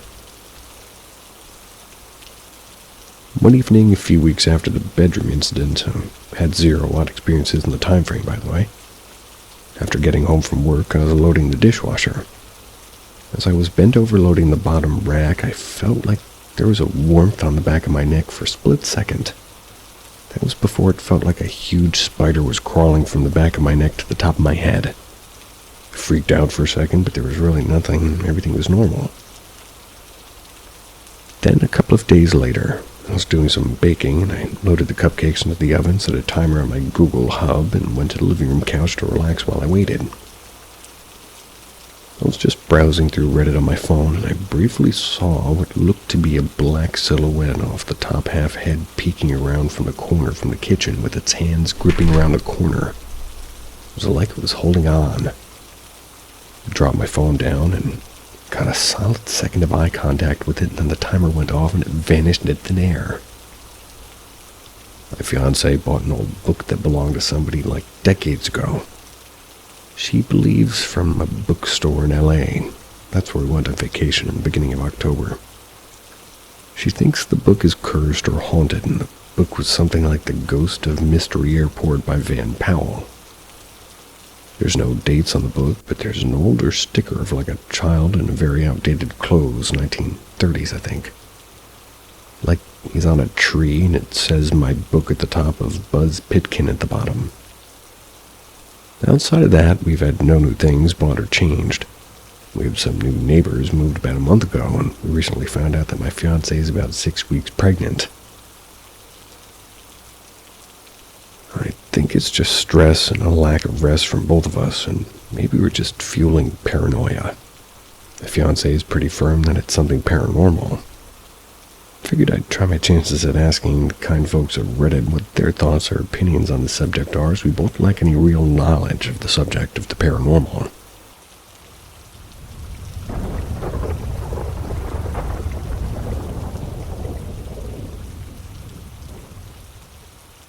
My night at a historic haunted inn. That's better. In 2002, I worked for a group of companies that had a large number of fast food restaurants, like 132 of them in several states. I was hired as a project manager for a point of sales, POS upgrade project in those restaurants that included upgrading the hardware. As part of my orientation and training, I was sent to the vendor that bundled the software and hardware for training on their systems, and to meet the project team on their end. I flew from a Midwest city to Philadelphia, then had to drive to New Hope, Pennsylvania with an arrival time near midnight. The vendor was excited to have me stay at a newly remodeled historic inn in New Hope. The inn is called Logan Inn, and it's been active since maybe 1727. I made sure to tell the vendor to make sure that the inn knew that I was a late arrival, to make sure that there was somebody there to check me in. Well, I get to the inn and it's locked up tight.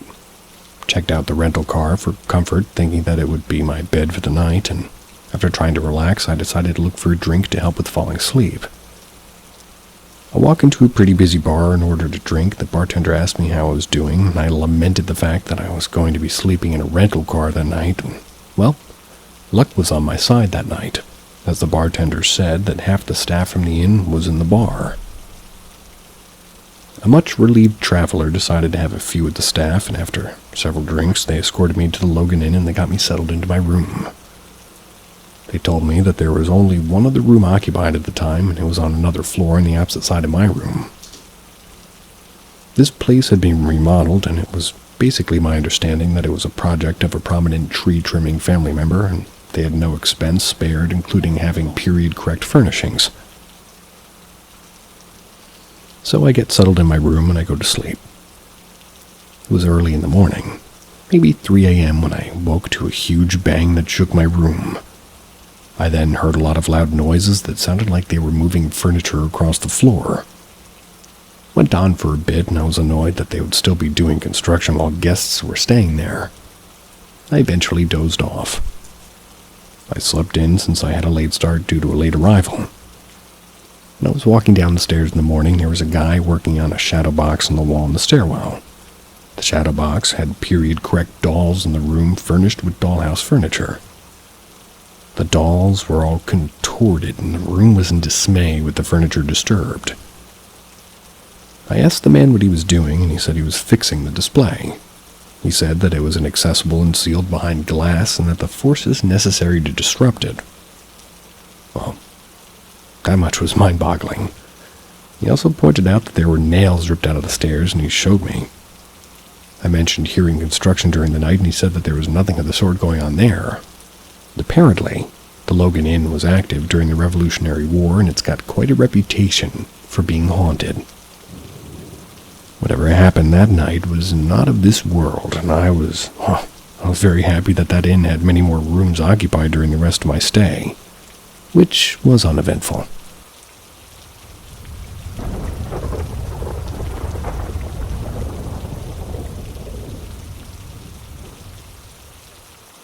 Saved by Guardian Angel. This happened last year, and lately it's been on my mind a lot. I wanted to share it here. So one day last year, my fiancé Michael and I were attempting to fix my car. The plastic shield on the bottom of the car had come loose, was dragging on the ground. So we're in his dad's driveway, and we have the front tires in the car up on ramps. Crawled under the car with some zip ties to see if we could fix the plastic thing. Now, this is an important part to remember. Both Michael and I are fat. So, not just fat, but physically out of shape. Took a lot of time and effort for us to get on the ground and shimmy under the car. While we're under the car trying to figure out where the zip tie thing is, we hear tires screeching. Then all these loud bangs and booms. Obviously, a pretty bad car wreck, but the sounds didn't stop. Kept getting louder and closer. Michael was lying to my right where the sounds were coming from. He looks over and then he turns back to me and yells, "Get out!" And then he's gone. Just disappeared. The next thing I know, I'm standing next to the car that I was just under and made eye contact with the lady that was driving. At this point, time slowed down. I remember her eyes wide with surprise when she saw me, then swerved away from me, and I remember running away to get further away from her, but I was never in direct path with her car. In fact, I remember being scared when she swerved away from me. She might turn and hit Michael.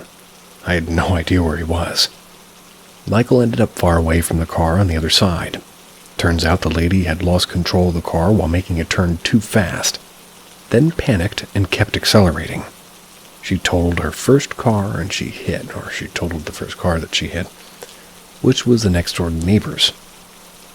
Then hit their pickup, crashed through the fence between the houses, hit my car, finally Michael's dad's SUV. She was still accelerating when her bumper just got caught on the SUV's bumper. It was what stopped her from going into the house. Michael and I didn't have a scratch. Nothing. Not even a bruise or any sores or aches. But Michael and I aren't fit or in shape, like I said, and there was no way that we could have gotten out in time because when Michael said that he saw the car coming, it was already through the fence. That's only maybe 20 feet from the car that we were under, and the lady was flying. When we talked about it later, we both realized we remember everything about the accident vividly. Every detail except getting out from under the car. No memory of turning, scooting, rolling, or nothing. 1 second we're under it, and next we're out. Completely different spots. I wasn't even out of breath, and in fact I was completely calm through the whole thing. But if we rolled or scooted out from the car as fast as we needed to, we should have definitely had some scrapes at least. Maybe a little bit sore from moving faster than we've ever physically moved. But we were fine. No memory of getting out. I think someone or something moved us, or maybe we did the first teleportation. Anyway, for anybody who read the whole thing, thank you. I'd like to know what you think about all this. Well, I don't know. Either or. Not sold in any direction. Because when you think you're going to die, time moves fast or slow.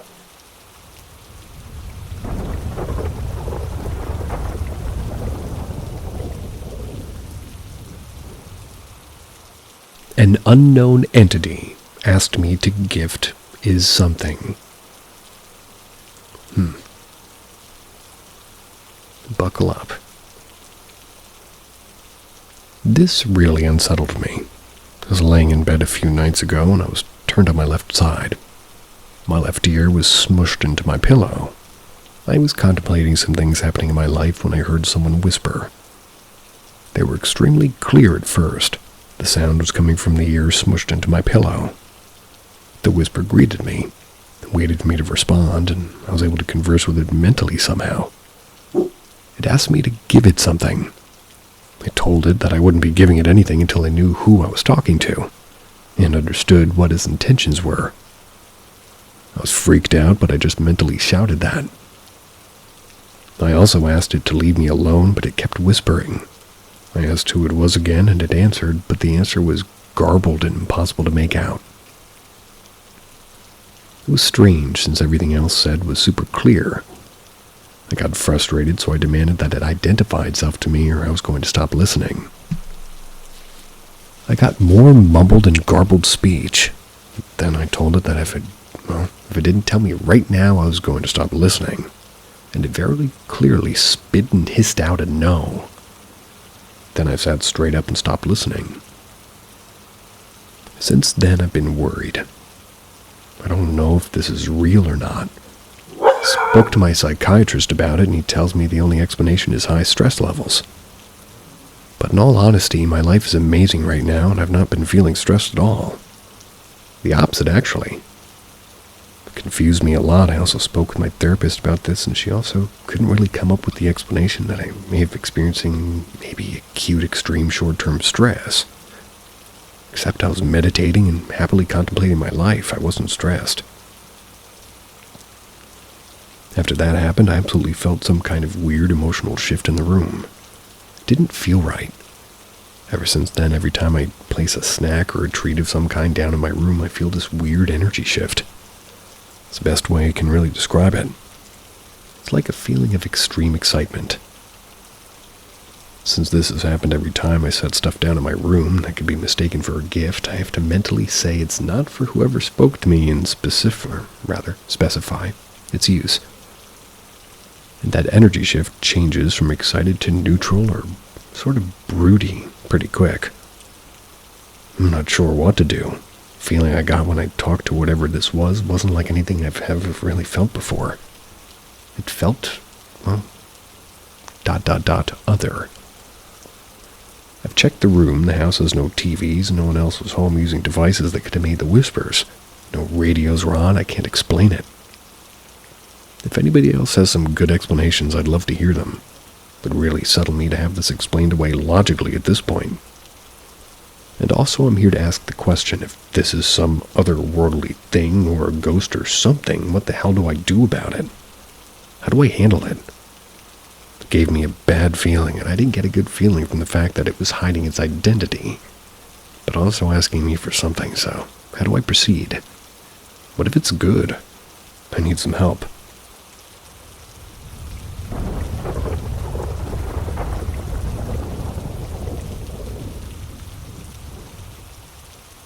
I'm still a big sook. My mother is Filipino.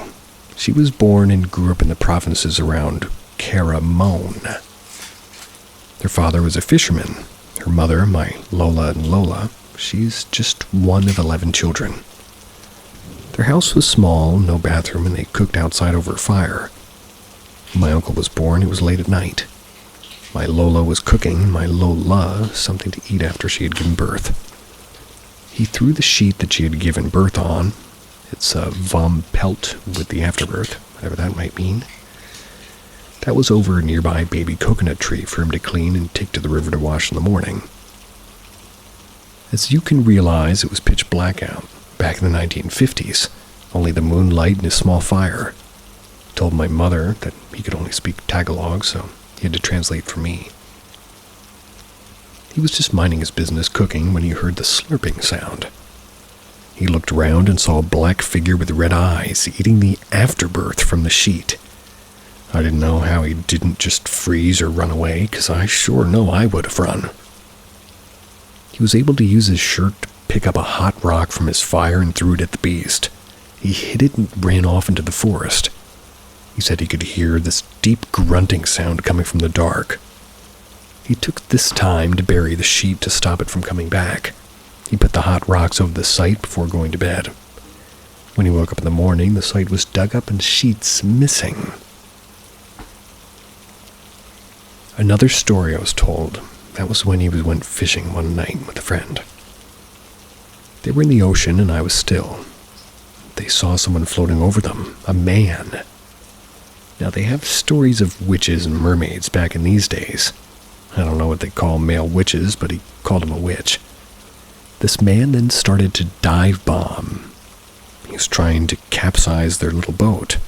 My Lola's friend was panicked, but my Lolo shouted at the man, "I know who you are, and if you don't leave now, I'll burn your house down tomorrow." The man floated away after this. Now on to my mother's own experiences.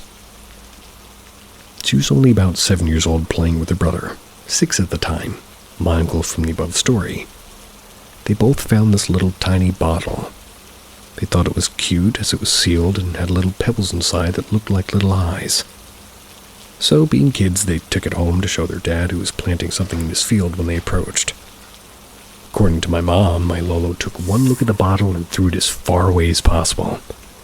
When it hit the ground, it was struck by lightning. She was told that it was something evil from a witch. Never bring anything home like that again.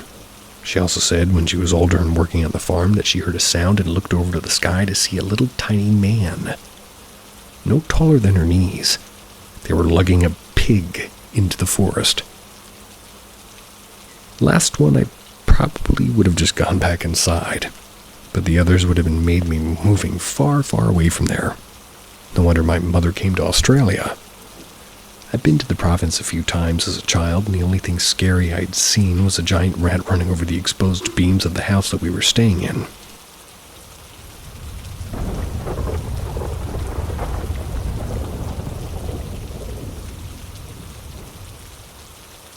Encounter with a Mexican urban legend. This happened years ago, but I still remember it as clear as day, and everyone I tell seems to be skeptical about it. It's going to be a bit long, so sorry about that. When I was younger and everything wasn't as bad in the world as it is now, my family used to take family vacations driving all the way to New Mexico. We'd drive a long-ass way to the Mexican border and stop in Texas at this government building that allowed us to exchange American currency to Mexican pesos. Regular Mexico. This building is, or was, don't know if it's still there or not, situated right next to the Rio Grande, that river that divides America and Mexico. Underneath this busy bridge and expressway. So, when we arrived at this building, my parents asked my brother and I if we wanted to go to them, but they were like, nah, we're good. So they left, and it was me and my brother in this van, in this parking lot, and the only light being from the moon and the lights on the building next to this big-ass river in the middle of the night.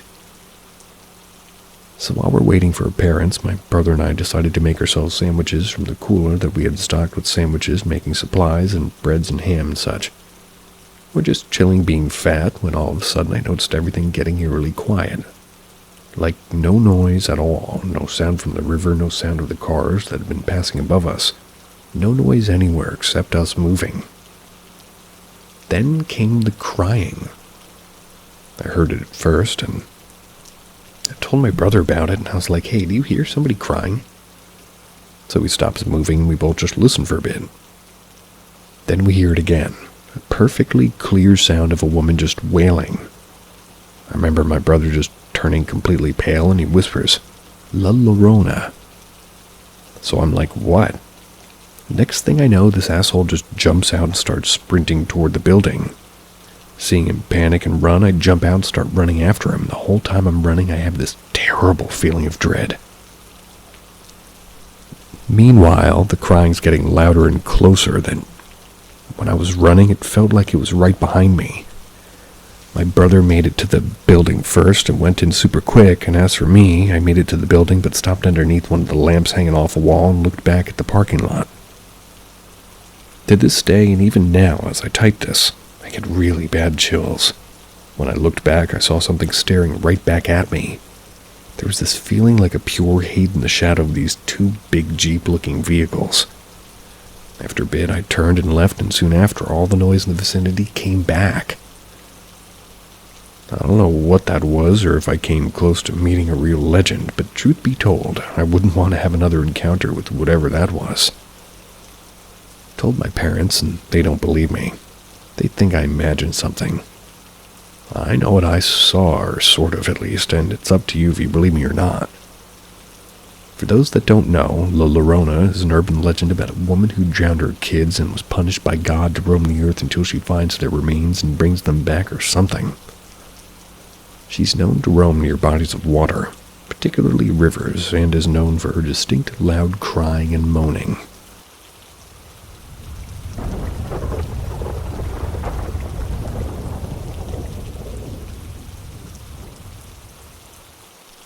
A real till death do us part. My story is not so much as a scary one, but more of a sweet story about a woman who wholeheartedly loved her husband, until death did them part. My memory is a little hazy, but I'll tell this story with as much detail as I remember. I was working as a post-life transporter at the time. Mind you, I was still in training. I was following the lead of my trainer. We had gotten the call around midday, I believe, but it was about an elderly woman who needed post-life transportation. It's a funny way to say that. When we arrived at the home, it was absolutely beautiful. It felt so warm and inviting. A gorgeous stone pathway led us to the door, and we were welcomed in by her family. That was before being led to see the woman that we would be transporting. We talked with the family.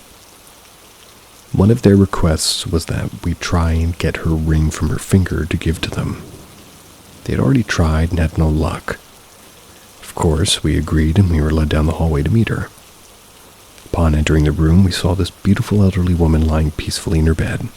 She lied there, covered in one of those sort of photo blankets filled with photos of her and her husband. I remember her room being on the smaller side, but looking around the room there was so much love. Photos covered the walls with pictures of her family. As we got ready to transport her, my trainer started by trying to remove her ring.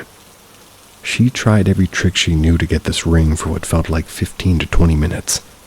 No luck. I asked her if I could try. I remember being so nervous because obviously I've never removed a ring from as they put it, a decedent before. I tried for a few moments and I had no luck, but something didn't feel right. It was as if I could feel the pain of this woman and the devastation that it felt to have her ring taken from her. I remember just repeating over and over again in my head, I'm so sorry, I'm so sorry. So I stopped for a moment and I looked up at her again, scanning the photos of her and her husband on the blanket. I could feel the love that she had for him, this immense wholehearted love. She didn't want to let him go. It was just some tattooed girl that she didn't know trying to take one of the only things that she had connecting them. I don't remember if I said it out loud or in my head, but I do remember saying, "You're thinking. I know you love him, but your family really wants to keep your ring safe for you. I promise that I'll get it to them." After this, I tried one more time to remove the ring from her finger. It came off. No hesitation, no forceful pulling. It just simply came off. I remember my trainer looking at me in disbelief. She later told me that there's no way that the ring should have just come off like that. In the end, we gave the family her ring, and they were so happy and surprised that we were able to get it out for them. I always think about this woman, and I aspire to feel and experience the type of love that she had for her husband. A real till death do us part.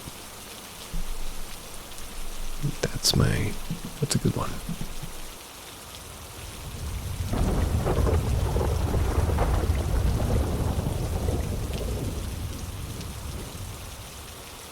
My family's memory of crying babies under the stairs. So now that I have some more time on my hands, I'd like to post an update on my family's memory of crying babies under the stairs. In 2006, my family had moved across town to a bigger, newer home. This is where I spent my childhood from age 2 to 13. Almost every night during scripture study with my family, all 5 of my siblings and my mom heard something spooky.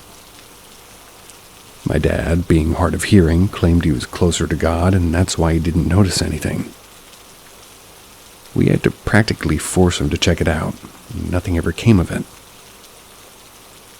Underneath the stairs had 2 concrete walls, one of which was shared with the garage. The other was up against dirt. There's a concrete slab underneath in the stairs which didn't have drywall. When I talked to my older sister the other day, she told me the crying sound would come from down the hallway as well. Only then did I remember the full extent of my childhood nightmare.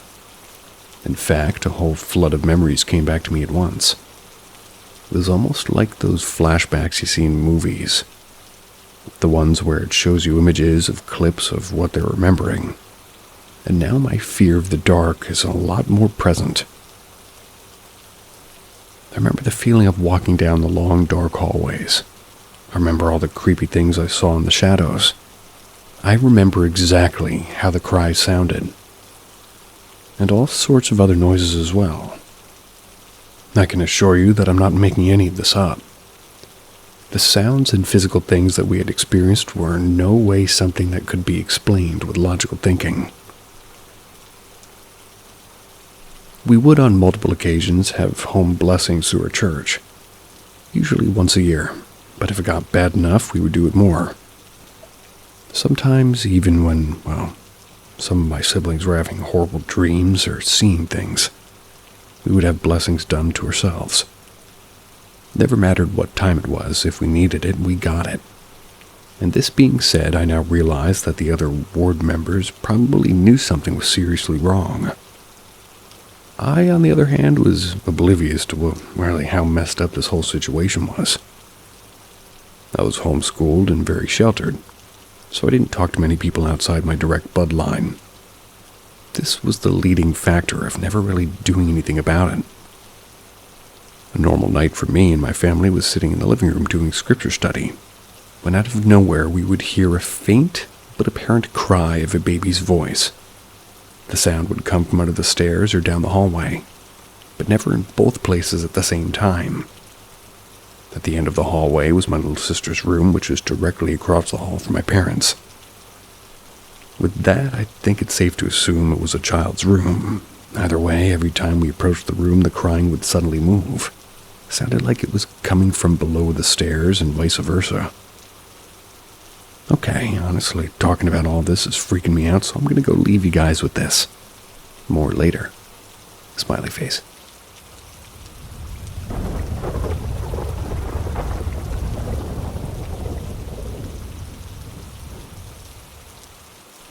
The ghost of a woman seen multiple times after she was murdered.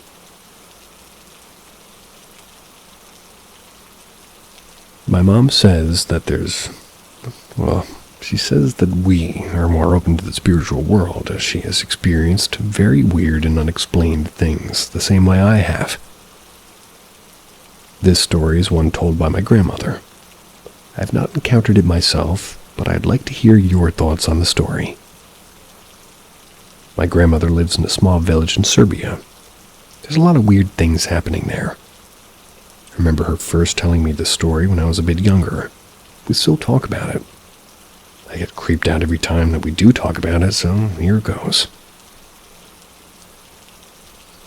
About 30 years ago, when my grandmother first moved to this village, there was a murder that happened 2 streets away from her.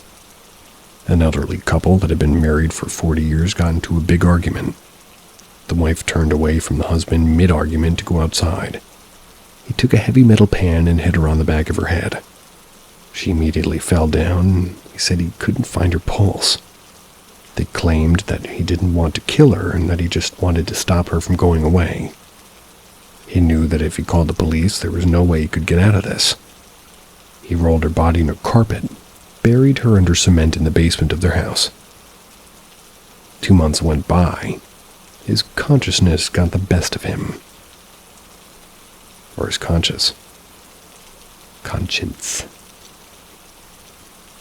He went to the police and admitted what he had done. When the police asked him why he admitted to the crime now, he said that she was haunting him. He said every morning she would stand in the kitchen as if she was alive and make him coffee and breakfast. He would try to close his eyes and open them again, but she wouldn't go away. The police, of course, said that this was his consciousness getting the best of him, but he claimed that she was there and that he wasn't crazy. He got arrested, and the police, of course, didn't pay any attention to what the man was saying about the wife's ghost. When the police went to talk to the neighbors to try to gather information and see if anybody heard or saw anything, they were left shocked. All of the neighbors swore that they saw her the past few months. One of the neighbors said that she came to buy eggs a couple of days prior, and she was last seen by another neighbor just 2 days prior going for a walk. They said hi to each other, and the neighbor swore that it was her. The police immediately got a new theory. And it was that the man had just killed his wife and went into a shock or a denial and got the timing wrong, or that he for some reason was lying. When the police finally got the body out of the cement, it was confirmed that the woman had died at least 2 months ago, confirming the husband's story. Even after the date of the murder was released, the neighbors still claimed that they had seen her, and it was not possible. After the woman's burial, her 2 sisters were coming to her house and just to retrieve some of the items that they'd claimed. They were washing the dishes and smiling to them from the window. Okay. This house is now abandoned and nobody's ever moved in after. I get creeps every time I have to go by that house and avoid it at all times.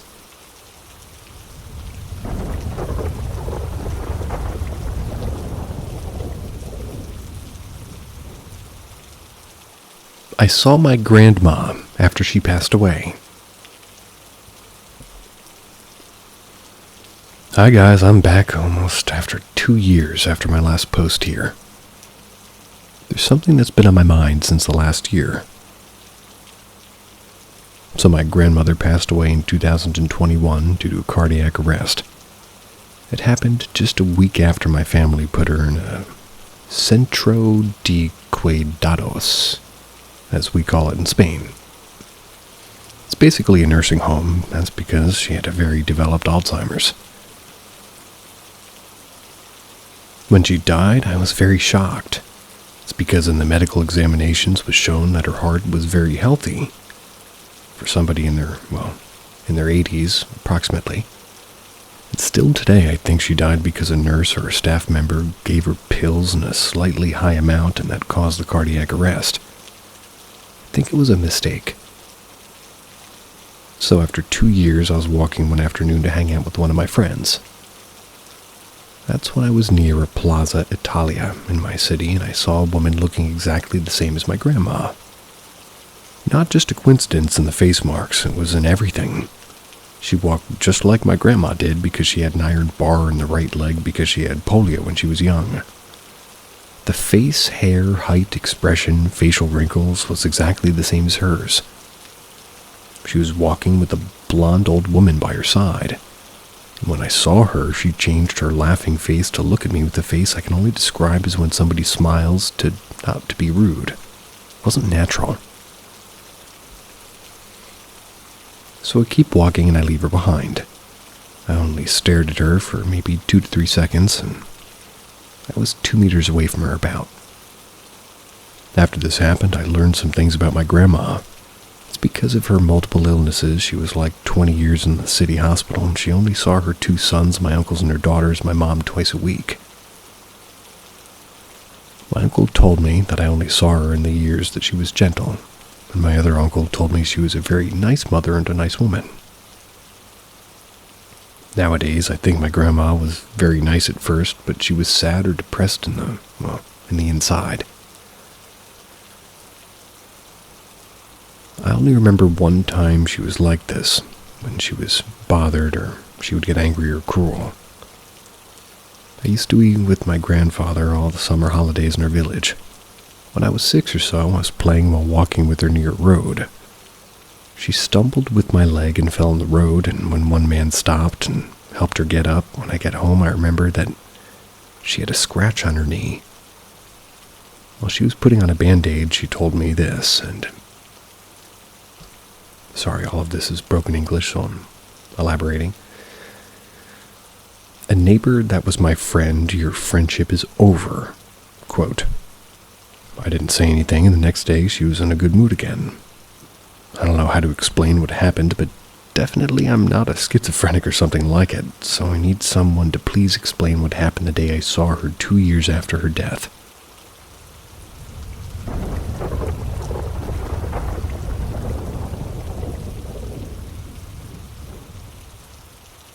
My brother and I saw something. This story takes place about 12, 13 years ago when I was a kid. I come from a less than desirable area in a small mountain community where most people, my family included, just managed to scrape by. This meant that for me and my siblings, we lived in a small house that could barely fit us with poor insulation and was in desperate need of repairs. But we made it work and appreciated what our parents could do because we were still better off than a lot of the other families that we knew. The winters are harsh here in the mountains, and because of the poor insulation, me and my siblings would sleep in the living room as close to the fire as possible. We would huddle under one huge blanket. There's one night that sticks with me to this day, because for the life of me, I still cannot fathom what it is that I saw.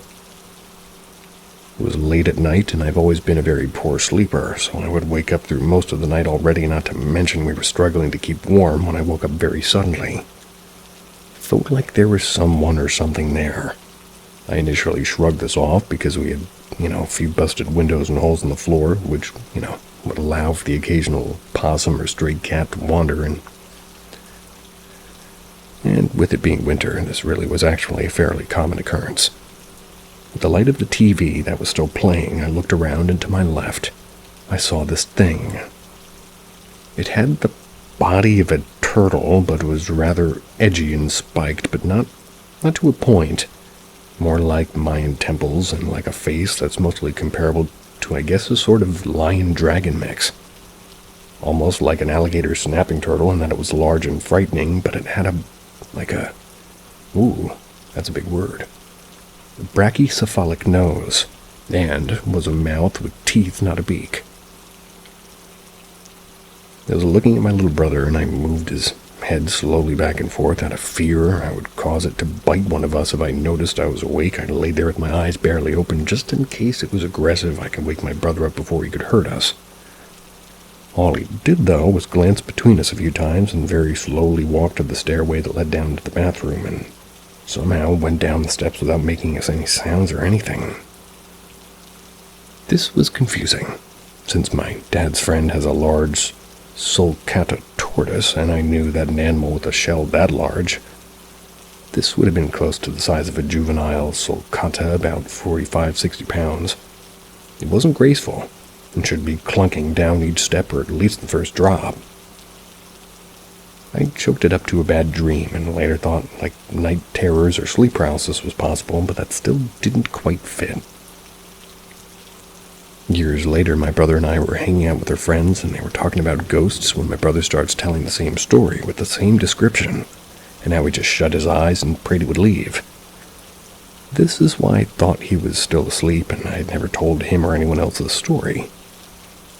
What did we see? What pops up online are dragon turtles, which would be far too large, and lion turtles from that show Avatar.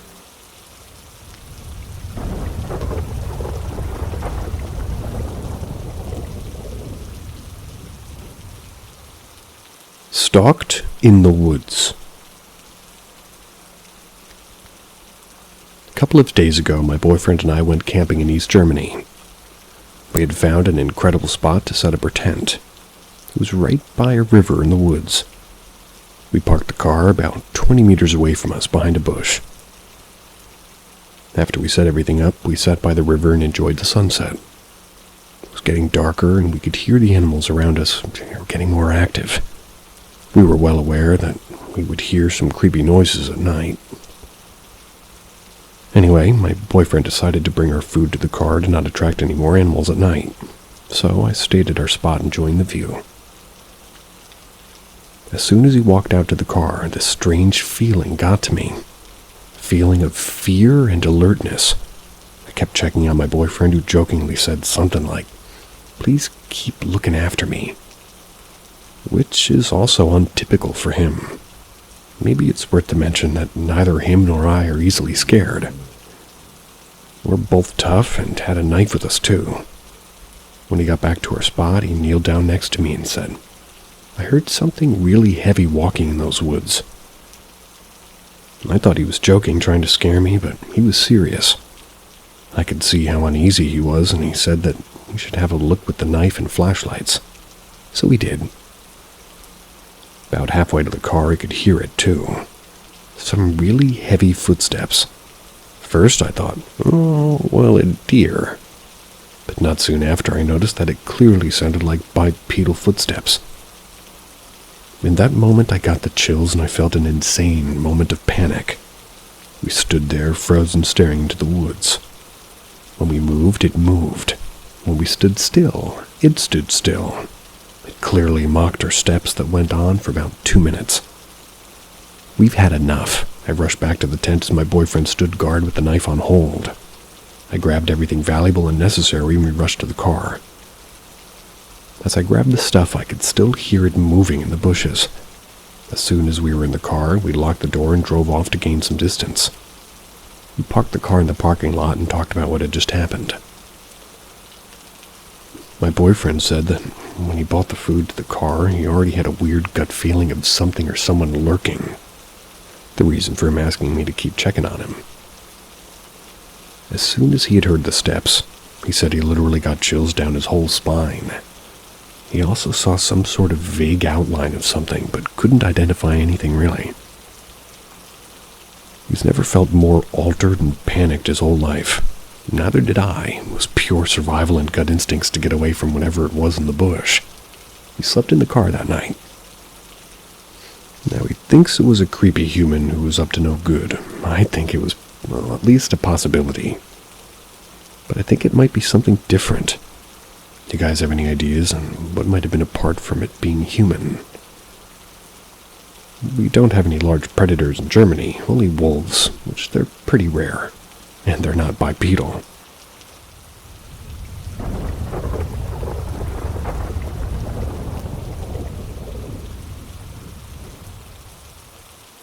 You never know what you're walking into. To start with, I've studied the paranormal on and off for over 50 years. I believe what I'm writing about happened to both my wife and myself back in 2012. We lived in a mobile home at the time. From the time we moved in, my wife complained constantly about seeing the shadow of an old woman going from the kitchen to her bedroom, which was in the back of the trailer. I never saw the shadow the whole time we stayed there. We started hearing banging sounds in the laundry room. It was next to the kitchen. We only heard them at night. I found out that cats were under the trailer making the noise. I secured around the outside of the trailer and the noises stopped. Those noises anyway. A few days later, I started hearing heavy walking outside her bedroom. I'd get up and the noise would stop. I could find no reason for the noise. I looked outside for a cause and I found nothing. Then the flies started. We came home one day and we found hundreds of flies around the inside of the window across from the kitchen. Sprayed and killed them, but the next day they'd be back. We fought this on and off all through the winter. During this time, my wife started telling me that she had the feeling like somebody was watching her. One day I had walked outside. My wife was still in the kitchen finishing up dishes. Suddenly, she felt somebody blow gently on the back of her neck. She screamed and ran to the door, but she pulled on it and it wouldn't open. Then she heard what sounded like an old woman giggling. She started pounding on the door and screaming for me. I was by the car and I heard her. I ran open the door and she hugged me, breathing hard, and she told me what happened. Left to give her a chance to calm down. We came back and her neighbor was standing outside. As we were talking to her, she told us that we were not the first owners to experience this. Others that have lived in the trailer experienced similar things. Also, she told us that an old woman that lived on a lot of different trailers than the one we lived in was also farther back in the lot. She told us that the old woman died after her trailer caught on fire. She was burned up.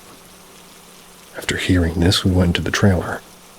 I was a believer in Jesus Christ, so I declared his name loudly in the kitchen and told whatever entity to leave in the name of Jesus. After that, things seemed to calm down for a while at least. A few weeks later, we came home, found hundreds of dead flies around the same window. Not knowing what to think, we cleaned them up and went on. A few days later, my wife at work and I had the day off, and I decided to take a nap.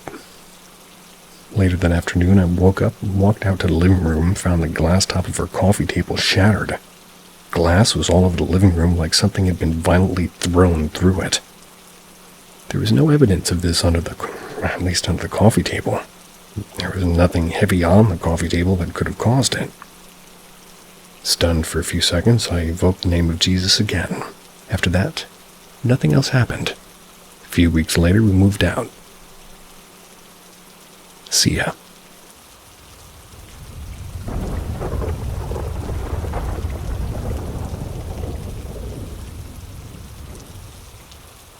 Can someone explain this?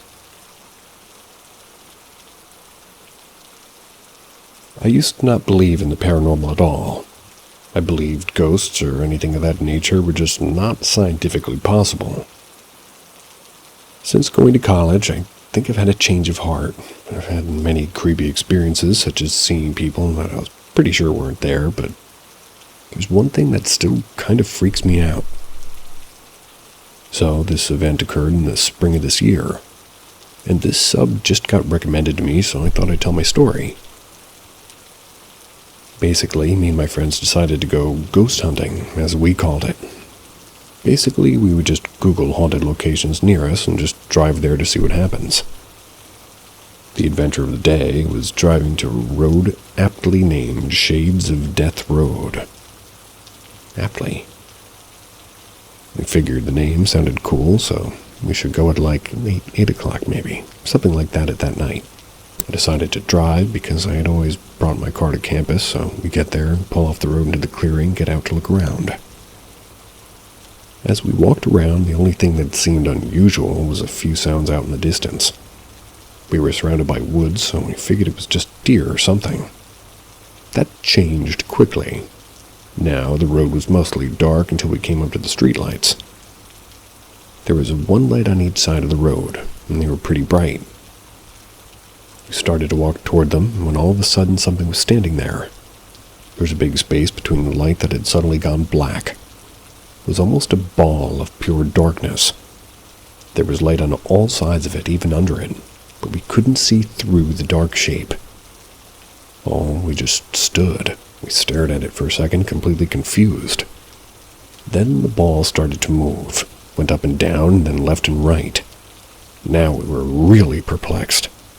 After it had danced around for a bit, for lack of a better term, it seemed to grow legs and stretch out. It stopped being so circular and became more humanoid. This thing was at least 8 feet tall, and as it grew, legs came out and it took a step. Then another. Soon it was walking toward us and fast. By this point, we were completely freaked out and we ran back to the car and drove away. We got about half an hour away when my steering wheel locked up. Then the car stopped in the middle of the road. Now I had just gotten the car inspected and there was nothing wrong with it. So we pushed the car out of the road and waited for somebody to come get us. To this day, none of us can explain what we saw. Cars can break down, but it's not that crazy, but still a weird coincidence. My one friend thinks that we had an encounter with something demonic. I have no clue. My biggest regret from that night was not recording or taking pictures of what we saw. Nobody believes us. We're still pretty sure that we didn't all pretend to see the same thing. So if anybody has any idea of what the supposed entity may have been, or even a rational explanation, I would be very thankful.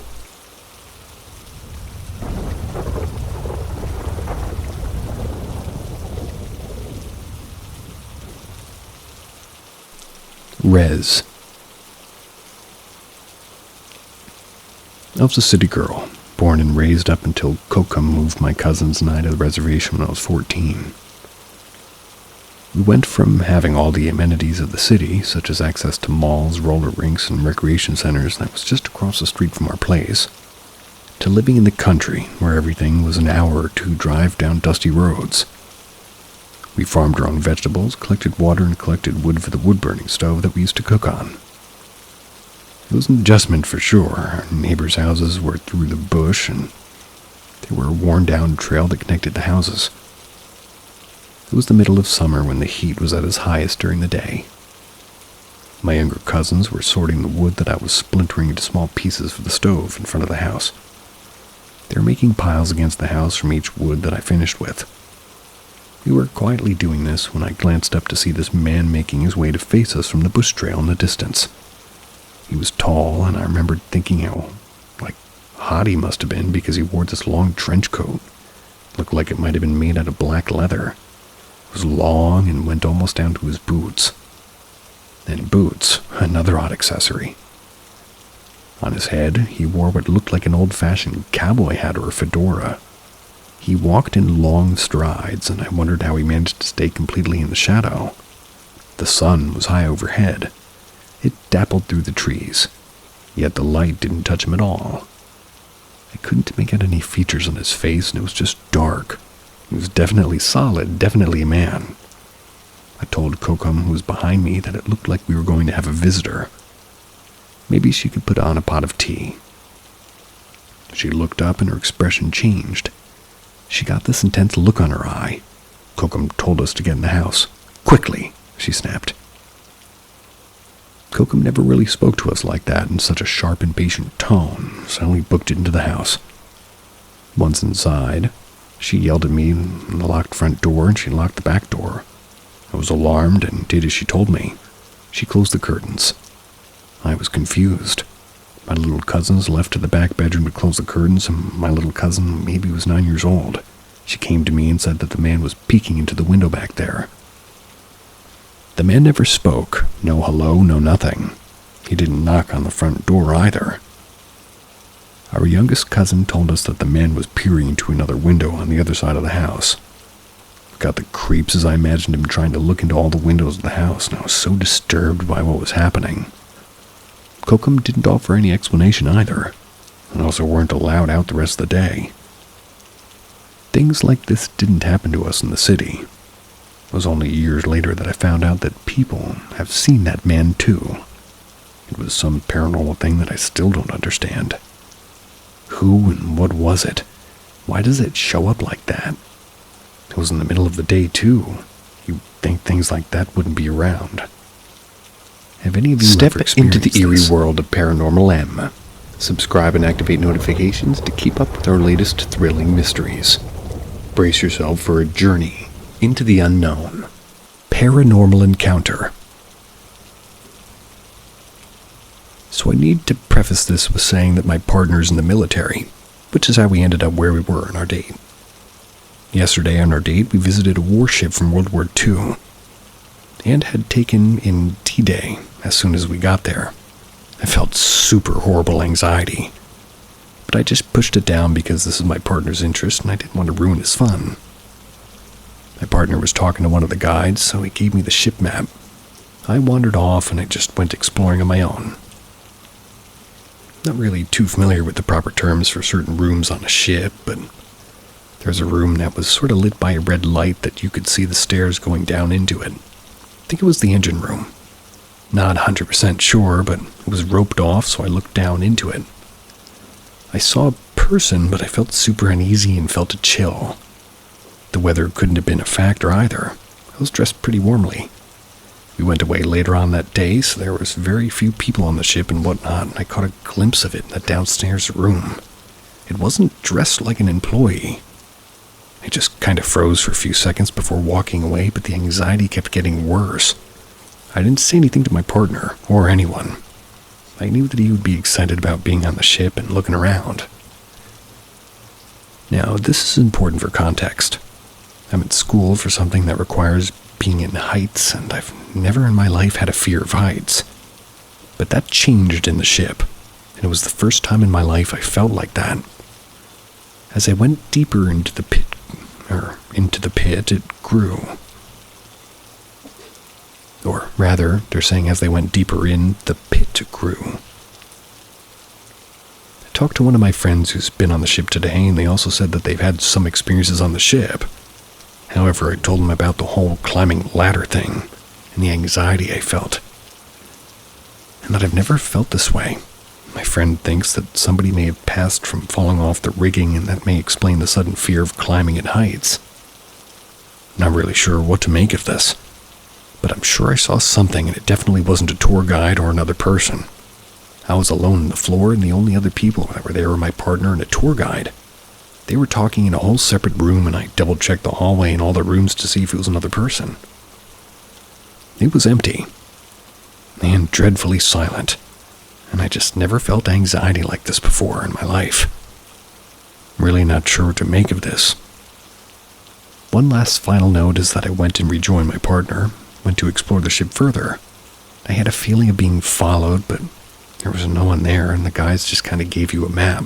They let you explore the ship, but you can kind of stop and ask them about things and talk to them about things that you want to. Not really sure what kind of paranormal thing happened to me on that ship, and, well, just super weird experience. Trying to figure out why my partner's a skeptic, and I didn't really want to talk to him, about it with him. What do you guys think?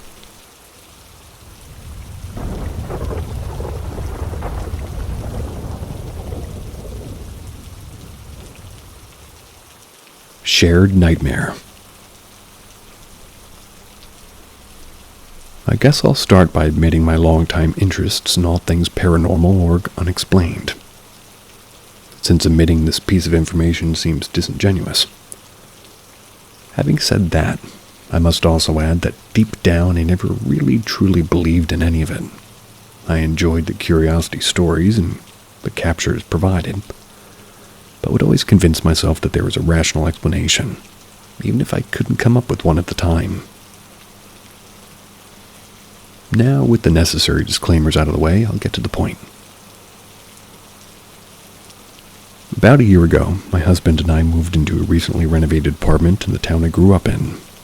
The building is well over 100 years old, and it had been run down and filled with a rotating cast of drug dealers and users most of my life. So it was nice to see it return to its former glory. Shortly after moving in, I noticed occasional odd noises, movement out of the corner of my eye, etc. But I chalked it up to an old house and unfamiliar territory. Couldn't help noticing that dogs were reacting to these things as well. But again, I convinced myself I was being childish and put it out of my mind as much as possible. Fast forward several months into our lease. I'm asleep in the bedroom with my husband and our dog. Around 2 a.m., I was startled awake from an incredibly vivid nightmare, very shaken up. In the dream, I had awoken much the same and wandered out of the room for a drink. As I crossed into the space between the kitchen and the living room, I see the outline of a woman on the couch. My eyes haven't quite adjusted to the light, so it takes a moment to see her clearly. When I do, I'm both horrified and confused by what I can only describe as her corpse-like appearance. Just as what I'm seeing really starts to set in, she sits up and says, "It's time." Then I wake up. I lie there, awake and uneasy for a while before coming to the conclusion that there's no way I'd be able to fall back asleep unless I checked the living room to make sure it was a dream. So I reluctantly climb into bed and head down the hallway, just as I did. Well, just as I did in my nightmare. But this time, of course, nobody's on the couch. Having confirmed this, I calm myself down and crawl back into bed, feeling slightly stupid for getting so worked up. However, just as I settle in, my husband sits up, seemingly still asleep, and says, "Is she here?" I turn to him and I ask who, to which he replies, "The lady on the couch." Cue me coming out of my skin and vowing to never sleep again. Now, I'm sure some of you are thinking you probably said something in your sleep that he overheard and mixed into his dream, and that might be a reasonable explanation, except my husband is deaf. I rolled this around in my brain for weeks and can't come up with a satisfactory answer. So any insight or advice is welcome.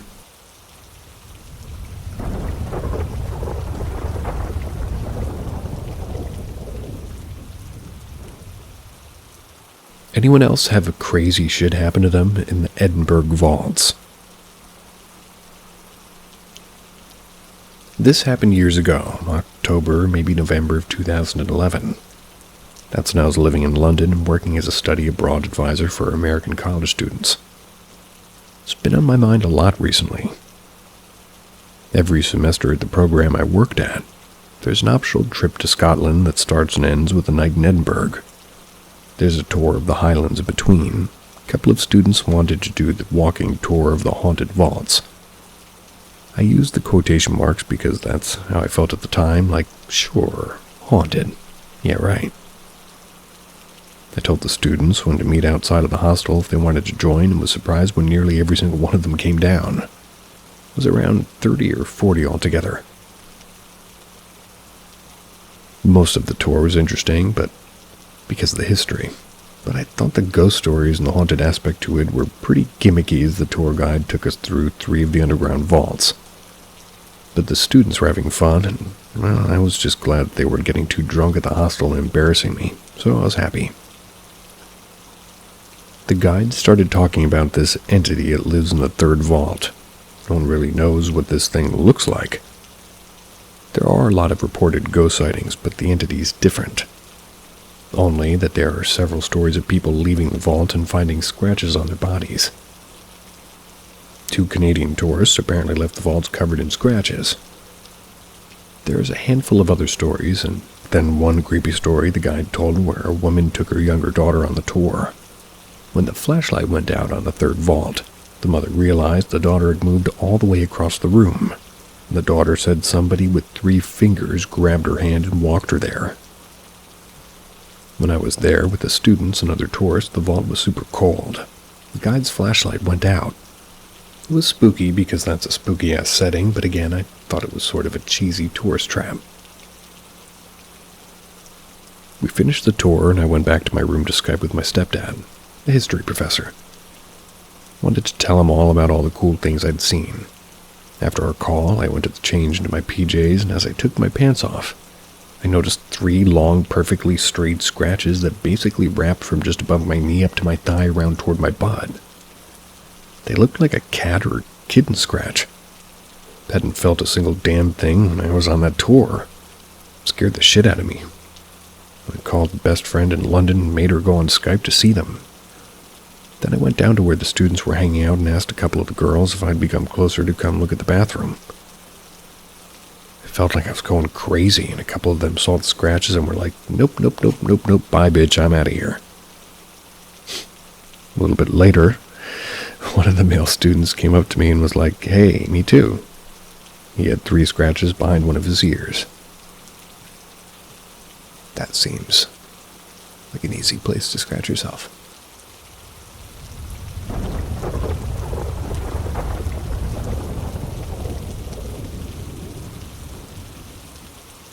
Strange things are happening.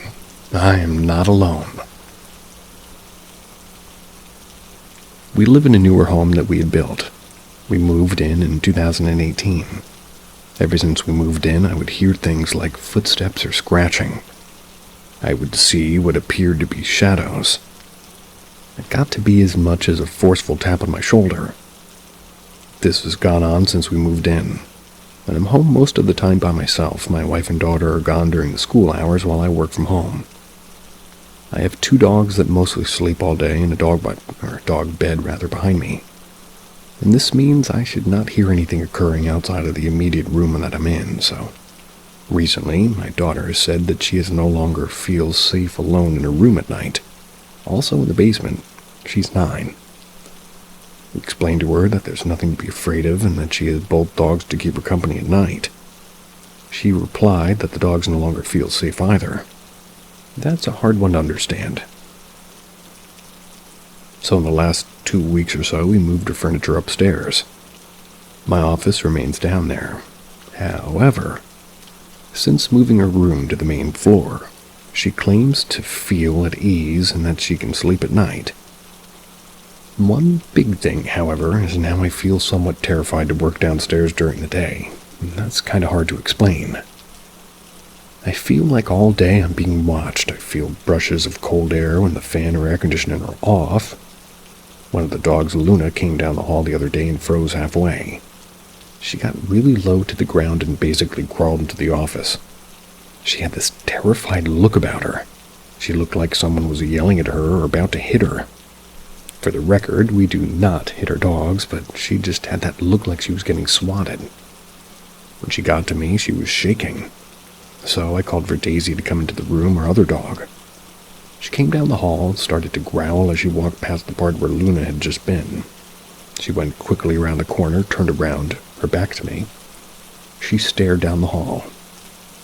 She was as stiff as a board and didn't move for several minutes, despite me calling her over and over again. And I managed to capture a full minute of stance. Creeped me out. Clearly, both dogs saw something that I could not see. This has played into some of my fears and makes me wonder if my daughter is not feeling safe anymore as being related to this. More so in the last few weeks, I've found lights on that should be off and others that are never on. And again, I'm the only one home. So something is happening or my mind's playing a trick on me. There have also been a few neighbors that have complained of issues lately. Things being moved, TVs turning on when no one's home, pets getting locked in rooms, or dogs and cats fixating on things that shouldn't be there. How can find out spiritual history of our land? I'm assuming you mean how can I? Well, the internet is your friend, is it not?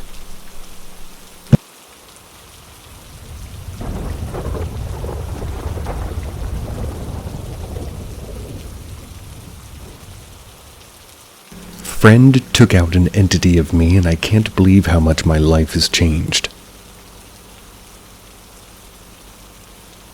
Since I'm a child, I had a lot of horrible dreams. Some of them premonitions. Some of them saw demonic entities chasing me. I lived with my grandmother who died from a very aggressive cancer. When she was in her final stage, she saw the same entities that I saw. I used to draw them. I blocked it all after she died, stopped believing in anything paranormal, and as I did, loved science, and, well, I tried to find a scientific explanation. As for example, I fabricated those memories due to trauma and grief. I'm an artist now. I travel often and study abroad for a while, and even if I'm talented every single time my career was starting to rise up, something happened. Accidents, family illness, you name it. On 2022, I was in my lowest point. My career was blocked and I was penniless with a lot of debt. I sung a concert, Mayer Symphony 2 Resurrection. I was in such a deep despair, but that concert I felt something strange. Something warm in my heart that made me cry while singing. This symphony speaks about God and how he died in his hands and resurrect. I felt like God was there, so I asked for help. 2 days later, singing the same concert, I saw a friend who I hadn't seen in a while. He told me that he could catch up to make some music. Went to his house, told me that he had a mission to complete with me. He was told to get rid of something I was carrying on energetically. I knew he had some kind of, healer qualities, but I didn't really believe it until that day. I stand against a window and he begins reciting some prayers in an unbeknownst language with a white candle. I had my eyes closed and I felt that my body moved without my permissions. It was as if something was moving me against my will. Suddenly I saw eyes closed, a shadow passing in front of me. After that he said, "It's done, you can't drink alcohol for a week and now you need to go rest for 2 days. I said, okay, no problem, went home not really understanding much of the situation. When I was on the subway, I felt the most tired I'd ever had in my life. The day after I cried uncontrollably the whole day. Since then, I now have a scholarship, created an opera that was just premiered in a national theater in my country. Found the love of my life and got married. My financial situation was drastically improved and I finally have a happy, fulfilling life. I know it's hard to believe, but it happened to me." He said that what I carried was some demonic thing that attached to me since I was a child, as I had some abilities by myself. That's a happy ending.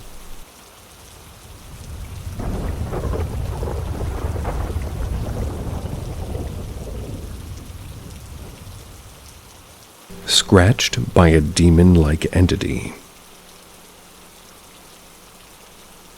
It was about 2 to 3 weeks ago when we went to investigate a forest which is rumored to be haunted in an island close to Athens called Salamina. The stories surrounding the forest are relatively new, but strong enough to convince other investigators as well to investigate the forest. The biggest story is one that involves the monastery inside the forest. 4 men were driving late in the night, until a lady wearing all black, supposedly a nun, stopped the car in the middle of the road. The men asked the lady if she needed any help, but got no answer.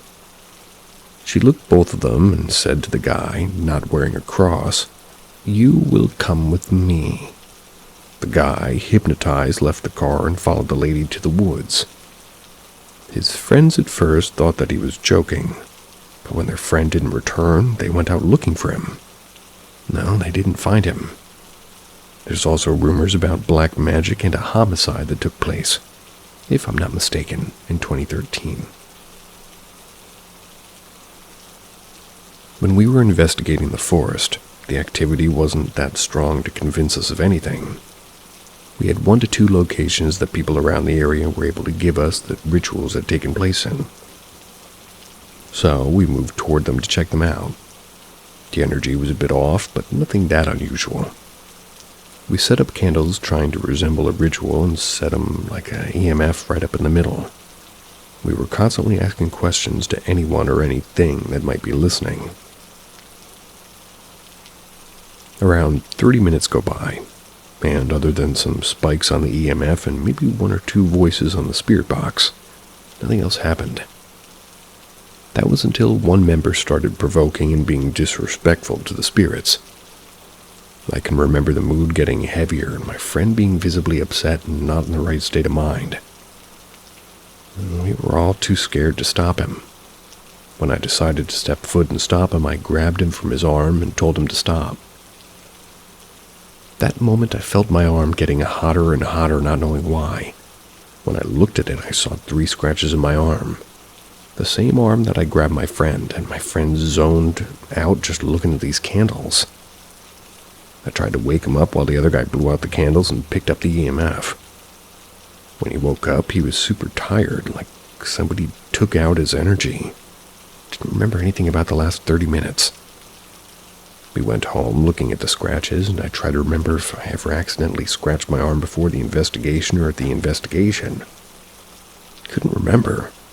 Plus the fact that I felt the burn when I grabbed my friend who was possessed. Nothing makes sense about that night. Let me know what you think. I want to hear your opinion as well. Maybe I'm a bit delusional or biased.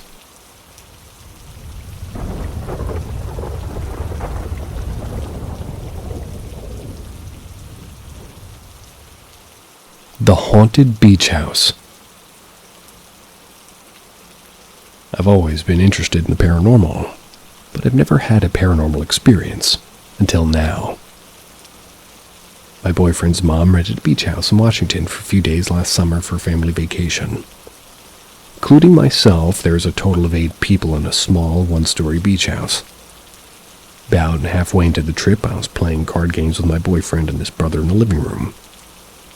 From where we were sitting, you could see into the kitchen, and to the left, a small hallway with the bathroom. A room right across from the bathroom and another room at the end of the hallway. While we were playing, I noticed a small door with a latch right above the bathroom door. I pointed this out to my boyfriend and his brother. Without saying a word, his brother moved a chair from the kitchen to the bathroom, stood up on his chair, and opened the latch door. There's nothing inside, we just brushed it off as sort of an attic. The next day, we're all cleaning up when I noticed that his brother had forgotten to close the attic door and move the chair. I promptly closed the door and latched it, put the chair back in the kitchen. The final days in the house is when things sort of began to get strange. After my boyfriend and I had returned back from an evening walk on the beach, we decided to play a final game of cards in the living room. I noticed that the attic door was open a few inches. Thought that this was strange, but I figured that it must not have latched the door all the way the last time. So after that, his brother, who was also playing cards with us, said that he saw a face in the window behind where my boyfriend and I were sitting. Mind you, it's about 11 o'clock at night and pitch black outside. My boyfriend and I, a little bit nervous, looked behind us and saw nothing. His brother kept insisting that there was a face in the window, but I just brushed it off as the window distorting something in the room. After we were done playing cards, my boyfriend and I went to go to bed, and his sister came out of her bedroom, the one situated right across from the bathroom. She stopped us and asked us a question. "Do you think this place is haunted?" We asked her why she would think that. She responded that she's seen a shadowy figure in the bathroom across from her room. I hadn't noticed anything strange in the house, but I did notice my boyfriend was a little bit jumpy after she said this. We eventually went to bed and left early the next morning.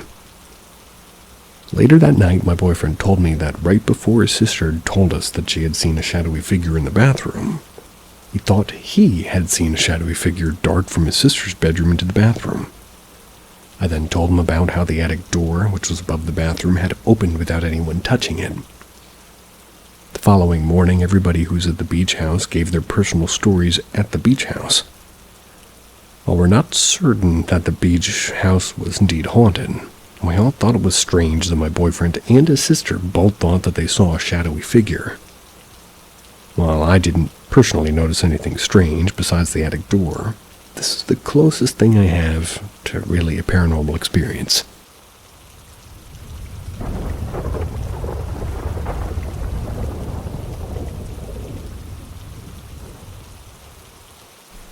The Black Cat. This was during a time that my parents got back together. They decided all of us are going to move to a new city from a small town. and it was apparently built on a graveyard, so that came with its own experiences. I was less enthusiastic about the move as I finally made a friend, and I had a boyfriend after 13 years of practically being alone. We moved into this house that was conjoined with another. It was a spacious house with 2 living rooms, a kitchen in the middle of the conjoined houses, and 2 bedrooms on the right and 3 bedrooms on the left. It was bigger than I was used to, growing up poor with just my mother, brother, and I, as my dad was barely around. We did what we could, and we were happy in our own little home, but here we would not find that same happiness. My brother's room on the right was fairly small, but interesting to note, it was carved and vandalized with symbols. Symbols I thought it was kind of cool to be able to write on the walls. Managed to convince my dad to let me do the same, and of course my brother didn't want none of that, so we repainted his walls, and apparently this was a mistake. As soon as we repainted his walls, things started happening. At first, it was small stuff being moved around, like causing bickering between members as to who was at fault. Then the anger and the fights broke loose almost every day, which resorted to screaming. With basically every scream, something would break as if the building tension was giving it strength. Then the black cat appeared and continued to show itself, but only to me. No one else knew of its existence. Every night before I closed my bedroom door, the black cat would appear as black as the moonless night. It would come from the living room through the hallway right up to my door before it looks up to me and disappears. I have been chosen. This happens for a while. It seems like tension was gone as long as I welcomed the cat. My mom has a blue ring-neck bird. She loved this bird, and apparently silently slept outside their room.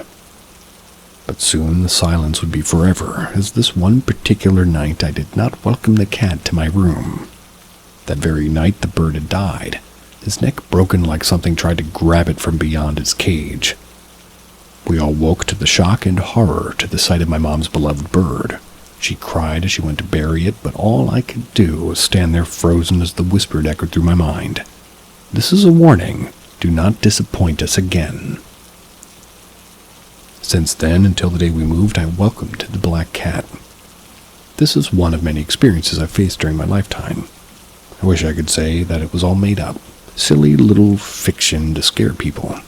But the stories I share are things I've lived through, many of them with witnesses of family members and friends.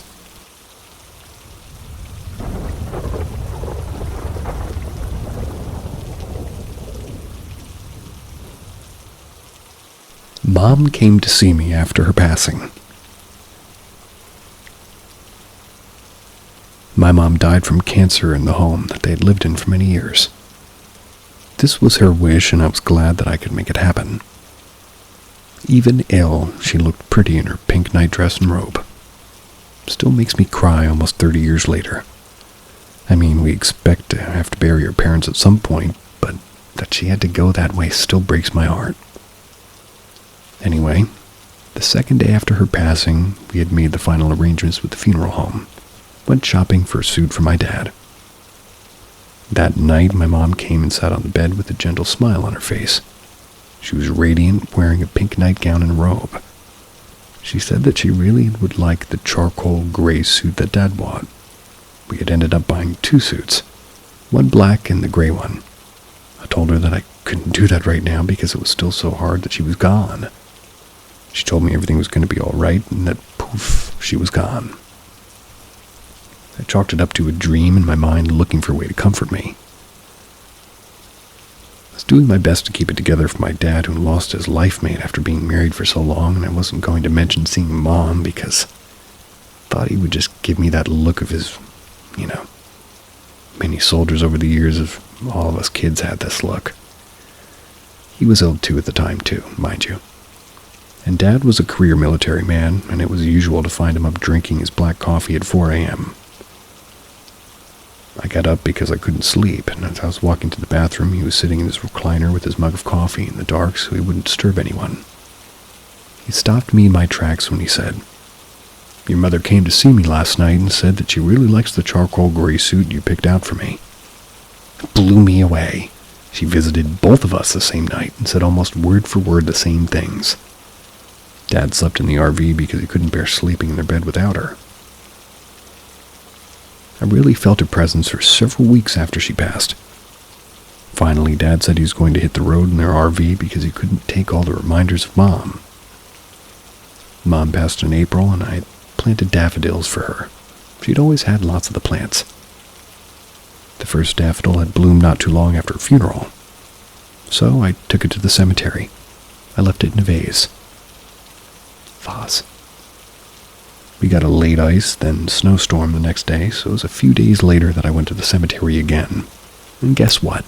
The daffodil looked perfect. Should have been withered and shriveled looking. How is it possible after the ice and bitter cold with 4 or 5 inches of snow and ice? I've always been interested in the paranormal, and I enjoy a good scary movie. But I am also a skeptic. I've always looked for another cause for whatever paranormal event that I had heard about. I mean, I love a good mystery. Maybe this was all wishful thinking, but a shared experience tends to make it a little bit more real to me.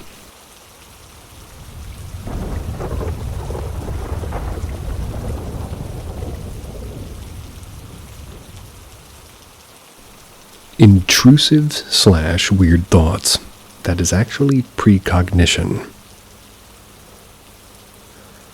Hey y'all, I'm 29-year-old male here. This happened to me countless times to the point that I think information moves freely in time and space. Want to know if any of you know how to discern precognition thoughts of intrusive ones properly. By the way, this is not safe for work because my last precognition thoughts led me to a very negative experience. It happened a month ago. I managed to reunite all of my old friends of high school at my best friend's house for a night of fun, drinking, swimming. On my way there, I was driving my car thinking about how fun it was going to be. Then, out of nowhere, I have this weird thought. I wonder if any of these friends, who are all males, ever had hidden homosexual relationships between them. We were pretty macho being young, always calling each other wuss or saying shit like the last person to touch something is gay, okay? Whatever we were dumb. I personally am pretty straight, never wanted or had same-sex relationships. So I think about every guy of my old crew, about 10 people, and who would be the most likely to have had one, and with who. There's one friend I know for sure who's getting more, as they say, or as he's putting it, quote-unquote, sexually fluid with time and thought about it for a while. Never ever thought about something like this, so I got weirded out and consciously decided to change the subject in my own mind. Fast forward, the party's great. We have tons of fun, everybody's going home except for me, my best friend, and another old-time friend, the sexually fluid guy. My best friend opens the sofa to make it a bed, and we listen to funny videos. I pass out, I woke up, and the first thing I realized is I'm butt naked. My friend, quote-unquote, is actively trying to grab my D, and, well, okay. There's more stuff written here. I'm going to skip over that because people will complain in the comments. And I didn't pick this. So apparently this other guy's trying to bang him. He pushes the other guy back. And apparently, thank God my best friend came out of his room and laughed when he saw my other friend all over me, but we were covered by a blanket and he didn't understand what was really happening. Took the opportunity to get up and sleep downstairs. Didn't talk about it to anyone yet, way too humiliated. I think I know when it's precognitive thoughts because it's really out of place, and it's like my mind catches some piece of information that I downloaded into my consciousness by giving it weight. Just wish I clearly knew what was going to happen. Well then, I don't think there's a reason to be embarrassed about getting some person off of you that you have no interest on being on you. All of that sounds incredibly uncomfortable. To me, an old-fashioned person.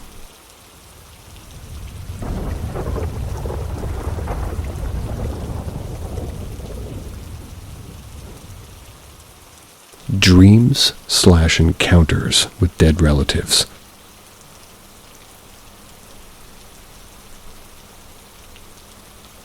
So my father passed away 2 years ago while sleeping. Saddest moment of my life. That afternoon he called me over my phone and we had a short conversation. When I hang up the phone, I have a feeling to say I love you to him, but never mind. When I was young, he told me that when my grandmother, his mother-in-law, passed away, he saw her several times in the house. She told him that she was there to protect me. And through his life, he has several paranormal encounters like this. A couple of days after he passed away, I was sleeping. I hear from my living room his voice saying, "Oh no." Then I wake up and everything seems to be a dream. I have another couple of dreams that I don't remember, but I do remember one in specific. I was walking around a street and I see an old friend in front of the building, and when I reach him, my father was there. I was shocked. I hug him, and he told me, "Don't worry, I'm waiting for my friends to do a barbecue." By the way, that's one of his favorite things in the world. This was between the first 6 months since he passed away. Almost a year later, I had a dream in memory. I was in a party like I remember as a child, full of relatives and friends of the family. When I watched the other room, I noticed my godfather and my dog. And by the way, both are dead more than 10 years ago. That's when I noticed that I say louder, "If you two are out there, my dad must be there." Then I run to the room, and suddenly the room starts to be longer, avoiding me to reach them. I wake up very nervous after that. I tell this to close friends, and they tell me it's just a dream. And then, about 6 or 8 months ago, my wife and I decided to move to Europe. At the beginning, I was worried about the leave that my mother with my 2 sisters, and I feel like I was a bad son. Then one night I was sleeping. I wake up because I hear the voice of my father calling me like he was next to my bed. My wife told me that he was my father telling me that everything was okay. Well, now I'm living in Europe since September. Having some issues trying to find a job, and I'm really very nervous. My wife always tells me to chill and to wait. The other night again, I dream about I was in a family reunion or something similar. My mother was talking very loud, and my father was there, and really shy. Then suddenly, he stands from his chair to go to another room and came with 2 cans of beer, and he said to me, "These people are going to think we're stupid. Have a beer with me." That's kind of his behavior when my mother asks him to be polite. So I was rethinking everything, and this could only be dreams or jokes from my mind, or it could be that, well, he's taking a visit to me.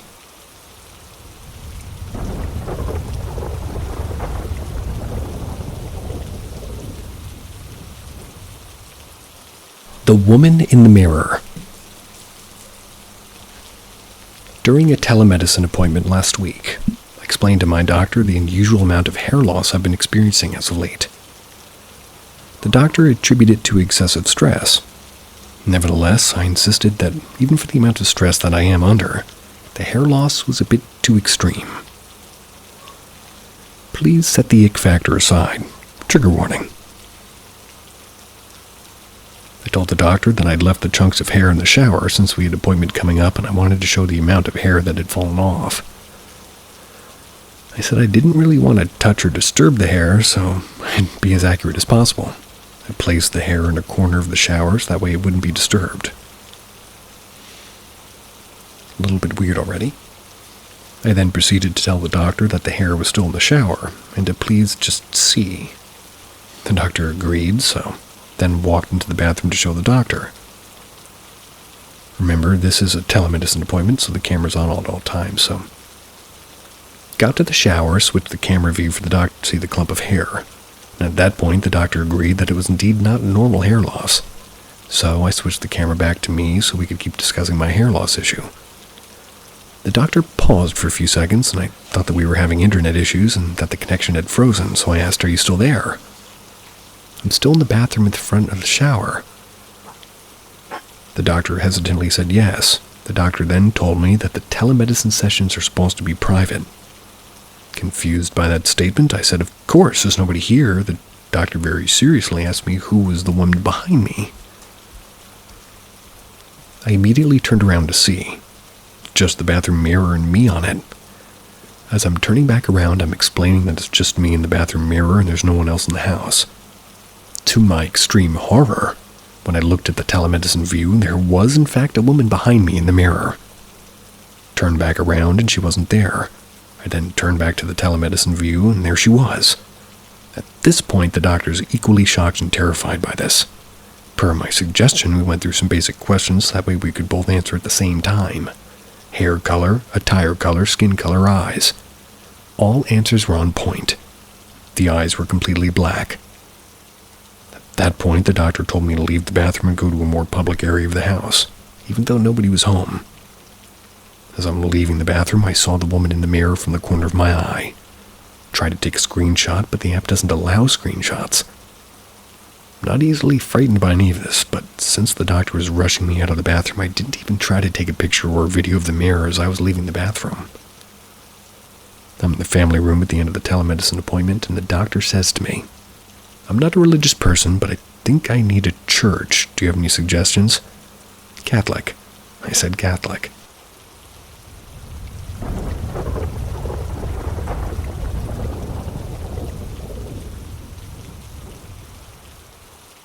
Whistling out of nowhere. About 2 nights ago, I was with my girlfriend and her sister in their backyard smoking a few joints in my car. We smoke often, so just, a few joints isn't really anything. Around 8 p.m., her sister went inside.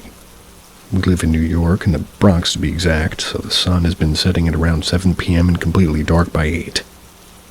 So now it was just me and my girl chilling, and I'm rolling up and we're talking about getting rowdy and then laughing, nothing out of the ordinary. In her backyard, there's a parking lot for about 4 cars, but they were all out and I was parked closest to her neighbor's fence on the right facing the road so I can see all the way down the driveway, and directly behind me is a mesh fence that you can clearly see through. As they wrote, throughout that fence is a church. Over on my right is her neighbor's yard and a garden that you can see in. I'm saying all this to let you know that I had a great view of her entire yard from the front and the back and the sides, so I could have seen anyone or anything coming easily. While you were rolling a joint, though. Well, while we're talking out of nowhere, I both hear a whistle, or rather we both do, about 2 seconds long, loud and clear. Immediately freaked us both out so much that we ended up from the passenger seat onto my lap. But I was able to keep my composure and calm her down and get her back to her side of the seat. This took about 3 minutes, and we were talking about trying to find a logical explanation for what had just happened. And while we were doing this, and basically calling anything paranormal not real and dismissing it as a cat or a squirrel or even my car, it happened again, directly in my girlfriend's ear, loud and clear. I even heard it coming from her ear area. It was as if it was ensuring us that it can hear whistling out of nowhere. Or, it was as if it was ensuring us it can hear whistling out of nowhere. Us and disagrees. My radio was of AC on low, as it was a little chilly and windows closed tight, but it was as if the whistle was right next to her in the car. Stayed for another 20 minutes. Decided she was too uncomfortable to stay there. She says weird things always happened at her house, and I never really would take it seriously. Let her know that I don't believe in stuff like that. This time, though, I experienced it, and I looked and tried to think of everything to explain it, but I can't, which brings me here. Anybody know what this could mean or be, more scientific than religious? I just want an explanation. Now, this is a tough one. My girlfriends, her sister, and her brother did put me on to some things that they have experienced growing up in their house, and I found it really interesting. Until next time.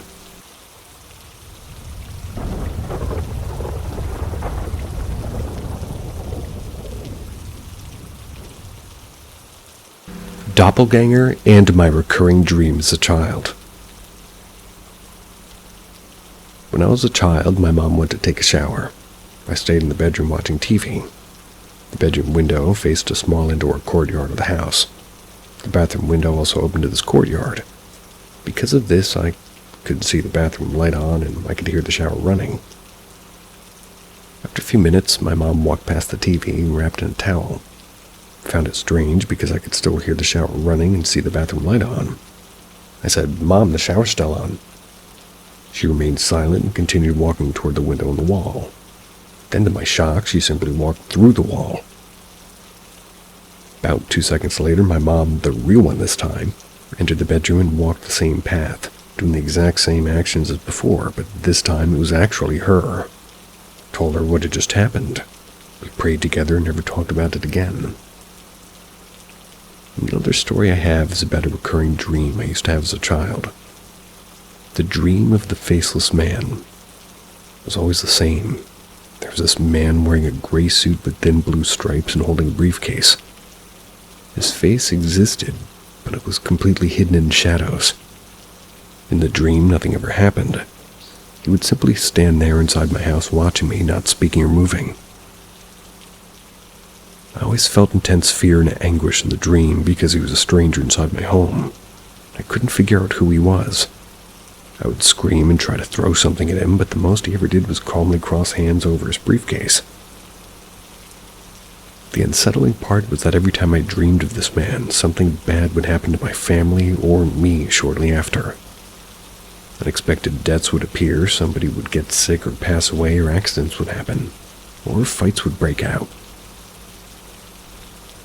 I've always had a close relationship with my family, and I was encouraged to talk about these things even as a child. I think a lot of this openness comes from the fact that my great-uncle was a man named Zé Arrigo, a famous medium in the 1960s and 70s, and one of the most renowned in Brazil. Definitely worth a look if you're curious. Spelled Zearigo. One day I shared the dream in detail with my family. My grandmother was visibly startled and told me the suit the man was wearing matched exactly the one her father had been buried in. A gray suit with thin blue stripes. His favorite. My great-grandfather passed away 44 years ago. 44. I'm 26 now. And all I've ever heard about him is that he was a deeply good and a fair man. He was very wealthy, but he did live to help others. That's it. Never shared these stories with anyone outside my family and my wife, but this morning I suddenly remembered them and felt like sharing. Any thoughts?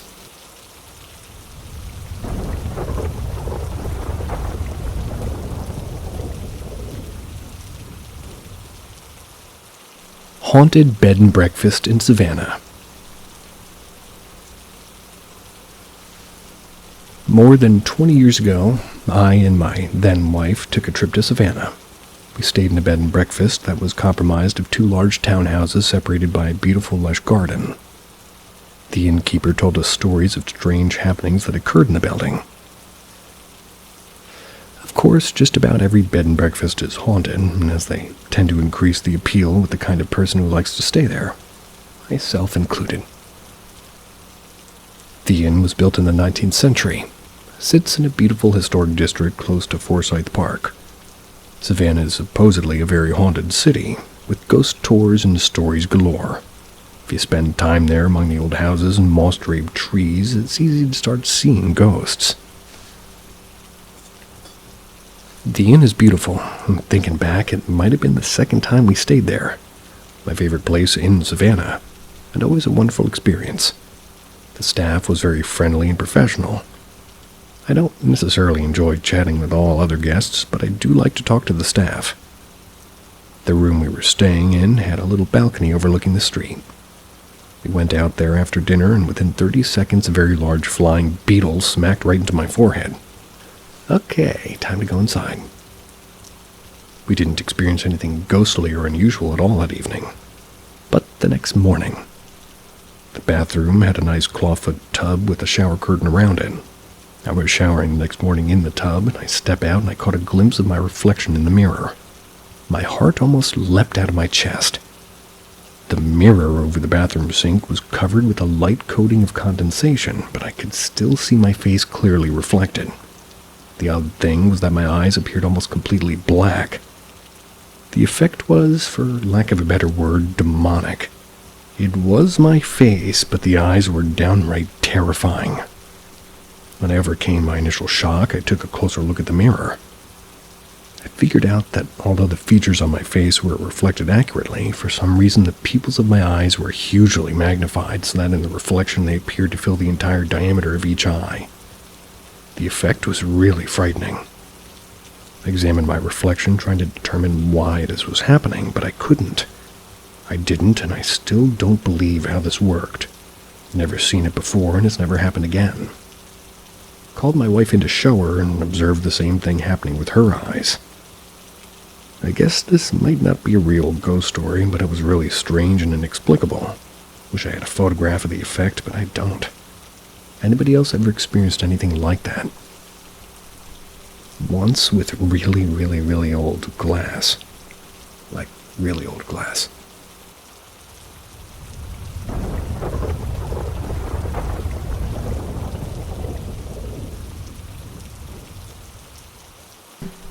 Strange things from my old job. I used to work for an older man who needed somebody to clean his house while he worked. He worked all the time and kind of far away, too. And being a 21-year-old needing money, I did it. He paid $12.50 an hour, so it seemed like a good deal at the time. Kinda still is. It was a super nice house, and I was surprised something so nice was in the area. But it was secluded from everything else, almost in the middle of nowhere. My first day there wasn't bad. I got there, met him, and started on one of the bathrooms in the kitchen. But then it started once he left for work. I was on the phone with my Nana because I didn't want to feel alone in such a big place. I was looking around the second story while talking to my Nana, and as I came down the stairs, I heard something in the kitchen. It startled me, so I went and looked at the dish that had fallen off the counter. Ended up cleaning like normal, and I went home. Over the next few days, even stranger things happened. There were times I felt like I was being watched. Times where one of the showers sounded like somebody was standing in it and slowly moving in it. I even found a box that contained pictures of this man and some other men naked, but other things seemed worse than that. The worst started when I was eating and watching Charmed. Indeed. I heard a loud crash in one of their upstairs rooms. It sounded like somebody knocked over the desk that was in there. It scared me so bad I ran out of the house and got my aunt to pick me up. Cops ended up being called, but they didn't really care and barely checked the place. The entire time I worked there, I had these nightmares about the house. And the one time my boyfriend visited the house, he had a nightmare of a friend group killing themselves in it. There were other little things that seemed off as well, such as the cat never really wanting to be in the house, and if he was in the house, he stayed under the bed. There was reddish-brown stains in one of the rooms on the floor and bed, and another room had dead birds in it. And in the yard, I saw something white peeking out from the ground, and I picked it up, and it was a picture frame wrapped in a cloth. It was a memorial pamphlet for a man. And strange. The last day I worked there was the worst. I was there alone, and I heard a crash again, and it was outside. I tried to get my uncle to pick me and take me home because I lived with him, but he told me he didn't care and that I have to stay. So my boyfriend began his way over here, which takes about an hour, so I called my Nana while I waited outside for my boyfriend. I was on speakerphone so my sister could talk to me too. They asked me who I was there with, which freaked me out because I was alone because they heard a woman's voice. My boyfriend later told me he heard it too, even though I never mentioned that my Nana and sister heard it first. My boyfriend picked me up and I never went back to that house. To this day, that was one of the scariest things I've experienced.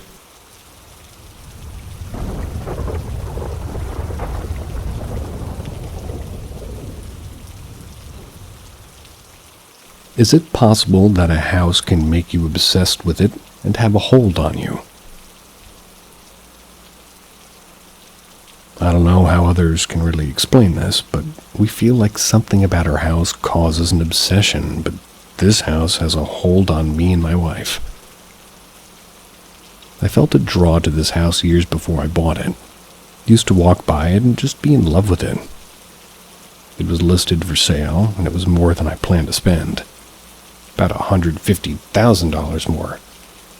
Oh, okay. But I bought it. It was in rough condition and needed updating. The house was definitely haunted at the time. Noises, dogs freaked out and acted weird. Weird feelings and chills, and we had some experiences and ended up removing a mirror, having the house cleared. Got better energy-wise, and the original owner, Alice, was in love with this house, and her husband died in it. Well, in the last 4 years, I've been slowly renovating and putting over $250,000 into it. The need and desire to update and change things has been an all-out obsession. It's completely taken over my mind. My partner moved in 2.5 years ago, and ironically now also has the same unhealthy relationship with the house, wanting to continually change things and update things and every little thing.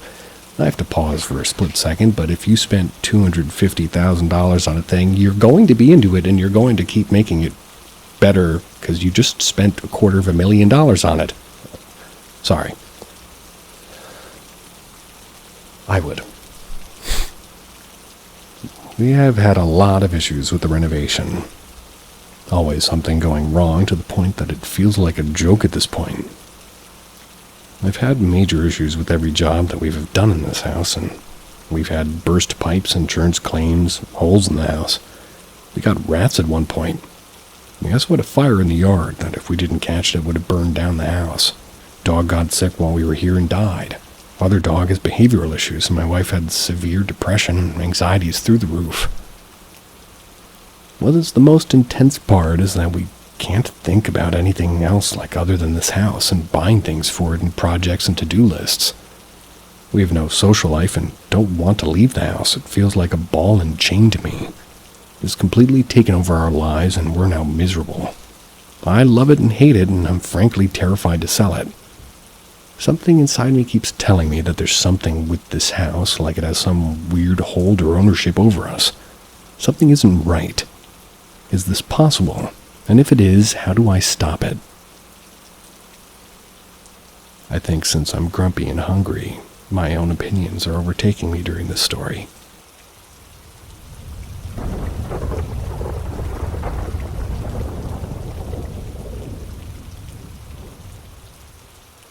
When it's not just you. This is a story that we still can't forgive ourselves for, especially because I've always been able to see and feel things. This happened in a specific house. The guilt still haunts us to this day. There was I, kid, well, what? There was Anne, I kid you not, hole in the wall of our Elo's bedroom wall. It's not leftovers. We covered it up, decorated our Elo's bedroom at our Elo's request. Our Elo at the time, who was 4 years old, refused to sleep in the bedroom. We couldn't figure out why. I didn't feel anything off, and I'm normally super sensitive and accurate. We still made our Elo sleep in that bedroom for months. It was an issue. Our Elo was fully and truly terrified, so we eventually put our Elo in another bedroom where our Elo felt safer. Little one. Is that what it is? Our little one refused to even go into the original bedroom, even to play, so we ended up bringing the toys out. A year later, my mother suffered a few strokes and she moved in with us. Our little one's bedroom was available, so we put her in there. Her nurse would come and check on her 24/7. Mom refused to stay in that bedroom after about a week. Her first nurse didn't even last a week. We asked the first nurse what was wrong. She said, in her 20 years she'd never experienced anything like, in quotes, it. Couldn't stay. She prayed for us and wished us well. She said that she wasn't even a religious person and apologized for her quote-unquote bootleg prayer. The second nurse came, and after the first 2 nights, we moved Mom out of that bedroom and into the living room. Everything was set up in our living room for Mom. A few weeks after that, things started happening. I'll admit that some things were odd since the beginning, but, well, because I didn't really feel anything, they were sort of ignored. The growling bag of toys was super creepy, but we had guests that were sort of scratched. The exorcist came after enough evidence was provided and authenticated. He blessed the house, etc. It didn't end there. Well, the story did.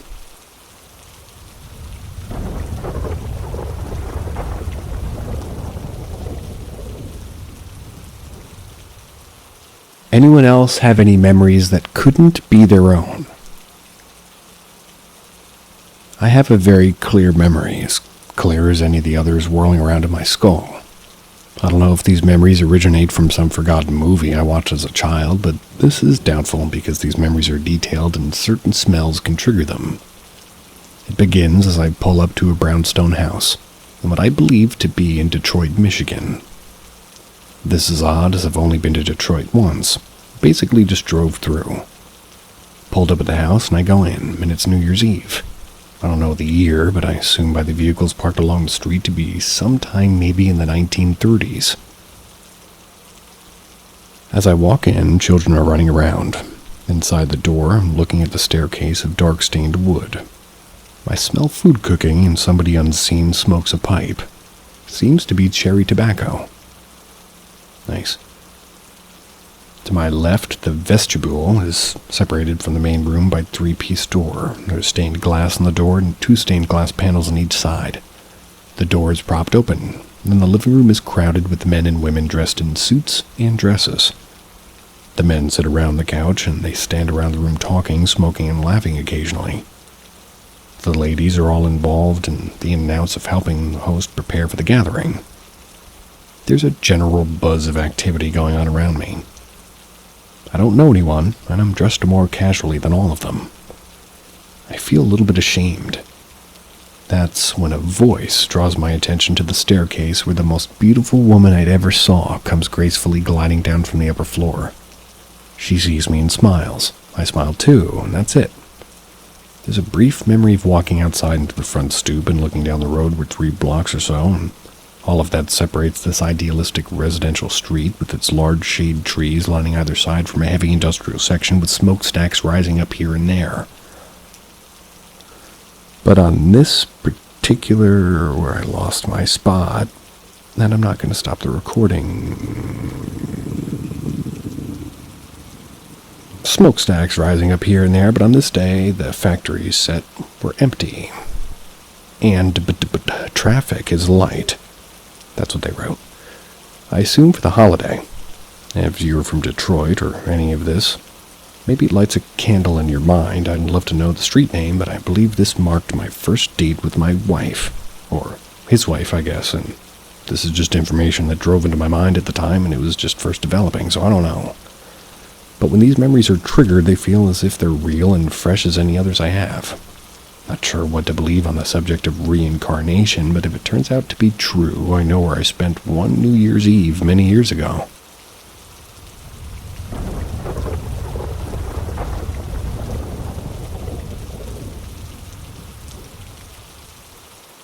Haunted house in Stillwater, Oklahoma. This is a true story that happened in the early 70s. Some friends and I stayed with a friend in Stillwater, Oklahoma. I can be a bit sensitive to spiritual things, and I noticed something strange about the house the night we arrived. There was a door to the downstairs, which was at field level. The second floor, which had the front door, that was at road level. This was a farmhouse with 3 stories. I found the first floor creepy, so I'd close the door to the first floor, and it would be open every other morning. Even nights when I was the only person in the house. I came back one night to myself and found the front door so tight I couldn't even shake the door. I knew that lock parts were laying in the floor and the door couldn't be locked. Every morning I would find mice in the toilet. Never found that anywhere else. I used to see women standing in the kitchen doorway watching me. They're wearing old-time floor-length dresses. This is the strangest thing that happened during my visit. The house on the 3rd floor had a room at the head of the stairs that was painted black. I was told that students from the university held mock crucifixions and seances in that room. there were books nailed on the walls in the upper floor. One day the toilet on the second floor was out of water due to the pump losing prime.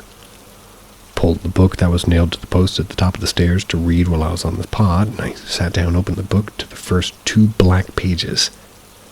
The title of the book was Catholic Radio Messages, as I recall. Suddenly I flashed on a lady being attacked in the basement. She ran up the stairs to the room that was on the right of the head of the stairs, adjacent to the room that was painted black. She died in that room from some sort of an attack. A few days later, I was in town. I got separated from my friends. I went into the bar to go get a beer, and there was a guy in there that asked where I was from. I guess that was because I had an accent. I told him California. He asked where I was staying. I told him the house outside town. He was the one that told me about what happened in that black room. He told me a lady had been attacked in the room next to the room that was painted black, and she ran downstairs, died in the basement. His story was the same as mine, but different directions. I was told that students that stayed in the house in a sleeping bag had their toenails ripped off in the middle of the night. It was one really strange house. By the time I left, I could hear crying and wailing like from the pit of hell. I'd go to the back and see if that house is still there. But it's been so long.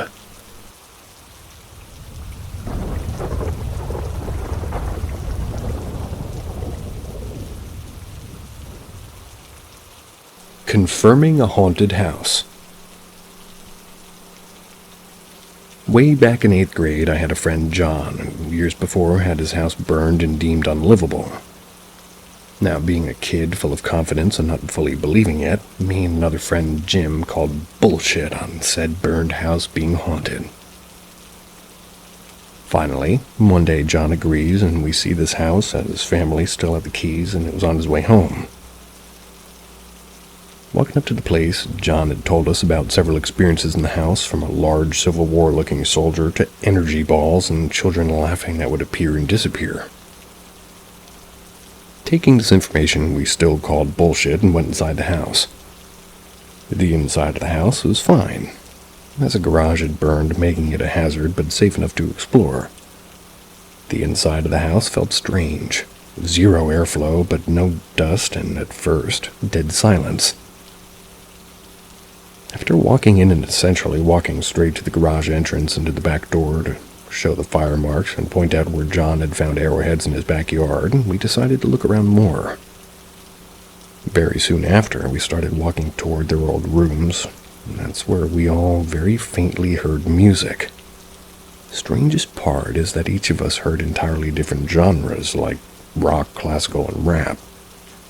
We reached John's sister's old room, and it was barren, of course, and the windows were covered, but nothing weird. Then the same with John's old room.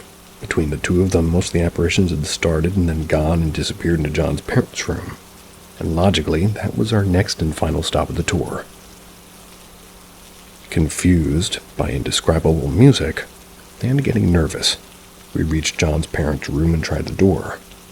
It felt sealed, like when something heavy is against it or a vacuum is applying pressure. However, the house was sealed and we were supposedly the first ones inside in a long time. With a good shove, we managed it open. Got the biggest gust of stale, dead, musty air I've ever had. Freaked out by the sudden gust that smelled like death had once been there, we took off. Halfway crossing the street, Jim called out, "Hey guys, look at the house."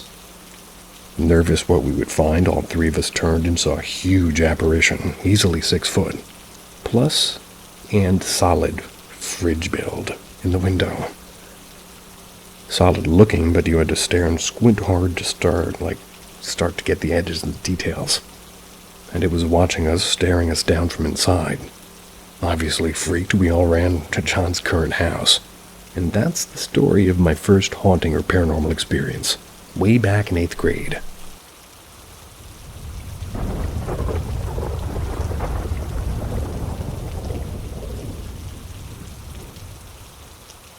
Does manipulation of energy do anything, or does it just have a placebo effect? When I was younger, I was afraid all the time when I was alone, particularly at night. I often felt like I was being watched from the ceiling or through windows, but of course I never saw anything. Due to some conversations with people I knew, I decided to try using my personal energy, for lack of a better word, or application of intent to make myself safer. When I started to feel creeped out by something, I would focus on a flame around me, burning anything that meant me ill. I would envision connections between me and those harmful things, and I would allow the flame to travel over the connection to burn whatever was trying to harm me. It was shockingly effective. I went from too creeped out to go into my bathroom to mostly comfortable hanging out outside alone in the dark. When I finally bought my first house as an adult, I felt somewhat uncomfortable there. I felt like things were watching me, lurking in my home. And for clarity, this was new construction. I slightly modified my strategy. I focused on the idea of drawing in energy from my environment and sort of claiming it as my own, then pushing it into the walls of my house. I tried to imprint my intent on it. Protection, healing, and welcome for anybody or anything that meant no harm, and destruction to anything that meant me harm. I eventually added pushing that energy into the land my home stood on. It seemed to work. I only did this for a few weeks, but I left completely safe in my home, and about a decade before the feeling of something running across my bed woke me. Told myself it was a dream, turning on my closet light, and went back to sleep. But for about a week, things kept happening to wake me up. It was creepy, so I tried my old trick again. And like magic, my house felt safe and everything was normal again. Before I found this method, I tried a lot of things to feel safe. From trying to apply prayer or using more friendly forms of supposed magic that I read about online to gain protection. All those ever did was make me feel less safe over time. Every time I tried to study it or apply what I found online, my life got creepy. Am I doing anything besides tricking myself? Well, I will keep doing it as long as it makes my life better.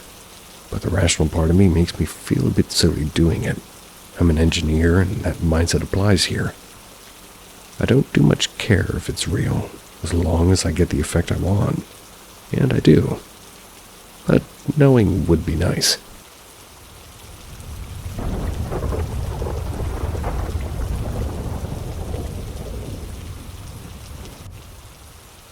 Shadow Dog in the Basement. This one has always been a fun one to tell. My husband does not believe in the paranormal and thinks it's a bunch of nonsense. And at this point, we were still early on in our relationship and living together for a couple of years. He bought an old 1929 house in a suburb near a big city that we grew up close to. I would often see the shadows move out of the corner of my eyes and began having a sense that her energy was not the only one there. Nothing too concerning. He had a 120-pound American black lab, so it could be easily her moving through the house. Or we can explain it away that maybe the neighbors backed in and the light was just hitting the window just right. One day, I tell my guy that I saw a small black shadow walk into the laundry room. I was not taken seriously. Has to be some reasonable explanation. I mentioned it because it wasn't out of the corner of my eye experience this time. The laundry room's in it's in a finished basement.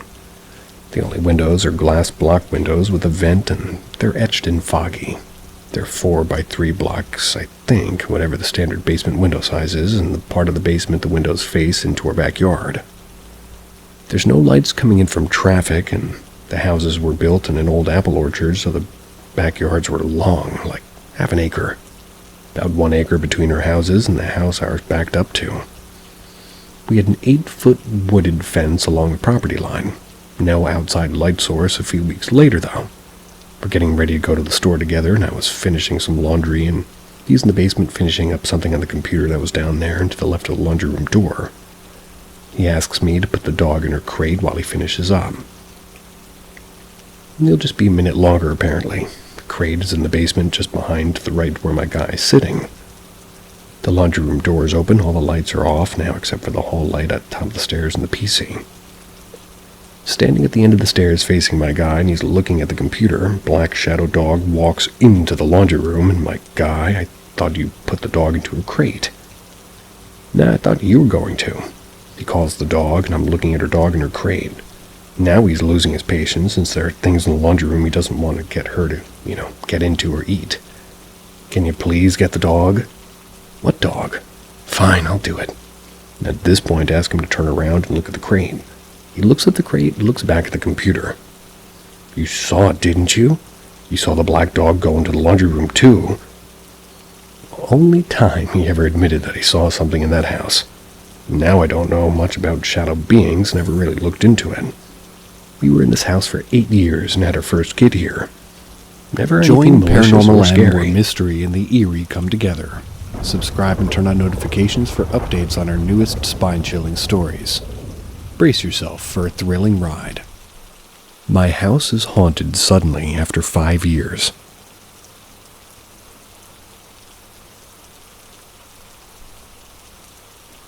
I didn't believe in ghosts. The other night, my wife heard the sound of a dog toy from our living room. It was impossible because the dog was asleep and in his crate in the laundry room.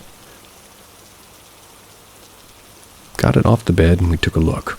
On my way back, I swear, I heard I saw a goddamn image of a boy wearing white shorts. White shoes, black tips, and had his face down in his knees while sitting. I said, fuck that, ignored it, went to bed. I don't mess with no ghost. I didn't share this with anyone, because when I was raised, the movie Ghostbusters just told me not to fuck with ghosts. 20-some years later, I still remember that advice. Then a day later, my 4-year-old now has a new imaginary friend named Daniel, who only comes out at night. She said that he was playing in the living room and sleeping on the couch the last couple of nights, and I said, what does Daniel look like? White shoes, but black on fronts, white shorts. He wasn't feeling good the other night, his belly hurt and he was crying. Now I'm sitting in my room and questioning reality. So I inherited them 4 years ago. They've been sitting in the spare bedroom for about 4 years, and I would say within the last 2 weeks I started refinishing the pieces. About 6 to 9 weeks ago, I remodeled the room. There's a lot of junk left over from my wife's grandmother's, and most of it went to the closet where Daniel says he lives. We lived here for about 4 years. Prior to that, my wife's grandmother had lived here for at least, since the 60s. We don't know about the house prior to that, and records are unclear. Some facts that I figured I would mention since, I've been asked quite a few times, so. One is, was in sleep deprived when walking through the living room, ? Oh, I would actually say I was pretty coherent. My wife made me think someone had broken in, so I was expecting to shoot someone. Daniel supposedly just wants to play and sleeps a lot. We have cameras in the bedroom and nothing's ever caught, though motion is detected quite a bit in the room and nothing has ever been recorded. I assume it's just a breeze. My daughter said a couple of days ago that Daniel went to heaven.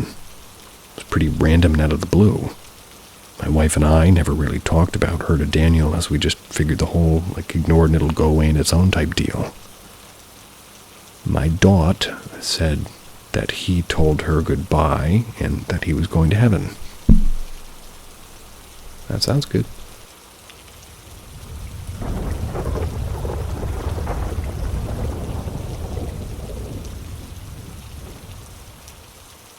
Ouija board, have you ever? If so, do tell. I used one a few times with a few friends. Nothing was really happening at first, and us being the retards that we are trying to impress the girls that we were with, we started calling out to anything, even demons. After that, we made contact with something and proceeded to ask it questions. We got a name, Garth, who apparently died in a car fire some years ago.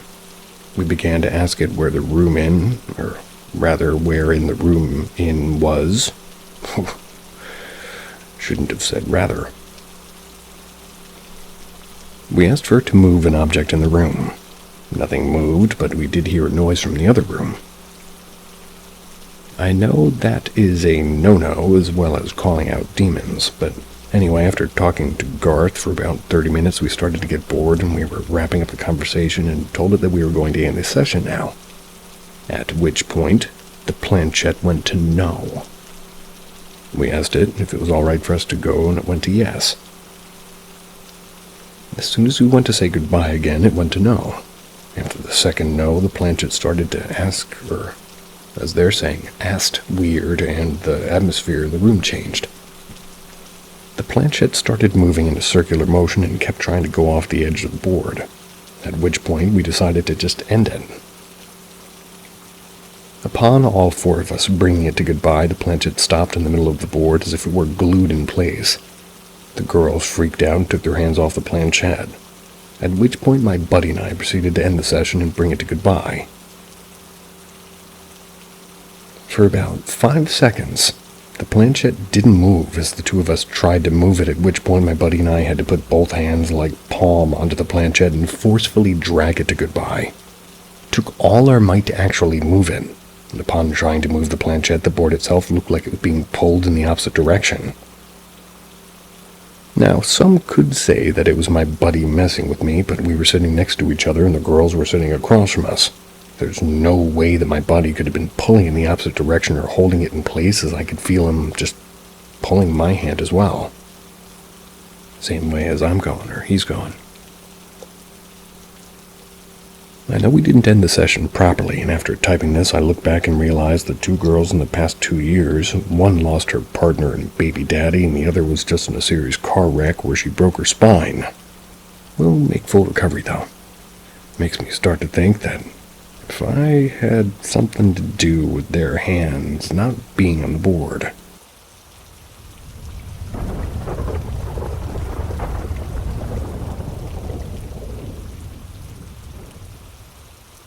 Experience at work tonight. So, to preface, I currently work at a pretty famous and historic hotel in VA Beach. It's known for having quite a few stories surrounding it. I do the minibar and turn down there, which involves me being in empty rooms quite often. I've had a few interesting things happen so far. TVs turning on by themselves and doors closing. Telephone ringing randomly, for example. But what's happened earlier tonight really was something. I was doing my turn-down service, and I was on the second floor going from room 206. For turn-down, I knock on the door 3 times just to give the possible guest inside some time to get on the door. On the third knock, I scan my key card to let myself in, if no one comes to the door, so. As I open the door, I suddenly feels as if someone gently pulled the door open, like if they were letting someone in. From that moment, I had an odd feeling, but I did have to do my job, so I continued in. I called out a hello to make sure no one was in the room, looked around for any sign of a guest there. Sure enough, there was absolutely nothing in the room, no luggage or sign of anyone in the room. 4-hour turn-down service, which I've never heard of this service before in my life. We put down a plate of cookies on the desk under a lamp, and turn it on to sort of highlight it. Immediately after I do that, the desk lamp starts flickering wildly. I then say, in hindsight, probably wasn't the best idea to say, "Are you messing with me tonight?" As the lamp continues to flicker madly. I then go to turn down the blinds over a small chest of drawers, as a drawer slowly opens, and in that moment I felt a heaviness all over my body, along with a feeling of dread. I finished pulling the blinds down before straightening my back, still feeling that same sensation before going to say, "I'm just trying to do my job. I'm not here to bother you. I'm just about done. I'll be out in a moment. Please let me do my job." Wait for a few seconds before I feel the weight lift off some. I notice that the lamp is still flickering fast. Quickly turn on the TV as part of our turn-down service, and I turned onto the usual movies to watch in your hotel room. What it showed was a trailer for the movie Nope, the one by Jordan Peele. I quickly finished what I had to do in there and leave the room. I knew that my hotel was haunted, but this is the first I had a real personal experience. Just wanted to share because it's definitely something new to me.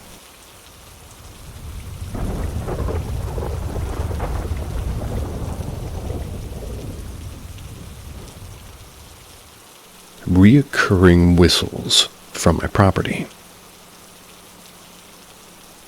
So my family has 2 houses that are right beside each other, maybe 200 yards away. They're surrounded by woods without any other neighbors around. My parents and I live on one, and my 2 brothers and their significant others live in the other. The first time I heard this whistling noise was around December of 2020. My girlfriend was living with me at the time, and we had gotten home from work at around 11 p.m. or so. Parked in the bottom driveway, so we had to walk through the yard to get to the front door. There was a few inches of snow on the ground, so our footsteps crunched as we walked. We made it halfway through the yard when we both stopped dead in our tracks. We looked at each other. She had heard the same thing I did.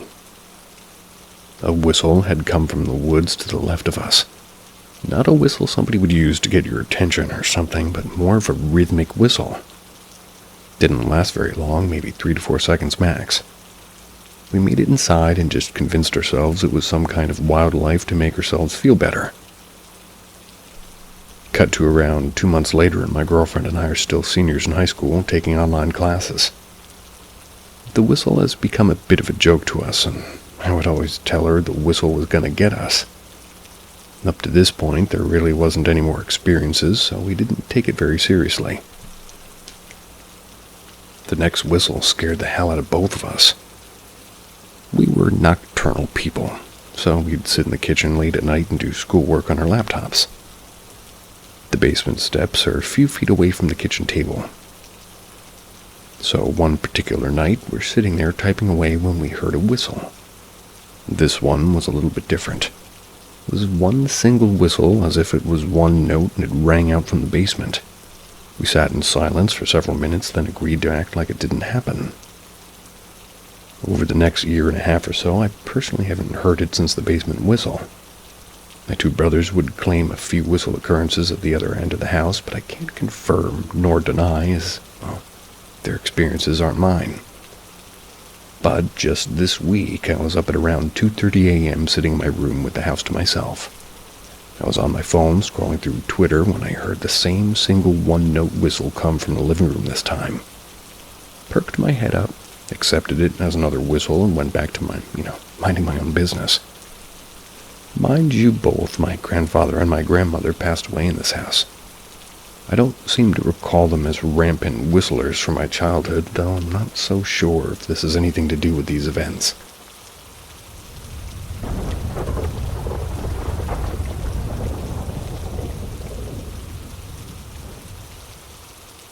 Two repetition dreams and other strange things. I had, when I was very young, 2 dreams that still haunt me to this day. I still have these same 2 dreams every so often now, 50 plus years later. And another weird thing that happened to me as well. Dream number 1. I used to live a block away from the Mississippi River. In this nightmare, I could see this huge foot, like the foot of a giant. I used to think that it was Goliath, slowly and deliberately stepping on each house, starting from by the levee down toward my house. It would get to the house, like 2 houses away, then just stop, standing there. I'd always wake up at that part of the dream. Dream number 2. In this dream, me and my mom and dad were driving across the Huey P. Long Bridge going toward New Orleans. I grew up in Luling, 17 miles southwest of there. I was in the back seat and they were just driving along as normal. All of a sudden, I just see this huge brick wall ahead. Dad wasn't slowing down any, and him and Mom were just talking like usual. We kept coming towards that wall, and in my dream I was screaming to please stop. Don't you see that wall? Please stop. I'd wake up just as we were about to make impact. I still have that dream to this day every once in a while. I used to have nightmares about falling off that same bridge too. The other weird thing that happened to me is I was in bed but not asleep.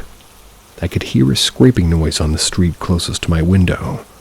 It sounded like a skateboard going back and forth out there.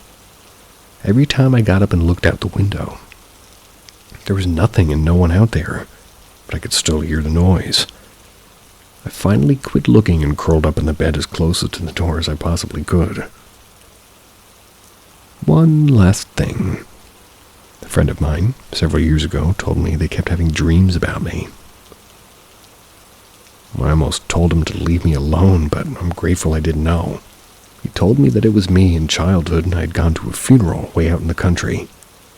And from a time forward, a ghost had been following me all my life. What does that mean? Following me? How? He described the place we went to after a funeral, like way out in the country to a T. Perfect description of it. Never talked to anybody about the funeral before, and where it was. I felt many, many times in my life that something was near me, but never really saw anything.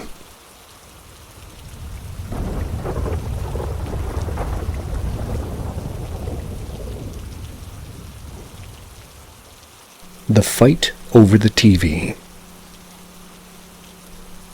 In my teen years, I'm 40 now, I was always home alone just watching TV in my parents' living room.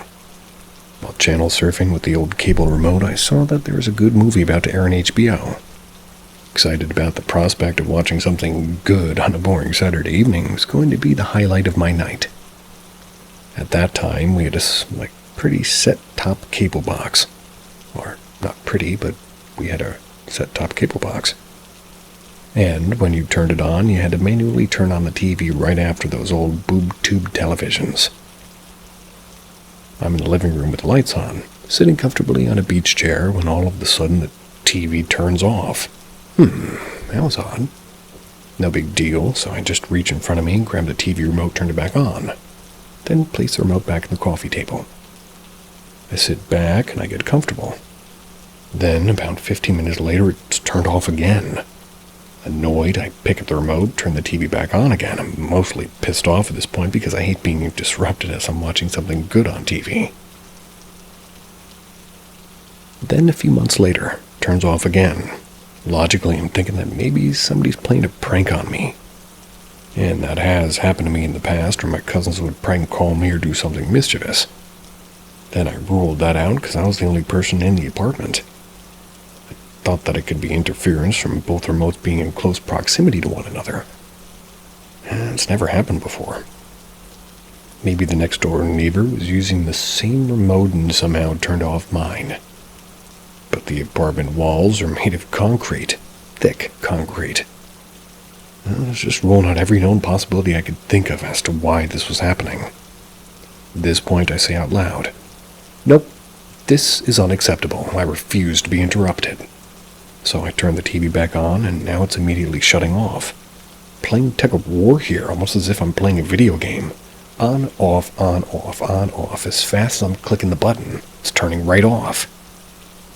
This goes on for several more minutes, and at this point, I get up, walk to the side of the TV, give it a whack on the side, because that's what we did with 90s technology.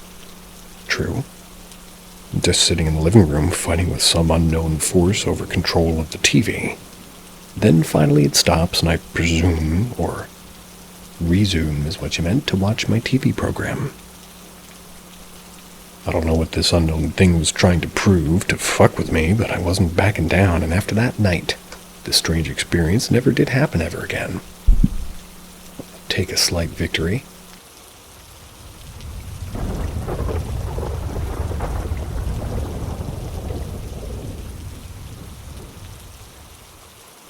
My orb experience. So I watched a lot of paranormal videos on YouTube, and other shit when I fall asleep. Occasionally, they will mention the topic of orbs. And this scares the fuck out of me because I know that these are real.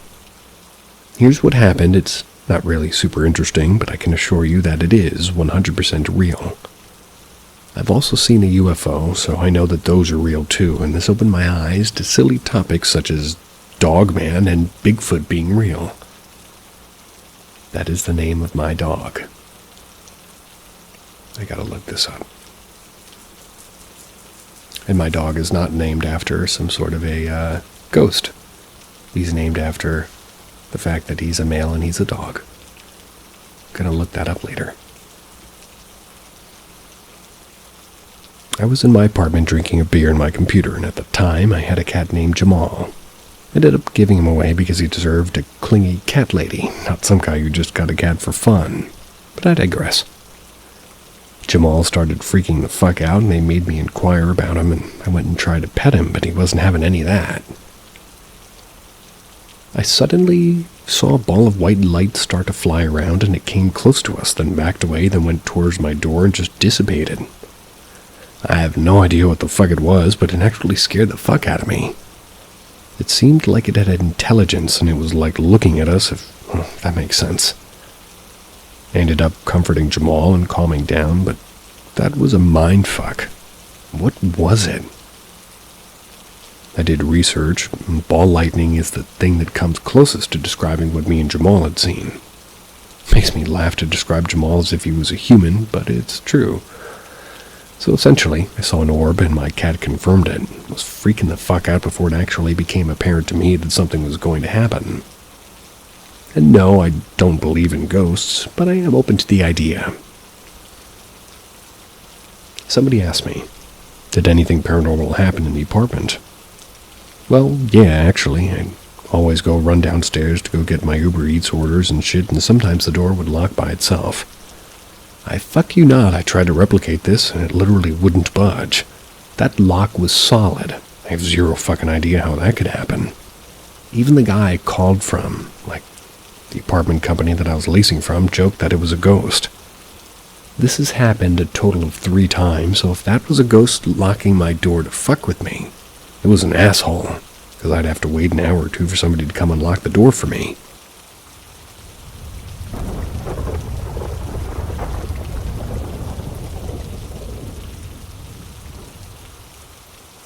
Did I get visited by a spirit? So I'm going to give a little bit of background information before I dive into what I experienced, which brought on this question. In May last year, a boy who I'd gone to primary school and high school with passed away after a particularly nasty infection spread from a cut in his foot and kind of shut down his body, basically. His death rocked the entire school, which he and I, along with many others who basically grew up with him, were very much affected by his sudden, somewhat unexpected death. I was especially sad over his passing, even though I hadn't really been that close to him. So I attended his funeral, spent a few weeks in kind of a numbed state trying to process his death.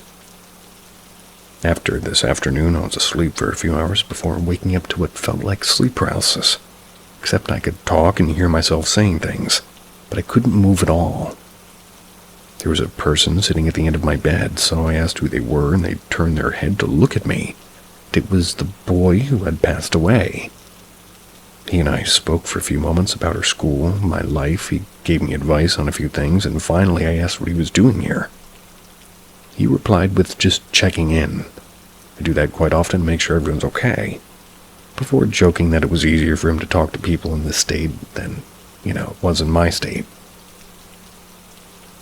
Normally, in my sleep paralysis, I always have a sense of dread and fear, but with this one I was very calm, and I felt as though it was a real conversation that I would have had with him.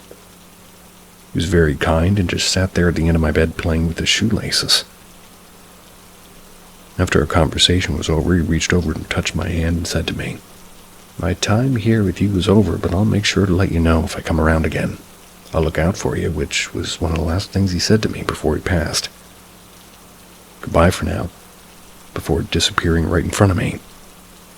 As soon as he had disappeared, I was able to move again and sit up in my bed. I didn't really wake up how I normally do with sleep paralysis. I just sat up and boom, I was awake. I'm a believer in the paranormal and believe there's a physical world and a spiritual world, which is where people pass on to when they die.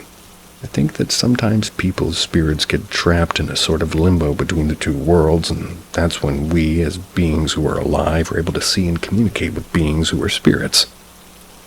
I never heard of an experience quite like this one with sleep paralysis, and I believe that it's the spirit of the boy visiting and checking in on me. But could that be possible? Do some spirits manifest themselves in the way and just randomly pop in for visits and chats?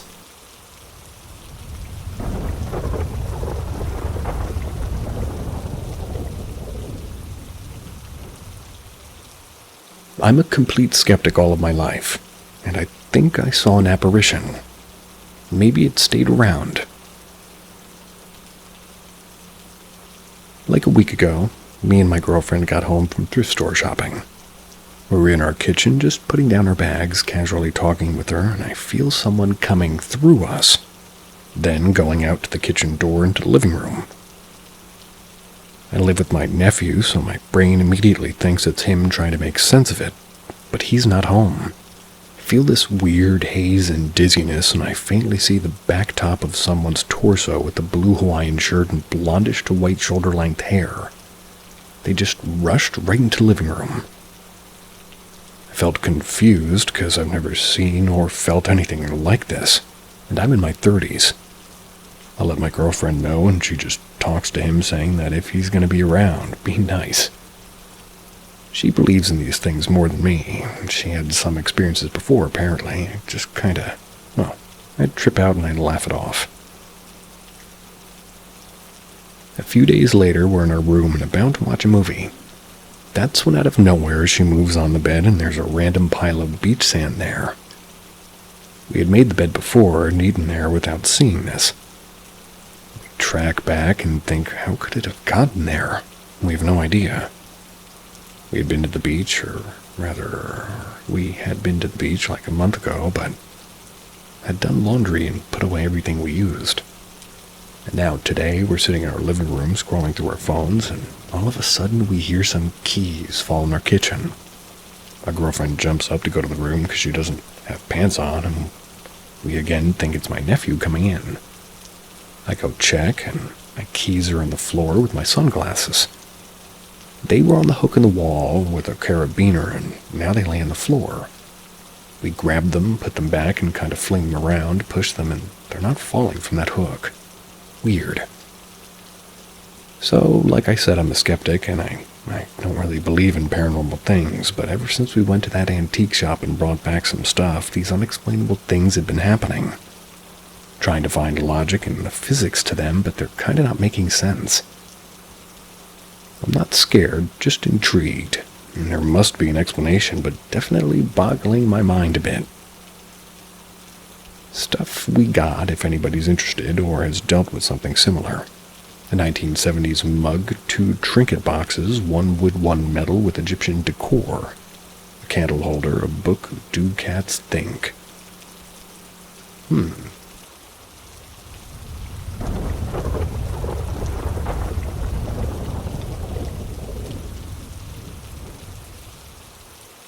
Saw a ghost woman when I was 6 years old and still remember her to this day. Been drinking, but I figured I might as well post a story of mine. In the past, I actually saw a ghost. Most people tend not to believe me when I tell the story. That's fine, but I figured I'd share this small story on Reddit for those who believe in ghosts. I was 6 years old and I lived with my grandparents. I remembered being a bit of a baby about sleeping in my own bed, but both my grandparents were out of town, so they told me earlier in the day to sleep in my bed if I needed anything. I need to go tell my uncle who lived there if there were any problems. Well, I got put in bed early, and I'm not exactly sure of the time, but it was before sundown. Still, I remember being frightened by having any door closed. So as a kid, I used to demand that if I was in a room, I have the doors opened, so I could see if anything was coming at me. Anyways, I woke at night and I remember being terrified. I flipped over and looked down the pitch-black hallway, staring, just waiting for something to come out.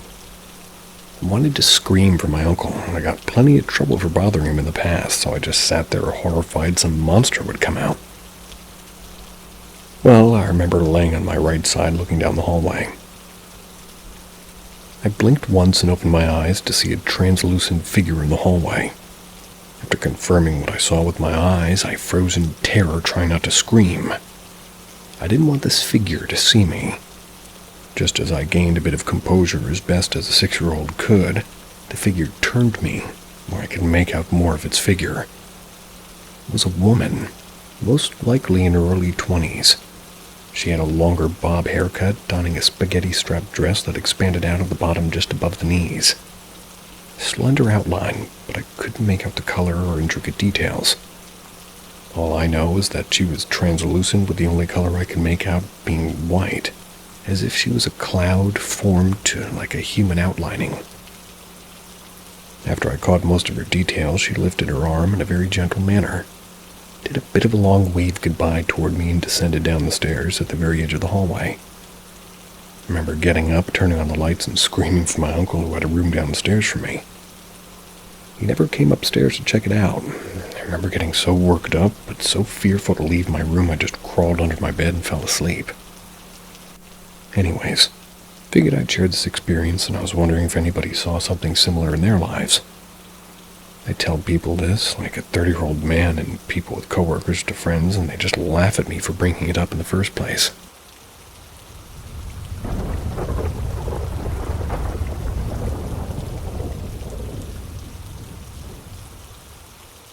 I heard a demon.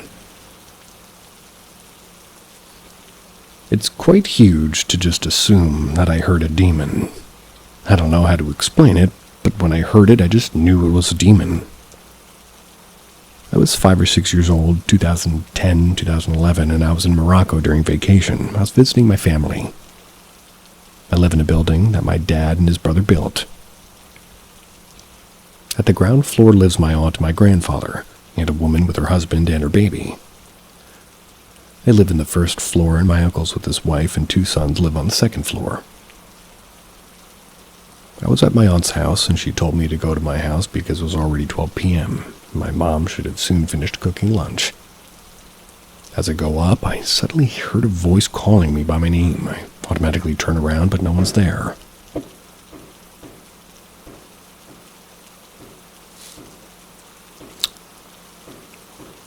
I will just wait for this.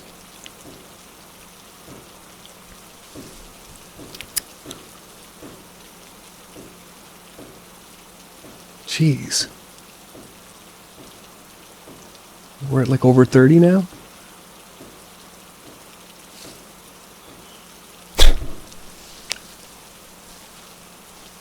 Alrighty then.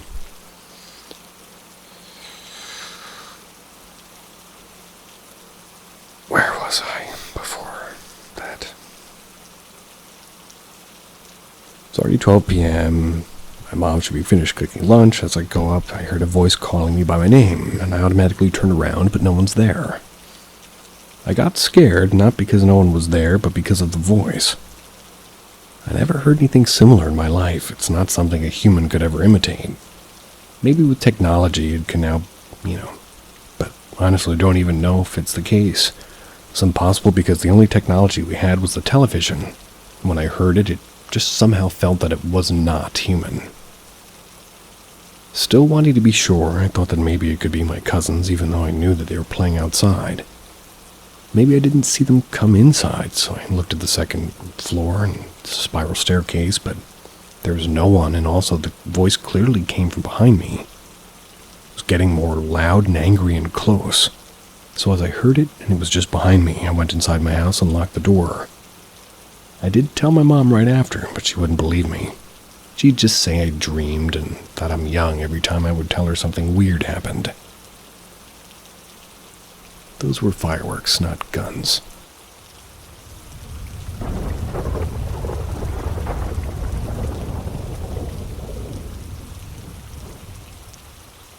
If you smell cigarette smoke on your boat, but nobody's smoking, get used to it. To start this off, I used to live in Nova Scotia, Canada. More specifically in the Sombro Ketch Harbor area. If you've ever been around this area, you've probably heard of the Sombro Island, and its absolutely beautiful lighthouse, and very cool history. My first time hearing this story, and the actual story itself takes place on this island. I'll try to tell you exactly how the story goes based off of what I remember. Way back when lighthouses still needed lightkeepers to stay running, oftentimes they would be on the islands for months before returning home. Because of that, and also the living conditions on the island, things like insanity, depression, paranoia, and loneliness, and even suicide, they were unfortunately quite common. I'm not sure exactly when this takes place, but I do know that it was in the late 17 or 1800s. The active lightkeeper on the island was, as you can imagine, depressed, lonely, and always super tired. That's due to the requirement that they had to wake up multiple times at night to make sure the light stays on at all times. Eventually, he couldn't stand this life anymore, and he hanged himself from the railing of the spiral staircase inside the lighthouse. His body stayed there for many months before they sent a ship out to pick him up and take him home. Of course, all they found was a stench of a rotting corpse and a poor dead man. His body was removed and given a proper sea burial. However, it took much longer to remove the horrible stench that had come from the decomposed body juices dripping down all over the wooden stairs and railings of the lighthouse. Once the smell had finally subsided, they sent another lightkeeper out to take the man's place. However, it only took 2 weeks for this lightkeeper to take the boat that they had supplied him, that they now realized was a good idea, and flee from the island out of fear. According to the man, he would often smell cigarette smoke and the smell of rot at the top of the lighthouse, and around other parts of the island. Apparently, he caught glimpses of the dead lightkeeper with a lantern, roaming the island and around the lighthouse. Of course, the common loneliness and paranoia, in addition to these occurrences, was enough to drive him mad, and he fled the island. It is said that if you visit the island and get the feeling that you're being watched, you most likely are, and you shouldn't leave immediately, or you should. However, if you don't leave fast enough, or if you do something to irritate the lightkeeper, there's a good chance that you may smell cigarette smoke on your boat, even after you've left the island.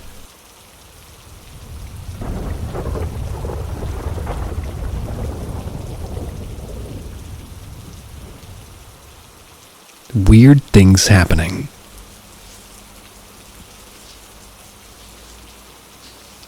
I've lived in my current apartment for about 6 years, and over time I've noticed more and more strange things happening here, mostly between 11 p.m. and 4 a.m. At first it was small stuff, like hearing stomping in the apartment above me, even though no one was there. Over time it escalated to seeing and hearing things at night. When we first moved in, my mom was friends with the tenant upstairs. About 2 weeks after we moved out, we started hearing stomping and footsteps and tapping on the walls late at night. My mom called him, thinking maybe one of his family members were staying there. That's when he told her something unsettling. I left my devil behind. I have no idea what he meant by that, but it seemed like the start of all of the weirdness. About 2 months after the footsteps stopped, I began to notice strange movements around the apartment. Small things would fall to the floor for no reason. A metal wall decoration with vines once seemed to stretch out unnaturally. At night, I'd catch glimpses of like a tall or white-black figure in my peripheral vision. But when I turned to look, there'd be nothing there. Not even an object that could explain the shapes that I saw. This has been going on for about 4 years now. But 2 weeks ago, things took another step up. I started hearing doors opening at night, only to find them closed when I check. I've also heard breathing, like breathing right in my ear around 2 a.m. Even though everyone else in the apartment was asleep. I don't know if I'm going crazy or if something is genuinely happening here. I want to mention one more thing that might be relevant. In the apartment, we have 3 large vanity-style mirrors. The largest is over 8 feet long. The smallest is about 4 feet. Before my grandma passes away, she stayed with us because, she had severe dementia. She'd forget things within 40 seconds, but she would stand in front of these mirrors for hours talking to people that she claimed to see in them. In the bedroom mirror, she said there was a little blonde-haired girl in white. In the bathroom mirror, she said there were 2 women who always asked her for cigarettes and a lighter. In the living room mirror, she saw an old, mean man. One time it got really scary. The old man in the living room mirror was apparently telling her to grab a knife and to hurt my brother. I hope if I'm a ghost, I am a ghost asking for cigarettes and a lighter as well. For some reason, that is cute to me.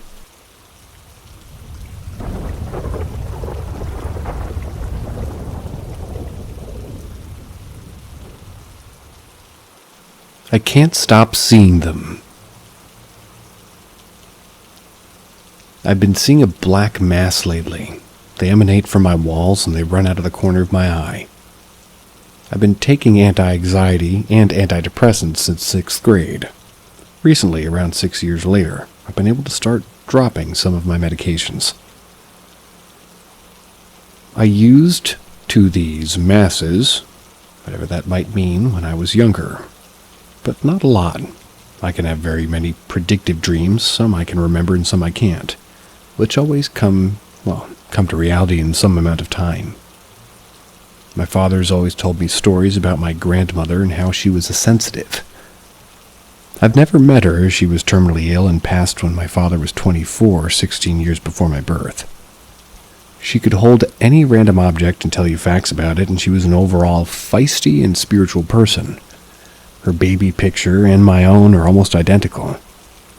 He says he can see his mother in me. My father has also said that he saw her out of the corner of his eye when my older sister and myself were born, 7 years apart. I've had incidents like the following. I was emptying her dishwasher and placed a drinking glass in the cabinet. Now, I'd like to state that the dishes were room temperature, so a temperature fluctuation wouldn't really make sense. I reached down to grab another and put it away, and when I put it down, the first glass exploded. It sent glass everywhere on the floor and all over me. I wasn't injured, thankfully, and my dad was in the kitchen as well and heard my scream. No one saw or heard the shatter, only me. Before I started my medication, when I was seeing the masses the first time, I woke up to see one. It was standing in front of my nightlight staring down at me. Solid black and had a wavy silhouette. I dove under the covers and I said a prayer. It's important to know my family is not religious in any way, so it was me just rambling in my mind. Last night, June 9th, 2020, I saw masses coming out of my walls. Thought I saw one walk around the other side of my room. When I see them, I'm not scared, I'm confused and anxious, but I've never felt threatened. I want to understand more, but in a safe way. Before anybody says I should go back onto my medications, I'd like to state that I can't, for personal reasons. And I have to say that those medications can absolutely give you hallucinations, not discounting ghost stuff.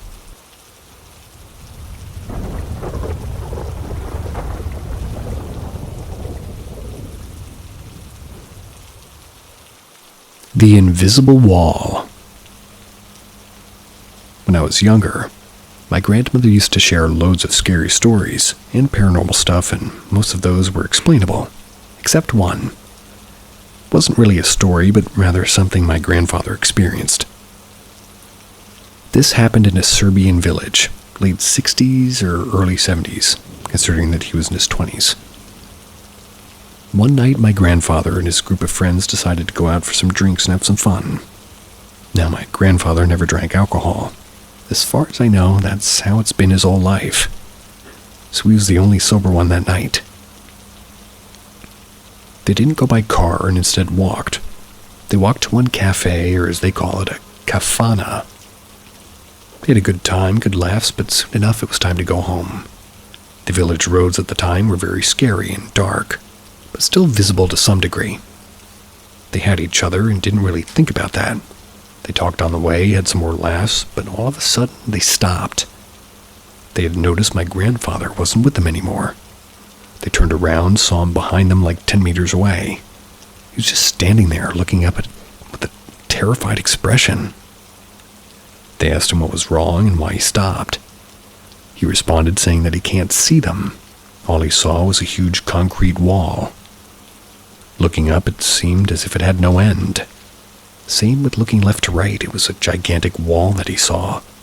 Maybe something similar to the walls in Attack of Titan, if you're familiar with that. They told him to stop joking around and to just come to them, but he said that he can't because of the wall. They saw no wall. They thought that he was playing a prank. His expression said otherwise, though. So one of his friends had enough of it, started walking toward him. He reached out for my grandfather's arm, and as soon as he made contact with him, the wall that my grandfather was looking at just vanished.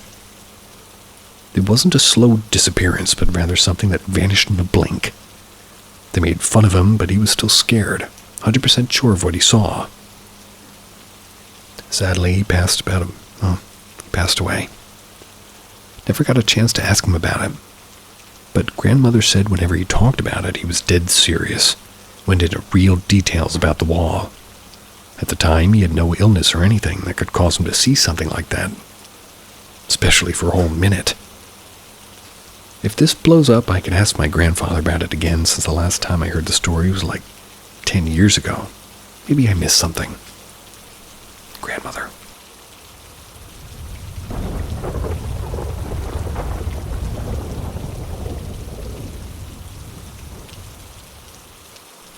Haunting, or am I just losing it?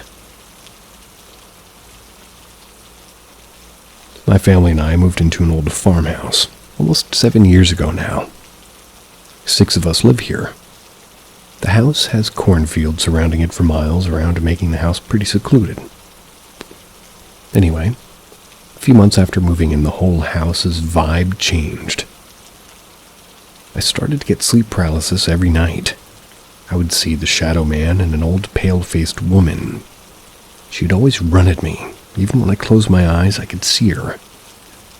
That was the first, WTF, but I looked it up because I was freaked out and found out it was kind of normal when moving stress and when it arises.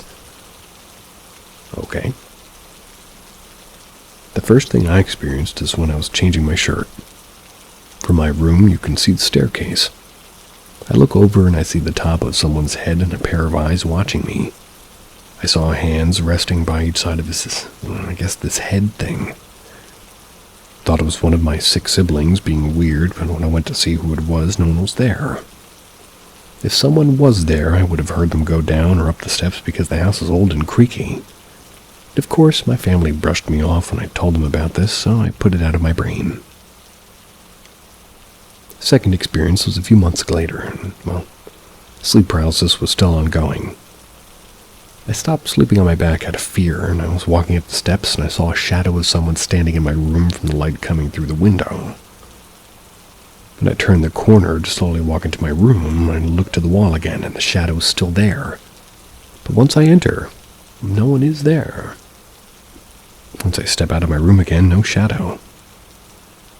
Third, a few months later, I'm standing in my mom's room and my sister's on the couch. My mom's room is off the living room, so she has direct view of where I was standing. I'm talking to my sister, and I feel what I felt to be like a hand going down my back, almost caressing me.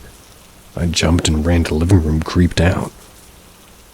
We had several closets that were already in the old home when we moved in, and these closets have little holes in them when it's closed. It feels like someone or something is constantly peeking through these holes. In this house, I've never felt alone, and anywhere in the house it always feels like being watched. My younger siblings that live there talk about their things being knocked over when nothing's touched them. Even years later and after being moved out, I never get the feeling of being watched until I stay over at my mom's again.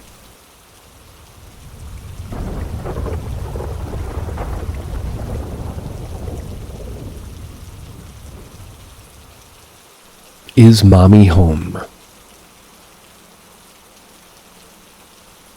I love paranormal stuff, but I'm also a skeptic. I've visited many supposedly haunted places, some several times, and I've never seen anything with my own eyes. So this is why the only paranormal thing I've ever really experienced stands out. Just can't explain it. About a decade and a half ago, I was married with 1 young son. Now I have 3 kids, and I'm divorced. My then wife and I worked opposite shifts, trying to support each other through college. I'd just gotten home for the day while my now ex was leaving for work. My son was about 5, and I made him dinner and then started a bath. I let him splash around a while before I washed him down and went to grab a load of laundry from the dryer. Now, our first house was a very small ranch, with most of the rooms surrounding an almost square 5-by-5-foot hallway, living room, bath, and then 2 bedrooms. I was really close by, and I could come hear my son splashing and talking to his toys. I was bringing the laundry to the living room to fold later, and I was going to wash him up and put his pajamas on and stuff. But suddenly, I heard the splashing and noises stop, and then, "Daddy." "What's up, dude? Is Mommy home?" he called back. "No, bud, she won't be home until after your sleep in bed." "Then who was that lady that walked into your room?" I got chills, probably went white, dropped the laundry basket, ran to the central hall, and looked in at him. He sat plain-faced in the tub, staring at me curiously, just wondering who was visiting. "What are you talking about?" I asked again. He stared, like kind of matter-of-factly, and said, "A lady with brown hair just went into your room." I looked around wildly, and I saw nothing of what he described. He seemed shocked himself when I yanked him out of the tub without even washing him. But ultimately, he just wanted to know which one of my friends was over. My wife came home later to find us both sleeping on the couch that night, and I had to explain why I was so freaked out. Nothing else strange ever happened in that house again, but my son to this day claims he remembers it. I'm more apt to believe the innocence of a 5-year-old than the possible, sensationalism of a 20-year-old, but I question it because even if I didn't see it, I was there when he did. I can't find a reason for him to lie about something like that at his age. Maybe he's lying now about remembering it, but who knows?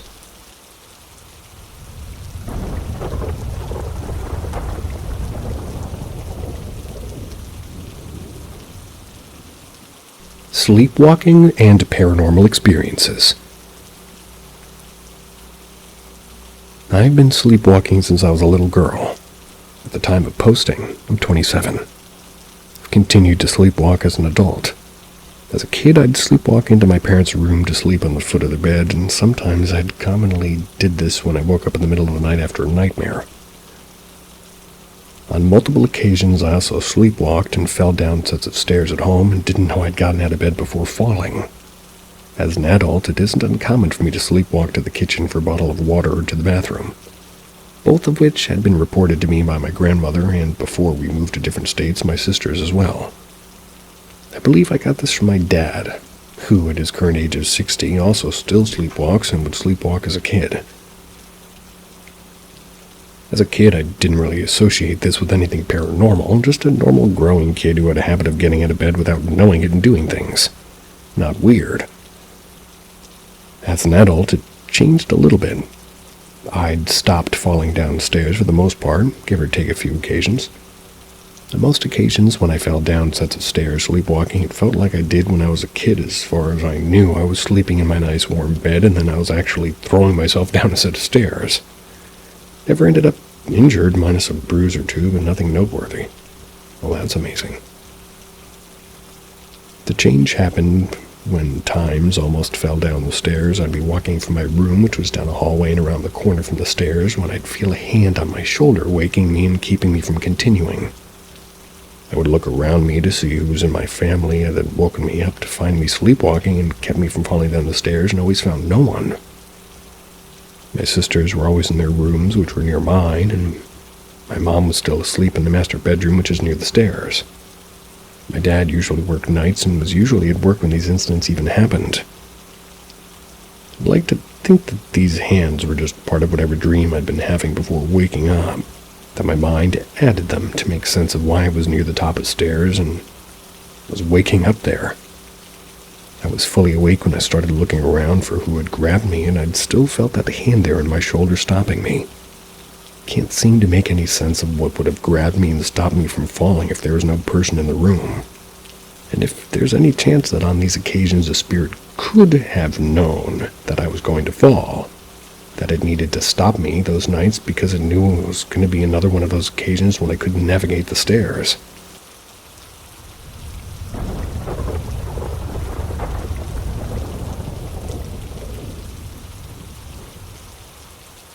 when the unseen got too close. My earliest memory of the paranormal was before I knew that word even existed. I was about 7 when my mom was putting me to bed. Something in the ceiling caught my attention, and it was like my head and shoulders, like I was seeing shoulders of multiple shadows getting bigger, like they were coming toward me. My mom didn't believe me, put it down to something or another, but I still, 23 years later, remember that as clear as day. The next encounter I remember was about 13 or 14. I got up to go get breakfast at the crack of dawn before school. My mother worked shifts. They were still knackered, so after breakfast I went back to bed for about an hour.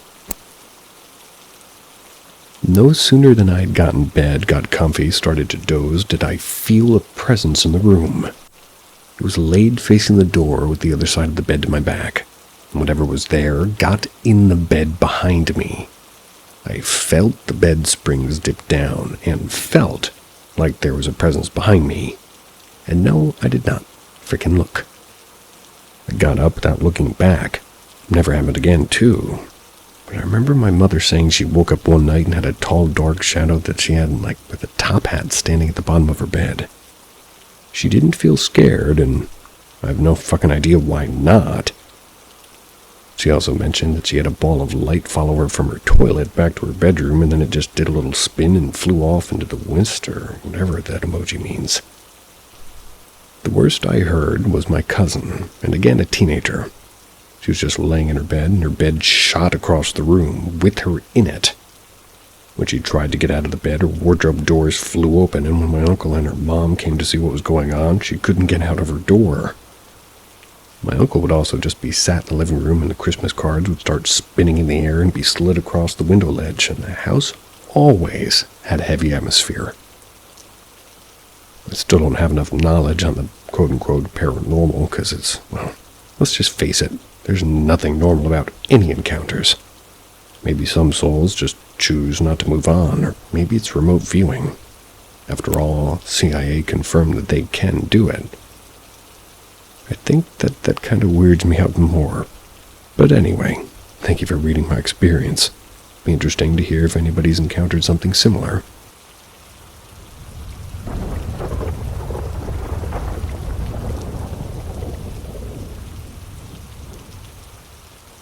Can anyone tell me what I saw?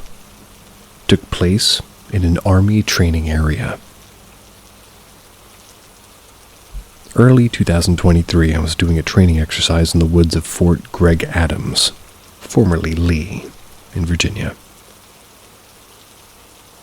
On the first night I was pulling security facing the wood line, I saw a long, lanky, at least 7 or 8 foot silhouette of a man that was completely black. It was about 50 or 80 meters away, and it would peek out slowly from behind a tree and then sprint to another one, and repeated this for a solid 5 minutes before I never saw it again. The sun had not quite started to set yet. I would blink hard and look away, but it was still there. I didn't believe my eyes, and I thought maybe the shadows of the trees were playing tricks on me. I dismissed it as that before other weird stuff started happening that night and over the next couple of days. First night, same night as above. My squad and I heard a long, shrill scream from the area of the woods I saw the thing running around in. Second night. My team and I spotted a 3-man team moving through the woods, and we engaged the team. They vanished and they weren't there anymore. One of the evaluators came over to us confused. They asked what we were firing at since they didn't have any OPFOR, which means opposing forces, over there. After we explained what we saw, he said that at least every other rotation that comes through sees a 3-man team in the woods in the same sector that we were pulling security in. Third night. The OCs, they're the evaluators, they were doing a roll call in the evening. One of the evaluators that had left early in the day yelled, "It's me, I'm over here," from off in the wood line. Couldn't see anybody there, and he had left hours ago. Needless to say, my team and I kept our sleeping bags pretty close together over those nights. More information. Greg Adams had significant Powhatan presence in the area historically. It's also a World War I training area. Not sure if they were spirits or something related to Native American lore. Wanted to know if anybody knows anything about the area or what this could have been. Anybody else experience anything similar if they've been at Greg Adams? Or formerly Fort Lee.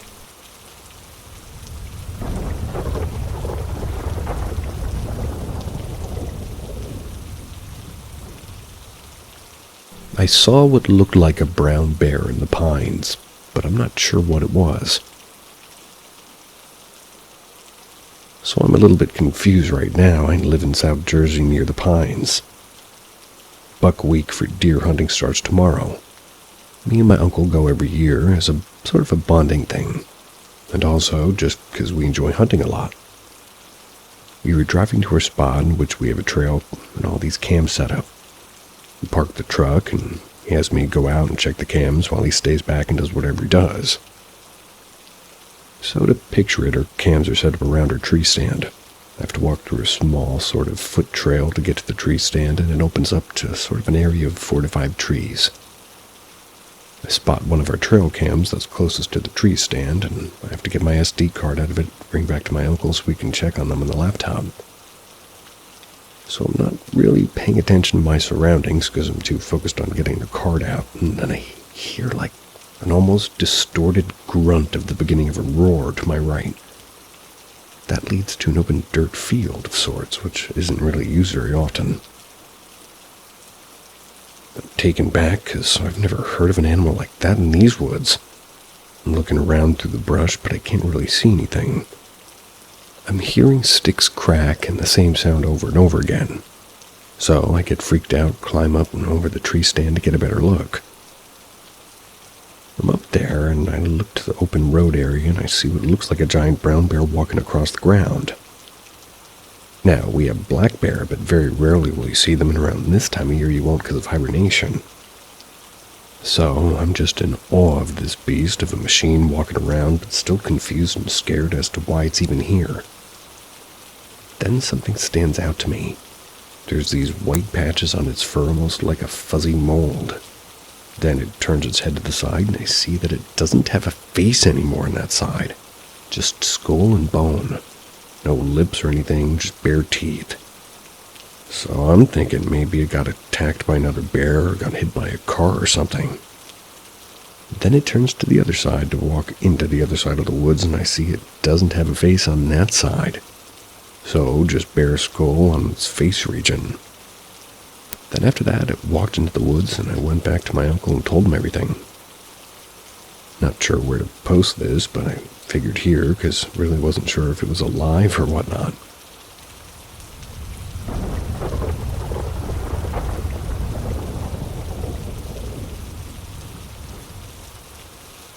After 8 years, still can't explain who or what a figure at my house was. Okay, so I used to walk back to my home from college, and I always got to my house at around 8 or 9 p.m. And almost every time my mom was at the garage using her phone. Didn't had the keys for some reason, so every time I got there, she opened the garage door for me.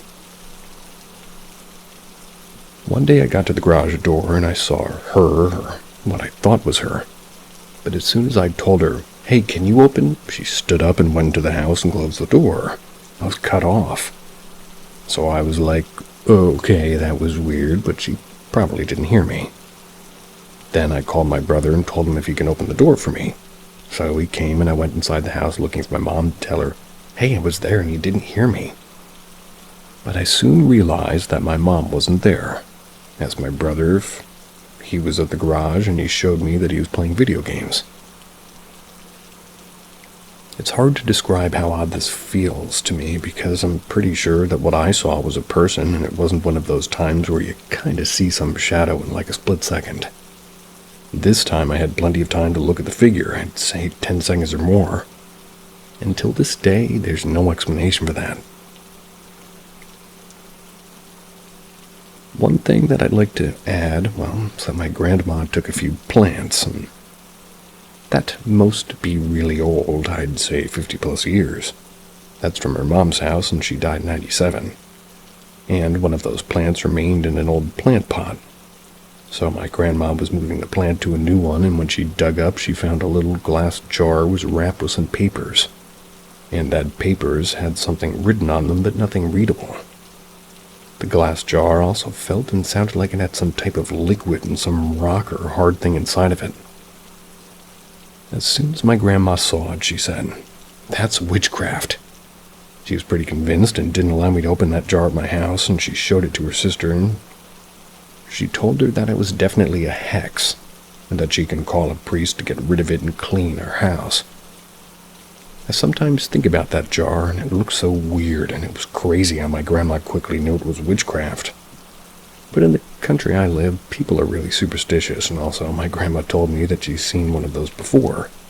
I really regret not taking a picture of the jar, but she didn't really allow me to.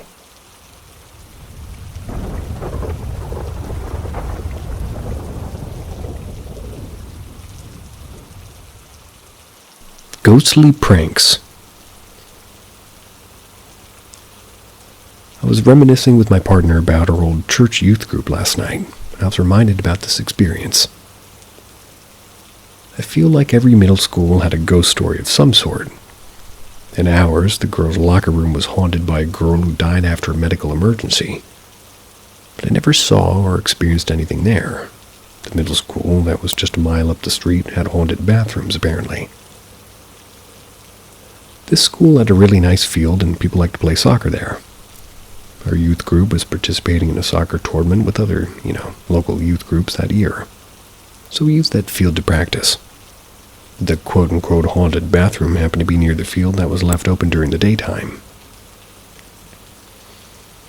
One day, trying to hide from being forced to play, I announced I needed to go to the bathroom and I scurried in there. It was completely empty when I went inside. I remember the door being particularly squeaky when I opened it and closed it. And so were the stall doors. So I'm sitting there chilling and I hear the light switch being turned off and the lights go out. Then I hear a kid giggling, so I get up and open the stall, and I peek out, and the only light coming from the overhead windows above the bathroom mirrors. In the reflection of the mirrors, I see someone run into a stall, and the stall door close. There's 2 feet underneath the stall that climb up and disappear, and again I hear giggling. So I'm pissed thinking some kid's messing with me, and they climbed into the toilet to hide. So I open the stall door, and there's no one in there. Checked every stall, and all of them are empty. Suddenly, I was being pelted by something small, and the lights turned back on. So weird, I looked down and see dimes on the floor. Well, I picked them up, and I just got out of there. Thinking back, I realized besides the giggles when the kid moved, I didn't hear anything else. But every time I opened a stall door, they squeaked, and so did the bathroom door. I later learned from one of the youth members that went to that school that students tended to avoid going in there. It was because somebody would always turn off the lights in mid-business. Or they'd always being hit with dimes, usually 40 or 50 cents. That's the story of how I was pranked by a ghost in a middle school bathroom. Just so all ghosts are aware, you can hit me with dimes as furiously as you would like. I will take it.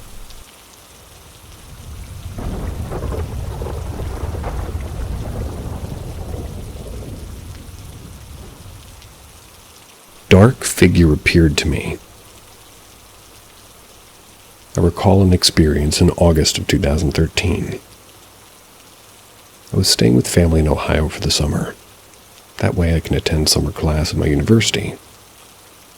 I just want to note that 95% of the houses in this part of Ohio are probably 70 or 100-year-olds, and my family just so happened to be living in one. The house only had 2 bedrooms, but they had a furnished basement. There's chill space with 2 sodas, a coffee table, and a TV. Computer room, laundry room, right across from that's a full bar. There's also a back room closet that has a bathroom next to it. I slept on that sort of couch pretty much the entire summer, I think. And I also recall around this time the movie The Conjuring had come out, and I had took a young lady on a date to go see it. I'm not one to fear much, but that movie scared the hell out of me. I didn't want to sleep on the basement for 3 nights. There's something about that house that felt warm and welcoming, but it's something here too. At the summer where it went on, it felt like something was watching me at random times. One morning around 2 a.m. I got up to take a piss, and as I was sitting up, the TV was still illuminating the living area of the basement. But everything else was pretty much pitch black, and as I adjusted my eyes, I see coming out of the laundry room area a tall black figure with dark red eyes. It stopped and looked at me and was frozen and stuck in this glare from whatever the hell that is. It's about 10 feet away from me, and I was shook. It drifted behind the bar and into the back storage closet. The closet door was slightly open, but I could see the door move a little. I didn't need to take a piss anymore, nor did I piss myself. I decided to hold it because I wasn't moving from that couch and not going to sleep until I saw some daylight. I asked my family about it the next day, and they said that they never experienced anything like that. Well, at least in the time that they'd been in the house, and they've been there for years. My family is also very religious, so the house was blessed, and there's Bibles and scripture all around, so nobody's really sure what I saw. I don't know if it was paranoia or an actual encounter with the paranormal, but I'll never forget what I saw 11 years ago. There absolutely can be biblical paraphernalia around and also something up simultaneously.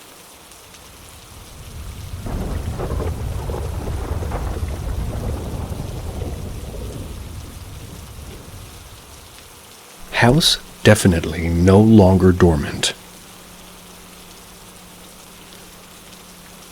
For anyone who's curious, seems like whatever entity lives in our house has indeed woken back up.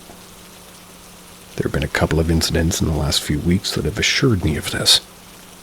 Both my boyfriend and I have noticed a lot more strange noises in the house. We generally assumed that it was the cat initially. But there's been more than one instance of inexplicable knockings, tappings, etc. when our cat's curled up within sight. Now the house is quite old, having been built in 1910, so we of course account for the usual creaks and stuff, especially with our old gas heating system and most of the main floor being wood. However, too many times we've been sitting watching something in the living room and heard either what sounds like someone running up from the basement, or somebody in another room just shuffling things around. A couple of weeks ago, my boyfriend and I were in the kitchen preparing dinner. I was at the sink washing off some of the spoons that we'd been using, and my boyfriend was at the stove, decidedly out of reaching distance. We were chatting about our days when I felt a tap in the middle of my back. Think of somebody sitting behind you trying to get your attention. It was that sort of touch. I also felt my hoodie get tugged on. I assumed it was my boyfriend being silly and asked him what was up. He was very confused and asked what I meant. I said, "You poked me. Did you need to get to the sink or something?" I glanced back toward him, and he was at the stove looking at me very perplexed. He was very adamant that he hadn't touched me. His theory was the entity was trying to go back down to the basement and we were in the way. His old roommates who lived with him for a couple of years both had seen or heard an entity come down the steps from upstairs and walk into the kitchen, or vice versa. The second incident happened a couple of nights ago. I'm a very hot sleeper, so I usually just have a light blanket wrapped over to my middle with my feet out so I don't overheat. On a Saturday night, I was woken up by the need to go to the bathroom. So while I was lying in bed, letting my eyes adjust to the dark room, I felt something grab my foot. It felt like a playful gesture, but it still absolutely scared the hell out of me. I didn't end up going back to sleep that night, but nothing else did happen.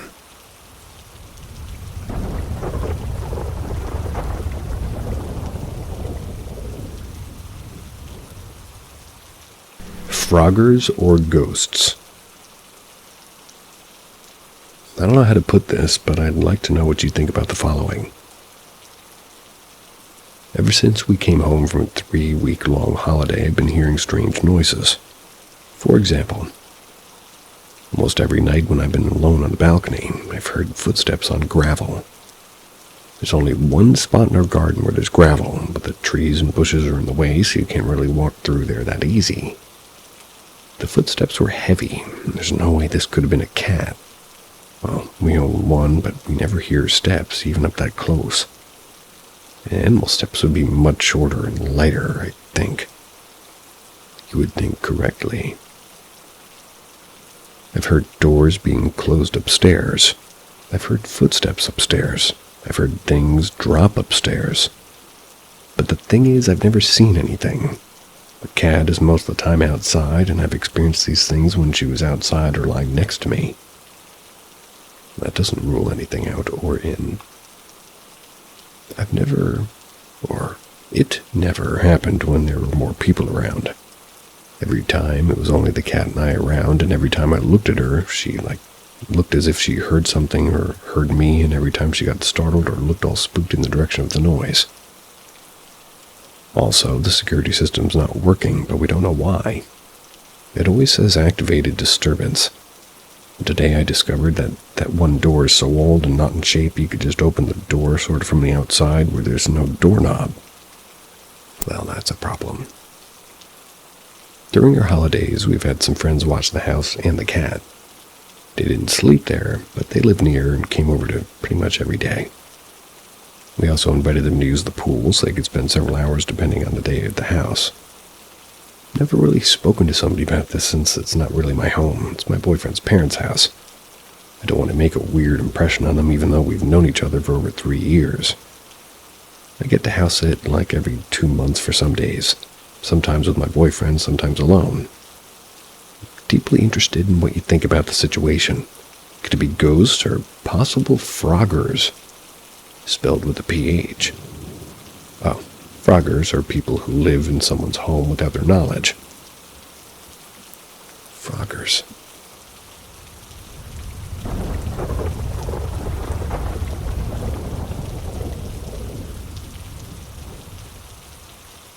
Haunted bathroom.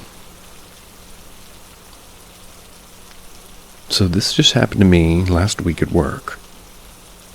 There's a small common men's bathroom in the hallway on the same floor as my office. There's only one stall, one urinal, and the sink. When you first walk in, you have to turn to your left and the stall door is straight ahead. You walk past the sink on your left and the urinal is between the sink and the stall. It's not uncommon to walk in and find the stall occupied by someone, but that doesn't stop you from using the urinal. So I walked into the bathroom and I went to use the urinal. I noticed the stall door was slightly opened and no one was in it. I finished using the urinal and turned to my left to wash my hands. While washing my hands, movement out of my right side of my vision catches my attention. I turn to look, and I see the stall door slowly closing on its own from being fully opened.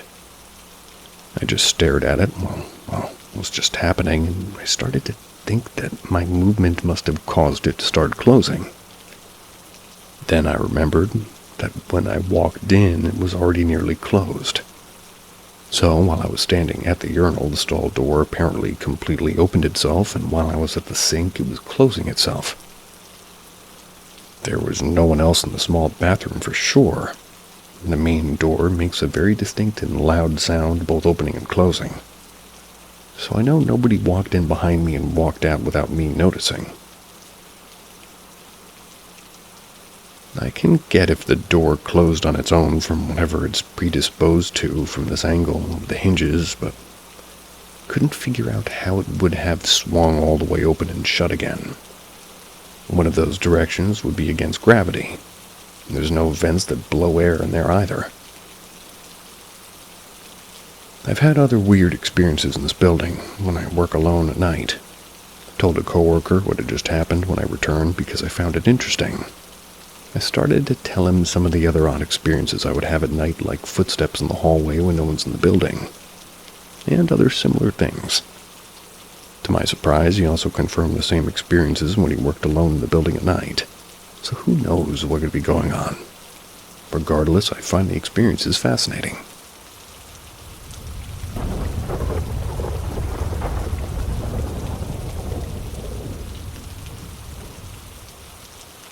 My grandma visited me on my birthday.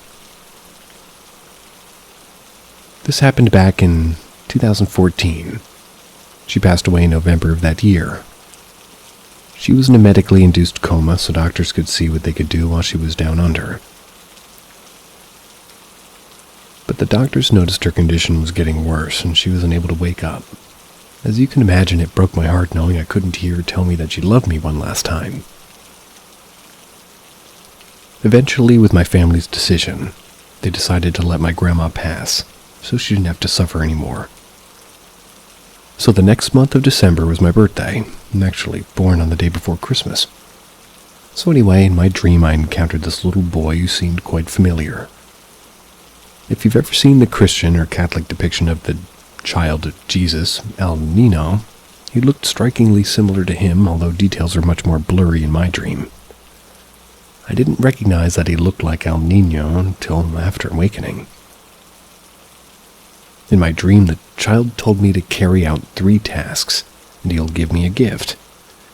I can't clearly remember exactly the tasks, but they were incredibly regular everyday tasks. For some reason, I do remember that one of the tasks was to serve iced tea to the guests. After the completion of the tasks, I turned around, and right behind me was my grandma, who just smiled at me. Even in my dream, I wept at the sight of her in an instant. She smiled, didn't say a word, and walked behind a wall and was gone. It was short, sweet, but all that I needed to know how much love there was. I woke up right after that and was bawling my eyes out. My parents came in because they heard me crying, and I explained to them what happened. My mom started to cry as I explained, and I'm sure they'd try to seek answers since they were good friends with the priest at our local church. To this day, I can't really put words that fit this fateful dream, but I'll always remember that smile and the love I felt at that moment. Who was that little boy, the magic number 3 is always referenced in religion? 3 tasks I had to fulfill. The answers I will always search for. Has this happened to anyone else before? I've read that yes, people have seen their deceased loved ones, but has anybody encountered the sort of tasks I was given by someone that you've never met?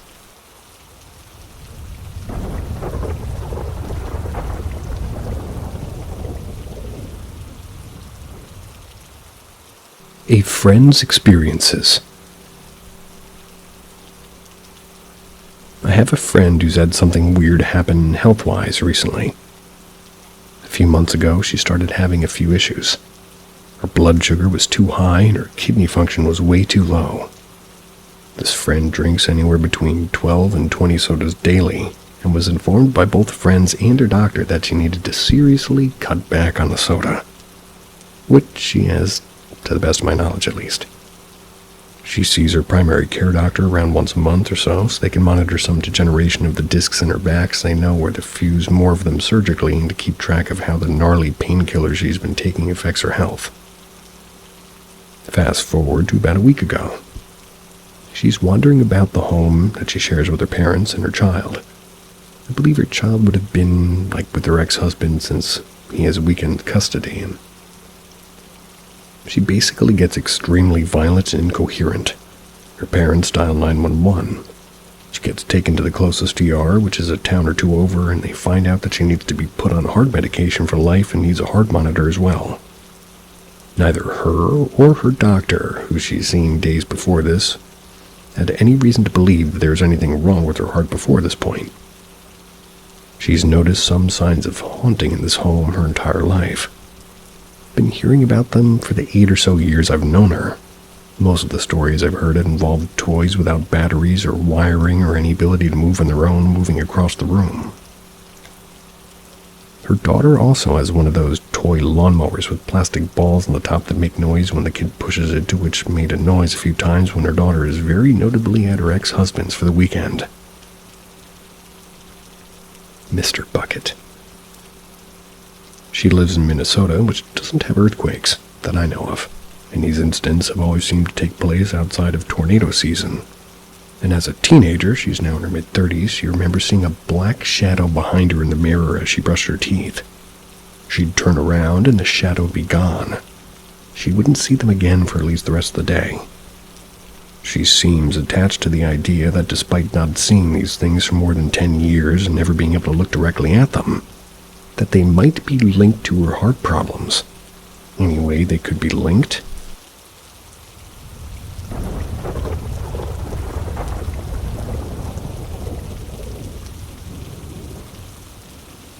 My girlfriend is experiencing some weird stuff. Jinns.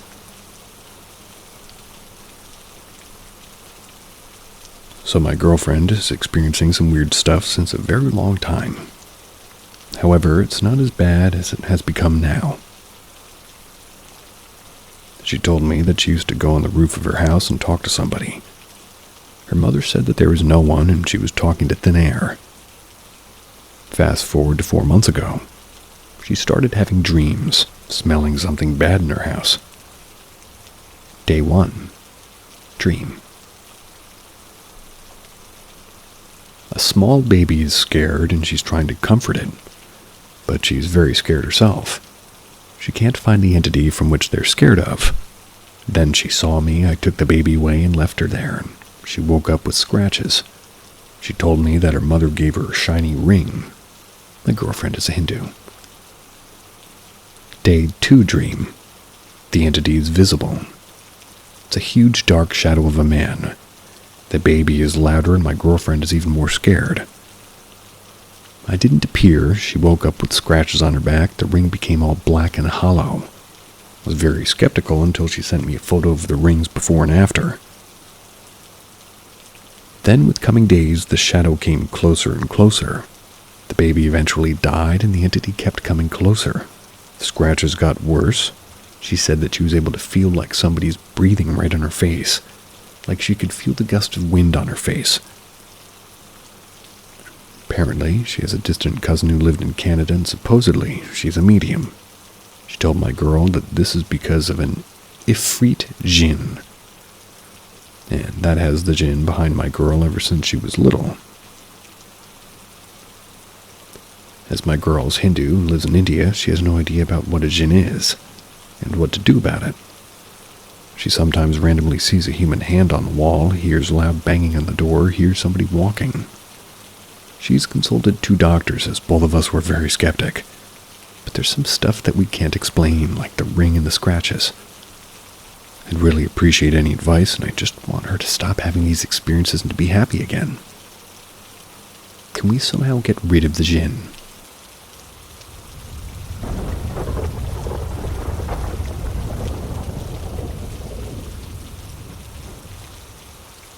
Missing a friend that doesn't exist. Maybe. Before I share a reoccurring dream that's leading me to believe that it's paranormal in nature, I want to say that this isn't a no-sleep, made-up fantasy. 6 years ago on Christmas Eve, I had a very vivid dream where I met up with an old friend. In this dream, we just hung out and talked about random stuff. We knew that this was the only place that we could meet and said our goodbye in the dream. When I woke up, I felt like I just had a dream about a close personal friend I need to reconnect with. I went through almost every person I knew, and nope, it wasn't them. This friend was a woman, who I felt I've known for years. She wasn't my girlfriend or wife or sister, just a deep friend. And since then, somebody who didn't exist who'd been on my mind, even though 100% of me knows that she isn't real. 3 years ago, I had a follow-up to the dream on Christmas Eve. Details are vague, but we both talked and said things like, is this real? Are you really a person? Or just a figment of my imagination? We both got worried that we were being weird because we felt the same. Near the end of the dream, she said, looks like we're walking up soon. Look, the world's ending. Things went dark. I woke up with more questions. 100% logic mindset told me that it's another dream, but damn, it feels real. This is where things kind of, take the paranormal route. There were some details that she shared in the dream about a few people that we knew in common. People in my current life that I know and talk to every day. On a hunch, I mentioned something that she told one of the friends, and he was surprised that I knew that. A secret that he said he only told his doctor and sister. Another thing she told me about this was an investment that I should look into. That's where she apparently is from, and it works out. A few months ago I heard the name of the investment, and now as of 2 weeks ago I would have made a lot of money. I feel it that I will see her again this year, but I'm not sure how to prove things are real or if this is just another dream. Inside Welcome to Trader Paranormal Ghost. M, where the eerie and strange reign supreme. Subscribe and hit notifications to stay updated on our spine-tingling stories. Get ready for a thrilling adventure. Shadowy figure and a voice that called my name. So, I work in healthcare, and the events in question took place yesterday during my night shift. One of the tasks I was given at the beginning of my shift was to clean 2 rooms of recently deceased residents as potential new residents were coming in to see the building. One of these rooms had been empty since March, the other for a little bit longer. I was initially quite uneasy about going into the more recently vacated room, but had no issues, completed my tasks, didn't feel in the slightest bit uneasy. The second room is directly across the hall. I've always found it to be a little bit eerie. Even before it lay vacant, I always found it to be a little bit dark and unsettling. Couldn't really ever put my finger on why. Other staff members have also said the room makes them a little bit uneasy, with one of my colleagues even stating that it still feels the residents there. So anyway, I go in, complete my cleaning, and I begin to leave. As I step out onto the long straight corridor, I hear what sounds like a male's voice very clearly call out my first name, which is a little odd in itself. Only my family refer to me by my full name, and literally everybody else just knows me by Rob. I look up and I see what can only be described as a black, almost wispy, smoky outline of a person standing right before me. I'm not 100% sure what I said, but I think I uttered some form of expletive and turned away. When I looked back, the figure had vanished.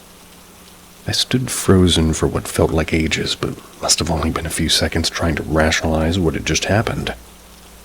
I checked with the sleep-in member of staff and see if they'd called my name, perhaps.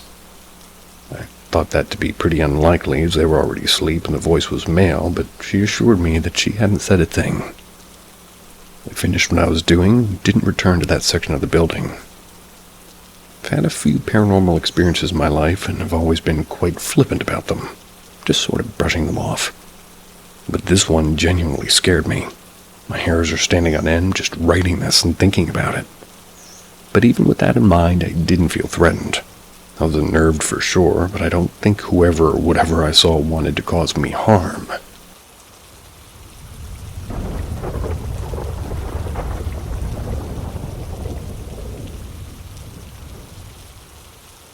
Party house. This happened a few years ago. I rented an apartment in a quiet neighborhood. The place was awesome, huge bedroom with a built-in desk that was perfect for my work.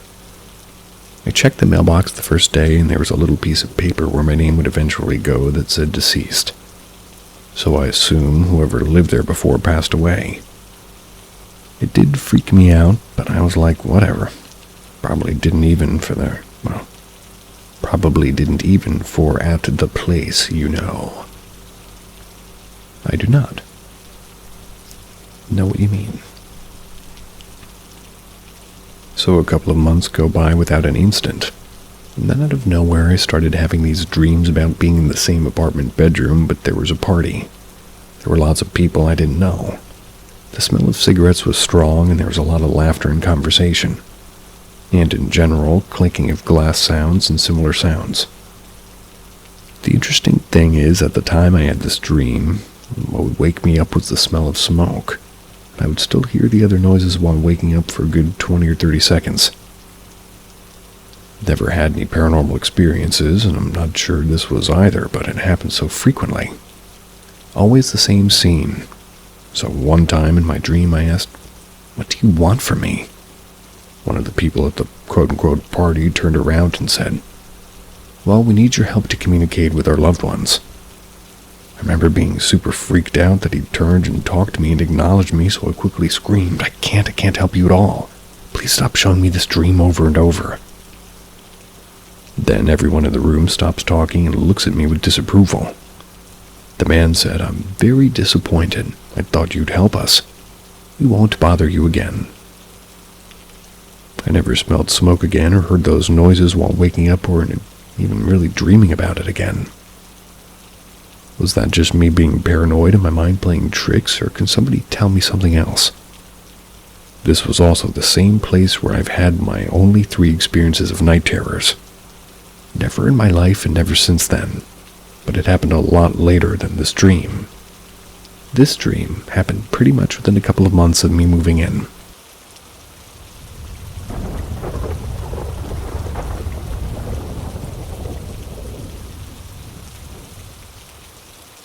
I saw a strange creature in the woods. Hi everybody. This happened to me like 5 years ago when I was maybe 20 years old. It was my mother's birthday and she wanted to have a big party with all of her friends in a house and her family has near a famous Mexican volcano. At around 10 o'clock, my mom told me that she and some of her friends were going to the forest to share scary stories and asked me if I wanted to go, and of course I said yes. We walked for about 15 minutes in the dark, stopped at a little cliff.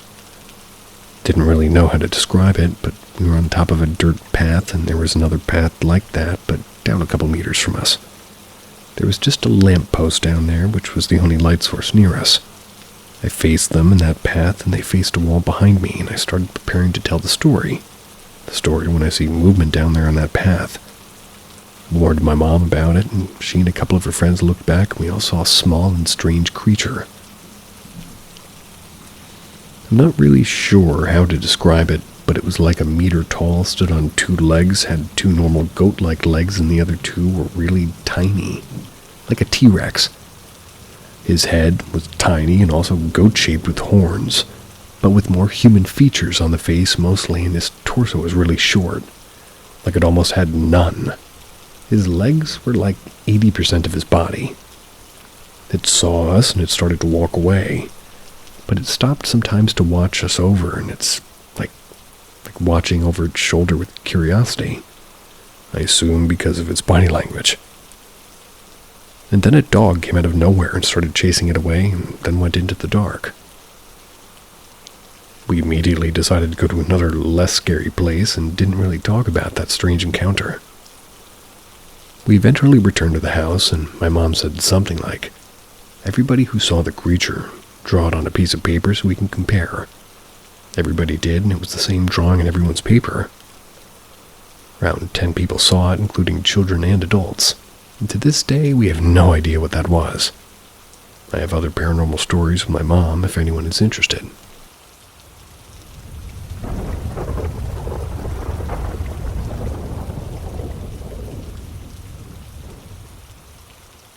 Something to keep you awake. Hello. Today I decided to share 2 experiences, one of mine and another of my wife's family. Around 2010, when I was 15, we were hanging out in this old house that they would use as, to house workers from other cities. Previously owned by this nice old lady. Just guessing that she was nice. We were downstairs just playing around with the other girls our age, hoping to get a kiss and so on. I was this weirdo all my life, and for some reason I gazed at this cat that was on the floor looking at something behind me. That's when my gaze followed his, and I saw this semi-transparent white form of a hunched older lady. They were wearing a dress of some sort. Something was in her hand that I can't remember, but her eyes were empty sockets. And I remember screaming to my friend to turn the lights on, and he laughed, and they all did, really. But they did turn the lights on. I know it could just be my mind playing tricks. Next is a story of an actual house cleanse. So an older man has always lived in a house with his wife, but after she passed, this house became too large for him, so he moved to this much smaller apartment. He was older, but he was always healthy. Less than a year after he moved in, he died from heart problems. It could happen, right? So my wife went there to help move all of his stuff out and such, but kept always feeling heavy on the heart there. Couldn't help but need rest now and then when working there. Unknown to them before, there was an attic in that house. Up there was a big box filled with broken crosses. The next day they ordered a priest, one who the Vatican actually approves to do exorcisms. Not a big country, we've only really got one. He went there to cleanse this house, and with him went the husband of the old man's daughter. He was a skeptic and he didn't really believe such bullshit. But he waited outside as the priest cleansed the house. He said a wave of cold air blew past him after the priest was done, and moments later they both left.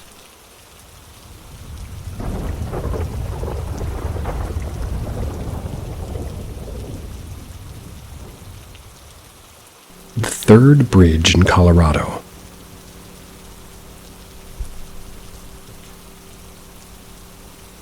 The biggest story involves local Native Americans in a local settlement. Like many places in the early America, a war ended up happening and the Native Americans in the area got massacred. To this day, you can hear the war drums from the tribe playing as they approach. There was also a car crash rumored to have happened. Several teens were in the car out there and driving at high speed, as teenagers do. There was a single survivor left disabled. My experiences. It started in 2006 in a way most of us that make it out there do. I had a friend who knew how to get there, and I had a car. We waited until it was dark and we headed out. As someone who's always been a little bit sensitive, the place was like a guy punch. Okay, maybe a gut punch? We'll go with they said. A guy punch. I had to work to get out of the car, and work extra hard to get off the road. Explored the area, and I took pictures and had lots of floating dirt in them, but no evidence. This is the only time I've heard the drums play. They were always distant, and we could never really nail down a location. It was always changing. On the way back, something else happened. We had something that was clearly a border collie run into the road, and when I got out to check for it, since we'd obviously hit it, there was no dog. My friend claimed to have spoken to the property owner, and they had lost a collie that way years before. I probably went maybe once every year or two after that. Same gut punch every time. While I never had the drums or the dog come back up, I had other experiences. It was a 90-degree night, and I was one turn away. My windshield fogged so severely I couldn't see through it. A car with one headlight chased me out of the area every time. I constantly felt, looked at, and followed. Never felt like I was welcome there. Stopped going back when I left the state, and I still feel called back sometimes. Most times, I'm glad I'm so far away.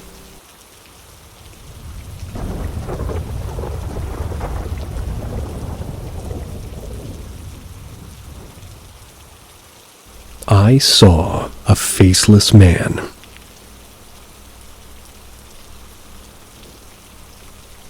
Last night I saw a faceless man.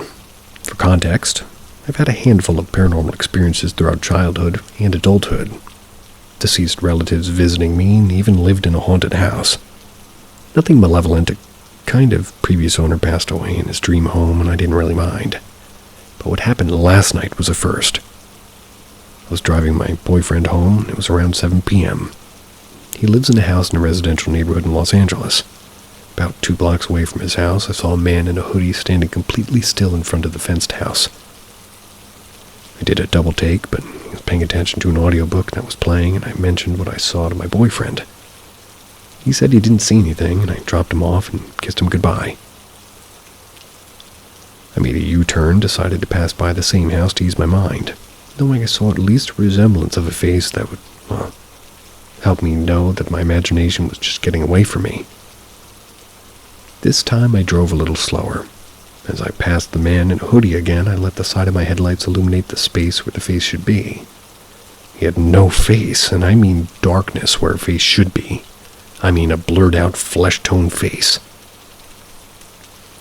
I got a safe distance away, pulled over to text my boyfriend. I asked specifically, did you not see him because you weren't paying attention, or did you really just not see him? He said he had his head up and he was looking around as if we were driving and we didn't see him. Or rather, he didn't. I've been meditating and accessing my personal psychic abilities this and last year, mostly self-work, cleansing and grounding exercises. Did I see a full materialization of a spirit or a demon, or did it follow me home?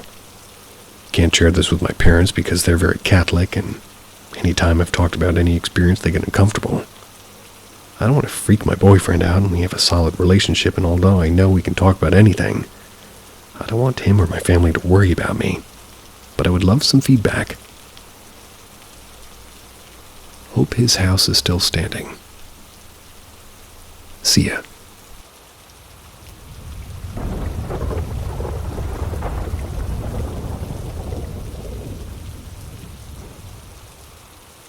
My jail encounter with a hitman named Carl.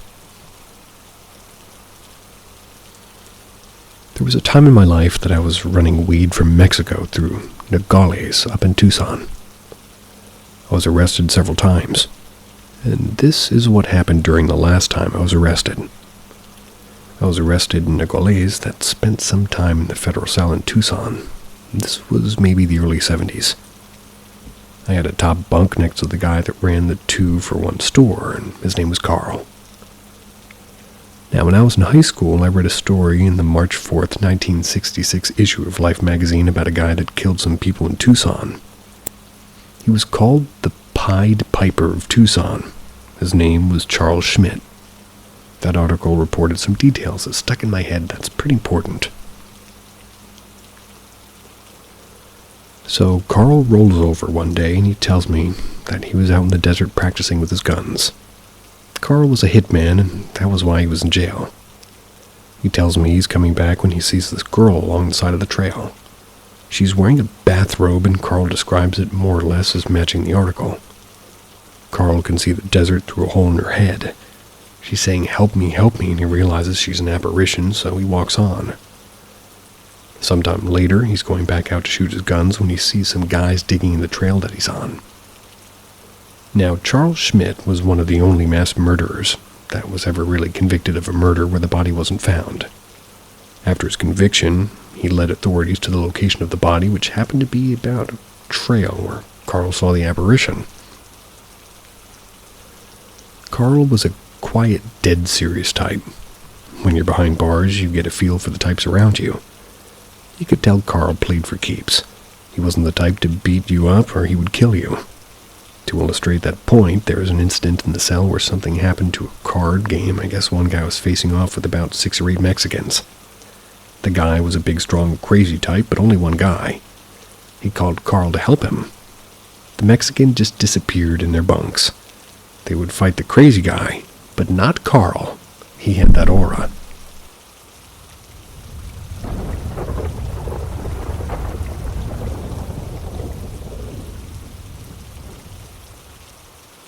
Noises. I live in what I'm guessing is an older home at the moment. I say guessing because I rent and the landlords are in their early 80s. The house was also built before central heating and AC was a thing, so the house doesn't have either. There's not even air vents anywhere in the house. The windows are also all single pane windows without a whole lot of sound to block them. I currently live with my grandma, who's 82 and in pretty good health. Other than using a walker to help her get around, there's nothing else really wrong. The walker is also really, really loud. I often know when she's waking up in the hallway or walking from the bedrooms in the back of the house because I can hear the walker creaking as she walks up the hallway. I live in Southern California, so the house really isn't that big. For the past week or so, I've been getting up at around 9 a.m. to study the menus of the restaurant I just started working in, since I have to have it memorized as soon as possible. And I've noticed a strange sound that sounds a lot like breathing coming from the hallway. At first, I figured it was something outside. I made sure I looked out of the window, which is behind the couch and the one I always sit on, to see if I could pinpoint something outside that was going on. I've also gotten up from the couch while I'm hearing the sound to see if I'm hearing my grandma walking around, maybe without the walker, only to find that she's not in the bathroom and still sleeping in her bed. Her dog is often sleeping on the bed with her. Really struggling to find a non-paranormal explanation for this, despite the fact that part of me wants one. I've lived in this house around 2 years now. Moved in right before Halloween of 2015. Nothing's been renovated in the time I've lived here, though at some point before that a bathroom was added. No other renovation has occurred to the house since then, making this breathing sound even weirder. It's been happening for around a week at the time I'm posting this. Despite the change in my sleep schedule before getting up at 9 at the last week, I was getting up around at noon, but I haven't been tired. I've had more than enough time to adjust, yet I'm still hearing it. Any ideas would be appreciated.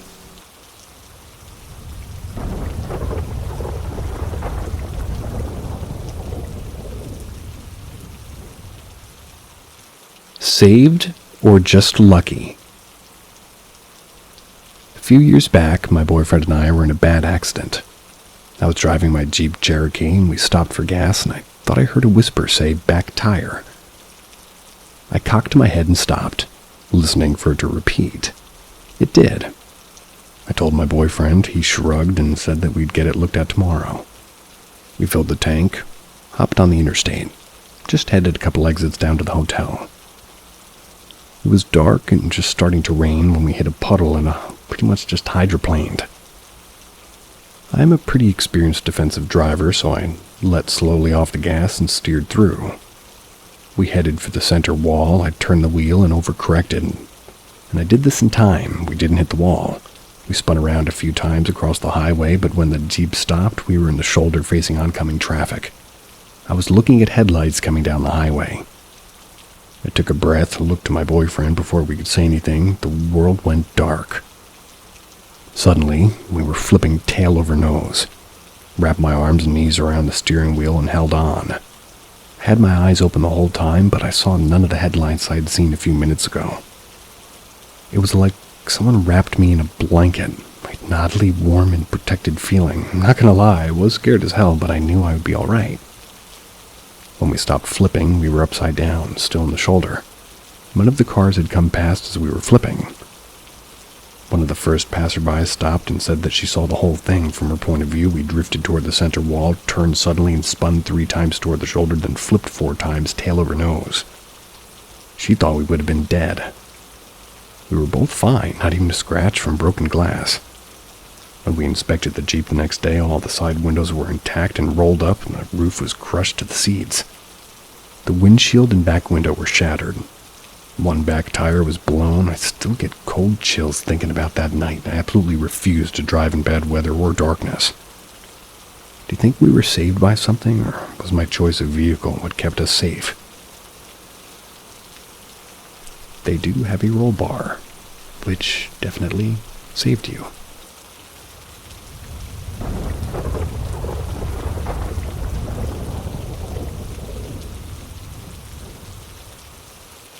I think a spirit was trying to reach out to me. Recently, my family and I, 21-year-old female, stayed in a small house in rural Ireland that we booked an Airbnb. We traveled maybe 2 hours to get there, and on the way to the house, my mom got a call from the owner. She got a call about where she left the keys for us. She mentioned that it was her parents' house, and after they passed, she couldn't bring herself to sell it. So she rents it to holiday goers. Cool. Never thought anything else of it again. We arrived late that evening, and I was pretty tired. So after we went for a meal, I went up to bed around 11:30. It was a beautiful old house, and I didn't get any bad vibes. I fell asleep as soon as my head hit the pillow, basically. But this is where it gets weird. Around 4:30 a.m., I wake up and instantly I just feel this very uneasy feeling. Went on my phone until around 5, decided I should get back to sleep. But when I lay down, I started getting these loud thoughts in my head. The names Bobby and Grace were repeating constantly in my head.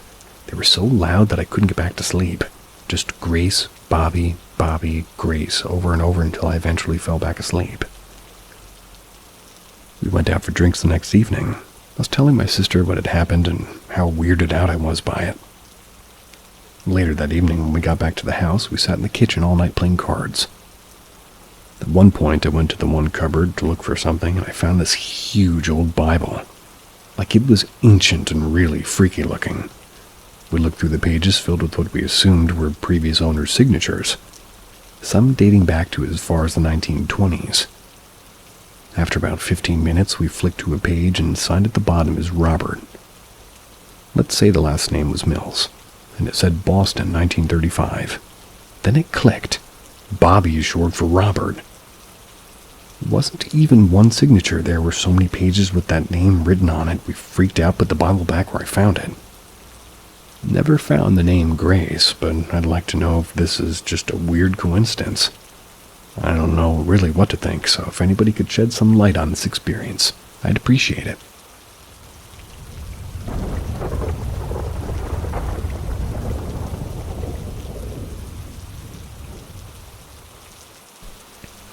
Asked something to my dad. I don't have a rational explanation for what he told me. When I was a kid some 30 years ago, we spent the summer to my grandparents on my dad's side, at their house. We were pretty much used to this. For the entire 4 weeks there, my younger brother, who was 5 years old at the time, cried every single night before going to bed.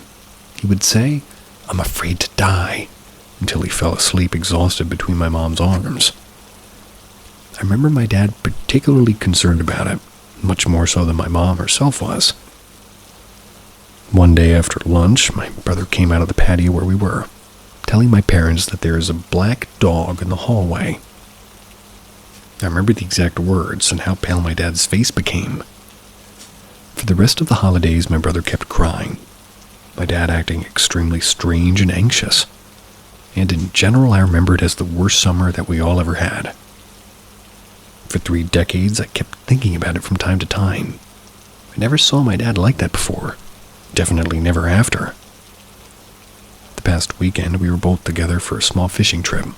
I don't really know why, but I felt I had to ask my dad about that summer, especially why he reacted like that. It was something haunting me since then, one of the most vivid memories of my childhood.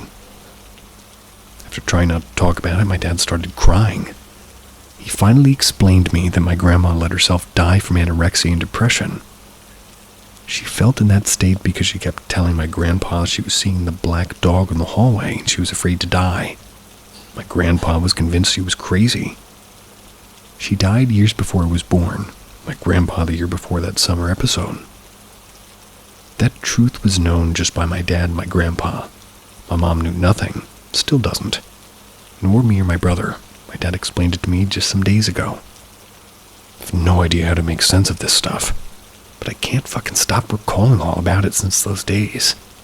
It sends me with shivers down my spine. How do I debunk this nonsense? Well, it might not be nonsense.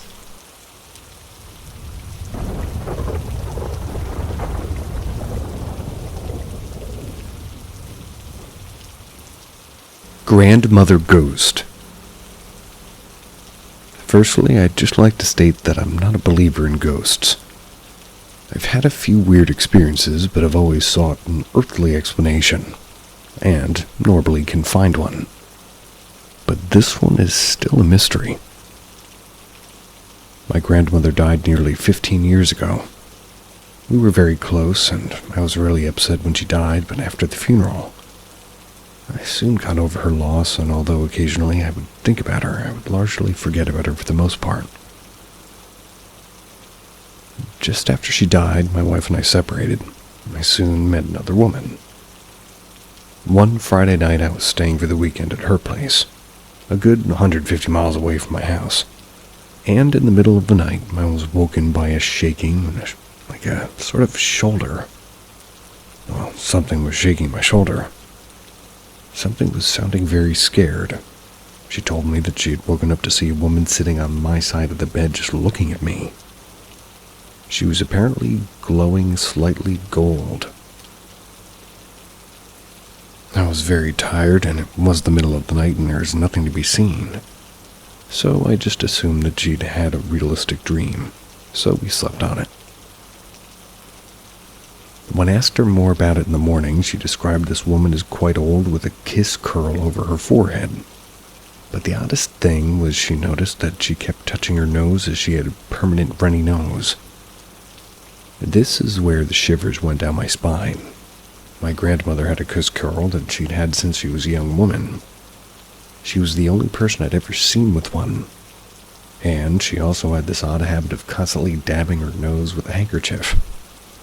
In fact, if somebody had asked me to describe the two main characteristics of her besides her humor, which she loved to give us, the kiss curl and the nose dabbing would have been the things I would say.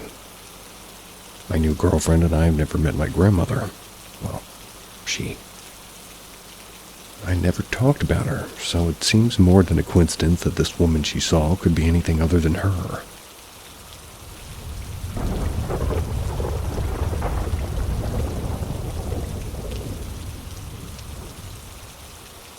Old experience. Woman at the window. This is one of my many experiences that I've had. It's probably the most disturbing, and I wanted to share. When I was 10 or 11, I lived in an older house in North Texas. I had a lot of experiences that, some were at home, several of which my mom would be willing to back me up on, despite not being a very spiritual or superstitious person. I'd been waking up at exactly 3 a.m. for several nights, feeling uneasy leading up to this event. I woke up this night at 3 as I had been, but this time to the voice of a good friend of mine outside my window.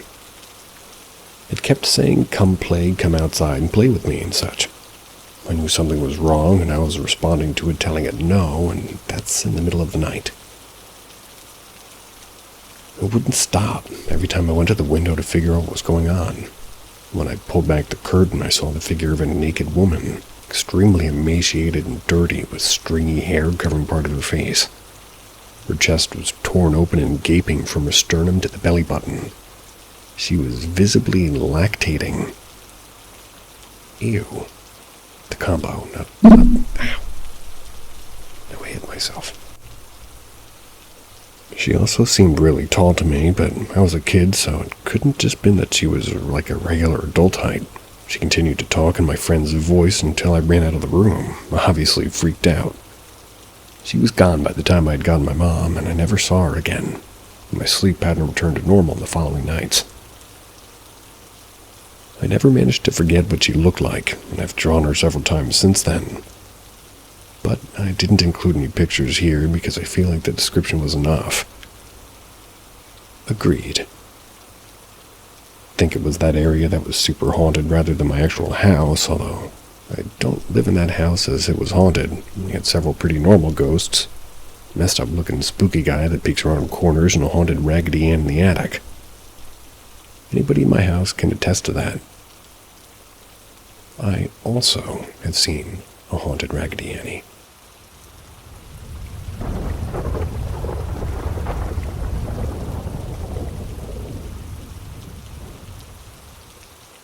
My 3 unexplainable, maybe paranormal experiences.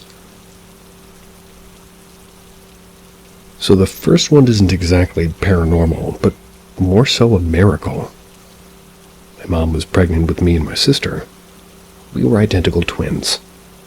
Fast forward to a few months into the pregnancy, and I think was born at about 27 weeks, so I was premature. My mom was having signs of labor, so she went to the hospital. My sister's cord was wrapped around my right hand and was cutting off my circulation. I now have a birth defect in my right hand from it. My fingers are slightly bigger than my left, and I have no nails. So I've always thought of myself sort of like Nemo. In a crazy, weird way, my sister saved my life by putting my mom into labor. My mom had no idea that I was losing circulation. If my sister never put my mom into labor, I would have died. And sadly, my sister passed inside my mom's stomach. So I'd like to think of her as my guardian angel, and I want to get a butterfly tattoo for her one day. The second experience is also related to my sister. My mom had an ex that we lived with for a few months. When they got into a fight and knocked over my mom's Christmas tree, every single ornament broke beside my sister's ornament. It's an angel head with her birthday on it. Makes no sense because it's really old and fragile. It seems too crazy of a coincidence to me. So we still have that ornament every Christmas now. The third experience is after my grandpa passed. He passed December 26th of 2020 after getting COVID and having to stay in the hospital. I don't have a good relationship with my family, so I wasn't invited to his funeral. And I was the last person to know about his death. About a week after, I was asleep and heard a loud "Hello, Lex" with his voice in my ear. I woke up super fast thinking it was my mom pulling a prank on me to wake me up, but she was asleep on the couch. Never had anything happen similar to that. So I like to think maybe he was saying hi since I couldn't say bye.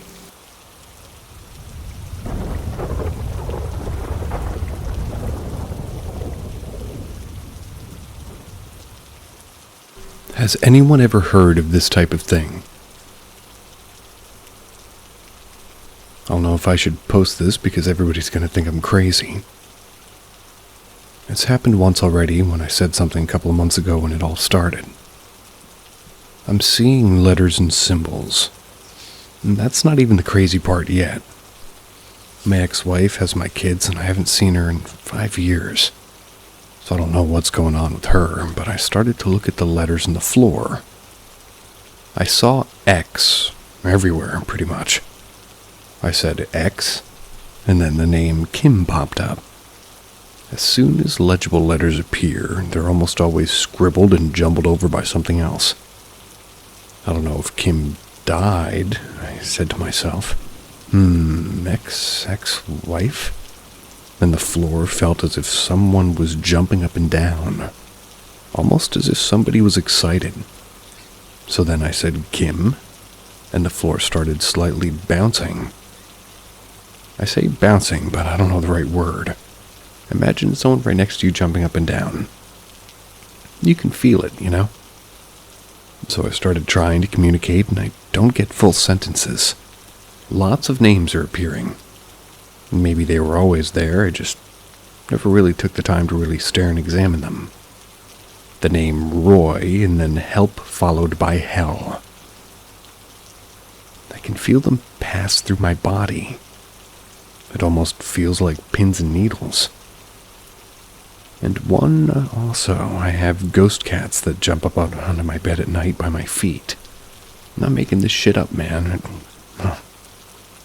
I'll welcome a reputable paranormal investigator. Kim, I think, is trying to give me a message to get my kids in South Carolina. Maybe she doesn't want them with her husband. I don't know. There's more, a lot more. Let's just see how this post does and how many people will blame it on drugs or mental health before I continue, I guess.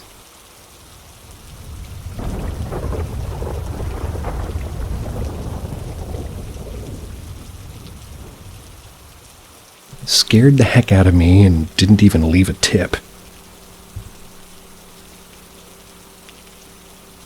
April 15th, 2016. I, working as a waitress at this little dying Irish pub and restaurant in Poughkeepsie, New York. Oh, I'm sorry. That sounds awful. I had the morning brunch and lunch opening shift and had finished my side work. It was usually so dead. There wasn't much of anything to do except stare at my phone or do schoolwork. I was standing at the waitress station with my back to the kitchen door. I was messaging and Snapchatting. We weren't really quite open yet. About 20 minutes to open. That's when I heard the doors to the dining room open and the floor creak from across the room. I was in the middle of taking a selfie and had to look up to see who was coming in. The movement of this can be seen in the attached photo. When I looked up, there was no one. I went through the dining room doors through the corridor to the bar room. I asked the bartender if anybody had just come in. She said nobody had been in yet, likely because we weren't open for another few minutes. When I went back to my phone, I saw the photo I had just taken. In the window of the door to the kitchen that I had just cleaned as side work, I saw a figure who must have been watching me playing on my phone. Went into the kitchen to ask the cook if somebody was back there who matched the description of the figure in the photo. He said it had been him back there. My guess is the window's about 5'7" because I'm 5'4", and I had to stand on my tiptoes to look through it. Nobody in the building matched that figure's physical form. The only two people in the building aside from myself was the female bartender with big poofy shoulder-length hair standing about my height. The other was the Puerto Rican cook, who was shorter than me. After the initial shock, I wasn't too bothered. I'd constantly worked late shifts by myself and frequently heard whispers, creaking floors, bumps, and knocks without explanation. I'd like to know the name of that place. I know where you're talking about.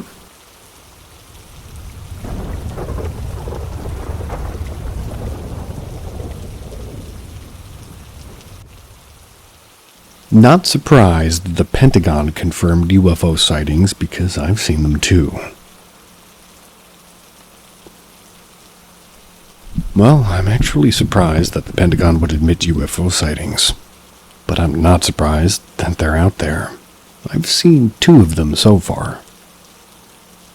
One time when I was out camping with my family in the north of Idaho, then the Panhandle. It's a couple of years ago.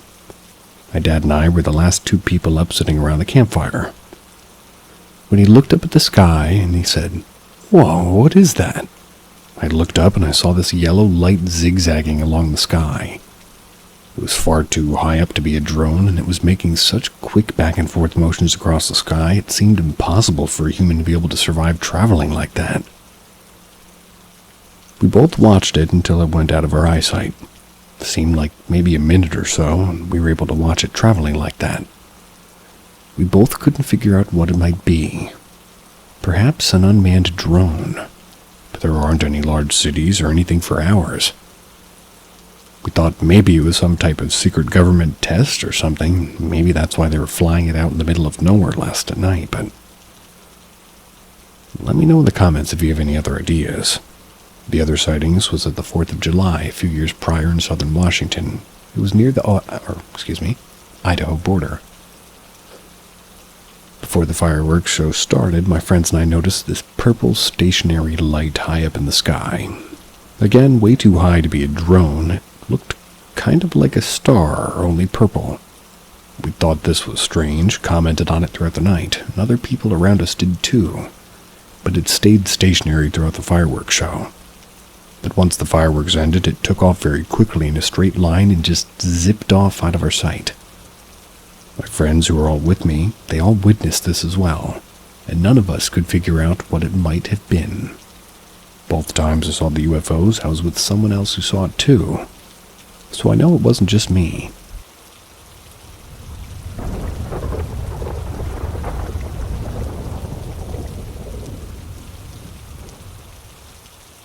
All the clocks in my grandfather's home stopped at his time of death, days later. There we go. My grandmother passed away when I was in 7th grade. My grandfather passed away my junior year in high school. My uncle also passed away in the same house. Now, my grandmother and grandfather both ended up getting cancer, which is why they passed. They were both nearly 80, so there's nothing paranormal about that. My uncle was a drug addict and he died from an overdose. Nothing paranormal there. He struggled for years. Their house was never haunted, and I never noticed weird things happening or anything of the sort. But after my grandfather passed, things got pretty weird. We were packing up my grandfather's log cabin, getting some of his belongings together before we headed back home where we lived, and this cabin was pretty remote, the only neighbors being about a mile down a gravel road. That's when all of a sudden I hear my mom wail from the hall bathroom, the one my grandfather used as his sort of, his bathroom. He refused to use the one that him and my grandmother shared after she passed. She sounded like she was terrified. I ran into the bathroom to find her sobbing and pointing at the clock. Well, the clock was stuck on 5:45, and this was not a digital clock, it was a wall clock, and it was still ticking. I immediately went and looked over at the other clocks in the house, and they were all at 4:05, and they had all stopped at 5:45 and were still ticking. There was no digital clocks in the house. We then smelt a very strong odor of cigarette smoke. My grandfather and my uncle did smoke, and it freaked us all out so badly we pretty much just left immediately. My mom did take the wall clock that she first saw, and it remained on 5:45, still ticking until the battery died a couple of months later. Anybody else have anything similar to this? Still gives me chills to this day.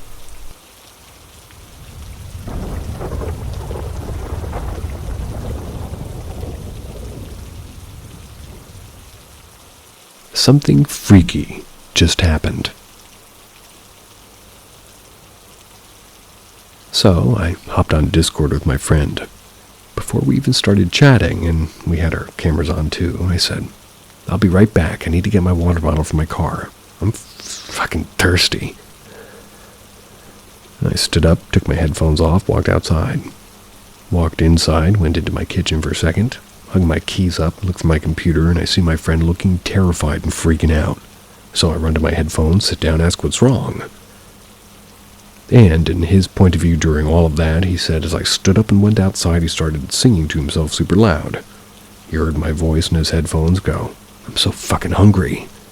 And he said it was super clear and no doubt my voice, and to the point where he got embarrassed because he didn't think I had my headphones on. He said, "Wait, do you have your headphones on?" He saw me in the kitchen hanging my keys up without my headphones, and he said, "Can you hear me?" And I clearly couldn't. I didn't say I'm so fucking hungry. I said I was so thirsty, and I was before he started singing to himself and before he took my headphones off. My boyfriend was across the house playing video games, and I asked him if he never said anything like it apparently. Didn't even leave his room. Even though the entire thing was only 30 seconds, I doubted it was him in the first place. And by the way, I know for 100% certainty that I didn't speak those words out loud. I don't talk to myself, and if I did, I wouldn't forget. You might. What could have done this? This is really freaking me out, especially because it wasn't even the exact thing I said. It was hungry switched to thirsty. My friend was genuinely scared and would never make this up and super serious all the time. LOL. So I fully believe him. And that's why I'm so freaked out. Also, if I'm not mistaken, I remember hearing that stuff that mimics is evil. Bad vibes. So yeah, not feeling great.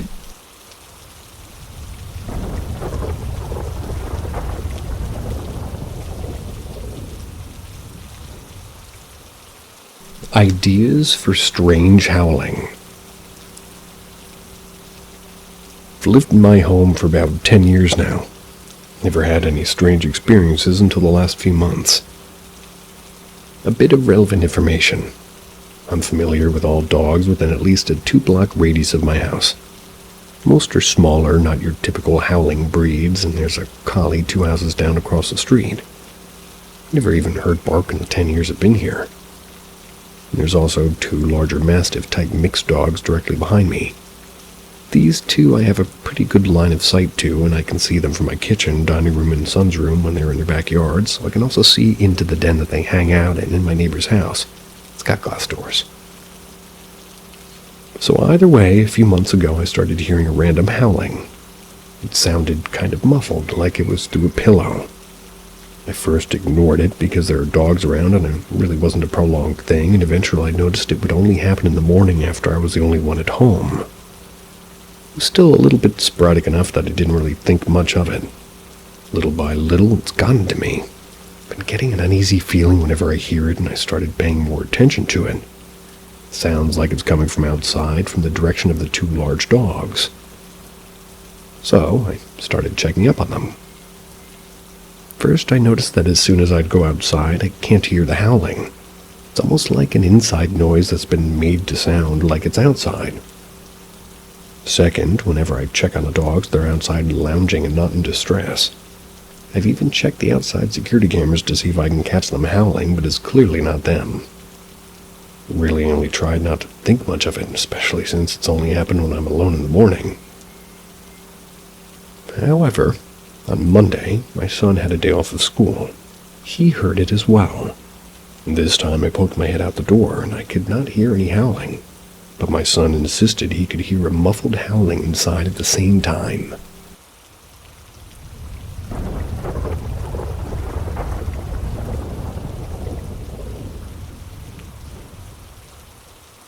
Help. Recently, my girlfriend told me with the history I have told her, and what's come out at home in the last few months.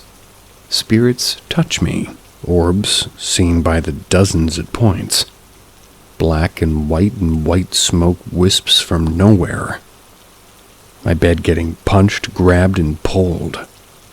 My brother and girlfriend thought I was nuts. I made them believe, and they sure do. But yesterday I decided to try to close my eyes. I used to do this as a child to see the future, place my hands out. Strangely, my hands picked up a lot of vibrations. I feel in tune with them oddly, and I always push my vibration on people to guess the shape. On their backs or on their palms. Stupid parlor trick, but I feel a lot of energy rise from the tips. I can do it from 3 inches away, and they know and they feel it. After a minute of it, it's changing from the blackness to red. It forms like a man in the door in my room. I watch and my temperature rose up, so I stopped and just immensely was tired. Weird and whatever, I thought. Told my brother, we shrugged it off, and I've never seen anything but black before with my eyes shut. That afternoon, however, my girlfriend came to me scared to death because she saw a shadow in the door. What the fuck? I told her it'd just be him. I did it 3 times today. Same weird headache told me and my temperature got hot again. 3 visions. I have a million stories this month alone of shit. She thinks that I'm a witch. We looked it up. Took a male witch like a male nurse, by the way. Sorry, fellas, there were a list of traits, and I was all of them. What do I do? Can somebody help explain this to me?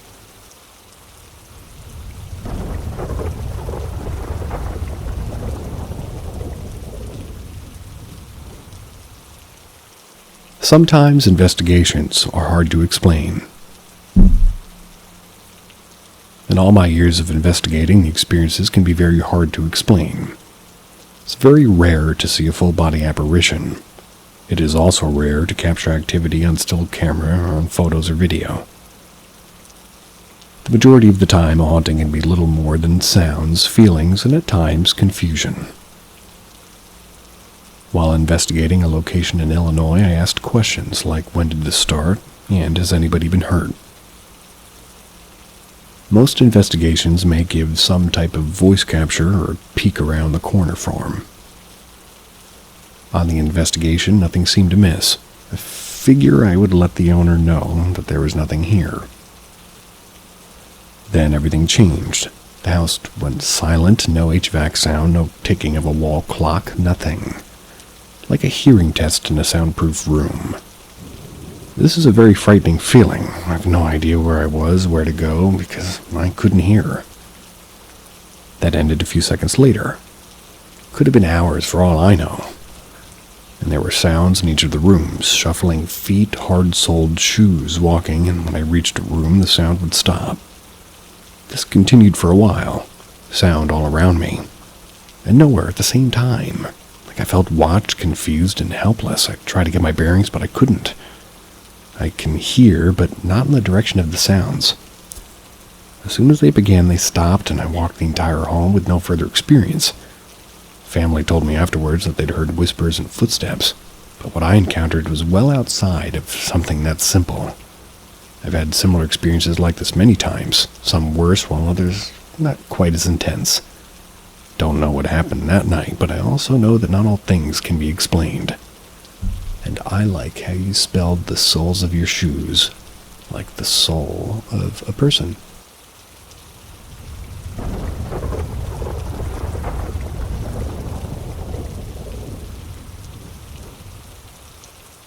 We saw the same little girl. 9 years ago, I was 13 years old. I used to live in this house that I experienced quite a few paranormal experiences, or at least things I couldn't explain rationally. One Sunday morning, my family and I were getting ready to go to church. The only people that were home at the time was me, Mom, 3 brothers, and my brother's girlfriend. Anyways, when I had finished putting on my clothes, I was walking toward the kitchen while putting on my belt. I wasn't watching what I was really doing or going because I already knew where my kitchen is. So I'm facing down toward my belt, putting it on as I enter the kitchen. Yes, Gecko. In the corner of my eye, I see a little girl, maybe 3 to 4 years old, sitting on the top of the stove, and she's slowly swinging her legs, looking down with her hands at her sides, holding herself up. She's wearing jean overalls with white long sleeves and white knee socks. She had black hair down to her shoulders, lots of colorful hair ties in it. I was able to capture these details in a 1 to 2 second time frame. Completely ignored, and I keep walking and acted like I didn't even notice it and continued to make my cereal. I make my way back to the living room where everybody but my mom is. She was in her room getting ready. From the living room, you can see our balcony, and we have a sliding screen door with no blinds because we're really too lazy to go buy something. Anyways, we're just watching TV, and my brother's girlfriend goes, "Is that your cousin N on the balcony?" I didn't know she was visiting. My cousin N lives in another state and never visited during this time frame. I told her that she's in another state, and why would she visit during the time that, we'd be without parents? Because she was also 3 or 4 years old at the time. Whoa. I asked her to describe what the girl looked like, and she described the same girl I'd seen in my kitchen. Still get chills about it to this day.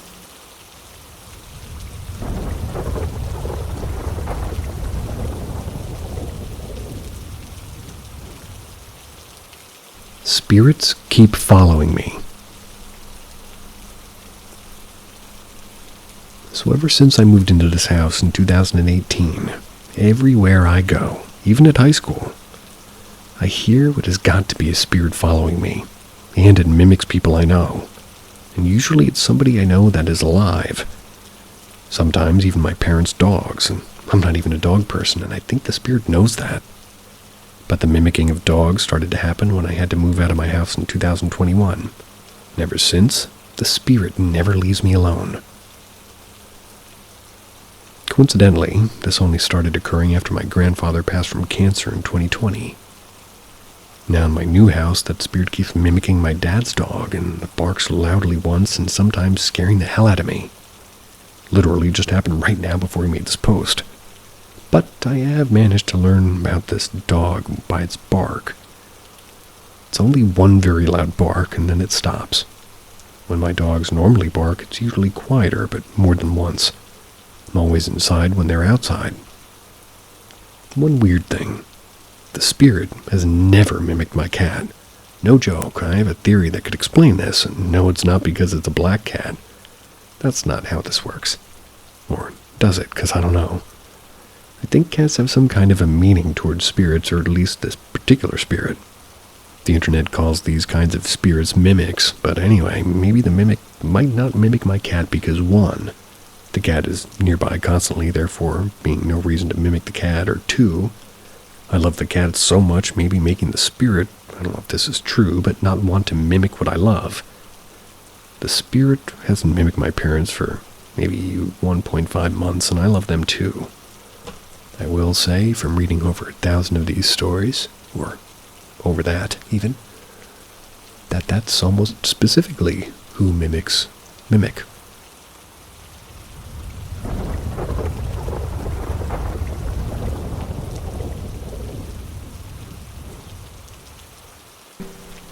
Did I meet a doppelganger? So a few years ago, I had this strange encounter. My wife is a key element in this, so I'm going to describe he just a bit. Okay. She has super long black hair that she has always kept in a bun.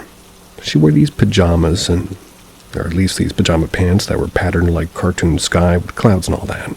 She wore a robe that was red and blue horizontal stripes. Also, she doesn't often smile.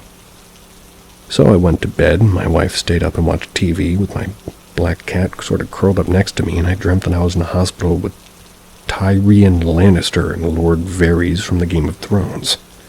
And there's a sick man in the bed, and I decided to go wait in the car, and while I'm waiting, a tornado comes up and I wake up. Now when I wake up, I notice my wife is lying across my legs staring at me and smiling, and I thought, what the fuck is she doing? She's so weird. Because sometimes she might do some weird shit like that. So I started to tell her about my dream, and she's smiling at me the whole time with her head tilted down slightly and ominously. And I suddenly noticed that my cat's gone. I didn't say anything about it, but then my wife says I put her in leeches and starts gently tickling my belly with long, sharp nails. I chuckled and said, "What?"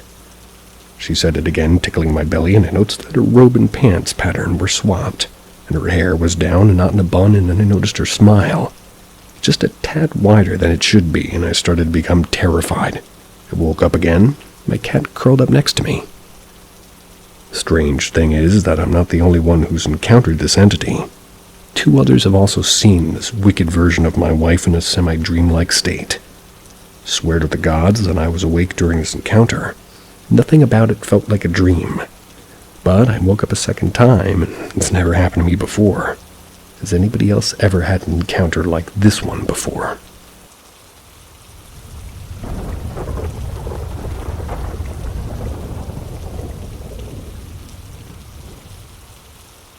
What did I see? I grew up in Northern California, Santa Rosa, to be specific. We lived in a very small row of pretty cheap houses, in the middle of a growing industrial area, not really being terribly close to many shops and not having an overabundance of kids my own age to play with. I rode my bike quite a bit, and I used to spend a fair amount of time riding my bike down to the Sonoma County Airport. With a sweet,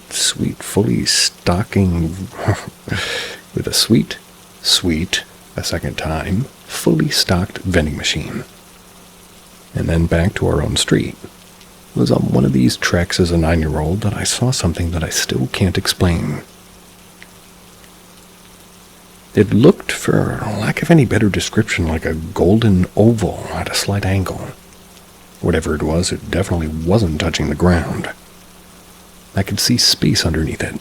It didn't particularly make any noise, rather the opposite. I noticed the closer it got, the less I could hear anything around me.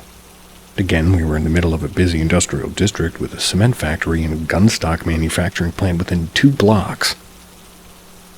However, the closer the object came, the more oppressive the silence became.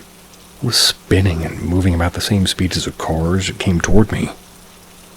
It paused at the stop and then turned left down the intersection road. And again, it just looked like a golden oval that seemed to be muting everything in its vicinity.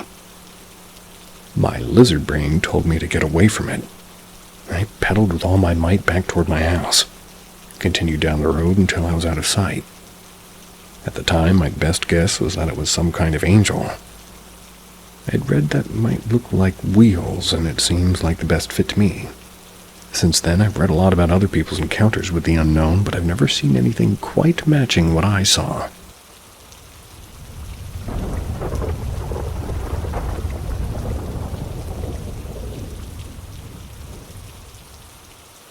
Large, dark figure with green eyes.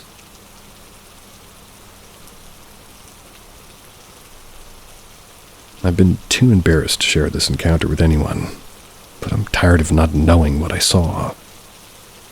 It's been eating me alive since 25 years ago. I know what I saw. As somebody in the science, it's genuinely kind of hard to come to terms with this experience still this day. So please, if anybody has any idea on what it was, please let me know. I was 6, and it was a little bit before 10 p.m. in the summer, and I was clearing up my toys in our yard, which had a bit of a hill on the right side that was met with a small forest. I went to grab a ball on top of the hill, and I saw a massive black form with glowing green eyes at the bottom of the hill where an old tree used to be before it was knocked down by a storm and fell further down the hill deeper into the forest. At first, I wasn't afraid, just confused. Then I blinked and I was nearly right next to it at the bottom of the hill, feeling my body move forward without me in control of it.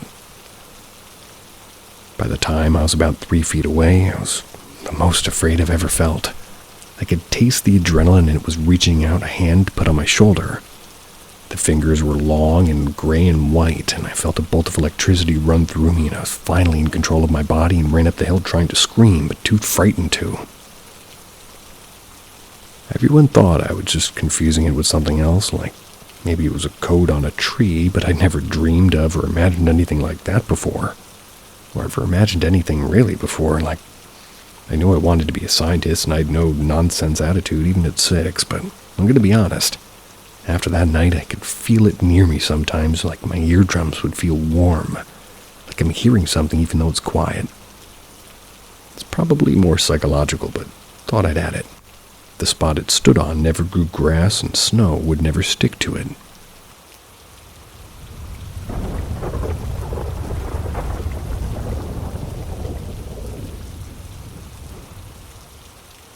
Childhood experience with sleep paralysis.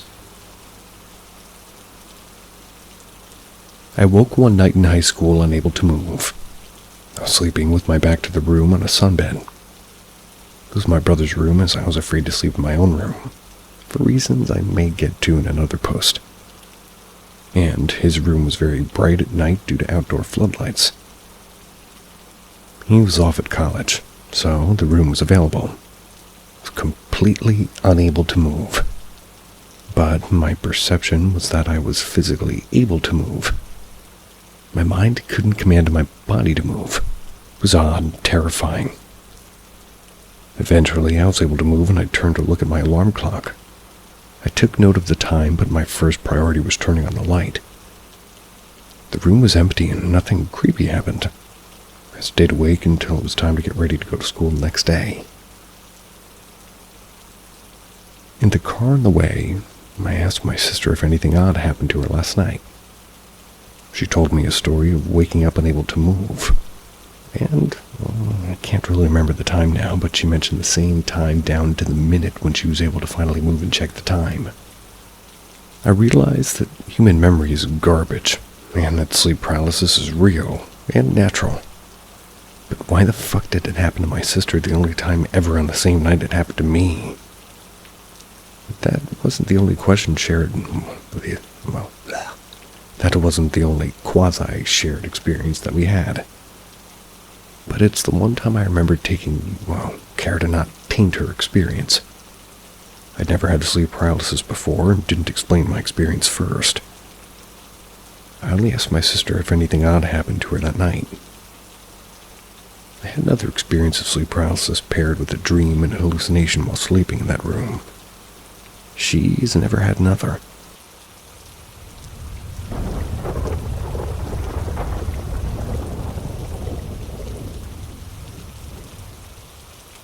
Worked as a kitchen aide. My experience. I worked in a nursing home for a summer. I won't be using names or anything, but the scenarios. Disclaimer. Some of these stories could be due to mental illness on the part of the patients I interacted with. However, some of these are just downright unexplainable. There was a gentleman who would go into detail about seeing his father, who had been dead for 40-plus years, walking the halls of one of the units every night, just pacing. This man was also one who could just point at any other resident, and within that week they would pass away. I'm not inclined to think he had any power, just some idea it was getting close to their time. Happened multiple times, though. Another lady I served struggled with some kind of dementia, but her words still creeped me out nonetheless. I was taking her order, and I would ask her how she was and what she was up to. I'd asked what she had planned for the rest of the night, and she mentioned she was going to talk with her daughter. I assumed it was already happening, as visiting times had pretty much ended, but she continued on to say, yeah, she watches me through the window at night. Now, these two next both happened within the span of maybe 2 or so minutes. But I was the last one in the kitchen. The lights were off, and I was getting ready to go, and a loud bang occurred as I turned my back. I looked, and I saw a tomato slicer had fallen off the table. A tomato slicer that had rubber pegs to stop it from sliding. and also weight enough as to where air or breeze couldn't push it. I picked it up, set it down, to see out of the corner of my eye a white apparition. It was gone as soon as I looked back. But these are just some of the weird stuff that happened at my nursing home I worked at. I like nursing home ones.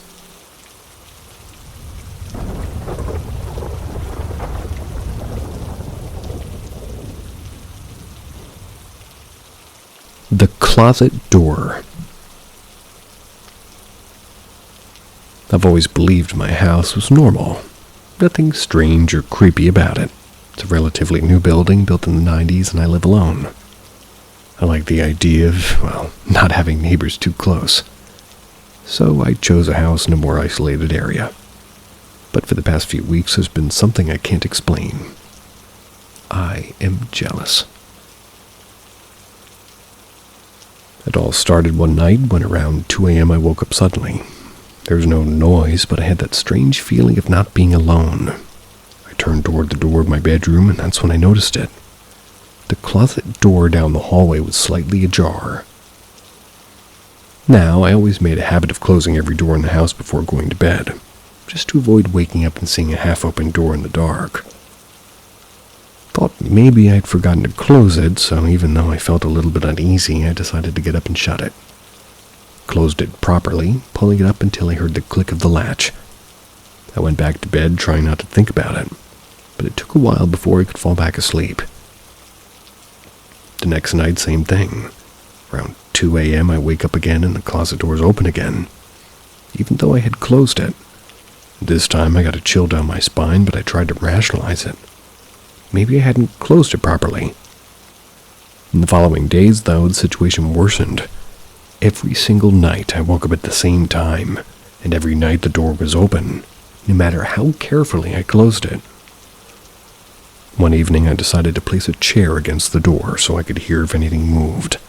When I woke up, I found the chair shifted and the door slightly open. No sign of forced entry, no animals or strong winds that could have moved it, and every night, always at the same time, the door keeps opening. I can't sleep well anymore, and I'm starting to think maybe I'm not really alone in this house.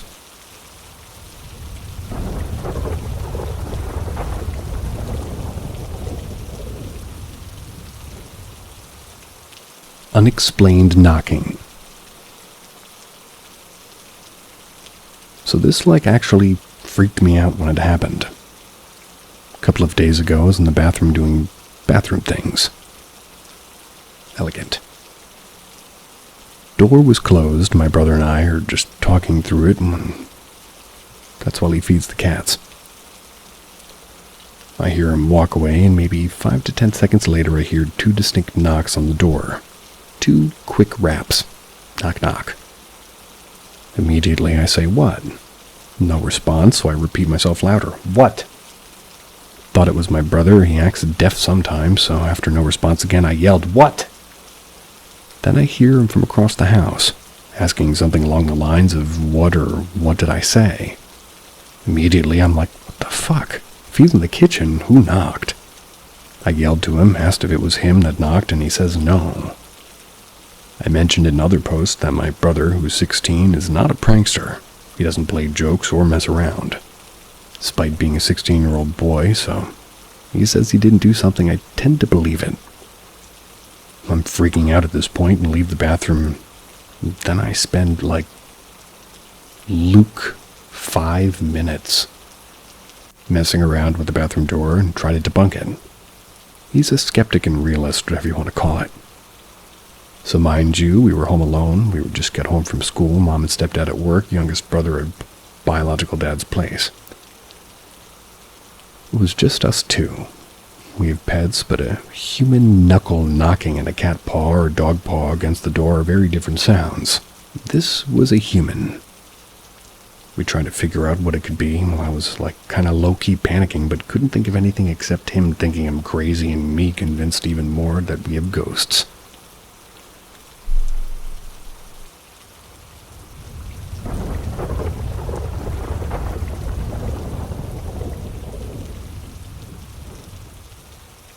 The scariest experience I've had. When I was in high school, I lived off and on a house with my older brother and younger sister. It was my father's home as my mother and father separated when we were younger. We could go there and live pretty freely as our father would come by to make sure we had money for food and keep all the bills paid. Once my older brother could drive, it became our refuge. The house had an entry room the size of a little living room with a kind of a long couch in it. Had a living room beside it, adjacent to the backyard. My older brother slept on the long couch in the entry room, and I slept in the living room on the love seat adjacent to the kitchen. One night I remember waking up in the dark, terrified. The light switch was close, but I needed to stand to reach it. I lay there for a while before finally standing up just to turn on the light. Everything was fine. I lay down to go back to sleep, the light on. I woke up again in darkness, terrified. As before, I eventually stood and turned on the light. Once I was calm and less afraid, I fell asleep.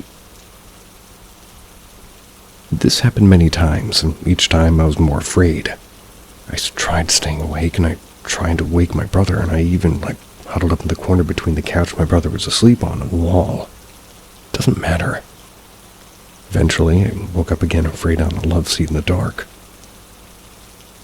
One of the times I thought I woke up, there were things hanging from the ceiling that looked like stockings full of lumpy, dripping masses. I didn't get up at that time. I just lay there afraid until I woke up in the dark again. I have no idea how many times this has happened, but it was really scary. The moments have faded with time, but back then it was crystal clear. What the hell made my brain do that to me?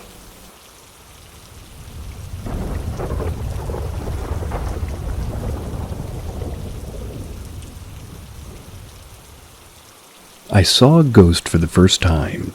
Can anyone offer me some insight? I, a 23-year-old female, am just back from a trip to Krakow. I had an amazing time. Whoa. Sorry, that's a brutal sentence. If you're older than 23, that's a brutal sentence. It's a beautiful city rich with wartime history. During World War II, the city was divided into quarters, two of which being the Jewish quarter and later on the ghetto, established in 1941 just outside of the city center. This is the area in which we were staying. After spending our first day in the old town, I decided to get an early night as we had a long day of traveling. Despite being extremely tired, I had a very broken night's sleep. After managing to fall into a deep sleep, I woke up around 2 and I was shocked at what I encountered. My boyfriend was sleeping beside me in bed, and I was facing his back. As my eyes slowly drifted open, I noticed what looked like a small girl. Maybe 6 or 7, lying between us in bed. She was facing me. Both of her hands covered her face, almost as if she was playing peekaboo. Couldn't see her features, but I could see her blonde hair, and it was cut in a bob style, with a short fringe across her forehead. For what I could make out, she wasn't wearing any clothes, and her hands small and pale, and when I fully awoke, I realized what I was seeing. I turned to the other side of the bed. I wasn't really afraid, but I didn't want to look at her. It was as if she was hiding.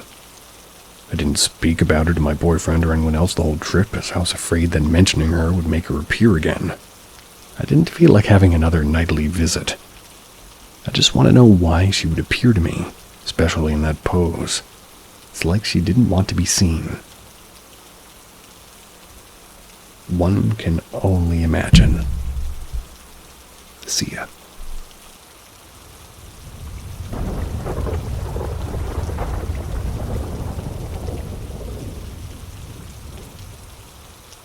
My experience with the child ghost.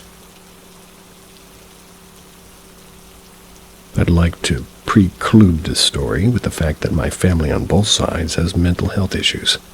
Bipolar disorder is heavy on my mother's side, you literally don't want to be in the middle child here. Middle child is always bipolar, and it might skip you if you have, just 2 kids. And there's schizophrenia that an uncle had until his passing in 2011. I've never really seen a professional. I can't confirm that this wasn't a blip based on family history. Now on to the story. I lived in a large 2-story house in Denver with a lot of large windows and 3 sliding doors. I remember my parents complaining that a house with nearly 30 windows should come with free curtains because of how high the bill would end up being. If the sun was up, like it was up on this day, it was bright in this house. The smallest windows were our bathrooms, and they were still large enough that you'd have an average adult and you could still use them to escape. It should also be noted the youngest person living in this house was 17, and while one of my parents' friends had a young child, he was 3. One morning in the middle of the summer, I was on the ground floor, just brushing my teeth at around 11 a.m. This was a day so sunny, even the view of the golf course I was on was bright enough to blind you. Eventually, spit into the sink in front of me, looked over my right shoulder in the mirror because I felt like I was being watched, and what I spotted was a young boy around 9, standing behind me in clothing that appeared to be from 1905. I immediately whipped around, assuming my home had either been broken into or this kid knew my immediate neighbors and he had come to help when they wouldn't put their guns away, but found no one. Wandered the entire house to make sure there was no child, and there wasn't. Still can't explain why I saw that apparition.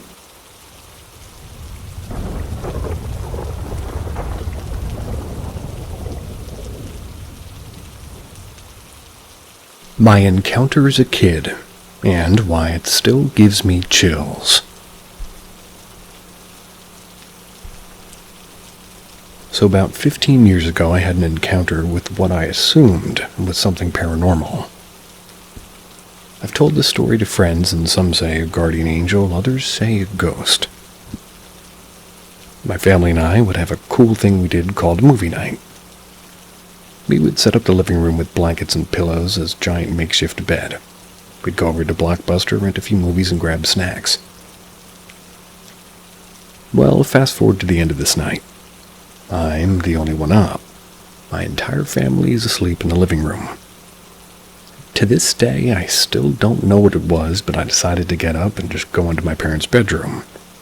I went onto their bed and I tried to sleep completely alone. Then a strange sequence of events happened within 10 seconds. The air around me grew extremely cold, so much so it gave me a rush of anxiety. I heard a whisper from something, as if it's right near my ear.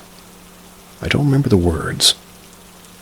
Then someone grabbed my right hand and pulled it slightly. I felt the fingers as they grasped and pulled. I jumped up and ran to the living room where my family slept. I didn't scream. Maybe I was too scared. Didn't wake my family up because I just wanted to sleep.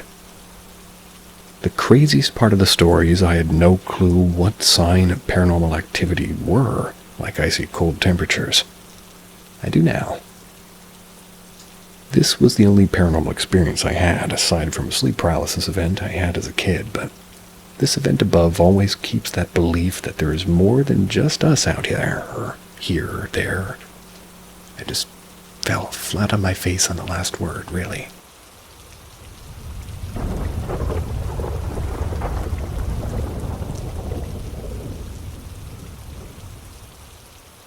Are we hallucinating? I'm going to try to make this short. So, me and my older brother recently moved in with my grandma in Germany. She's been living by herself for some time and doesn't own any kind of a pet. For 2 weeks I've been hearing meowing.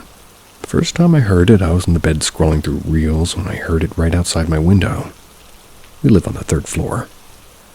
Couldn't have been a cat on the window. I figured it may be a stray cat, though. We don't have many of them here. Since then, it's been happening every single night at around 1 or 2 a.m. The strangest thing is that it's only a short meow and nothing comes after it, and it feels like it's always coming from the same exact spot of my window. I brushed it off until one day I was showering in the afternoon. I was home alone and I heard a meow exactly at the bathroom door. Even though I was drenched in water, I could feel every hair on my body rise. I was expecting another meow, but it never came. So I just started singing to ignore it. My grandma has a night shift today, so me and my brother are home alone. About 4 hours ago, I heard another meow outside my window. My brother came into my room a bit ago and we're talking. Well, that's when the conversation of the paranormal activity came up. I told him I've been hearing meowing outside my window and he looked shocked. He ended up telling me that he's been hearing it too. Heard it a bit ago when he was using the bathroom. We both said that we thought we were hallucinating, so we never told another until now. We both had shivers run down our spine because we don't know where it's coming from. Searched on Google and Reddit for any kind of similar experience. If anybody knows anything about this, let me know, because I'm genuinely creeped out. Thank you.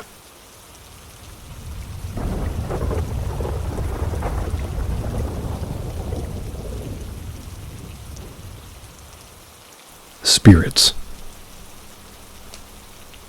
Cemetery yesterday, we buried my dad. As we were putting flowers at his grave and our grandparents, I had a few roses and flowers left. One of my aunts was sitting on a gravestone that wasn't part of our family's. She's very tiny, maybe 90 pounds.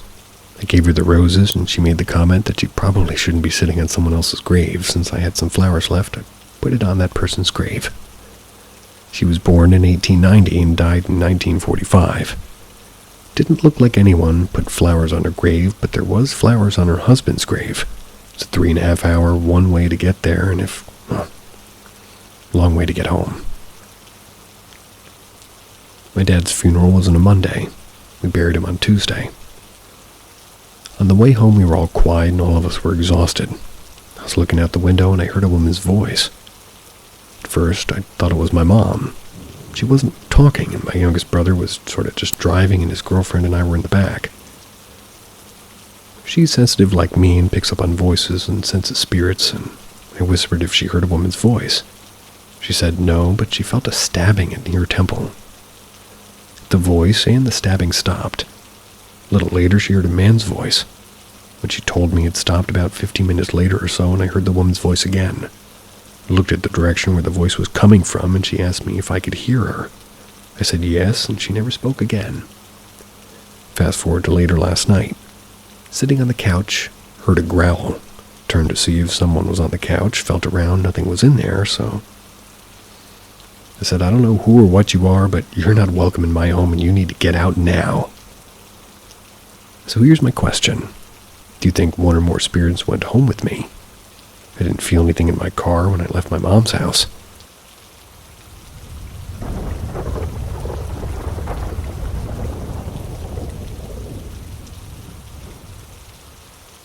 I think my grandma was saying that she's here with me through music. The most unexplainable thing happened to me yesterday. I'm sitting at work with my headphones in listening to a podcast. I'm not on my phone at all. It's away from me, so I'm listening to a podcast and suddenly a song I immediately recognize starts playing. It's not in the podcast, as if they started to play the song. My phone completely turned it off and started playing a song called River Flows In You by Yuruma. This is the song we played at my grandma's funeral. I've not once listened to this song since that day because I can't handle it. I opened my phone and it was open to Spotify. I turned it off. Turned the podcast on and it kept shutting my podcast off and turning it back on. This happened 3 times. It's very unexplainable and sounds fake, I know. I'm not logged into Spotify anywhere else to my knowledge, and I have no idea how somebody else could be doing this on my phone. It's a few days after the anniversary of my grandma's passing, 7 years ago, and the coincidence is just too much. Take this how you will, I suppose. It didn't really scare me is the thing, it made me feel like she's here. And of course it's technology. Maybe somehow somebody maybe near me was trying to play the song and it just played on mine. I don't know. Just truly one of the craziest things that has ever happened to me. I can't explain it. I've been thinking about her so much lately the last few weeks because I'm always reminded of her this time of year. It was like she was telling me that she was thinking of me too.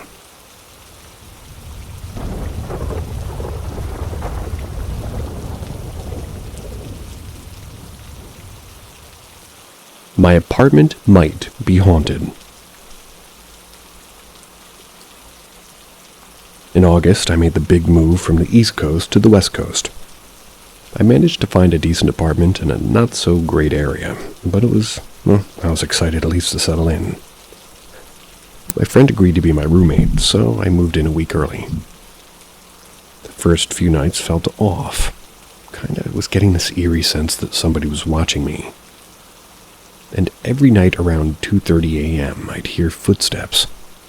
I brushed it off as stress from the move, thinking maybe my mind was playing tricks on me.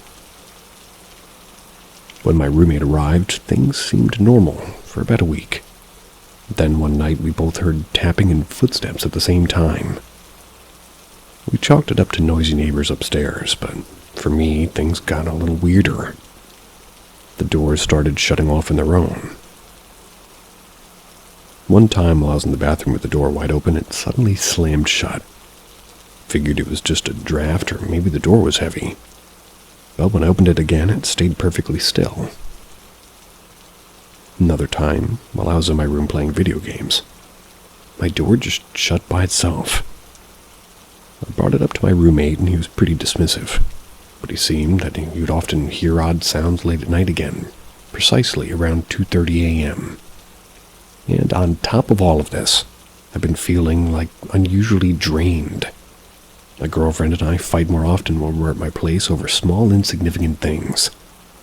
It's like a cloud of negativity has settled over me and I can't shake it. This never used to happen. So, what should I do? I don't really like feeling this way, and I certainly don't want to be, keep up the crankiness.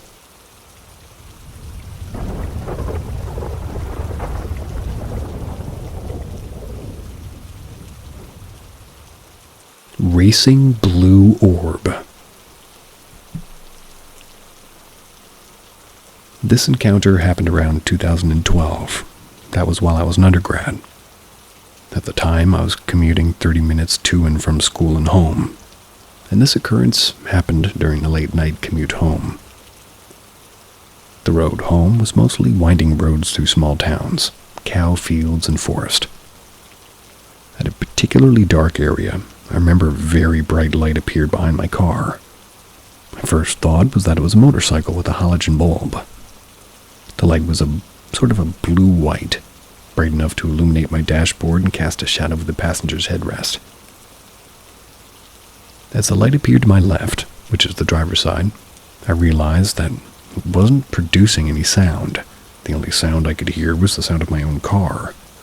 The orb was roughly 2 feet across and maintaining speed with my vehicle, which must have been around 30 miles an hour. As I drove, the orb stayed by my side except to swerve occasionally between the trees, all the while maintaining speed. This encounter couldn't have lasted more than 3 minutes. As I approached a stop sign, the orb fizzled out like a dying sparkler or firework. As my eyes adjusted to the darkness of the road without the orb, I realized it had actually happened. My eyes needed adjusting. I drove the rest of the way questioning the entire occurrence. When I got home, I told my father what had happened, and to my surprise, he believed me, saying, must have been aliens. I have my doubts about that, but it was certainly an event that stated, or rather, has been staying clear in my mind, all these years later.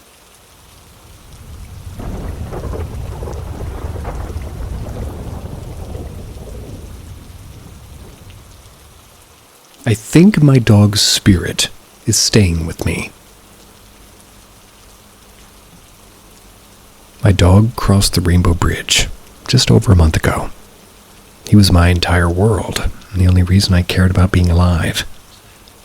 It crushed me to make the decision to end the suffering that he was going through with terrible allergies. Since we said our last goodbye, I haven't felt warm at all. I have to have the fire going to feel any warmth. And the moment I leave it or turn it off, it's like the heat is instantly sucked out of my body. I can be warm with the fire and blankets before I go to bed and before I can get up the stairs and under the covers. I'm cold enough that I'm shivering for an hour. The other day I was on the couch with my brother's dog, got up dog sitting was upstairs. I began thinking of my boy, and I was about to start crying, but hadn't actually made any sound yet. She came running down the stairs to me, and I instantly got the feeling that my boy made her come down to comfort me. I've always struggled with my mental health, and he was very attuned to my emotions. He'd make sure to come to me when I was sad and force me to either cuddle or to get up and do something. I've been able to see spirits my whole life, and I really wish I could see them right now. Since adulthood, seeing spirits doesn't happen as often. I saw and heard my mom after she passed. Not in a mind's eye sense, like I saw her with my actual eyes, and I heard her as if she were standing right by my ear. I know this takes a lot of energy that my dog may not have or not know how to do, but I hope if he's using my body heat, then I'll be able to see or hear him at some point. Though I imagine he needs that energy just to be with me.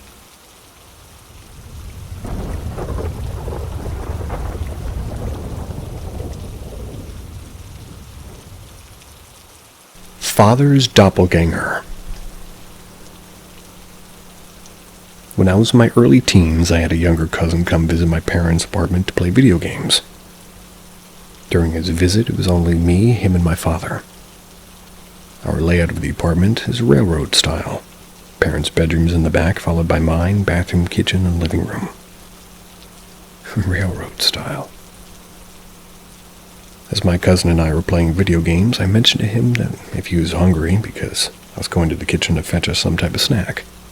So I walked to the kitchen, opened the refrigerator door, squat down, and started looking for some munchies. No longer than a few seconds after that, I just happened to look up as my father walks by and stares down at me with a look of disgust on his face, then continues to walk into the living room. I said to myself, "What's up with that dirty look?" Laugh a bit as I'm shaking my head, stand up, and just as I'm turning to walk into the living room, I say out loud, "What's your But there was no one there. Nothing, just an empty living room. Standing there with a confused look on my face. Did my imagination play a trick on me? I literally just saw, like, he gave me this nasty-ass look. Now there's nobody in the living room. Go back to my bedroom, I asked my cousin if I'd seen my father walk by, to which he replied no. Kinda freaked him out a little bit. So I go to my parents' bedroom, and there was my father. He was folding his clothes, and when I asked him if he had just walked by me in the living room and told me that he was in the room the entire time, then I said, "Hey, you changed your clothes." He replied back to me saying that he had been wearing his current clothes all day. Well, mark this one up as strange, because I have no explanations for it.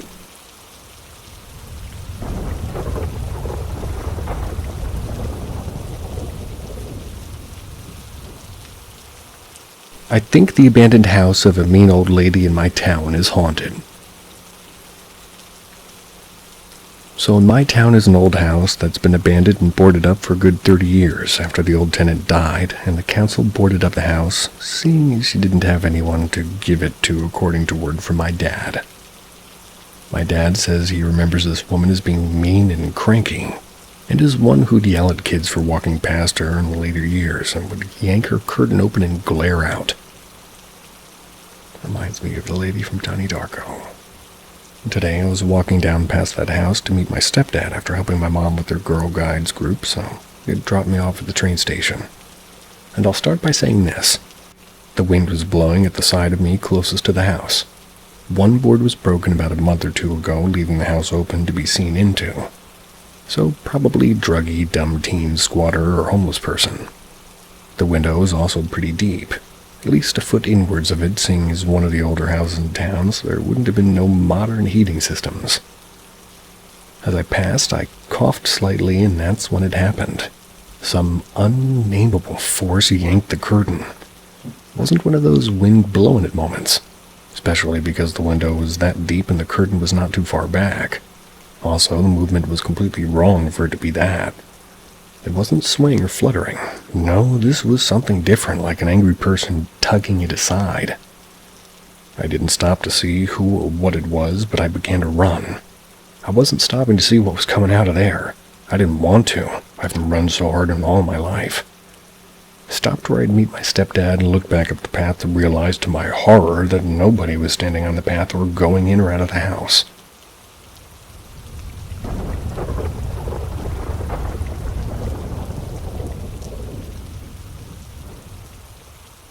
When I was small, I met Mr. Gray. When I was a little girl, my family moved to a small town from the city. The place that we had lived before was dangerous and not ideal for raising a child. My parents purchased the property at the end of the road and moved in a double-wide trailer. But as I was a curious child, one thing was far more interesting to me. There was a dilapidated shack on the property. We didn't ask about it or tear it down. I would go inside sometimes, but if a yellow jacket nest or sticky spiderweb didn't deter me, a feeling of being watched did. I recall talking to my mother in the bathroom when I was maybe 5, something like that. We could smell sweet smoke. Neither of my parents smoked, and we never had guests, and I looked everywhere for a source to no avail. Months later, I was playing with one of the dogs near the shed. Her tail stopped wagging, and she froze in her tracks. I then saw what she did. An aged man in a gray suit with a thick mustache and a bowler cap was passing us, headed straight to the trailer. Smoke drifted from his pipe. "Hey," but my words were sort of cut off. I was going to tell him not to wake my mother and to come back later until I realized I could see through his legs. I was petrified. He then turned to me, tipped his hat in a rather gentlemanly greeting before dissipating into the mist and vanishing. That was the only time I saw him, but I would still occasionally smell the smoke of his pipe, feeling comforted by, what must have been a kindly spirit watching over my family.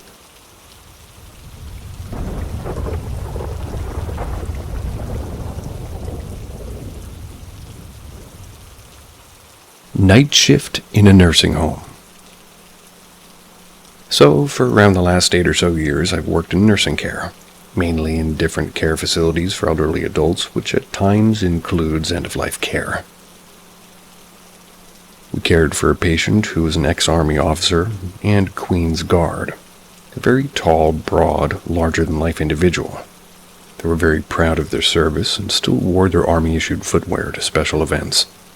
Christ masses, birthdays, etc. After the deterioration in their health, they passed away.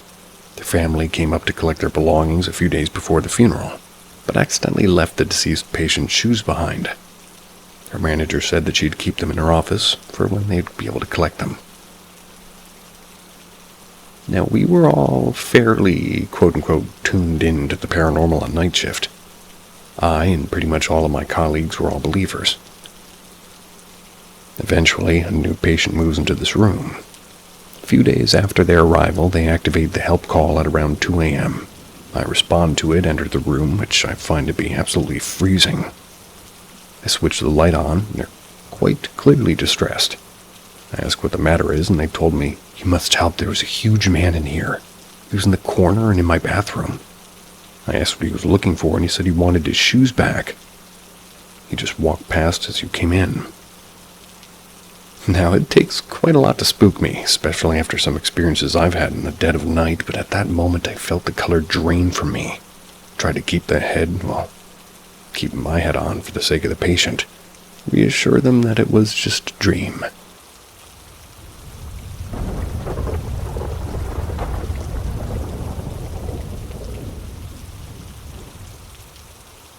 Possibly haunted apartment. Since I've moved into my new flat, it's pretty old. Some minor, strange, unexplainable things have happened. I'm not saying that this is 200% paranormal, but it's starting to scare me and my girlfriend. So I'm just wanting some other perspectives. One is oily handprints have appeared on our bedroom wall and our bathroom wall. This has happened twice. The size is much bigger than our hands, and the fingers are quite thin. This makes me feel sick, and I hate it. They aren't super obvious, but in the, right lighting, they definitely exist. 2. We have a speaker remote kept in the bathroom, and a few days ago it was in the floor, balanced on its side, like the thin edge of a remote. 3. We have fairy lights that we're definitely having turned off, and we both left for work and we came back 12 hours later and they were turned on. They have a max 6-hour timer, so they can't be on longer than that. Even if so, we didn't even leave them on. They couldn't have been on 12 hours later anyway. 4. We woke up one morning to our guinea pig acting terrified. He was scared in the house and wasn't receptive to food or anything. He's usually crazy even at the sound of a packet. This lasted only one day and then he was normal. That evening we were laying in bed and all of a sudden there was about 10 seconds of extremely loud and fast bangs on the wall. It was right behind where the pig was kept.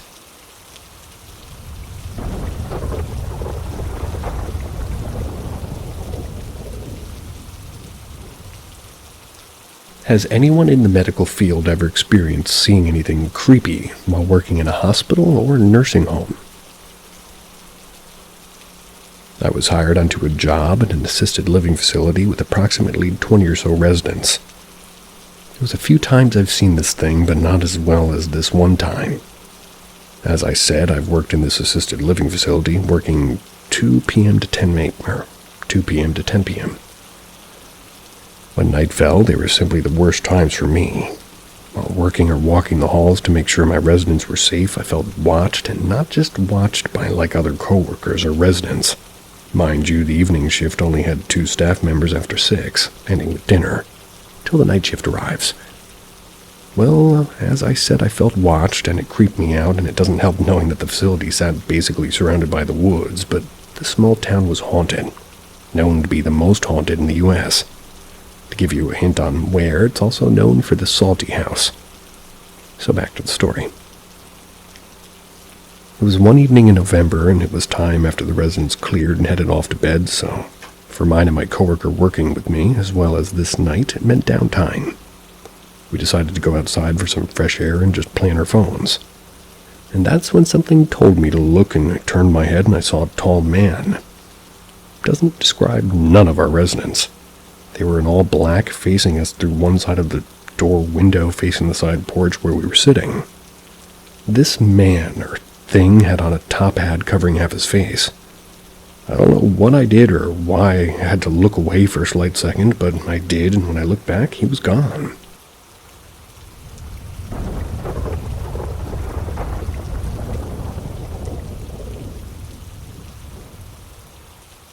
Can someone help?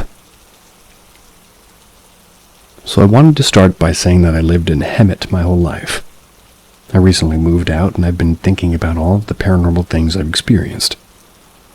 This one has to top the creepiest, and I wanted to share it with you guys to maybe see if you guys have seen this thing before or have heard of it. It was the summer of 2019. I had just graduated. Spent a lot of time with my friends driving around at night, and, well, one night my friend A, who I'm going to call Adam, was driving me home. We were having a good time listening to music and talking. My house was in this neighborhood that was literally a full rectangle, so in order to get to my house, you'd have to take a right, a left, then another left, and boom, my house would be in the middle on the left. So my friend's driving, she takes a right, and at the very end of the street was this tall, lanky, gray, hunched-over creature, but it's running. While it's running, it turns left down the next street. At this point, A and I look at each other and ask each other what the hell that was. She continues to drive. She took the next left, and we see it again, but further now, taking another left toward my house. We both began to flip out, not knowing what it was, creeped out, but also curious. As we made the final left turn toward my house, it was no longer there. We took a couple laps around my block to see if we could find it again, but nothing and nobody was there. I've heard of skinwalkers looking like, well, sort of like that, but it looked like the werewolf from Harry Potter the way it ran. Still creeps me out to this day. Does anybody know what it could have been or seen something similar?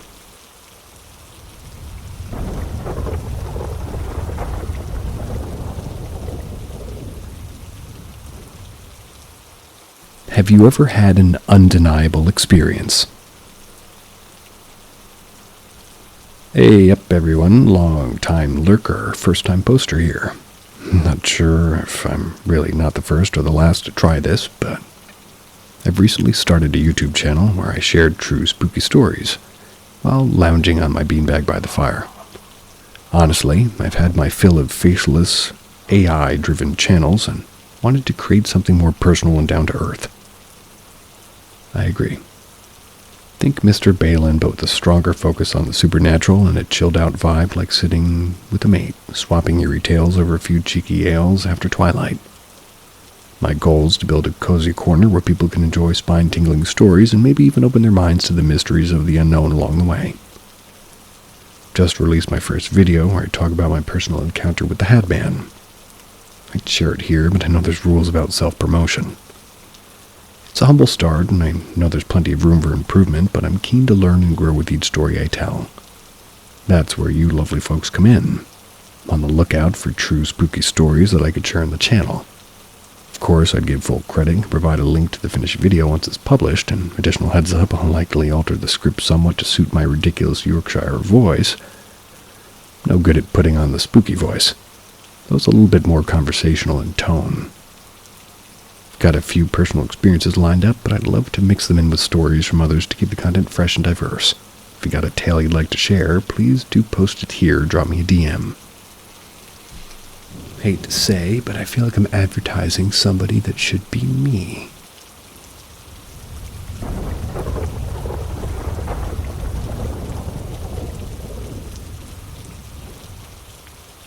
Weird sound from baby toy every night. It first started a few months ago, when my girlfriend said that she'd heard sounds from inside our apartment. I dismissed it as nothing, said that it had to be the TV or our neighbors or whatever. This happened a few times. Never really believed her until 2 weeks or so ago when I first heard it myself. It seems to happen at night, and it happened now just 10 minutes ago at 22:58 or just before 11 p.m. Tonight I heard it for the 4th time, and it's starting to get to me. The weirdest thing is that I know the sound. It sounds exactly like a toy I had as a small child. We would spin a stick and a ballerina would spin slowly in circles as this melody was being played by little bells, I believe. Kinda works like one of those clowns in a box where you spin it and it jump scares you as you open the box. Jack, in the box. He has a name. I've currently heard the sound from 3 different rooms and never actually been able to hear from what room it comes from or locate what the source is. I seriously don't know what's causing this melody to play for a few seconds every other night, or seemingly at least. At first I didn't care much and dismissed it, but it's starting to scare me. The weird thing is also that this all started when my grandmother started getting really sick, who I'm currently living with. And because it was my girlfriend who detected it. It's heard, well, and has heard it multiple times herself. I know I'm not just going crazy. What am I gonna do?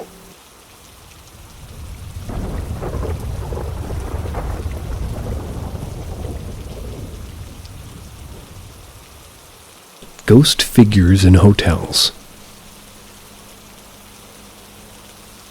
Pretty much every time I stay in a hotel, I see things in the night. One time was in a hotel in Glasgow. I was staying in the same room as my brother. At 3 or 4 a.m., I woke up and saw sort of an oldish man who was wearing a military uniform. He had medals and a bushy mustache. He had white outlines, and I could kind of see through him, so he did look more ghost-like than others I'd seen. I didn't feel threatened because I think he could see me, but I don't think he knew I could see him.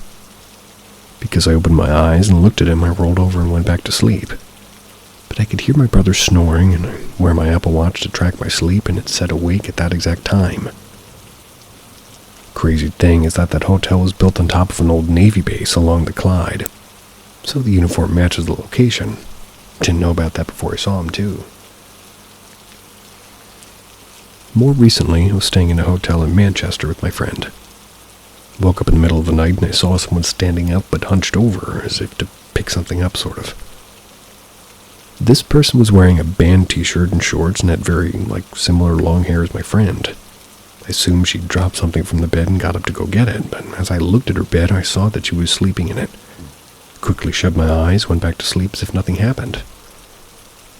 Well, I go by the if you see or hear something, no you didn't rules.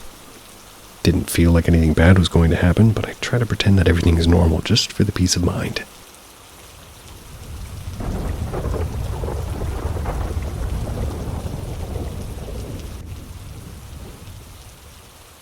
Just found out I've been astral projecting on accident for about 5 years. Now, I'm a Hindu, but at the time when this all was starting to happen to me, I was 14 and I was agnostic. I think I remember the time it happened was when I was in my bed. That's where I took a nap. I remember I quote-unquote woke up in the dream in the same position. So I was sort of stuck seeing the last thing I saw before I fell asleep. I was panicking and trying to move, but I couldn't, but for some reason I knew I was asleep still. After this incident, it's like these dreams evolved more and more into feeling like I was in a creative mode with life. At first, I hated this feeling. I couldn't control anything or I couldn't move, but I slowly started learning how to leave my body, start walking around while still seeing the last thing I saw before falling asleep. But I could feel myself walking and interacting with others. The last time I had a dream like this, I was able to fly, I believe. It slowly moved from me being able to move around to walking around, biking outside, then visiting space, talking to people. It was beautiful. I haven't really talked or thought about these episodes because every time I do, I'm either called crazy or told that they've never experienced this in their lives, so I think I've experienced this 60 times now, and since I've turned 20, it doesn't really happen anymore.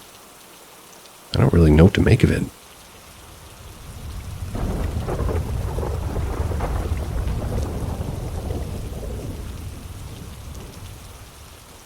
My kids have seen the same figure. Both of my sons have seen the same figure now.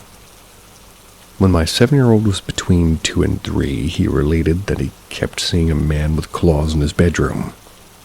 He was very hesitant to tell us about it. A number of times came crying in our room, at that time directly across the hall from his, in the pre-dawn hours, saying that this figure was too scary. He called it Mr. Snip-Snips. Never saw the figure after turning 3, and my wife and I attributed it to childhood night terrors. In 2022, we had our second son. He and his brother now sleep in our old bedroom, while we sleep in a new bedroom across the house. Our 7-year-old's room is now a playroom for them. Just this morning, my 2-year-old woke up and said that he saw a big man in the bathroom. He wasn't outwardly scared of it, but I could tell he doesn't like talking about him. Just a few minutes ago, he said something about the figure. I asked him what this man looked like. He told me that the big man had cat hands, or claws. This is almost exactly what his brother described when he was my youngest's age. I'm starting to think that Mr. Snip-Snips isn't just a childhood nightmare. The only difference is that my 2-year-old is seeing him in the bathroom rather than the playroom or former bedroom. Has anyone else's kids ever seen the same figure? Just curious.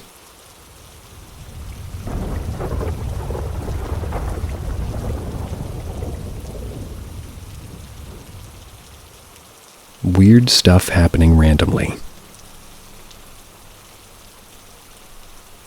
So I've been living at my girlfriend's parents' house for almost 8 months now. We live in the basement, everybody else lives on the top floor. Ever since I moved in, everything's been fine, but now things are randomly starting to get weird. On Saturday, I was in the garage. Her dad came to the garage freaked out. He said it sounded like somebody slammed dishes into the sink, and he went to check it out and said no one was there and all the lights were off in the kitchen. So he said, if anyone's here, you're not welcome and to leave the house now. After he had said that, he heard a creepy laugh saying it sounded like a girl laughing. Now it's Sunday, and I was in the garage with them bringing Christmas decorations down to help them set up, and my girlfriend's in the basement watching TV, and her mom and sister upstairs in their room watching TV as well. Me and my girlfriend's dad go back inside the house, and we find one of his mugs on the floor all smashed up like somebody whipped it on the ground. I asked my girlfriend if she heard anything. She said she heard a noise like somebody was upstairs and dropped a glass. I told her nobody was in the living room and everybody was in their room. So, every time I'm near the kitchen, the hair on my neck stands up. It never used to happen before.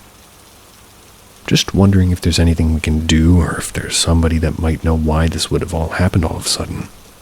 It's not like we invited anything to the home or played the Ouija board. Just looking for answers right now, as it happened just out of nowhere.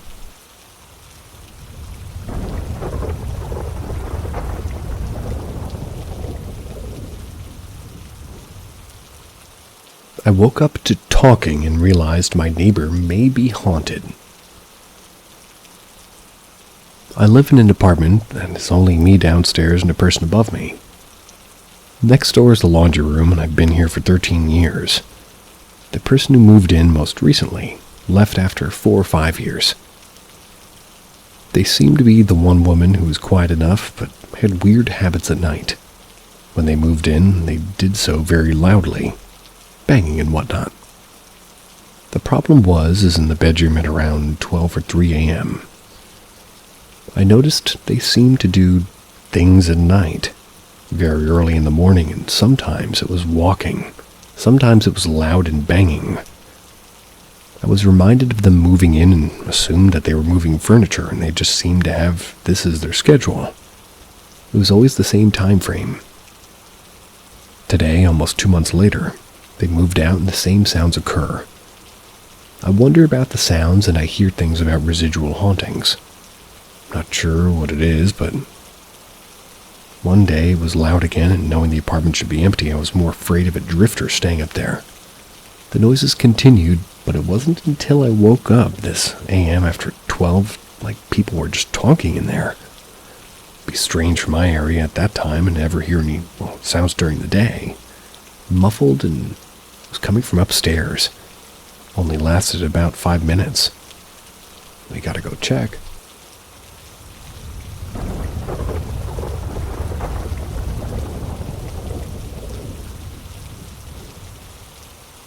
Ghosts of the Disneyland Hotel.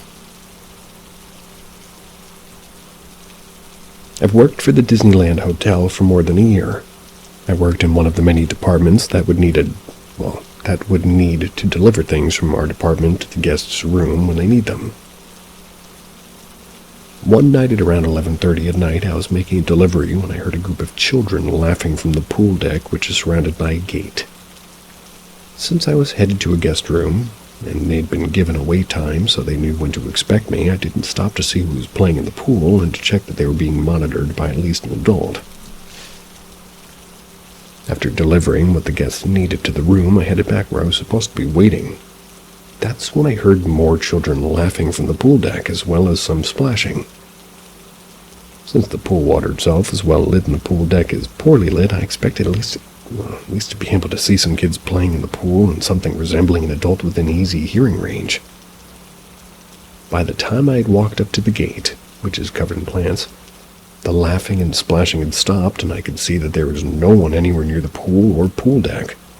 It really made me wonder what I heard. While I know there's been deaths at the hotel and in its rooms, most recent death happening weeks before this posting, all of the deaths had been adults, making me wonder why I was so sure I was hearing this. I've also been deaf in my left ear since childhood, so any sounds I would have heard would have had to be pretty loud.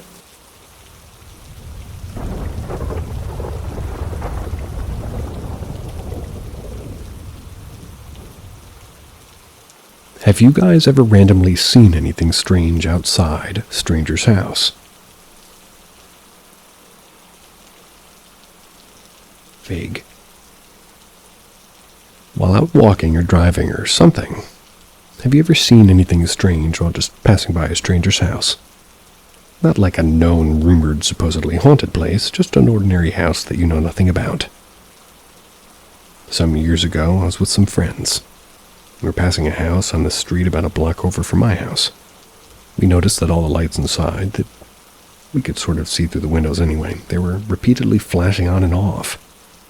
And not only that, but we didn't see anyone inside. I know you have to look at every normal explanation first before jumping to conclusions, and I'll admit this incident probably wasn't supernatural. And it could have been anything from bad wiring to a fuse box issue to kids playing and turning them off and on, but there's still about a 5 to 10% chance it was something else. Something unseen. I sure hope not. All I know is that it freaked me out big time. I don't even remember which house it was, so I couldn't ask the owners about it or look into it if I wanted to. I've been down that block probably thousands of times since then, and I've never seen anything like that again, and it still gives me the chills. I was certainly thinking of it. Well, maybe it could be some kind of poltergeist when I saw it.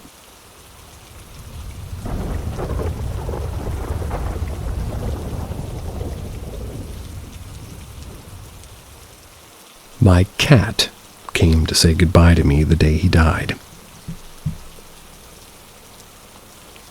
Several years ago, I had a cat. She had been there since I was born. She was the most beautiful of all. We loved each other very much, and every day she followed me everywhere. Came to sleep with me until I woke up when I was time to sleep. When I went to class in the morning, she would always wait for me at the front door as soon as I got home, run toward me like we hadn't seen each other for days. In that period of my life, she was the only thing that I had, and I was the only thing that she had. One day, my father forced us to move to another house before we could empty and return ours, so she was alone, miles away. Found out later that at this time she stayed in the front of the door waiting. One day, my father told me she was dead. I cried so much that night I felt guilty for not having anywhere to protect her and to be there for her. I fell asleep that night and I had a dream. I was in front of my old house and she was waiting for me there. When she saw me, she ran toward me and I hugged her and I told her how much I loved her. Thanks to this dream, I tell myself that maybe she wanted to say goodbye to me in her own way. I've never had a cat since because no one could be as kind and as loving as she was.